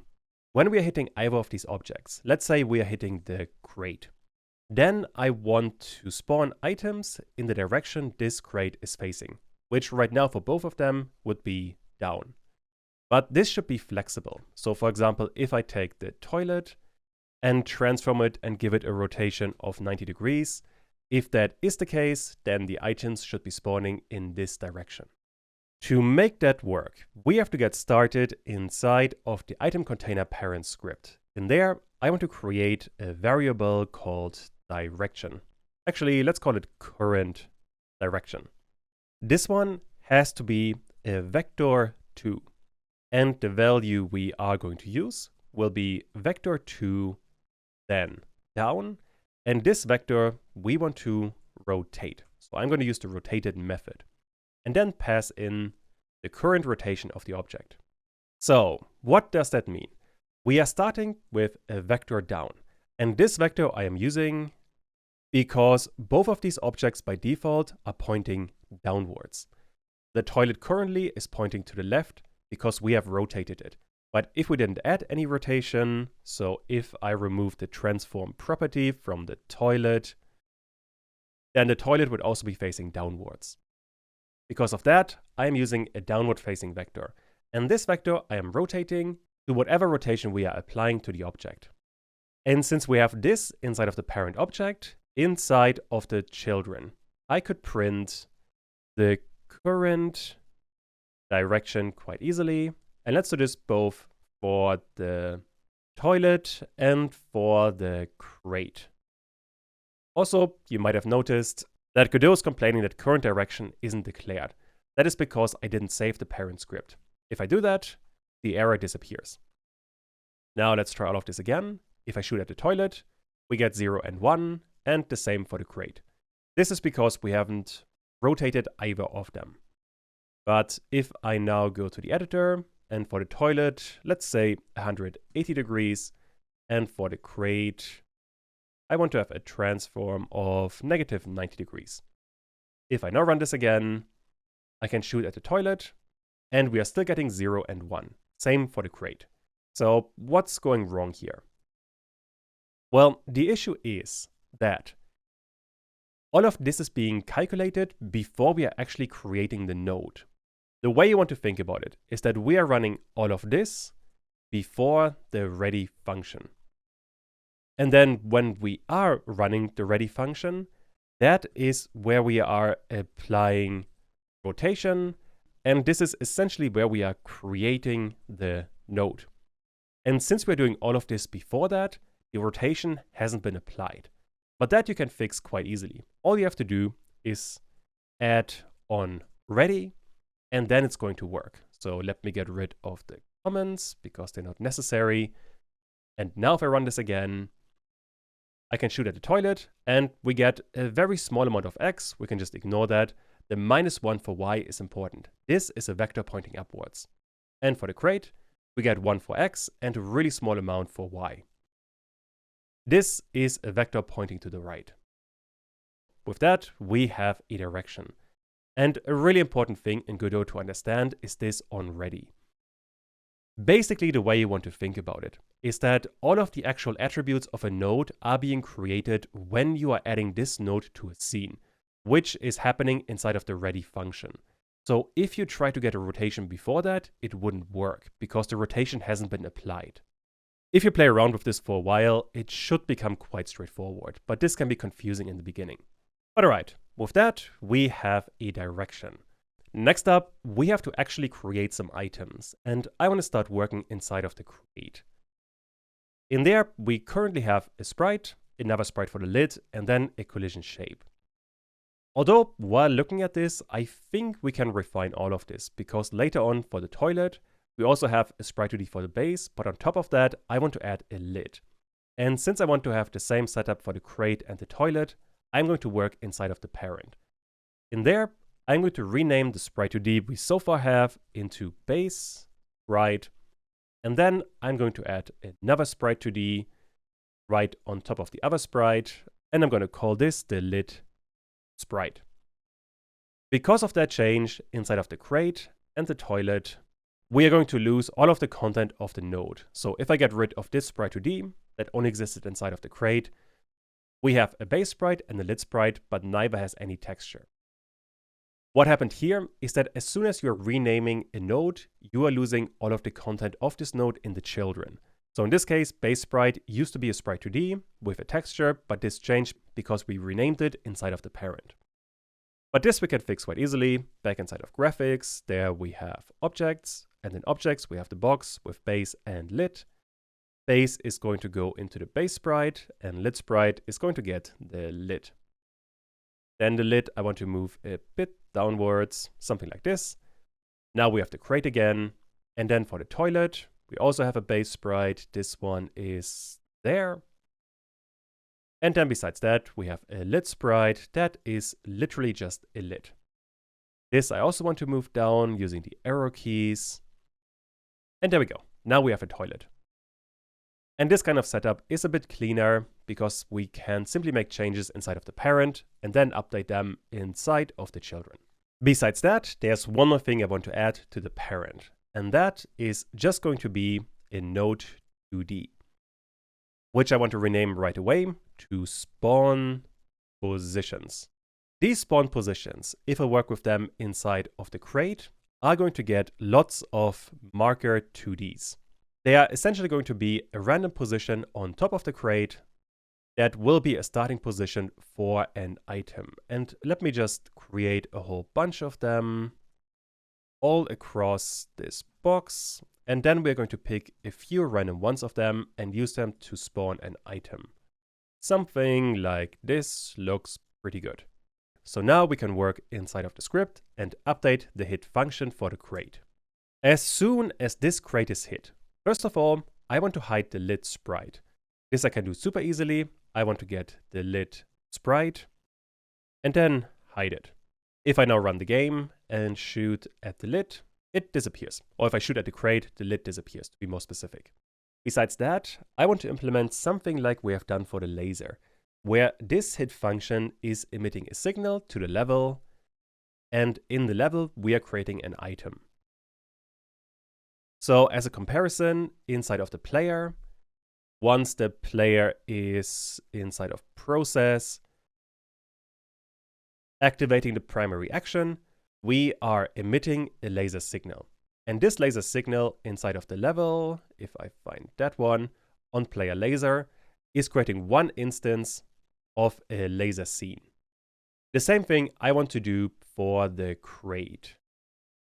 So in there, I want to get some kind of signal. We could call this one open, and this I want to emit. Now this signal does not exist right now. And I could create it inside of this script, but that wouldn't be ideal because I also want to use it inside of the toilet. As a consequence, this is going to be created inside of the item container. I want to create a signal that is going to be called open. This signal will have two parameters. We have a position and we will have a direction. Now that we have that, back inside of the crate, Godot stops complaining about this signal. So that's a good start. Although now I have to figure out a position and a direction. The direction is easy because we literally can just use the current direction and we are good to go. However, we will need a position, and this one is currently not available. And for that, I want to basically pick one of these spawn positions at random and then use that position. For that, let me create another variable and call it pos. And all I really want to do is get my spawn positions. And on there, we have a method called getChild. GetChild wants to have an index, where the first item would be index 0, and the last index would be the length of the list.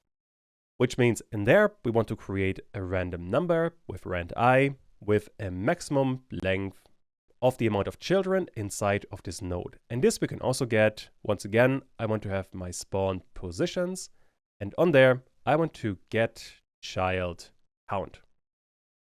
And this definitely has to be extended.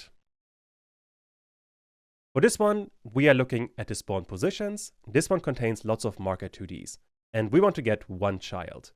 For this child, we're using an indexing, and we are basically creating a random number between 0 and the length of the list. This would give us a node, but that wouldn't be a position yet. To get the actual position, we have to get the global position of that node. And then we have a position. So now we have all we need for this signal, which means I can return to the outside level.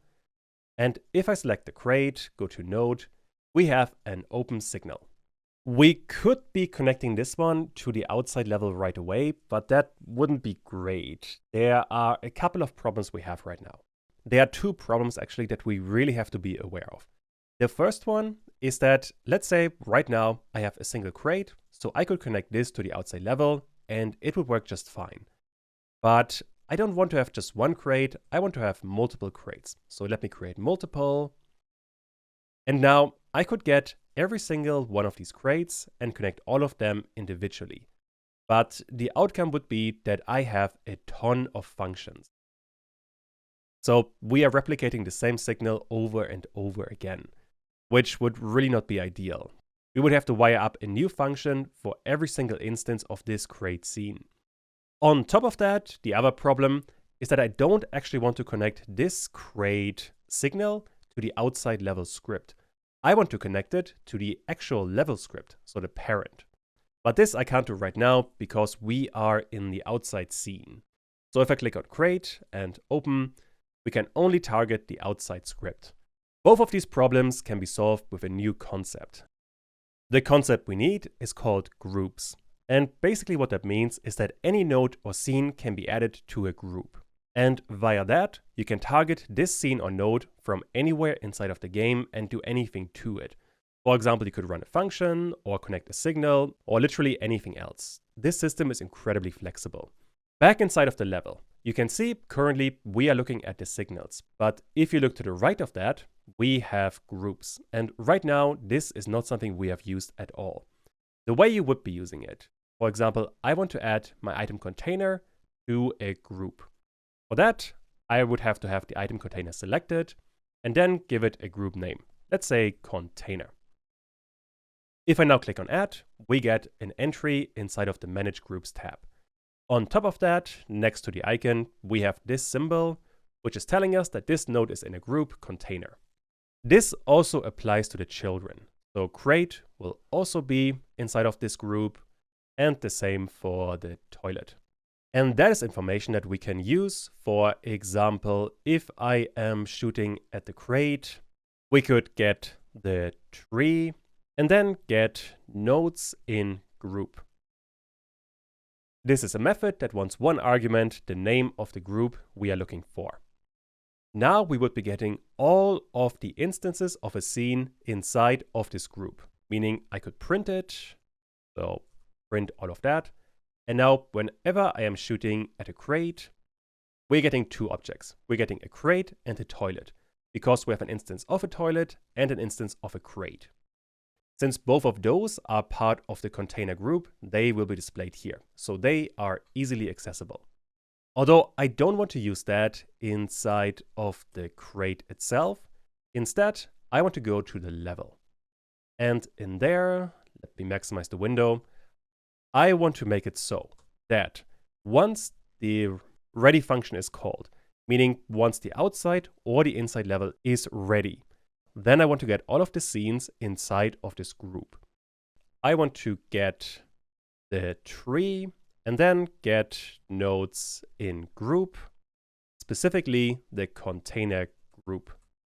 This would return an array of nodes, which I can use right away inside of a for loop. Let's say for container in get tree and all of the nodes inside of this group. I could use that, for example, to print all of the containers. With that set up, I can run the game again, and now once the scene is ready, we get crate and toilet. On top of that, if I now duplicate this crate and add multiple instances, and I could also duplicate the toilet, and now if I run all of this again, we're getting all of these objects. That being said, I don't actually want to do that. I want to have one crate and one toilet for now. Now we have access to all of the scenes that we want to connect to a signal. And for that, we can run another function.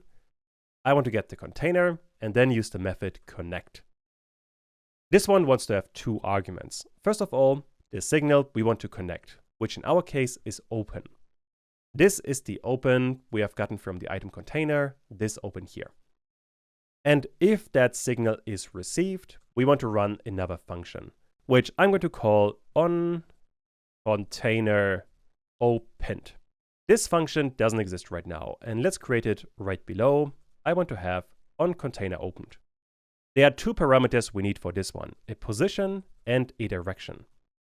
Although for now, inside of this function, let me simply print container opened. Now, if I run this again, I can shoot at the toilet, and nothing is going to happen because this one doesn't have the function. But if I shoot at the crate, we get container opened, which means that this open.emit is working just fine. And that means inside of the level, we can use this function to spawn items like we have done for the laser. Which means, once again, we want to preload a scene. So all the way at the top, var item underscore scene, which is going to be a packed scene. I want to preload an item scene. And I hope I find it really quick. This item.tscn is what we want to preload. Once we have that, inside of the container, I want to create var item, which is going to be an item scene and an instance of that. And this shouldn't be instance, this should be instantiate. This item right now is going to be in position 0 and 0, so I want to update the position to the pos we are getting from the parameters. The direction I'm going to ignore for now. So next up, what I want to do is to add this item to the current scene. Although for that, inside of the level, I want to add another node, which would be a node 2D, and this node 2D I want to have below projectiles. I'm going to call this one items. And to this, items, I want to add the child of the item we have just created. With that, we should already have something working. If I run the game now, I can shoot at the crate and nothing is going to happen. Although if I shoot multiple times, you can see. If you look at the bullets or the grenades or the health, if I shoot at this, they are updating. Which basically means that as soon as the item is spawned, it is being destroyed. And I think that is because inside of the item container, under collision, we haven't updated these layers. So it shouldn't be on the player layer, it should be on the objects layer. And for the collision, we can see the player, the enemies, and the projectiles. But we should not be able to see layer 5 because there we have the items. If we are now trying all of this again, then I can shoot at the crate and we are getting something. There are a couple of issues right now. The first one, the most obvious one to be honest, is that our items are below the crate and the toilet. That I can fix very easily. We simply have to put the nodes below the item. That means I can try it again now and we should have the items on top. And that is looking quite a bit better. On top of that, the player can also collide with them and we are updating the lasers and the grenades. Although I can't collide with all of them because they are on top of the crate. But that we can fix very soon. If you look at the bottom, we have Godot being incredibly unhappy. The first one is quite easy. We're not using direction, so this we can ignore for now. For this function, we are going to use direction in just a second. So this one's fine. The next one though is in red, so this one is quite a bit more serious. And that is that onContainerOpen can't change the state while flushing queries and use callDeferred or setDeferred. This issue is happening because we are spawning an area on top of a static body. And Godot doesn't like that because it messes with physics calculations. There is a lot of stuff in the backend, but don't worry too much about it. Basically, whenever you're getting this kind of error, you can either get it when you're updating an attribute or when you're calling a function. In our case, we're getting the error inside of level. If I find it really quick, there we have level. And let me actually expand all of this a bit. We are getting the error on this line that we are calling addChild and Godot wants this to be deferred, which is very easily done. All we have to do is to not call this method right away. Instead, we want to call it deferred. CallDeferred wants two arguments. The first one is the function you actually want to call, which in my case would be addChild. The second argument would then be the argument you want to pass into this function or method. For this particular case, we only have a single argument. Although if you had multiple, you would add multiple arguments after this. Now I can run all of this again, and if I shoot at the crate, Godot keeps on being happy. So this is a really good sign. Everything else also still works, so I am quite happy with it. So with that, we can add the items and we get them into the level. There's only one last thing to cover, and that is I want to move the items when they are being created. You could achieve that either with an animation player or with Tweens. I am going to use Tweens. And for that, first of all, when we are creating the item, I want to give that one a direction. The direction we are getting from the container. Which means in there, I want to get the item and give it a direction. The direction is simply going to be the direction we are getting from the parameter. This we can now use inside of the item in the ready function.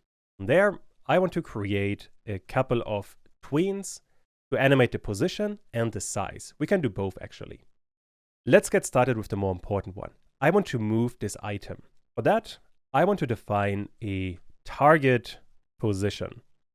This target position is going to be the current position of this node and then plus a direction.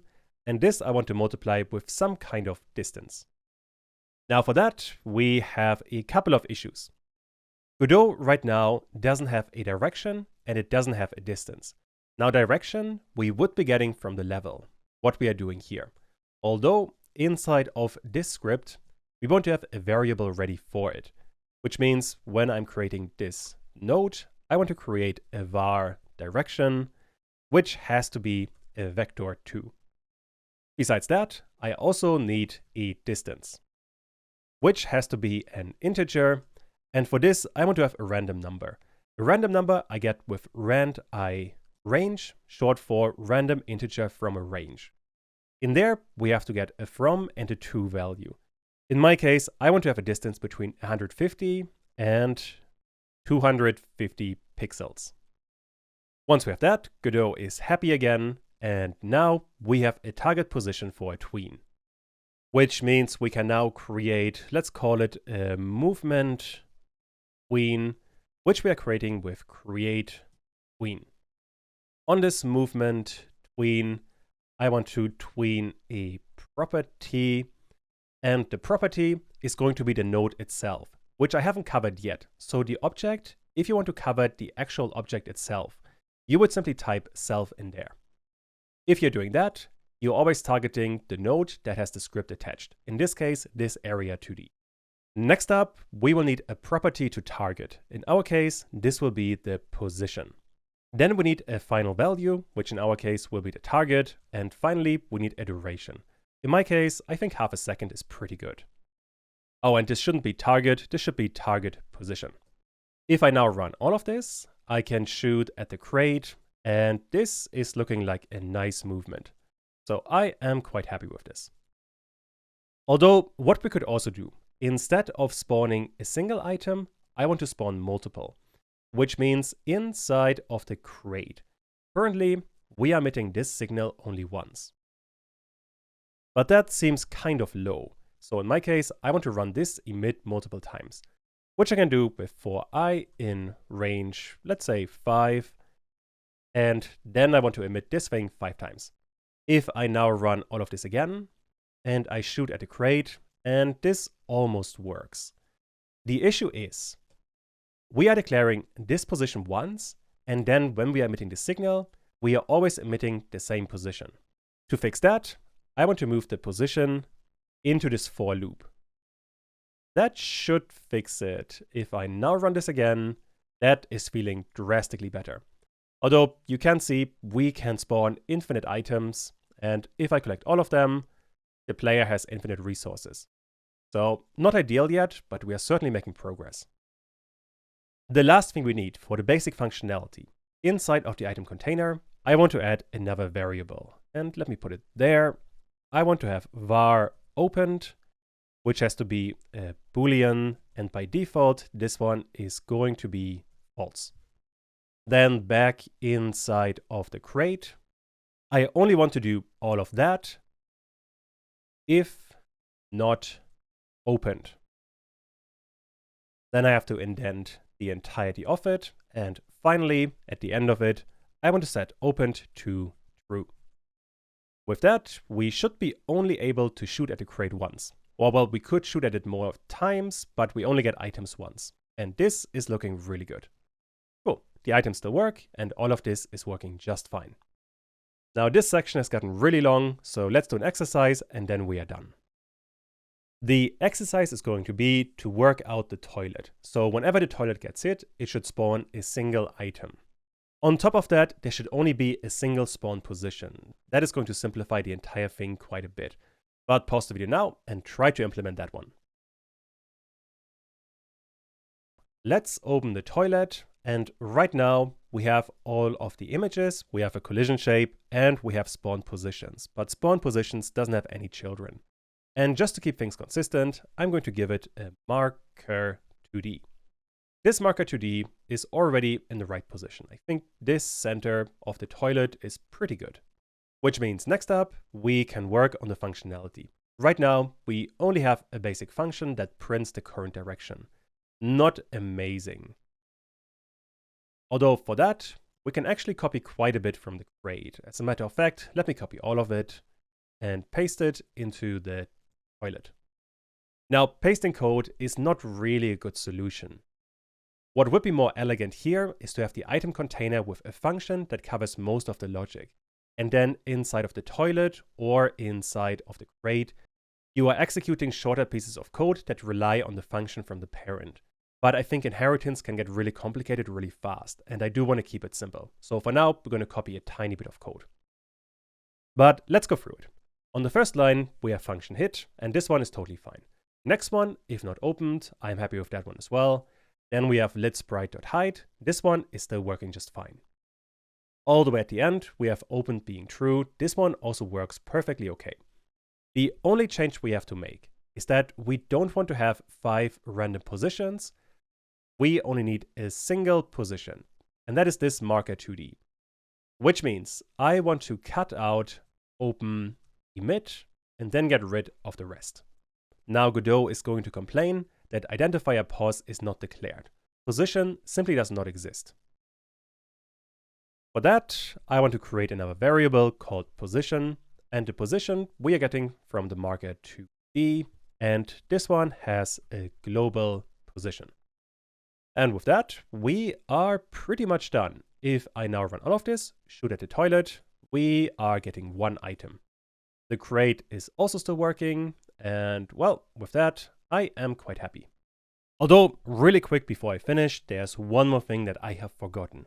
Inside of the item, when we are creating it, I want to have 2 tweens. One is going to be for the movement, and the other is going to be for the size. Although to be a bit more specific here, I only want to have a single tween. So let me rename movement tween simply to tween. The other thing besides the position that I want to tween is going to be tween property with self again. And the property I want to tween is going to be the scale. For this one, the final variant has to be a vector 2, and the default size is 1 and 1. So this is what I am going to keep. Next up, we have a duration, let's say 0.3 seconds. Finally, this is not going to do anything by default, because our starting size is 1 and our end size is 1. So we are transitioning between 2 equal values. It's not going to do anything. To fix that, I want to add one more method, and that is called from. This defines our start value, which also has to be a vector 2, and in this case, it's 0 and 0. This is telling the tween to start from 0 and then go to the end value. With that, we are nearly done, although this isn't going to work perfectly. You can already see it, and there, well, this is looking a bit weird. The major issue is that we are calling these tween properties in sequence, meaning we are first moving it with the original size, and then we are updating the size. To fix that one, we have to get the tween and then set parallel, and this should be true. And this should fix basically everything. Let's try, and if I now shoot at the toilet, that's looking better, and that's also looking better. Let me try again, because we only get blue items. And yeah, this is quite good. Now we're done with this part. Next up, we can work on the enemies. For this part, I want to make a couple of updates to the inside level and add a few minor fixes. There is no theory for this part, let's jump right in. Once again, back in Godot. There is, first of all, the main issue that we have a single crate and we have one toilet. But we want to have multiple of them and also not in this position. As a consequence, let me get rid of both of them. On top of that, I realized that the toilet is a bit too large, which we can fix quite easily with transform. I'm going to set it to a size of 80%, and that way we should have a much more realistic proportioned toilet. Also, we have to update the collision shape, and that's feeling better. That isn't actually the issue I wanted to work on first. But basically, for the most part, we are going to work inside of the inside level, and in there, I want to add a whole lot more static objects. For example, in there, we would have the bed, we would have the item containers, we would have the toilet, and on top of that, I am also going to add a few additional things. But that's going to come later, so let me go back to the outside level. Because if I run the game and I go to the outside house, there is one thing that doesn't work right now. If I enter the house, the camera tween is not working anymore. The reason for that is that we have the house inside of the ground somewhere there. And this house is sending a signal. We have player entered and player exited. But those we originally connected to the level node. Which means in there we have on-house player entered and on-house player exited. But this shouldn't be inside of the parent level, it should be in the outside level. I have to reconnect both of these signals. Although, first of all, inside of the level, I want to cut out these two functions because they are not working and not needed anyway. With that, we can work inside of the outside.gd script and connect the signal for on-house player entered, and on top of that, also player exited. And now let me extend this script and paste in what I have cut out earlier. The actual tweens do not change, so I can literally just copy, cut, and paste them into the appropriate function, and we should be good to go. These other functions should be deleted.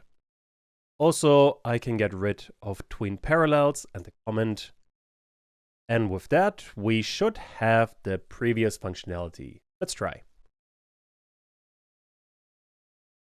I can now once again walk to the house, and if we are entering, we are back to a working camera transition.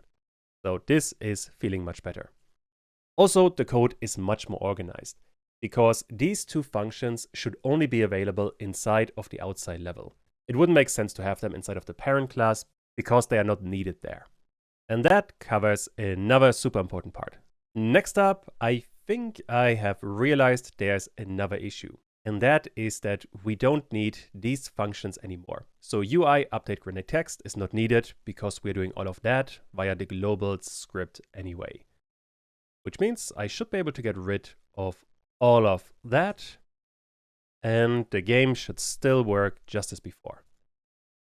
And that is looking pretty good. Cool. Now all of this is looking significantly cleaner. That means we can come to the actual important part of this section. I want to flesh out the inside level. For that, I'm going to hide the directional light so we can see a bit better what's going on. In here, I mostly want to work inside of the ground and then add a few more objects. For example, we have a bed that we could be adding. That one is spawned in the center. And also, I want to lock every other scene that we don't need. So items we don't need. And with that, we should be able to select just the bed and then place it in wherever we want to have it. Also, we can duplicate it and place it in a couple of positions where it could fit well. Yes, one there with a transform of 180, and then duplicate it one more time and place it somewhere here. And the same thing we can do for the other room. Something like this. And once again, this is going to be a fairly boring process. I am not going to add too much, but in your own game, play around with this a lot. Besides that, what I also want to add, and this is much more important, I want to add the crate, and I want to add the toilet.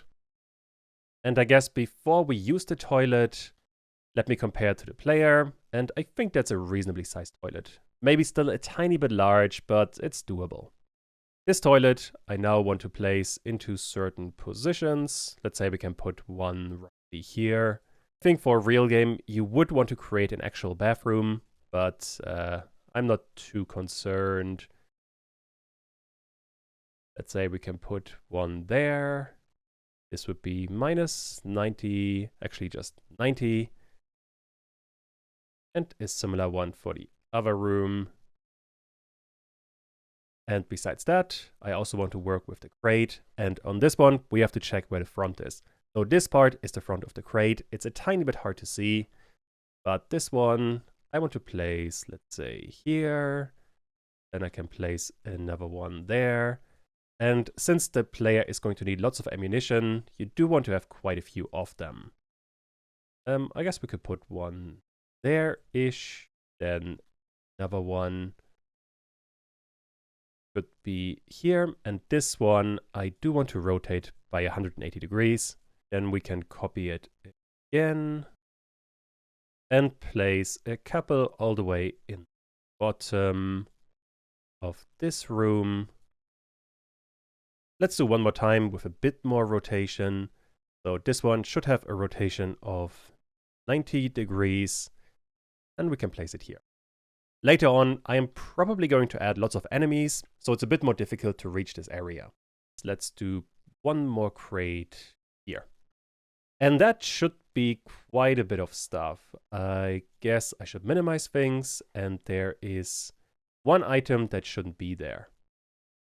This item I want to get rid of right away.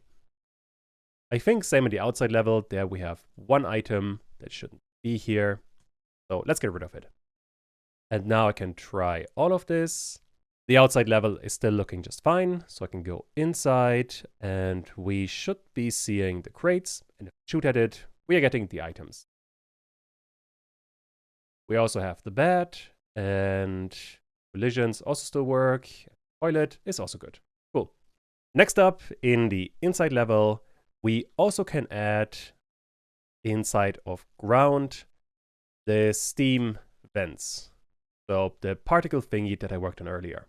And this one, I just want to place in a couple of positions. So it's not getting too annoying. I guess we can put one here-ish and then another one there and third one here. It doesn't really matter for this tutorial, but obviously the more time you spend on this kind of work, the more realistic your game is going to feel and look. I guess here works. Once again, let's try all of this. And if I go inside, we have steam vents and collision is also working. And once again, this is feeling quite nice. Notice here also that none of these objects I have added, the steam vents, the beds, the toilets, they don't interact with the light whatsoever, meaning I could place them here and nothing would happen.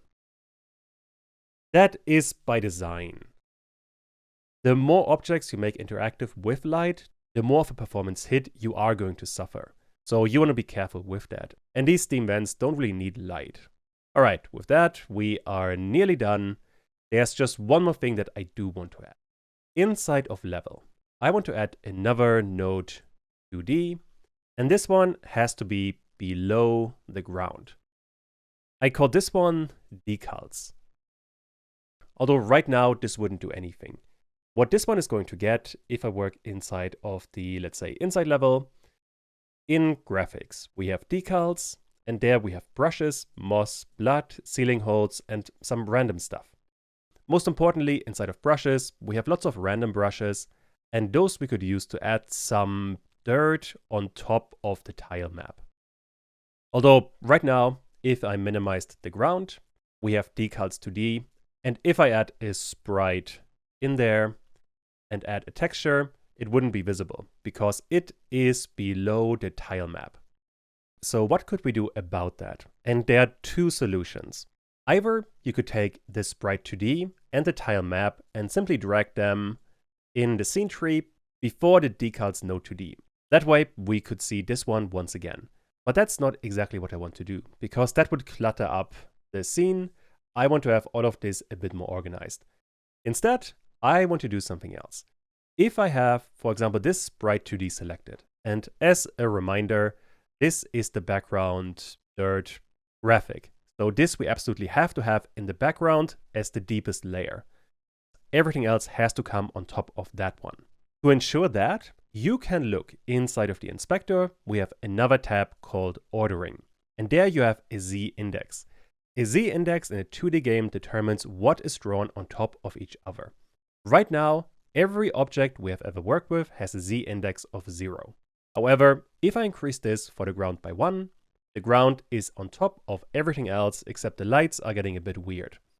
This number can also go negative, so now the Z index for the ground is -1 and every other object has a Z index of 0, which means that the ground will always be below everything else. So in this case, what we could be doing is set the Z index for the ground to -2 and for the tile map to -1. And that way, we can once again see the decals again. The advantage of that solution is that now the game is much more organized.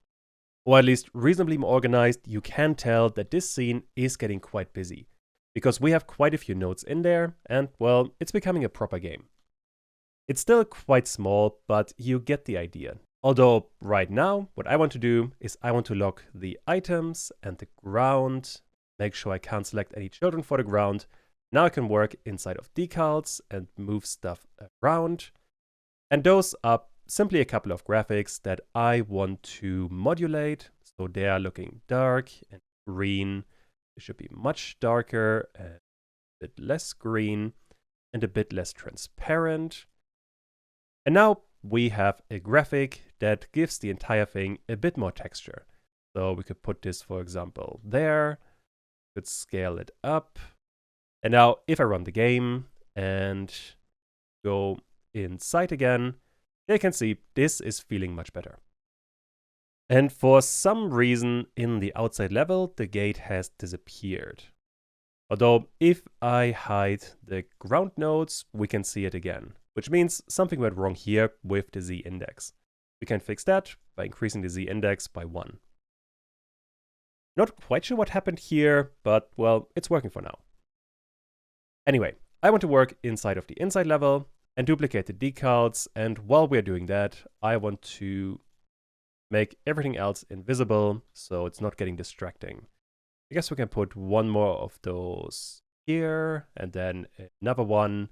You can also rotate it or scale it up, although you do have to be quite careful with that.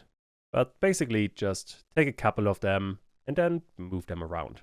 Next up, I want to add another sprite 2D with a different kind of brush. Doesn't really matter which one it is. This one also has to get visibility, modulate, much darker, greenish and less transparency, and definitely more dark, and I guess a bit less transparency.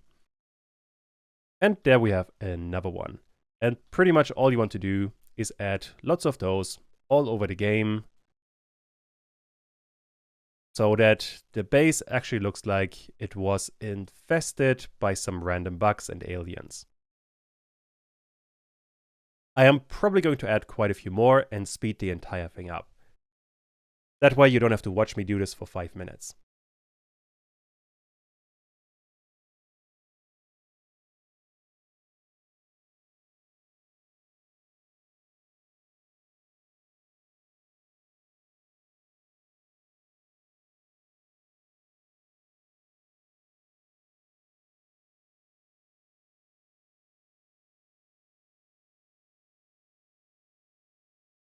All right, with that, we have added quite a bit. So the last thing we have to do is to make everything else visible again. And now let's try the game. And there we can see that this is feeling significantly better. Now the game doesn't look as clean anymore, and we have a lot more texture to it. So this is feeling a lot more scary, and everything else is still working perfectly fine. Cool. I am quite happy with this. Although there's one issue I've just noticed. In the outside level, if I run all of this again, and notice when I am entering the gate, the player is now below the house. This is because the gate now has a Z index of 1, but the player has a Z index of 0. Because of that, the gate is always on top of the player. Now, in my case, I'm going to set the Z index for the player to 2 and call it a day. For a real game, you probably want to have a bit more of planning in terms of what layer gets what Z index. Otherwise, you can get quite lost with this one, and it might get a bit annoying. But now, if I'm trying this again, this is much better. Now, there's one more thing that I do want to do inside of the inside level, and for that, I want to hide the other stuff again. We now have lots of stuff for the ground, but on top of that, especially for this area, I want to add a bit of infestation. And for that, once again, inside of the parent level, I want to add another node 2D. And this node 2D, I'm going to call infestation. This infestation is going to be right next to the ground. And basically what this one is going to be, if I work inside of the inside level, we have infestation and it's there. If you look under, I think it is under objects, and there we have infestation. There we have a corner, large, line, stuff like that. I basically want to take all of them and drag them into this area. And now we have added them to the parent node, so let's move them to their proper place, infestation. Also, I want to lock the decals so they're not getting in the way. Inside of infestation now, we have all of these random objects that look like, let me break them apart. All of these are random infestations that give the level, once again, a bit more detail. And those I just have to place in the proper way. For example, this one would be a corner piece, more or less. So I can place it roughly here. Doesn't have to be perfect, but once again, the more time you spend on this, the better it's going to look. And if you duplicate nodes, you can also make all of this a lot nicer.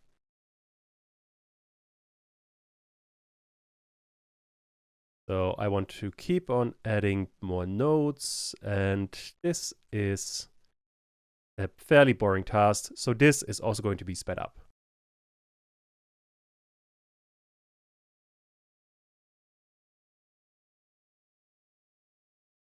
I guess this one is serviceable, so I am reasonably happy with that. Now we have a problem though, and that is that none of these have any kind of collision. And you could approach that in two ways. One would be to turn every single one of these sprites into a separate scene and then place them all again. That obviously is not what I'm going to do. That would take way too long. Instead, what you can do inside of these infestations, we can add a static body 2D. And for that, first of all, once again, you want to update the collision layers. This one should only be in the objects layer, and you can see the player, the enemies, and the projectiles. Now that we have that, I want to add a collision polygon 2D. This one is going to get a rough shape to block out one area, and you really don't have to be too precise for this sort of thing. The player would never notice. This would be one area. Now we can do all of that again and cover an area down there. Although for that, I want to get rid of this shape and then do something like this. One more time, and this static body area should cover this bit. Then I can duplicate it again, cover the other area.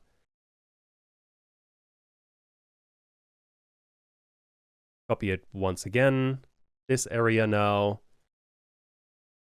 And I think you get the idea. I'm going to do this corner and then ignore the other two parts because they're not terribly important. So this bit gets this area. All right. With that, we have most of the areas, and let's just say the player can walk on top of the other bits. So with that, we have inside of one node 2D a lot of extra decoration for this one part. Now, before we test all of this, I have to re-enable the lights and the player, or rather make all of this visible again. And now, if I go in,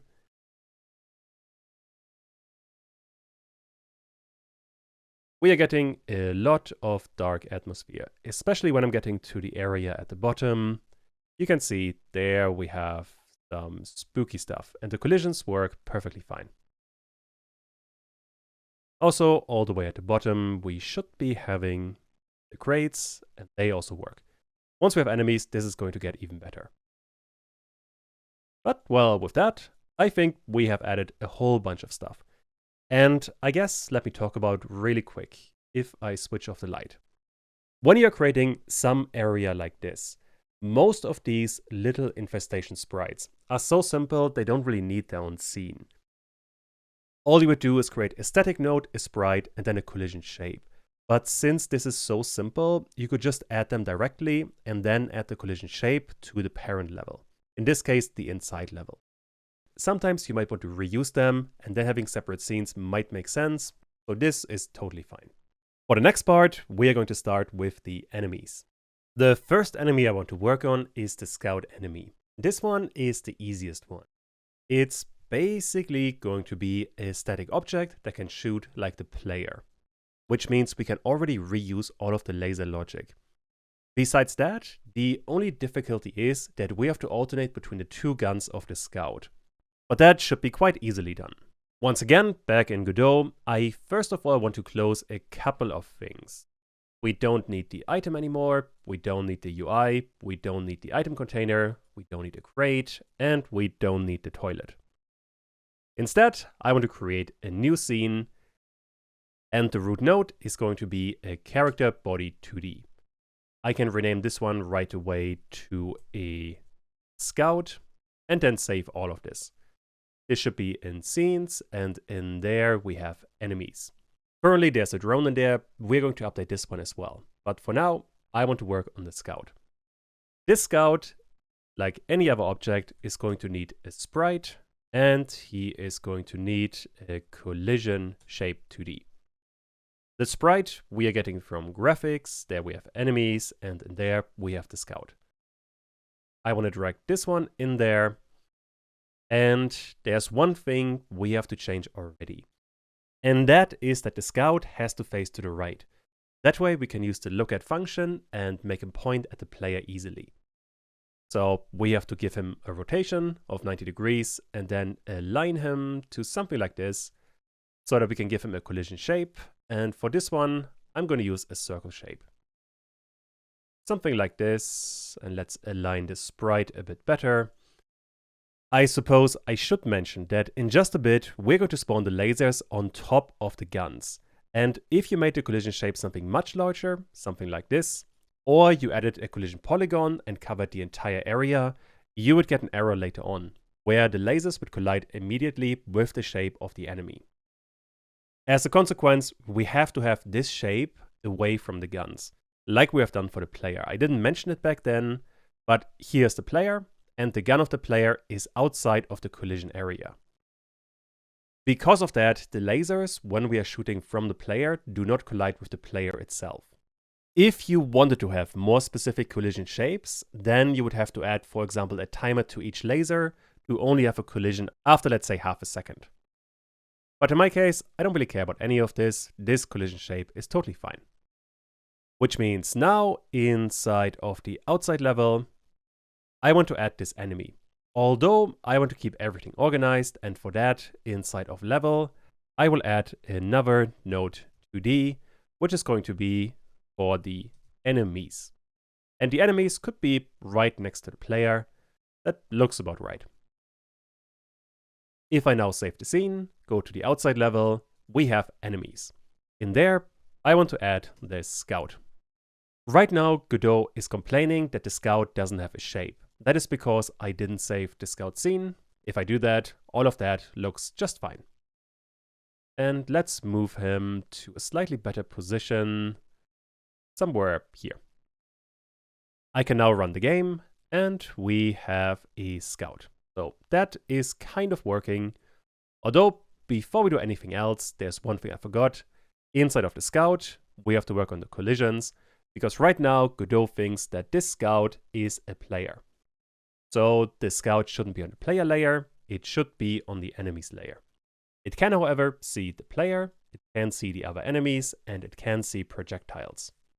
With that, we can add a script to the Scout, and the most important thing for now is a process function. What I want to do in there is to make this enemy look at the player. So we have to get the player position somehow. This is a bit of an issue, and let me explain why. Currently, we have one player and one enemy, and the enemy doesn't know where the player is. We could store the position of the player in the outside scene, or we could work with signals to make the player signal where he is, but this would be kind of annoying. Because if we're working inside of the inside level, then we would have to redo all of that once again. But we already have a much better way. And that is inside of the globals, if I find it. Globals, in there, I want to store the player position. So var, let's call it player position. This has to be a vector too. Although for now, we are not going to give it a value. Instead, what we are going to do inside of the player, and we do have a ton of scripts, but the player is here. Whenever we are moving the player, this is happening inside of process after we are running move and slide. I want to get globals, and in there we have the player position. The value that this one is going to get will be the global position of the player.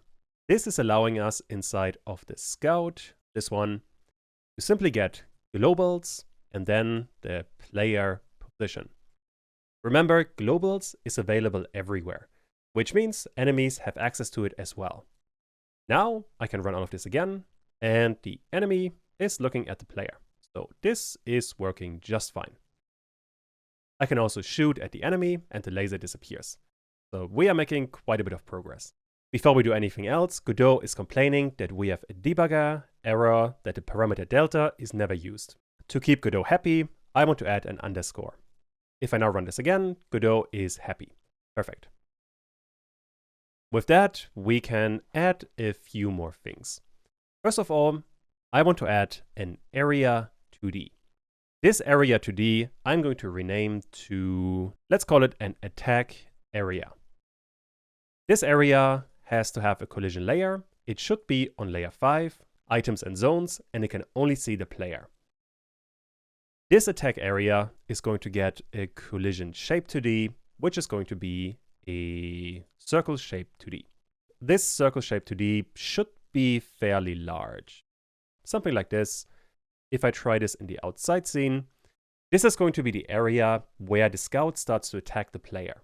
You probably want to play around with the distance, just see what feels good. This area we can now use with a signal where I want to have body entered and on top of that also body exited. All I really want to do is to add another variable, call it player nearby, which is going to be a boolean that by default is false. And as soon as the player is entering the attack area, we're going to set this player nearby to true. And if the player is exiting the area, it's going to be false again. That we can use inside of process, that if the player is nearby, then I want to print a tag. Let's try this one. And now we get attack. Although if I move outside of the area, the attack is stopping. But if I go back in, we can see it again. Meaning this is working already. Next up, we have to add the laser logic. For that, we will need a few more nodes. I first of all want to have another node 2D, which I'm going to rename to laser spawn positions. There are two positions we have actually. This is what I mentioned at the beginning of this section. We have two guns and we want to alternate between them. Which means for the laser spawn position, we have a marker 2D for one gun. Let's put it there. And then a second position for the other gun. Besides that, I want to add one more node, which would be a timer. And this I want to rename to, let's call it a laser cool down. Back in the script of the scout, I want to send a signal that I called laser. This laser will need a position and a direction. And if you remember from about 10 hours ago, this is just about the same thing we have done for the player.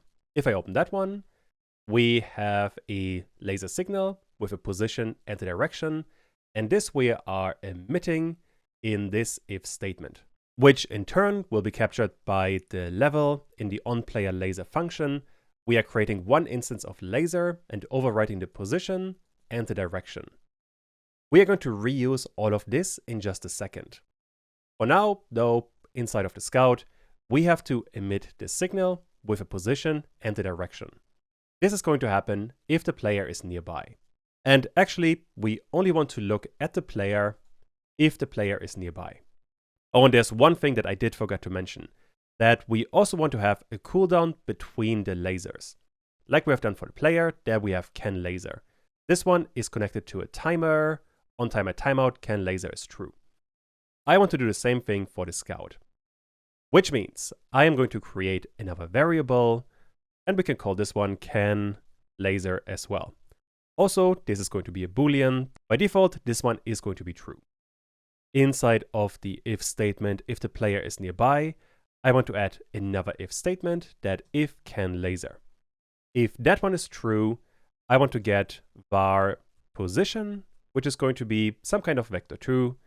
Besides that, I also want to get a direction, which also needs to be a vector 2. Once I have all of that, I can get the laser and then emit the signal with the position and the direction. Other than that, we have to add the logic for the timer. We want to set can laser to false. And on top of that, we want to get the laser cool down and start the timer. This timer we have just created, laser cooldown, and if this timer times out, then I want to set can laser back to true. I hope all of this at this point is becoming fairly straightforward. If you followed along, it should be. But if you want to have a reminder, when I did all of this for the player, we had pretty much the same logic. So check this one out if you are totally confused. Now though, we have another issue, one that we have already seen. The scout at the moment is emitting a laser signal. However, inside of the outside level, we are not capturing it. There's no function either inside of outside or inside of level that would look for the signal from the scout. We could connect all of that manually. So I could click on the scout and then connect the laser to the outside scene. But that would be incredibly annoying. Once we have multiple scouts, we would have to connect every single scout to make sure they can shoot a laser. But this problem we have encountered before. Specifically, inside of the container section, we had the issue that we wanted to connect all of the containers to the signal. And for that, we used groups.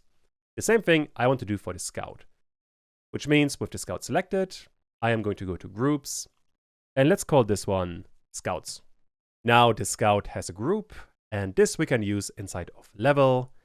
I want to for scout in get tree and get nodes in group. The group we are looking for is called scouts. I think I called it scouts. Yep. And then inside of this for loop, I want to target every single scout and connect the laser signal to a function. Since we already have an onPlayer laser function, I want to call this one onScoutLaser.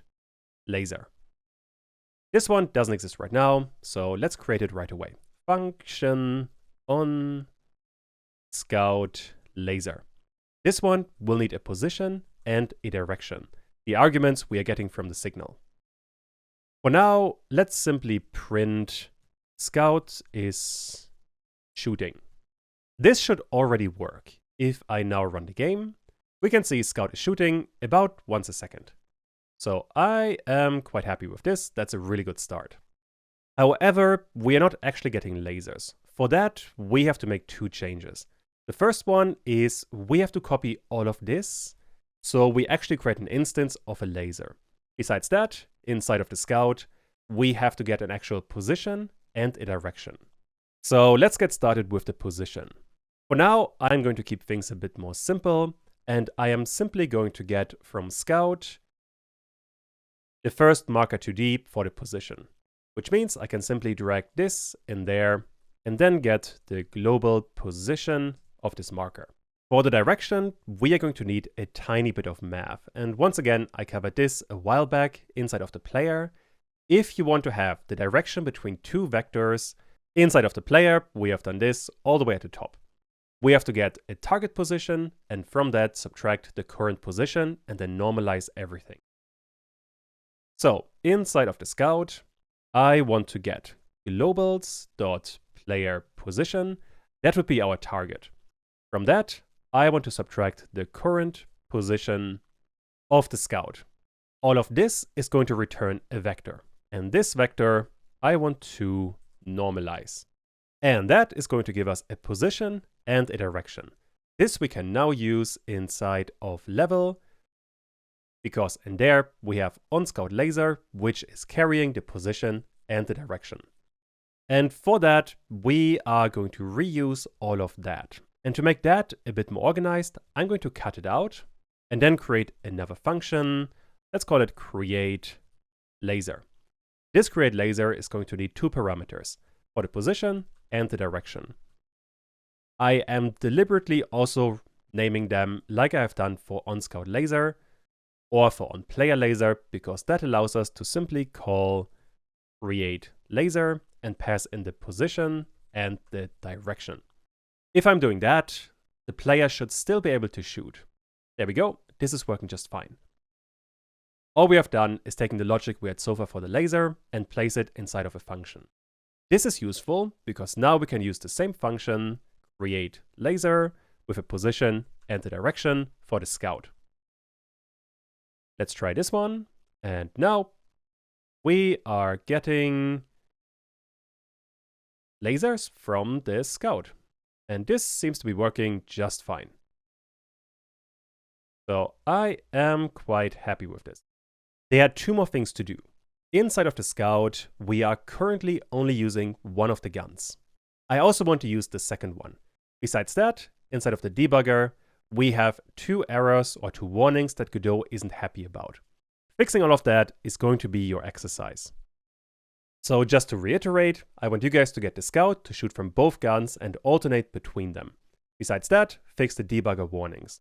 Pause the video now and try to figure this one out. The easier bit to work on is the debugger warning. You can actually click on them. Godot is bringing you to the function where the error is happening. Right now, the issue is that we are having these two functions that use the body parameter, but we don't actually use this parameter. So Godot isn't happy about that and wants us to add an underscore before them. If I now run all of this again, the debugger is happy. So this is working just fine. Also, I should test if the scout is still shooting at us, if we're moving outside of the attack area, and this is working fine. Next up, the more important bit. I want the scout to shoot alternately between the guns. And this you could approach in a couple of ways, and I think there's a smart way to write the least amount of code.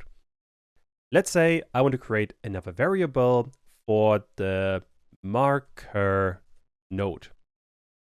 To get the marker node, we want to get the laser spawn positions, and this has two children. We want to get one of them, which we can get with getChild.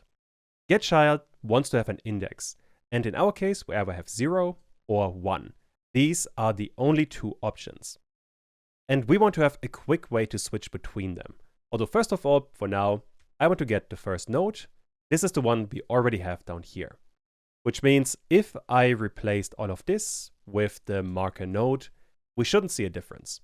Let's try it, and now we are, yep, this is looking good. Same result. What you can also do is write true in there. This seems a bit weird, but if I run this, we are still getting the same outcome. Although a slight difference. Now we are getting the right gun. Whereas if we write false in there, we would be getting the left gun. And there you can see we are using the left gun. The reason why this is working is that Godot, like Python, is converting data automatically to suit its needs.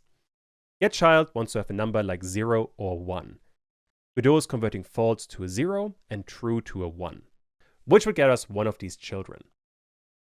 You could be more explicit about this and convert the false to a number using the int function, although you don't have to.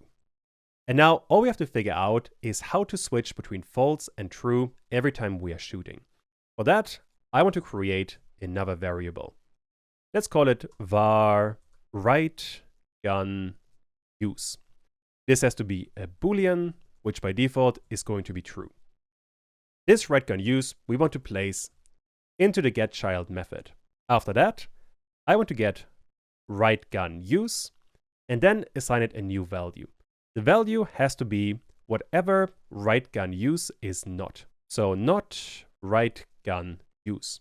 If right gun use is false, then not right gun use is going to return true. And if right gun use is true, then not right gun use is going to return false. That way we're alternating between true and false. which is exactly what we need for this one. Let's try it. And there you can see we are using both guns in an alternating way. So this is working really good.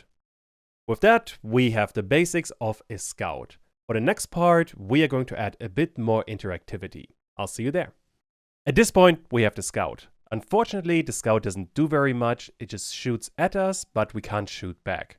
For that, we want to connect the scout to the laser and to the grenades. Unfortunately, at the moment, the grenades don't work. So let's work on that. At the moment, the grenades only explode, which is basically an animation, meaning they don't damage anything. Or more specifically, they do not call the hit function. And what is really important for this one is that as long as the grenade is exploding, it should trigger the hit function. The laser is only calling the hit function once, and that's perfectly fine.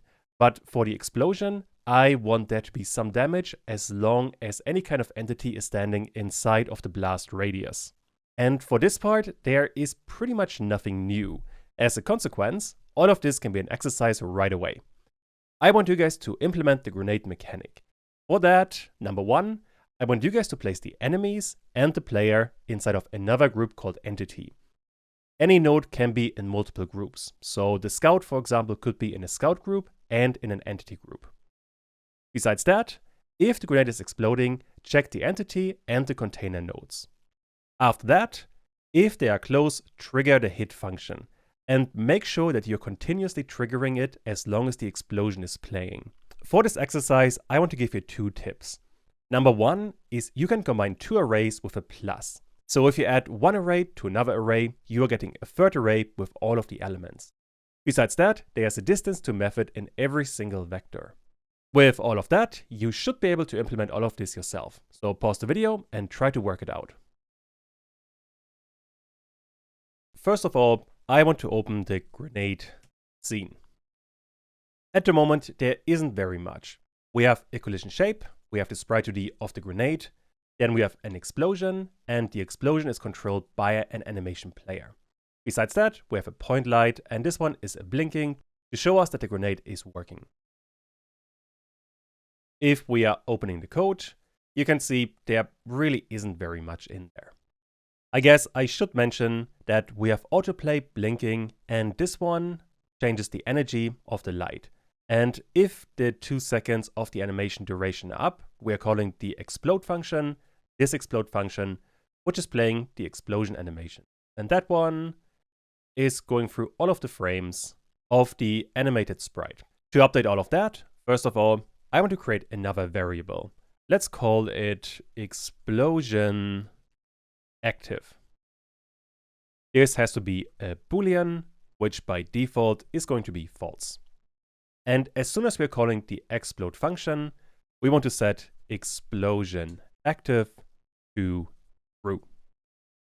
What that allows us to do is to use the process function and then check if explosion is active.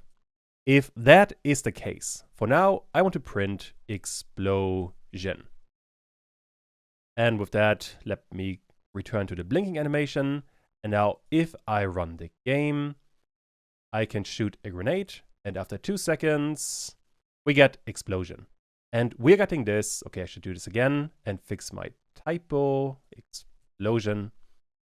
If I now run all of this again and not go into the inside level and shoot a grenade, after 2 seconds, we're getting explosion multiple times. Although at some point it stops, because after the play animation has finished, so in the animation player, we can look at the explosion animation. Once this animation is done, we are destroying the entirety of the scene with Q3. Because of that, the process function will not be called anymore. Also, we're not going to use delta inside of this function, so let's add an underscore.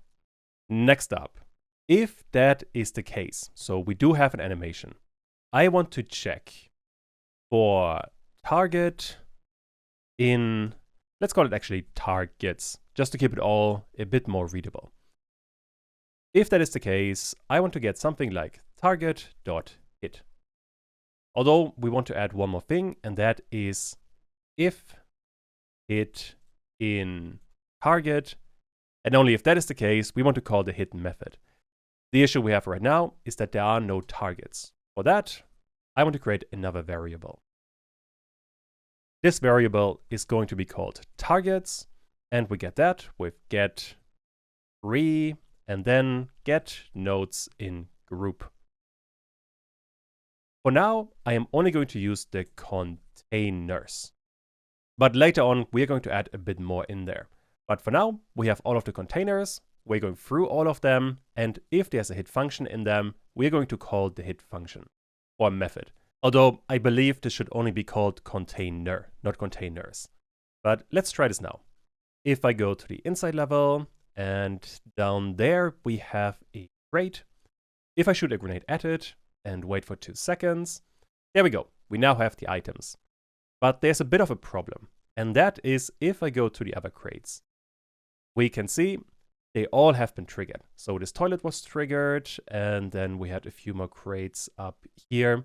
They have all been opened. That is because as soon as we have explosion active, we are running the hit method on every single target. But this obviously isn't what we want to do. We only want to call the hit method if a target is within a certain range of the explosion. For that, I want to create another variable. Let's call this one explosion radius. This one has to be an integer, which I want to set to 400. And then inside of the if statement, if the explosion is active, I want to get another variable. Let's call it in range. This we are getting via the target, and on there, I want to get the global position. This would be a vector 2, and this is what I mentioned earlier. Every vector 2 has a distance to method. And I just realized this doesn't work because we don't have the target. I can fix that by moving this inside of the for loop. Now we have access to the target, which is important because this gives us the position of the crate or the toilet. So I'm checking the target global position, and I want to get the distance to the position of the grenade, which we are getting with the global position of this one. This is telling us now the distance between these two vectors. If that number is smaller than the explosion radius, only then do we want to call this hidden method, which means we want to check if there's the method inside of target and in range. With that, I can run the entire thing again. And now if I shoot at the crate, this should still work. That's looking good. If I, however, go to the toilet, this one should still be closed. And it is, although I can still shoot at it, and this one also works.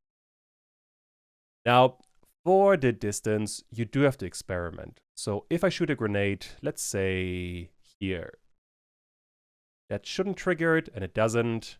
If I shoot it here, still doesn't. If I shoot it here, that should trigger it. Yeah, and it does. So obviously, with the distances, you do have to experiment quite a bit. 400 might be a tiny bit large, but these numbers are entirely up to you. Anyway, though, with that, we have a process function, and this one runs the hit method on the target. For now, the targets are only the crates and the toilets, but we can update that to also incorporate the player and the scout. Let's have a look at the scout. Right now, the scout is in a single group, the scouts. But besides that, I want to have another group called entity. Entities are supposed to be the objects that can move around in the game and be damaged. I couldn't really think of a good name. You might have called it damageables, but that sounded weird. So I stuck with entity. Entities are going to be all of the enemies plus the player. Speaking of which, we have to get the player scene, and the player should also get the group entity. That is going to give us the player and the scout. With that, we can return to the grenade, and let me extend all of this, because right now we are only getting the container. But I want to get the container and the entities. For that, we can simply combine these two arrays, meaning I want to get the tree again, And on that, I want to get nodes in group, and the group I'm looking for is entity. I just realized I got a typo. Instead of get nodes in group, I got get first node in group, which is another thing you can do, but not what I want to do right now. So get nodes in group, and now Godot is happy again. This would give us the enemies, or at the very least the scout and the player, but it wouldn't do anything because the scout doesn't have a hit function. So we have process and then a couple of signals, but nothing for a hit function. That we can add right now though. Let me do it all the way at the top. I want to create another function called hit. No parameters, and for now I want to print scout was hit. Besides that, I also want to go to the player, and the player has a ton of stuff. So let me minimize everything. Actually, most of it is inside of the process function.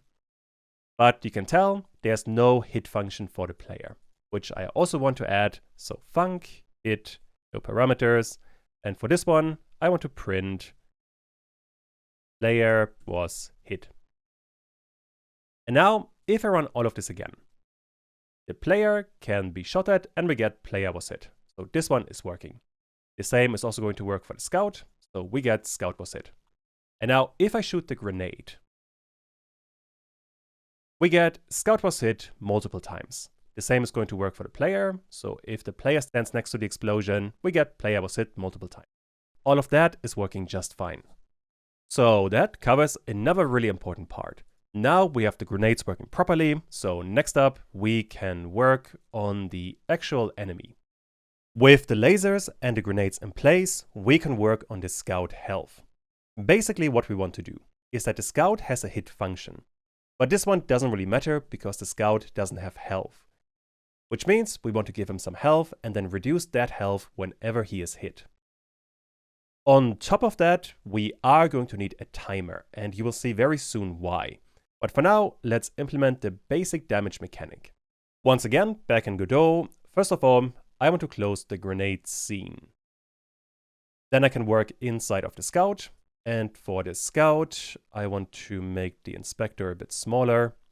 Also, what you can do is this little arrow is hiding all of the open code, which is giving me in particular a bit more space. I assume you are working on a larger monitor, so you probably don't need it, but if you work on a laptop, this can be super useful. At the moment, we are printing scout was hit as soon as we're calling the hit method. But that isn't going to be enough. Instead, I want to create another variable that we can call health. This one has to be an integer, and the value is kind of random. I'm going to go with 30. Once again, choose values that you like. And basically, all that we have to do, if the scout was hit, we want to get the health and then subtract it by a certain amount. Let's say 10 for this one. After that, if health is smaller or equal than 0, and if that is the case, I want to destroy the node with Q3. And that should be all we need. If I now shoot at the scout 3 times, he disappears. So this is working really well, and this was incredibly easy. But there is an issue, and let me run the entire game again. If I now shoot a grenade at the scout disappears immediately. The reason for that is that we're calling the hit function from the grenade inside of the process function, which means we are calling it multiple times per second. And since every call of the hit method is reducing the health by 10 amounts, we are destroying the scout after 3 frames of the game, which is incredibly fast. That is about 1/10 of a second. And that would make the grenades way too strong, meaning we have to find some other way to work with this. And the way you usually see this is that once any kind of entity has been hit, this could be the scout or a player, doesn't really matter, as soon as they have been hit, there's going to be a short timer during which they are invulnerable. This is going to be a very short amount of time, let's say less than half a second. That way, if we have something like a grenade that continuously calls the hit method, we have at least some kind of delay between calling this method. Implementing something like this is actually not that difficult, so it is going to be your exercise. I want you guys to play around and create some logic so that the scout can only be damaged every half second. Pause the video now and try to figure this one out. First of all, I am going to need another timer node. So with the scout selected, I want to add another timer. This timer, we can call it a hit timer, is going to get a wait time of 0.5 seconds. One shot should be enabled, this one should only run once, and auto start should not be enabled. We only want to call this hit timer once the scout has actually been hit. But first things first. At the moment, I feel like the scout node could be organized a tiny bit better. So we do have a sprite 2D, we have a collision shape, we have an attack area, and we have laser spawn positions. Those are working just fine. But we have two timers that could be inside of another node. Which means, with the scout selected, I want to add simply a node. The simplest node you have in Godot. If I add this one, we are getting a white node.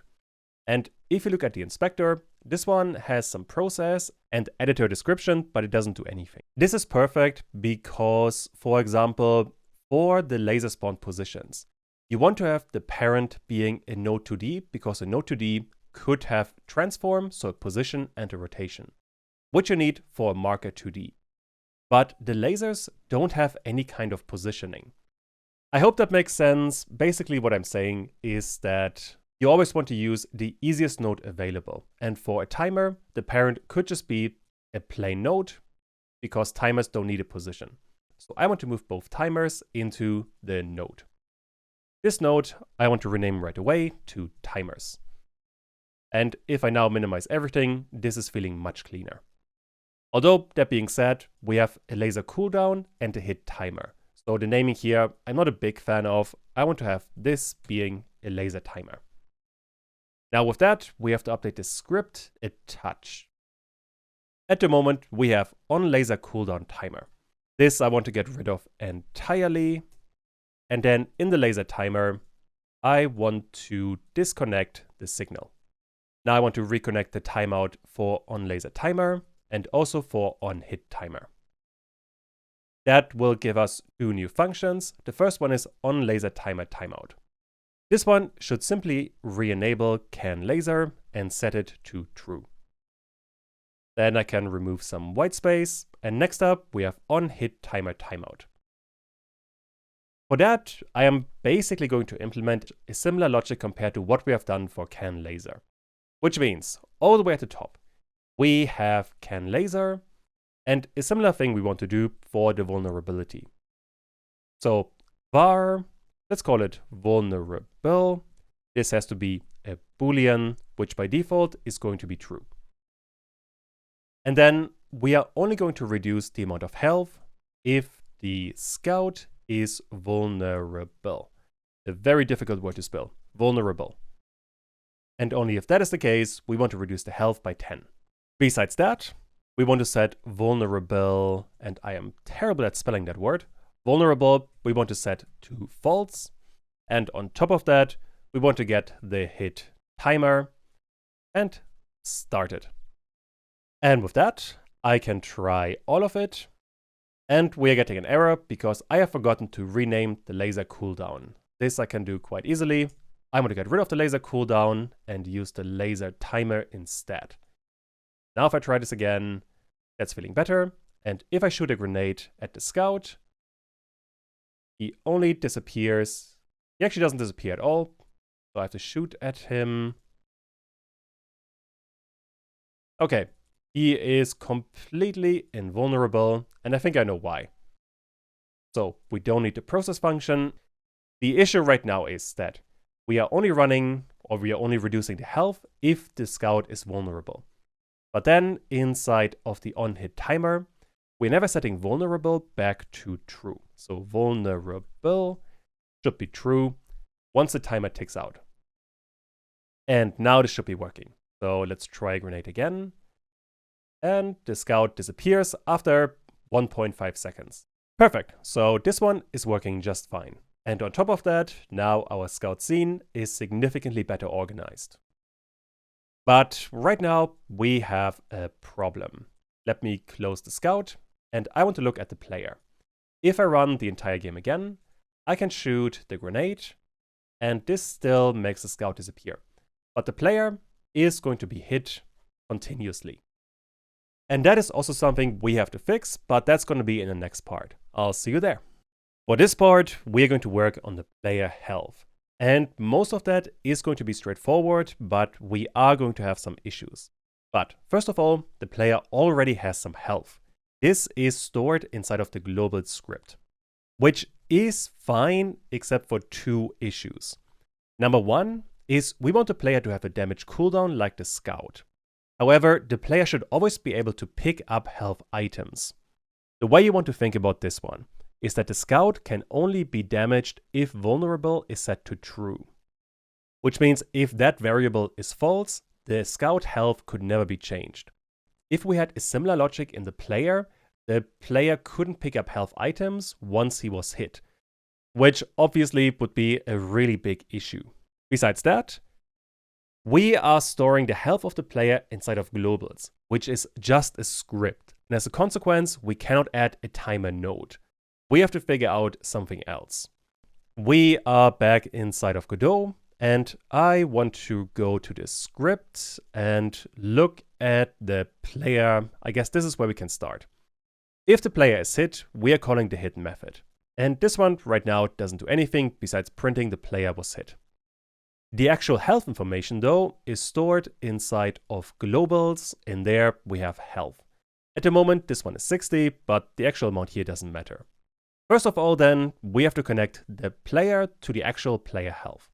And for that, inside of hit, I want to get globals, then the health of the player, and reduce it by a certain amount.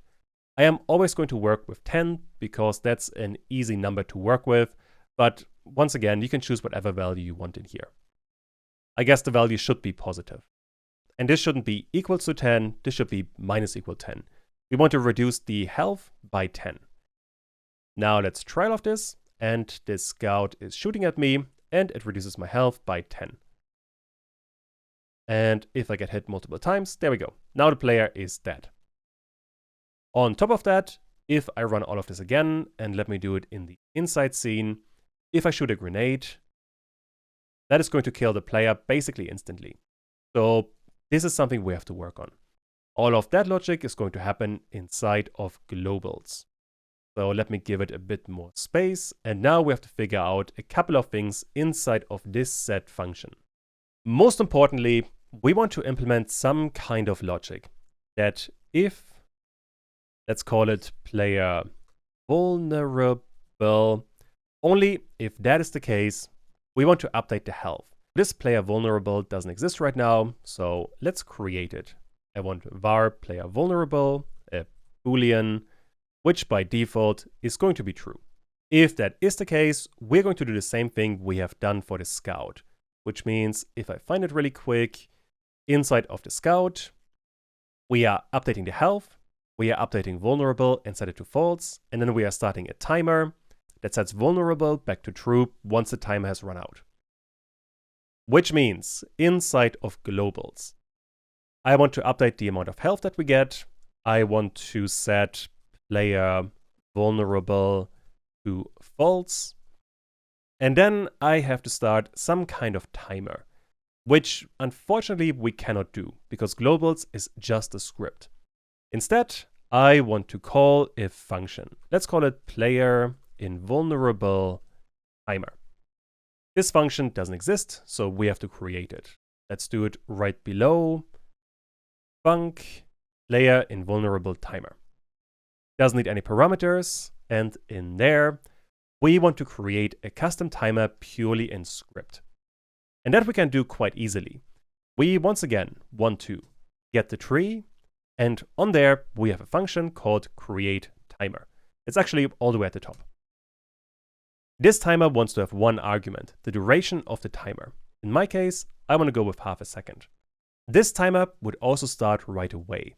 And the way you would be using it is with the await function, and then what you're looking for is timeout.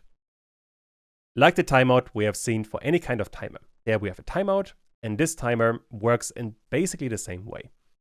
And what this line of code does is it waits for half a second, and then it does something else, whatever we are writing afterwards. The thing that we want to do is player vulnerable, and this one should be true again. Let's try all of that, and let me move this way. If I now shoot a grenade and the player gets hit, we are only updating the health every half second. So this is working. Now we have a problem though, and that is that if the player isn't vulnerable, then we cannot change the health at all, because the entirety of the function happens inside of this if statement. Meaning there is a timer if the player gets hurt, but there's also going to be a timer when the player is picking up a health item. But fixing that is going to be fairly straightforward. There's no new concept we have to learn, which means this can be an exercise. Which means I want you guys to update the set function for the health so that the health items can always be picked up and affect the player. Pause the video now and try to implement this one. Righty, let's think about the issue. If we go back to the item and somewhere down there, if the player is colliding with a health item, we are increasing global health by 10. Which means back inside of globals, the value after picking up an item would in this case be 70. 60 plus 10 from the item. That information we can use because we can check in an if statement if the value is greater than the current amount of health. This can only be the case if we have picked up a health item. There's nothing else that is currently updating the health of the player and increases it. And in there, we can get the health and then set it to the value we are getting. And this we can refine even further using another function called minimum. This one is picking from two values and it always picks the lower one. And I want to have the value and 100. This one limits the maximum amount of health of the player to 100. So if value becomes 150, minimum is going to pick 100. Since our current health bar only goes up to 100, this is quite important to include. Imagine we could have a health of 150, but our health bar would only show 100. So if the player get hit, we would be at 140, and the health bar wouldn't move at all. So this helps to not confuse the player. Besides that, I want to add an else statement. So we are checking if the value is smaller or equal to health. And if that is the case, I want to check if the player is vulnerable. Then we can update the health, update the vulnerability, and then call the timer. Although the one thing we have to update is the stat change. This one should always be called. Without it, this change up here to increase the health wouldn't be emitted, so it wouldn't be visible. But that is all we needed. So let's try all of it, and I guess it's going to be really hard to show. But if I get hit, we are decreasing the health, and if I get hit by a grenade, this is also working. And now if I pick up health items, I hope I can find some. Also not lucky.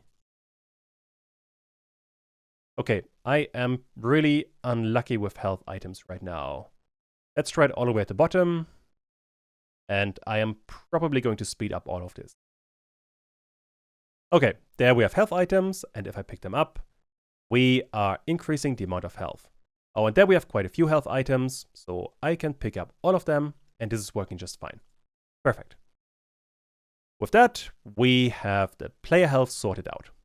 For this section, I want to work a bit more on the scout. Specifically, I want to make it light up under certain conditions. So, the problem right now is that if the scout or the player get hit, there will be a change in health. And if we hit the scout often enough, the scout is going to disappear. The problem is that a change in health of the scout is not being communicated. All we can see is that the laser disappears once it collides with the scout. Ideally, what I want is that the scout is flashing for a short period of time after it is being hit. For that, we are going to need a completely new topic called shaders. Shaders, in the most basic sense, determine how elements are being displayed in the game. For example, we could have a simple resource that would be the Godot logo.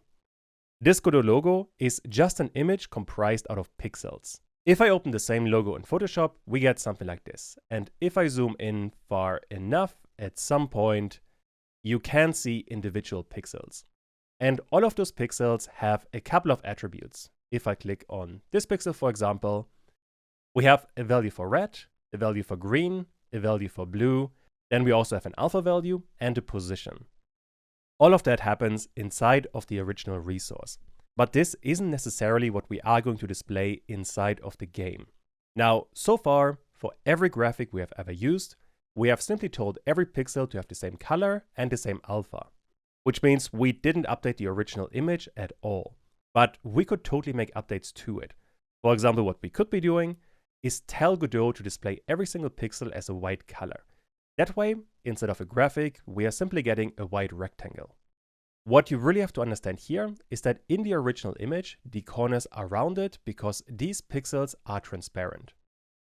Any image that you have is always going to be a perfect rectangle. And if you want to have rounded corners, you have to make the corner pixels transparent. But if we tell Godot to make every single pixel white, we will always have a rectangle with sharp corners.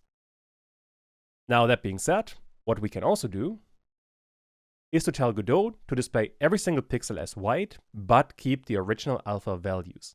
That way, we keep the rounded corners.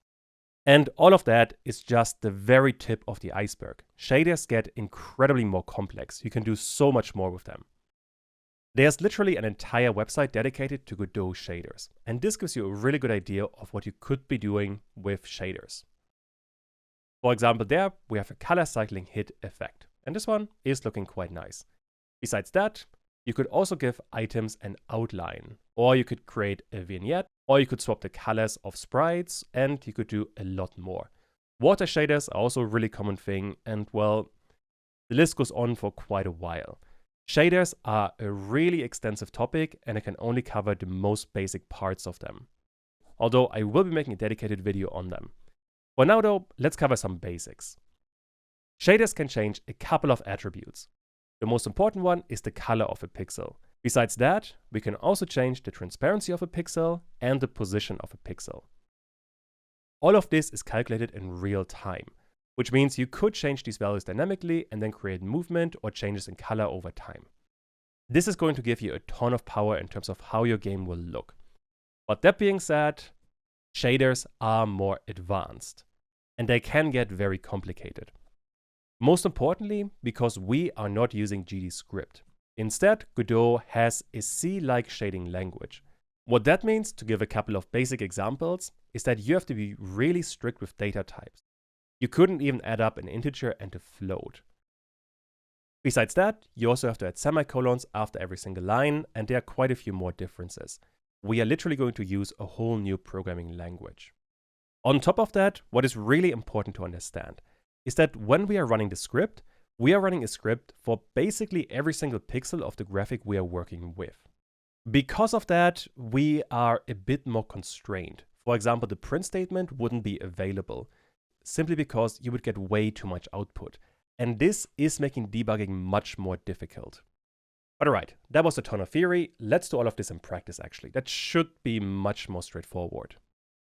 Here we are back in Godot, and I want to reopen this Scout. So the Scout scene. In there, we have a couple of items. We have the timers, we have the laser spawn positions, attack area, and collision shape. All of those we are going to ignore, because we want to work with the sprite 2D. This is the only visible element of the Scout. So this is the only element we want to work with. Now, to give an item a shader, you have to go to Material, and in there, you have a Material attribute. Right now, it's empty, but you can give it a shader material. Then you get something weird, but if you click on that, you get a shader. Right now, this one is empty, and we want to give it a new shader. Now Godot is going to ask you what you want to name this script. I think scout.gdshader is perfectly fine. So I want to create this new script. And now nothing has happened. To actually make something happen, you can either click on scout.gdshader, or you can go to the shader editor at the bottom. If you click on that, you can see an editor. Right now there's nothing, but if you open the script, you can see we have shader type, and notice a semicolon, and after that we have void fragment, and then we have some curly brackets. Inside of there, we can actually write some code. So, what does all of that actually mean? On the first line, we have the shader type. That is going to tell Godot what kind of graphic we are working with. A canvas item is a 2D item. Besides that, we could also have a spatial shader type, and this would work for 3D objects, but in our case, canvas item is totally fine. Besides that, all of that is a function, and a very specific one called fragment. This one determines the color and the transparency of every single pixel. Another inbuilt function you could be working with would be void, and this one is called vertex. This one would let you update the position of every single pixel, although this is not something I am going to work with. We want to keep it simple, and I just want to work with the color and the transparency of every pixel. And for that, let me zoom in on the scout, and let's see what we can do. In here, ultimately, what Godot wants is some kind of color attribute. And this color attribute has to be a vector with 4 values. And inside of the shading language, to create that, we want vec4. So this is telling Godot to create a vector with 4 values. And then there, we can simply add 4 values. In my case, I could go with 1, 1, 1, and 1. And now, don't forget, at the end, we do want to have a semicolon. And if I now wait a second, we are getting a completely white square around everything. What has happened here is that Godot looked at every single pixel of this image and then changed the color of this pixel to the vector we have gotten in there. The values we would get in there are red, green, blue, and the transparency. So if we change the vector 4 to 0.1 and save all of this, we're getting a bluish color because now we are removing the red color. I could actually get this to a 0, and then we get an even bluer color. And that is the very first thing you have to really understand about shaders, that inside of a fragment shader, Godot wants to have a color. And this color determines the color of the pixel and the transparency of the pixel. The transparency you get via the last value, so 0.5, would give us 50% transparency. And while we're working on this, I am going to hide the collision shape and the attack area so we can actually see what's going on.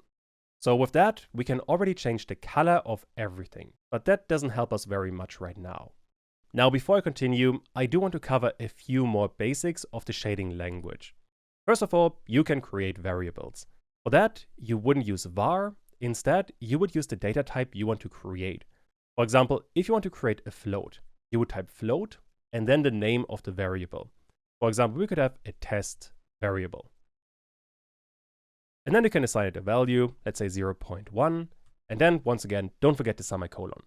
That is giving you a test var. And this test var you can use inside of color for the vector 4. And if I save this, we have a lower transparency. However, this is something I've mentioned earlier, that you have to be incredibly strict about the data types. What you couldn't do, for example, is get a test var and then add a 1 to it. Godot is going to give you an error right away that we have an invalid arguments to operator plus, float plus int. So in normal Python or GD script, you can add a float and an integer perfectly fine together, because to humans, those are both just numbers. But for a computer, those are entirely different values. And in the shading language, we cannot simply add them up together, which can be kind of annoying, but you will get used to it eventually. Besides that, the shading language also has a couple of predefined keywords that are super useful. Color is the one we have already seen. Another one is UV, and this one gives you the position of the current pixel. For example, what we could be doing if I once again get a vector 4 with 1, 1, 1, and 1. So a completely white area. What change I could be making is for the first value, I want to have UV, and this is giving me the current position of the pixel. And this one is going to be a vector 2 with an X and a Y attribute. If, for example, I change this to UVX, then the output would look something like this. So what happened here? There are 4 values we're working with in total. We have a red color, a green color, a blue color, and then a transparency. The last 3 values are always 1. So we have the full amount of transparency and all of the green and all of the blue color. The only change we are making applies to the red color. And the value we get here is determined by the position. These values start at 0 all the way on the left and then go to 1 all the way on the right. which means all the way on the left, we get no amount of red, so this area is going to be blue. And then all the way on the right, we get the full amount of red, so the color is going to be white. Now, in this case, we are rotating the entire thing. If I show this really quick, we are rotating the entire surface by 90 degrees, which is going to make all of this a bit more confusing. But if you look at the material, we have the unrotated graphic. And in there, you can very much see that the further to the right we are going, the more white it is going to become. Or rather, the more red we are going to have. Because if you have a pixel all the way on the left, then x is going to be 0. And if you have a pixel all the way on the right, x is going to be 1. What we could also do, for example, with the transparency, get UV and then Y. If I now save all of this, we get transparency for the other pixels. And once again, if you look on the right, all of that is much more understandable. We start all the way at the top, and their transparency for UVY is 0. So this UV for the pixel all the way at the top would be 0. But the further down we go, the closer we get to 1, which is the value all the way at the bottom. And once we reach the bottom, we are getting a 1, so all of those pixels will be completely visible. However, there is one important thing that we cannot do right now. We cannot get the current transparency of the pixel that we are working with. For that, we have to learn one more concept. So, right now, I'm creating a float test var, but this I want to get rid of. Instead, I want to get the current alpha value of the pixel I am looking at. And for that, we will need a function. This function is called texture. Texture wants to have two arguments. The first one is called a texture sampler. You can see it kind of there at the bottom, although I am running out of space. A sampler is simply giving us access to a certain kind of texture. The one we want to use is the texture applied to this sprite 2D, which we're getting with simply the word texture, all in uppercase letters. Besides that, the texture function wants to know the position that we are looking at, which in our case, we are getting via UV. And with that, we are getting an error. That we have an invalid assignment of vector4 to a float, which means that this texture is returning the current color, so RGB, and the alpha value of the current pixel. Which actually means that this is returning the literal color that we have. So we could replace this and get rid of the vector4, and if I now save it, we get the original. Oh well, I have to comment out the float A because this is giving us an error, but this texture is literally what you get by default. You are looking at the current pixel, and on this pixel, you are copying the alpha value and the color. However, what you can do on this vector4 is get one specific value, and that would be the alpha value.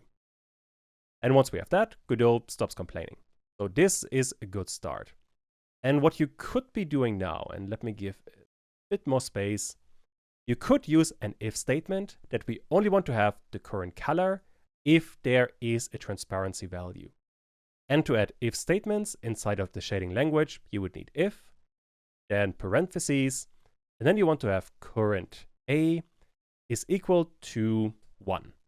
However, this is not going to work, and Godot is going to complain that once again, we have to be really strict with the data type. Right now, we are comparing a float and an integer. To fix that, we have to add a 0.0. That way, Godot is happy, and now we need curly brackets, and inside of there, I want to have the color. And just so that we can see what is happening, I don't want to have the current color. Instead, I want to have a vector 4 with 1, 1, 1, and 1. So basically what we're doing right now, and you can see a really ugly result. We are getting the current alpha value of the pixel. And once again, remember, this script is run for every single pixel of this texture. And then if the current alpha value is 1, then we are coloring in the current pixel in pure white. This kind of, well, partly works, but you can see the issue. That some of these pixels don't have perfect transparency, but they're still visible. So they might have 90% transparency. Which is why this kind of if statement wouldn't really work here. And more general, an issue with shading languages is that you want to avoid if statements. simply because they have some performance penalties. Let's get rid of them instead. What I want to create is going to be a vector 4, and this is going to be the target color. And for this target color, I want to use another function, mix. Mix is going to mix two colors. And in our case, we want to mix the current color with a pure white color, which means we want to have the texture with texture and UV to get the current color of the pixel. Besides that, I want to have another vector 4, and this one, actually, let's do it like this. This is much easier to understand.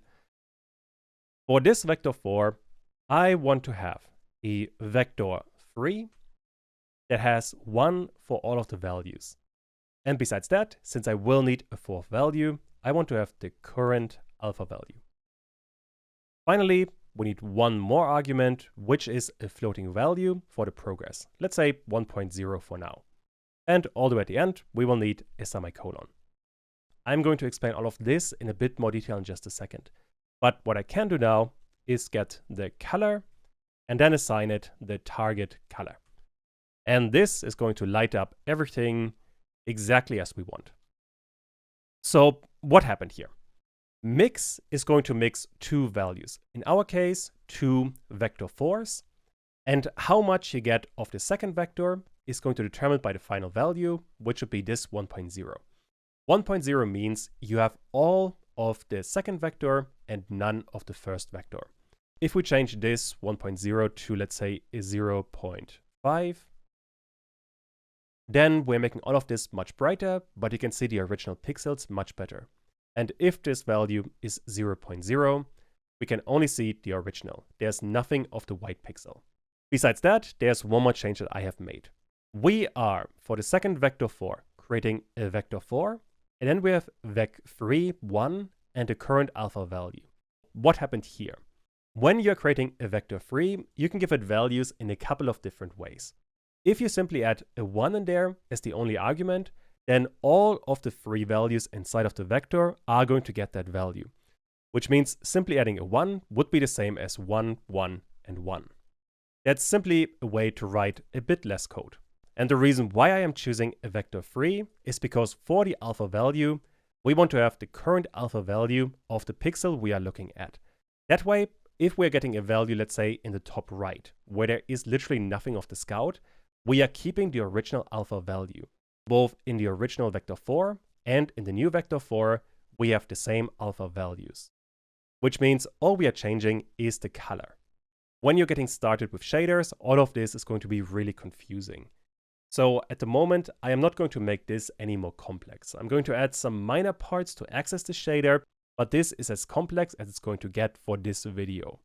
Shaders can get quite a bit more advanced, and well, they can get really difficult. So this is something you want to approach once you have a bit more of a stronger foundation in Godot. There's one more thing we have to figure out, and that is, at the moment, we can set a static color, let's say 1, but we cannot influence this from inside of GDScript. Let's say inside of the scout, and if I give it a bit more space, if the scout has been hit inside of this function, we want to tell the shader, so the script all the way in the bottom, to change the value to 1. And if we're not being hit, we want to change the value back to 0. How could we do that? And well, for that, we have another concept, and that is called uniform. Uniform is a keyword that if you add this to a variable, this variable will be exposed to GDScript, or well, to Godot in general, so we can access it via the inspector. For example, what we could have is a vector 3 for the color. And for this color, we can tell Godot that this is going to be a source color. That way, Godot knows that we're not just working with a vector, but with a color, expressed as a vector. After that, we can set a start value, let's say vector 3, where all of the values are 1. And once again, don't forget the semicolon. And right now, nothing really changed. But if I show the inspector of the sprite 2D, you can see under material, we have shader parameters. And in there, we have a color. And this color, we can simply update to whatever we want. For now, let's keep it at a pure white. Now, this color I want to use inside of mix to replace this vector free. So in there, we want to have the color. Right now, this is not going to change anything. But what I can do now is to go to shader parameters and select a new color. And then we are in real time updating the color of the highlighting color.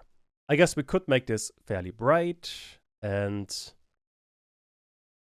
make it a bit more bluish, whatever kind of color you like. It really doesn't matter. Besides that, I want to create another variable. This is going to be a uniform variable as well, although this one has to be a float. I called it progress. This is a value I want to have inside of a certain range. And to give that prediction, I want to add hint range.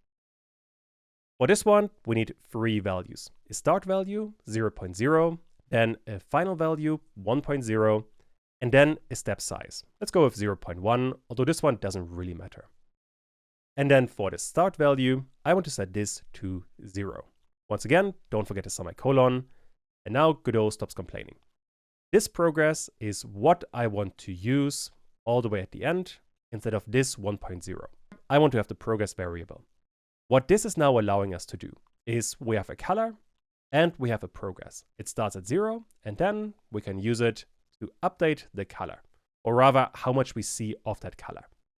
And with that, we have written a reasonably complex shader. It still is incredibly basic, but for our purposes, this is all that we are going to need. Next up, inside of the Scout in GDScript. When we are calling the hit method, I want to update the value of this progress.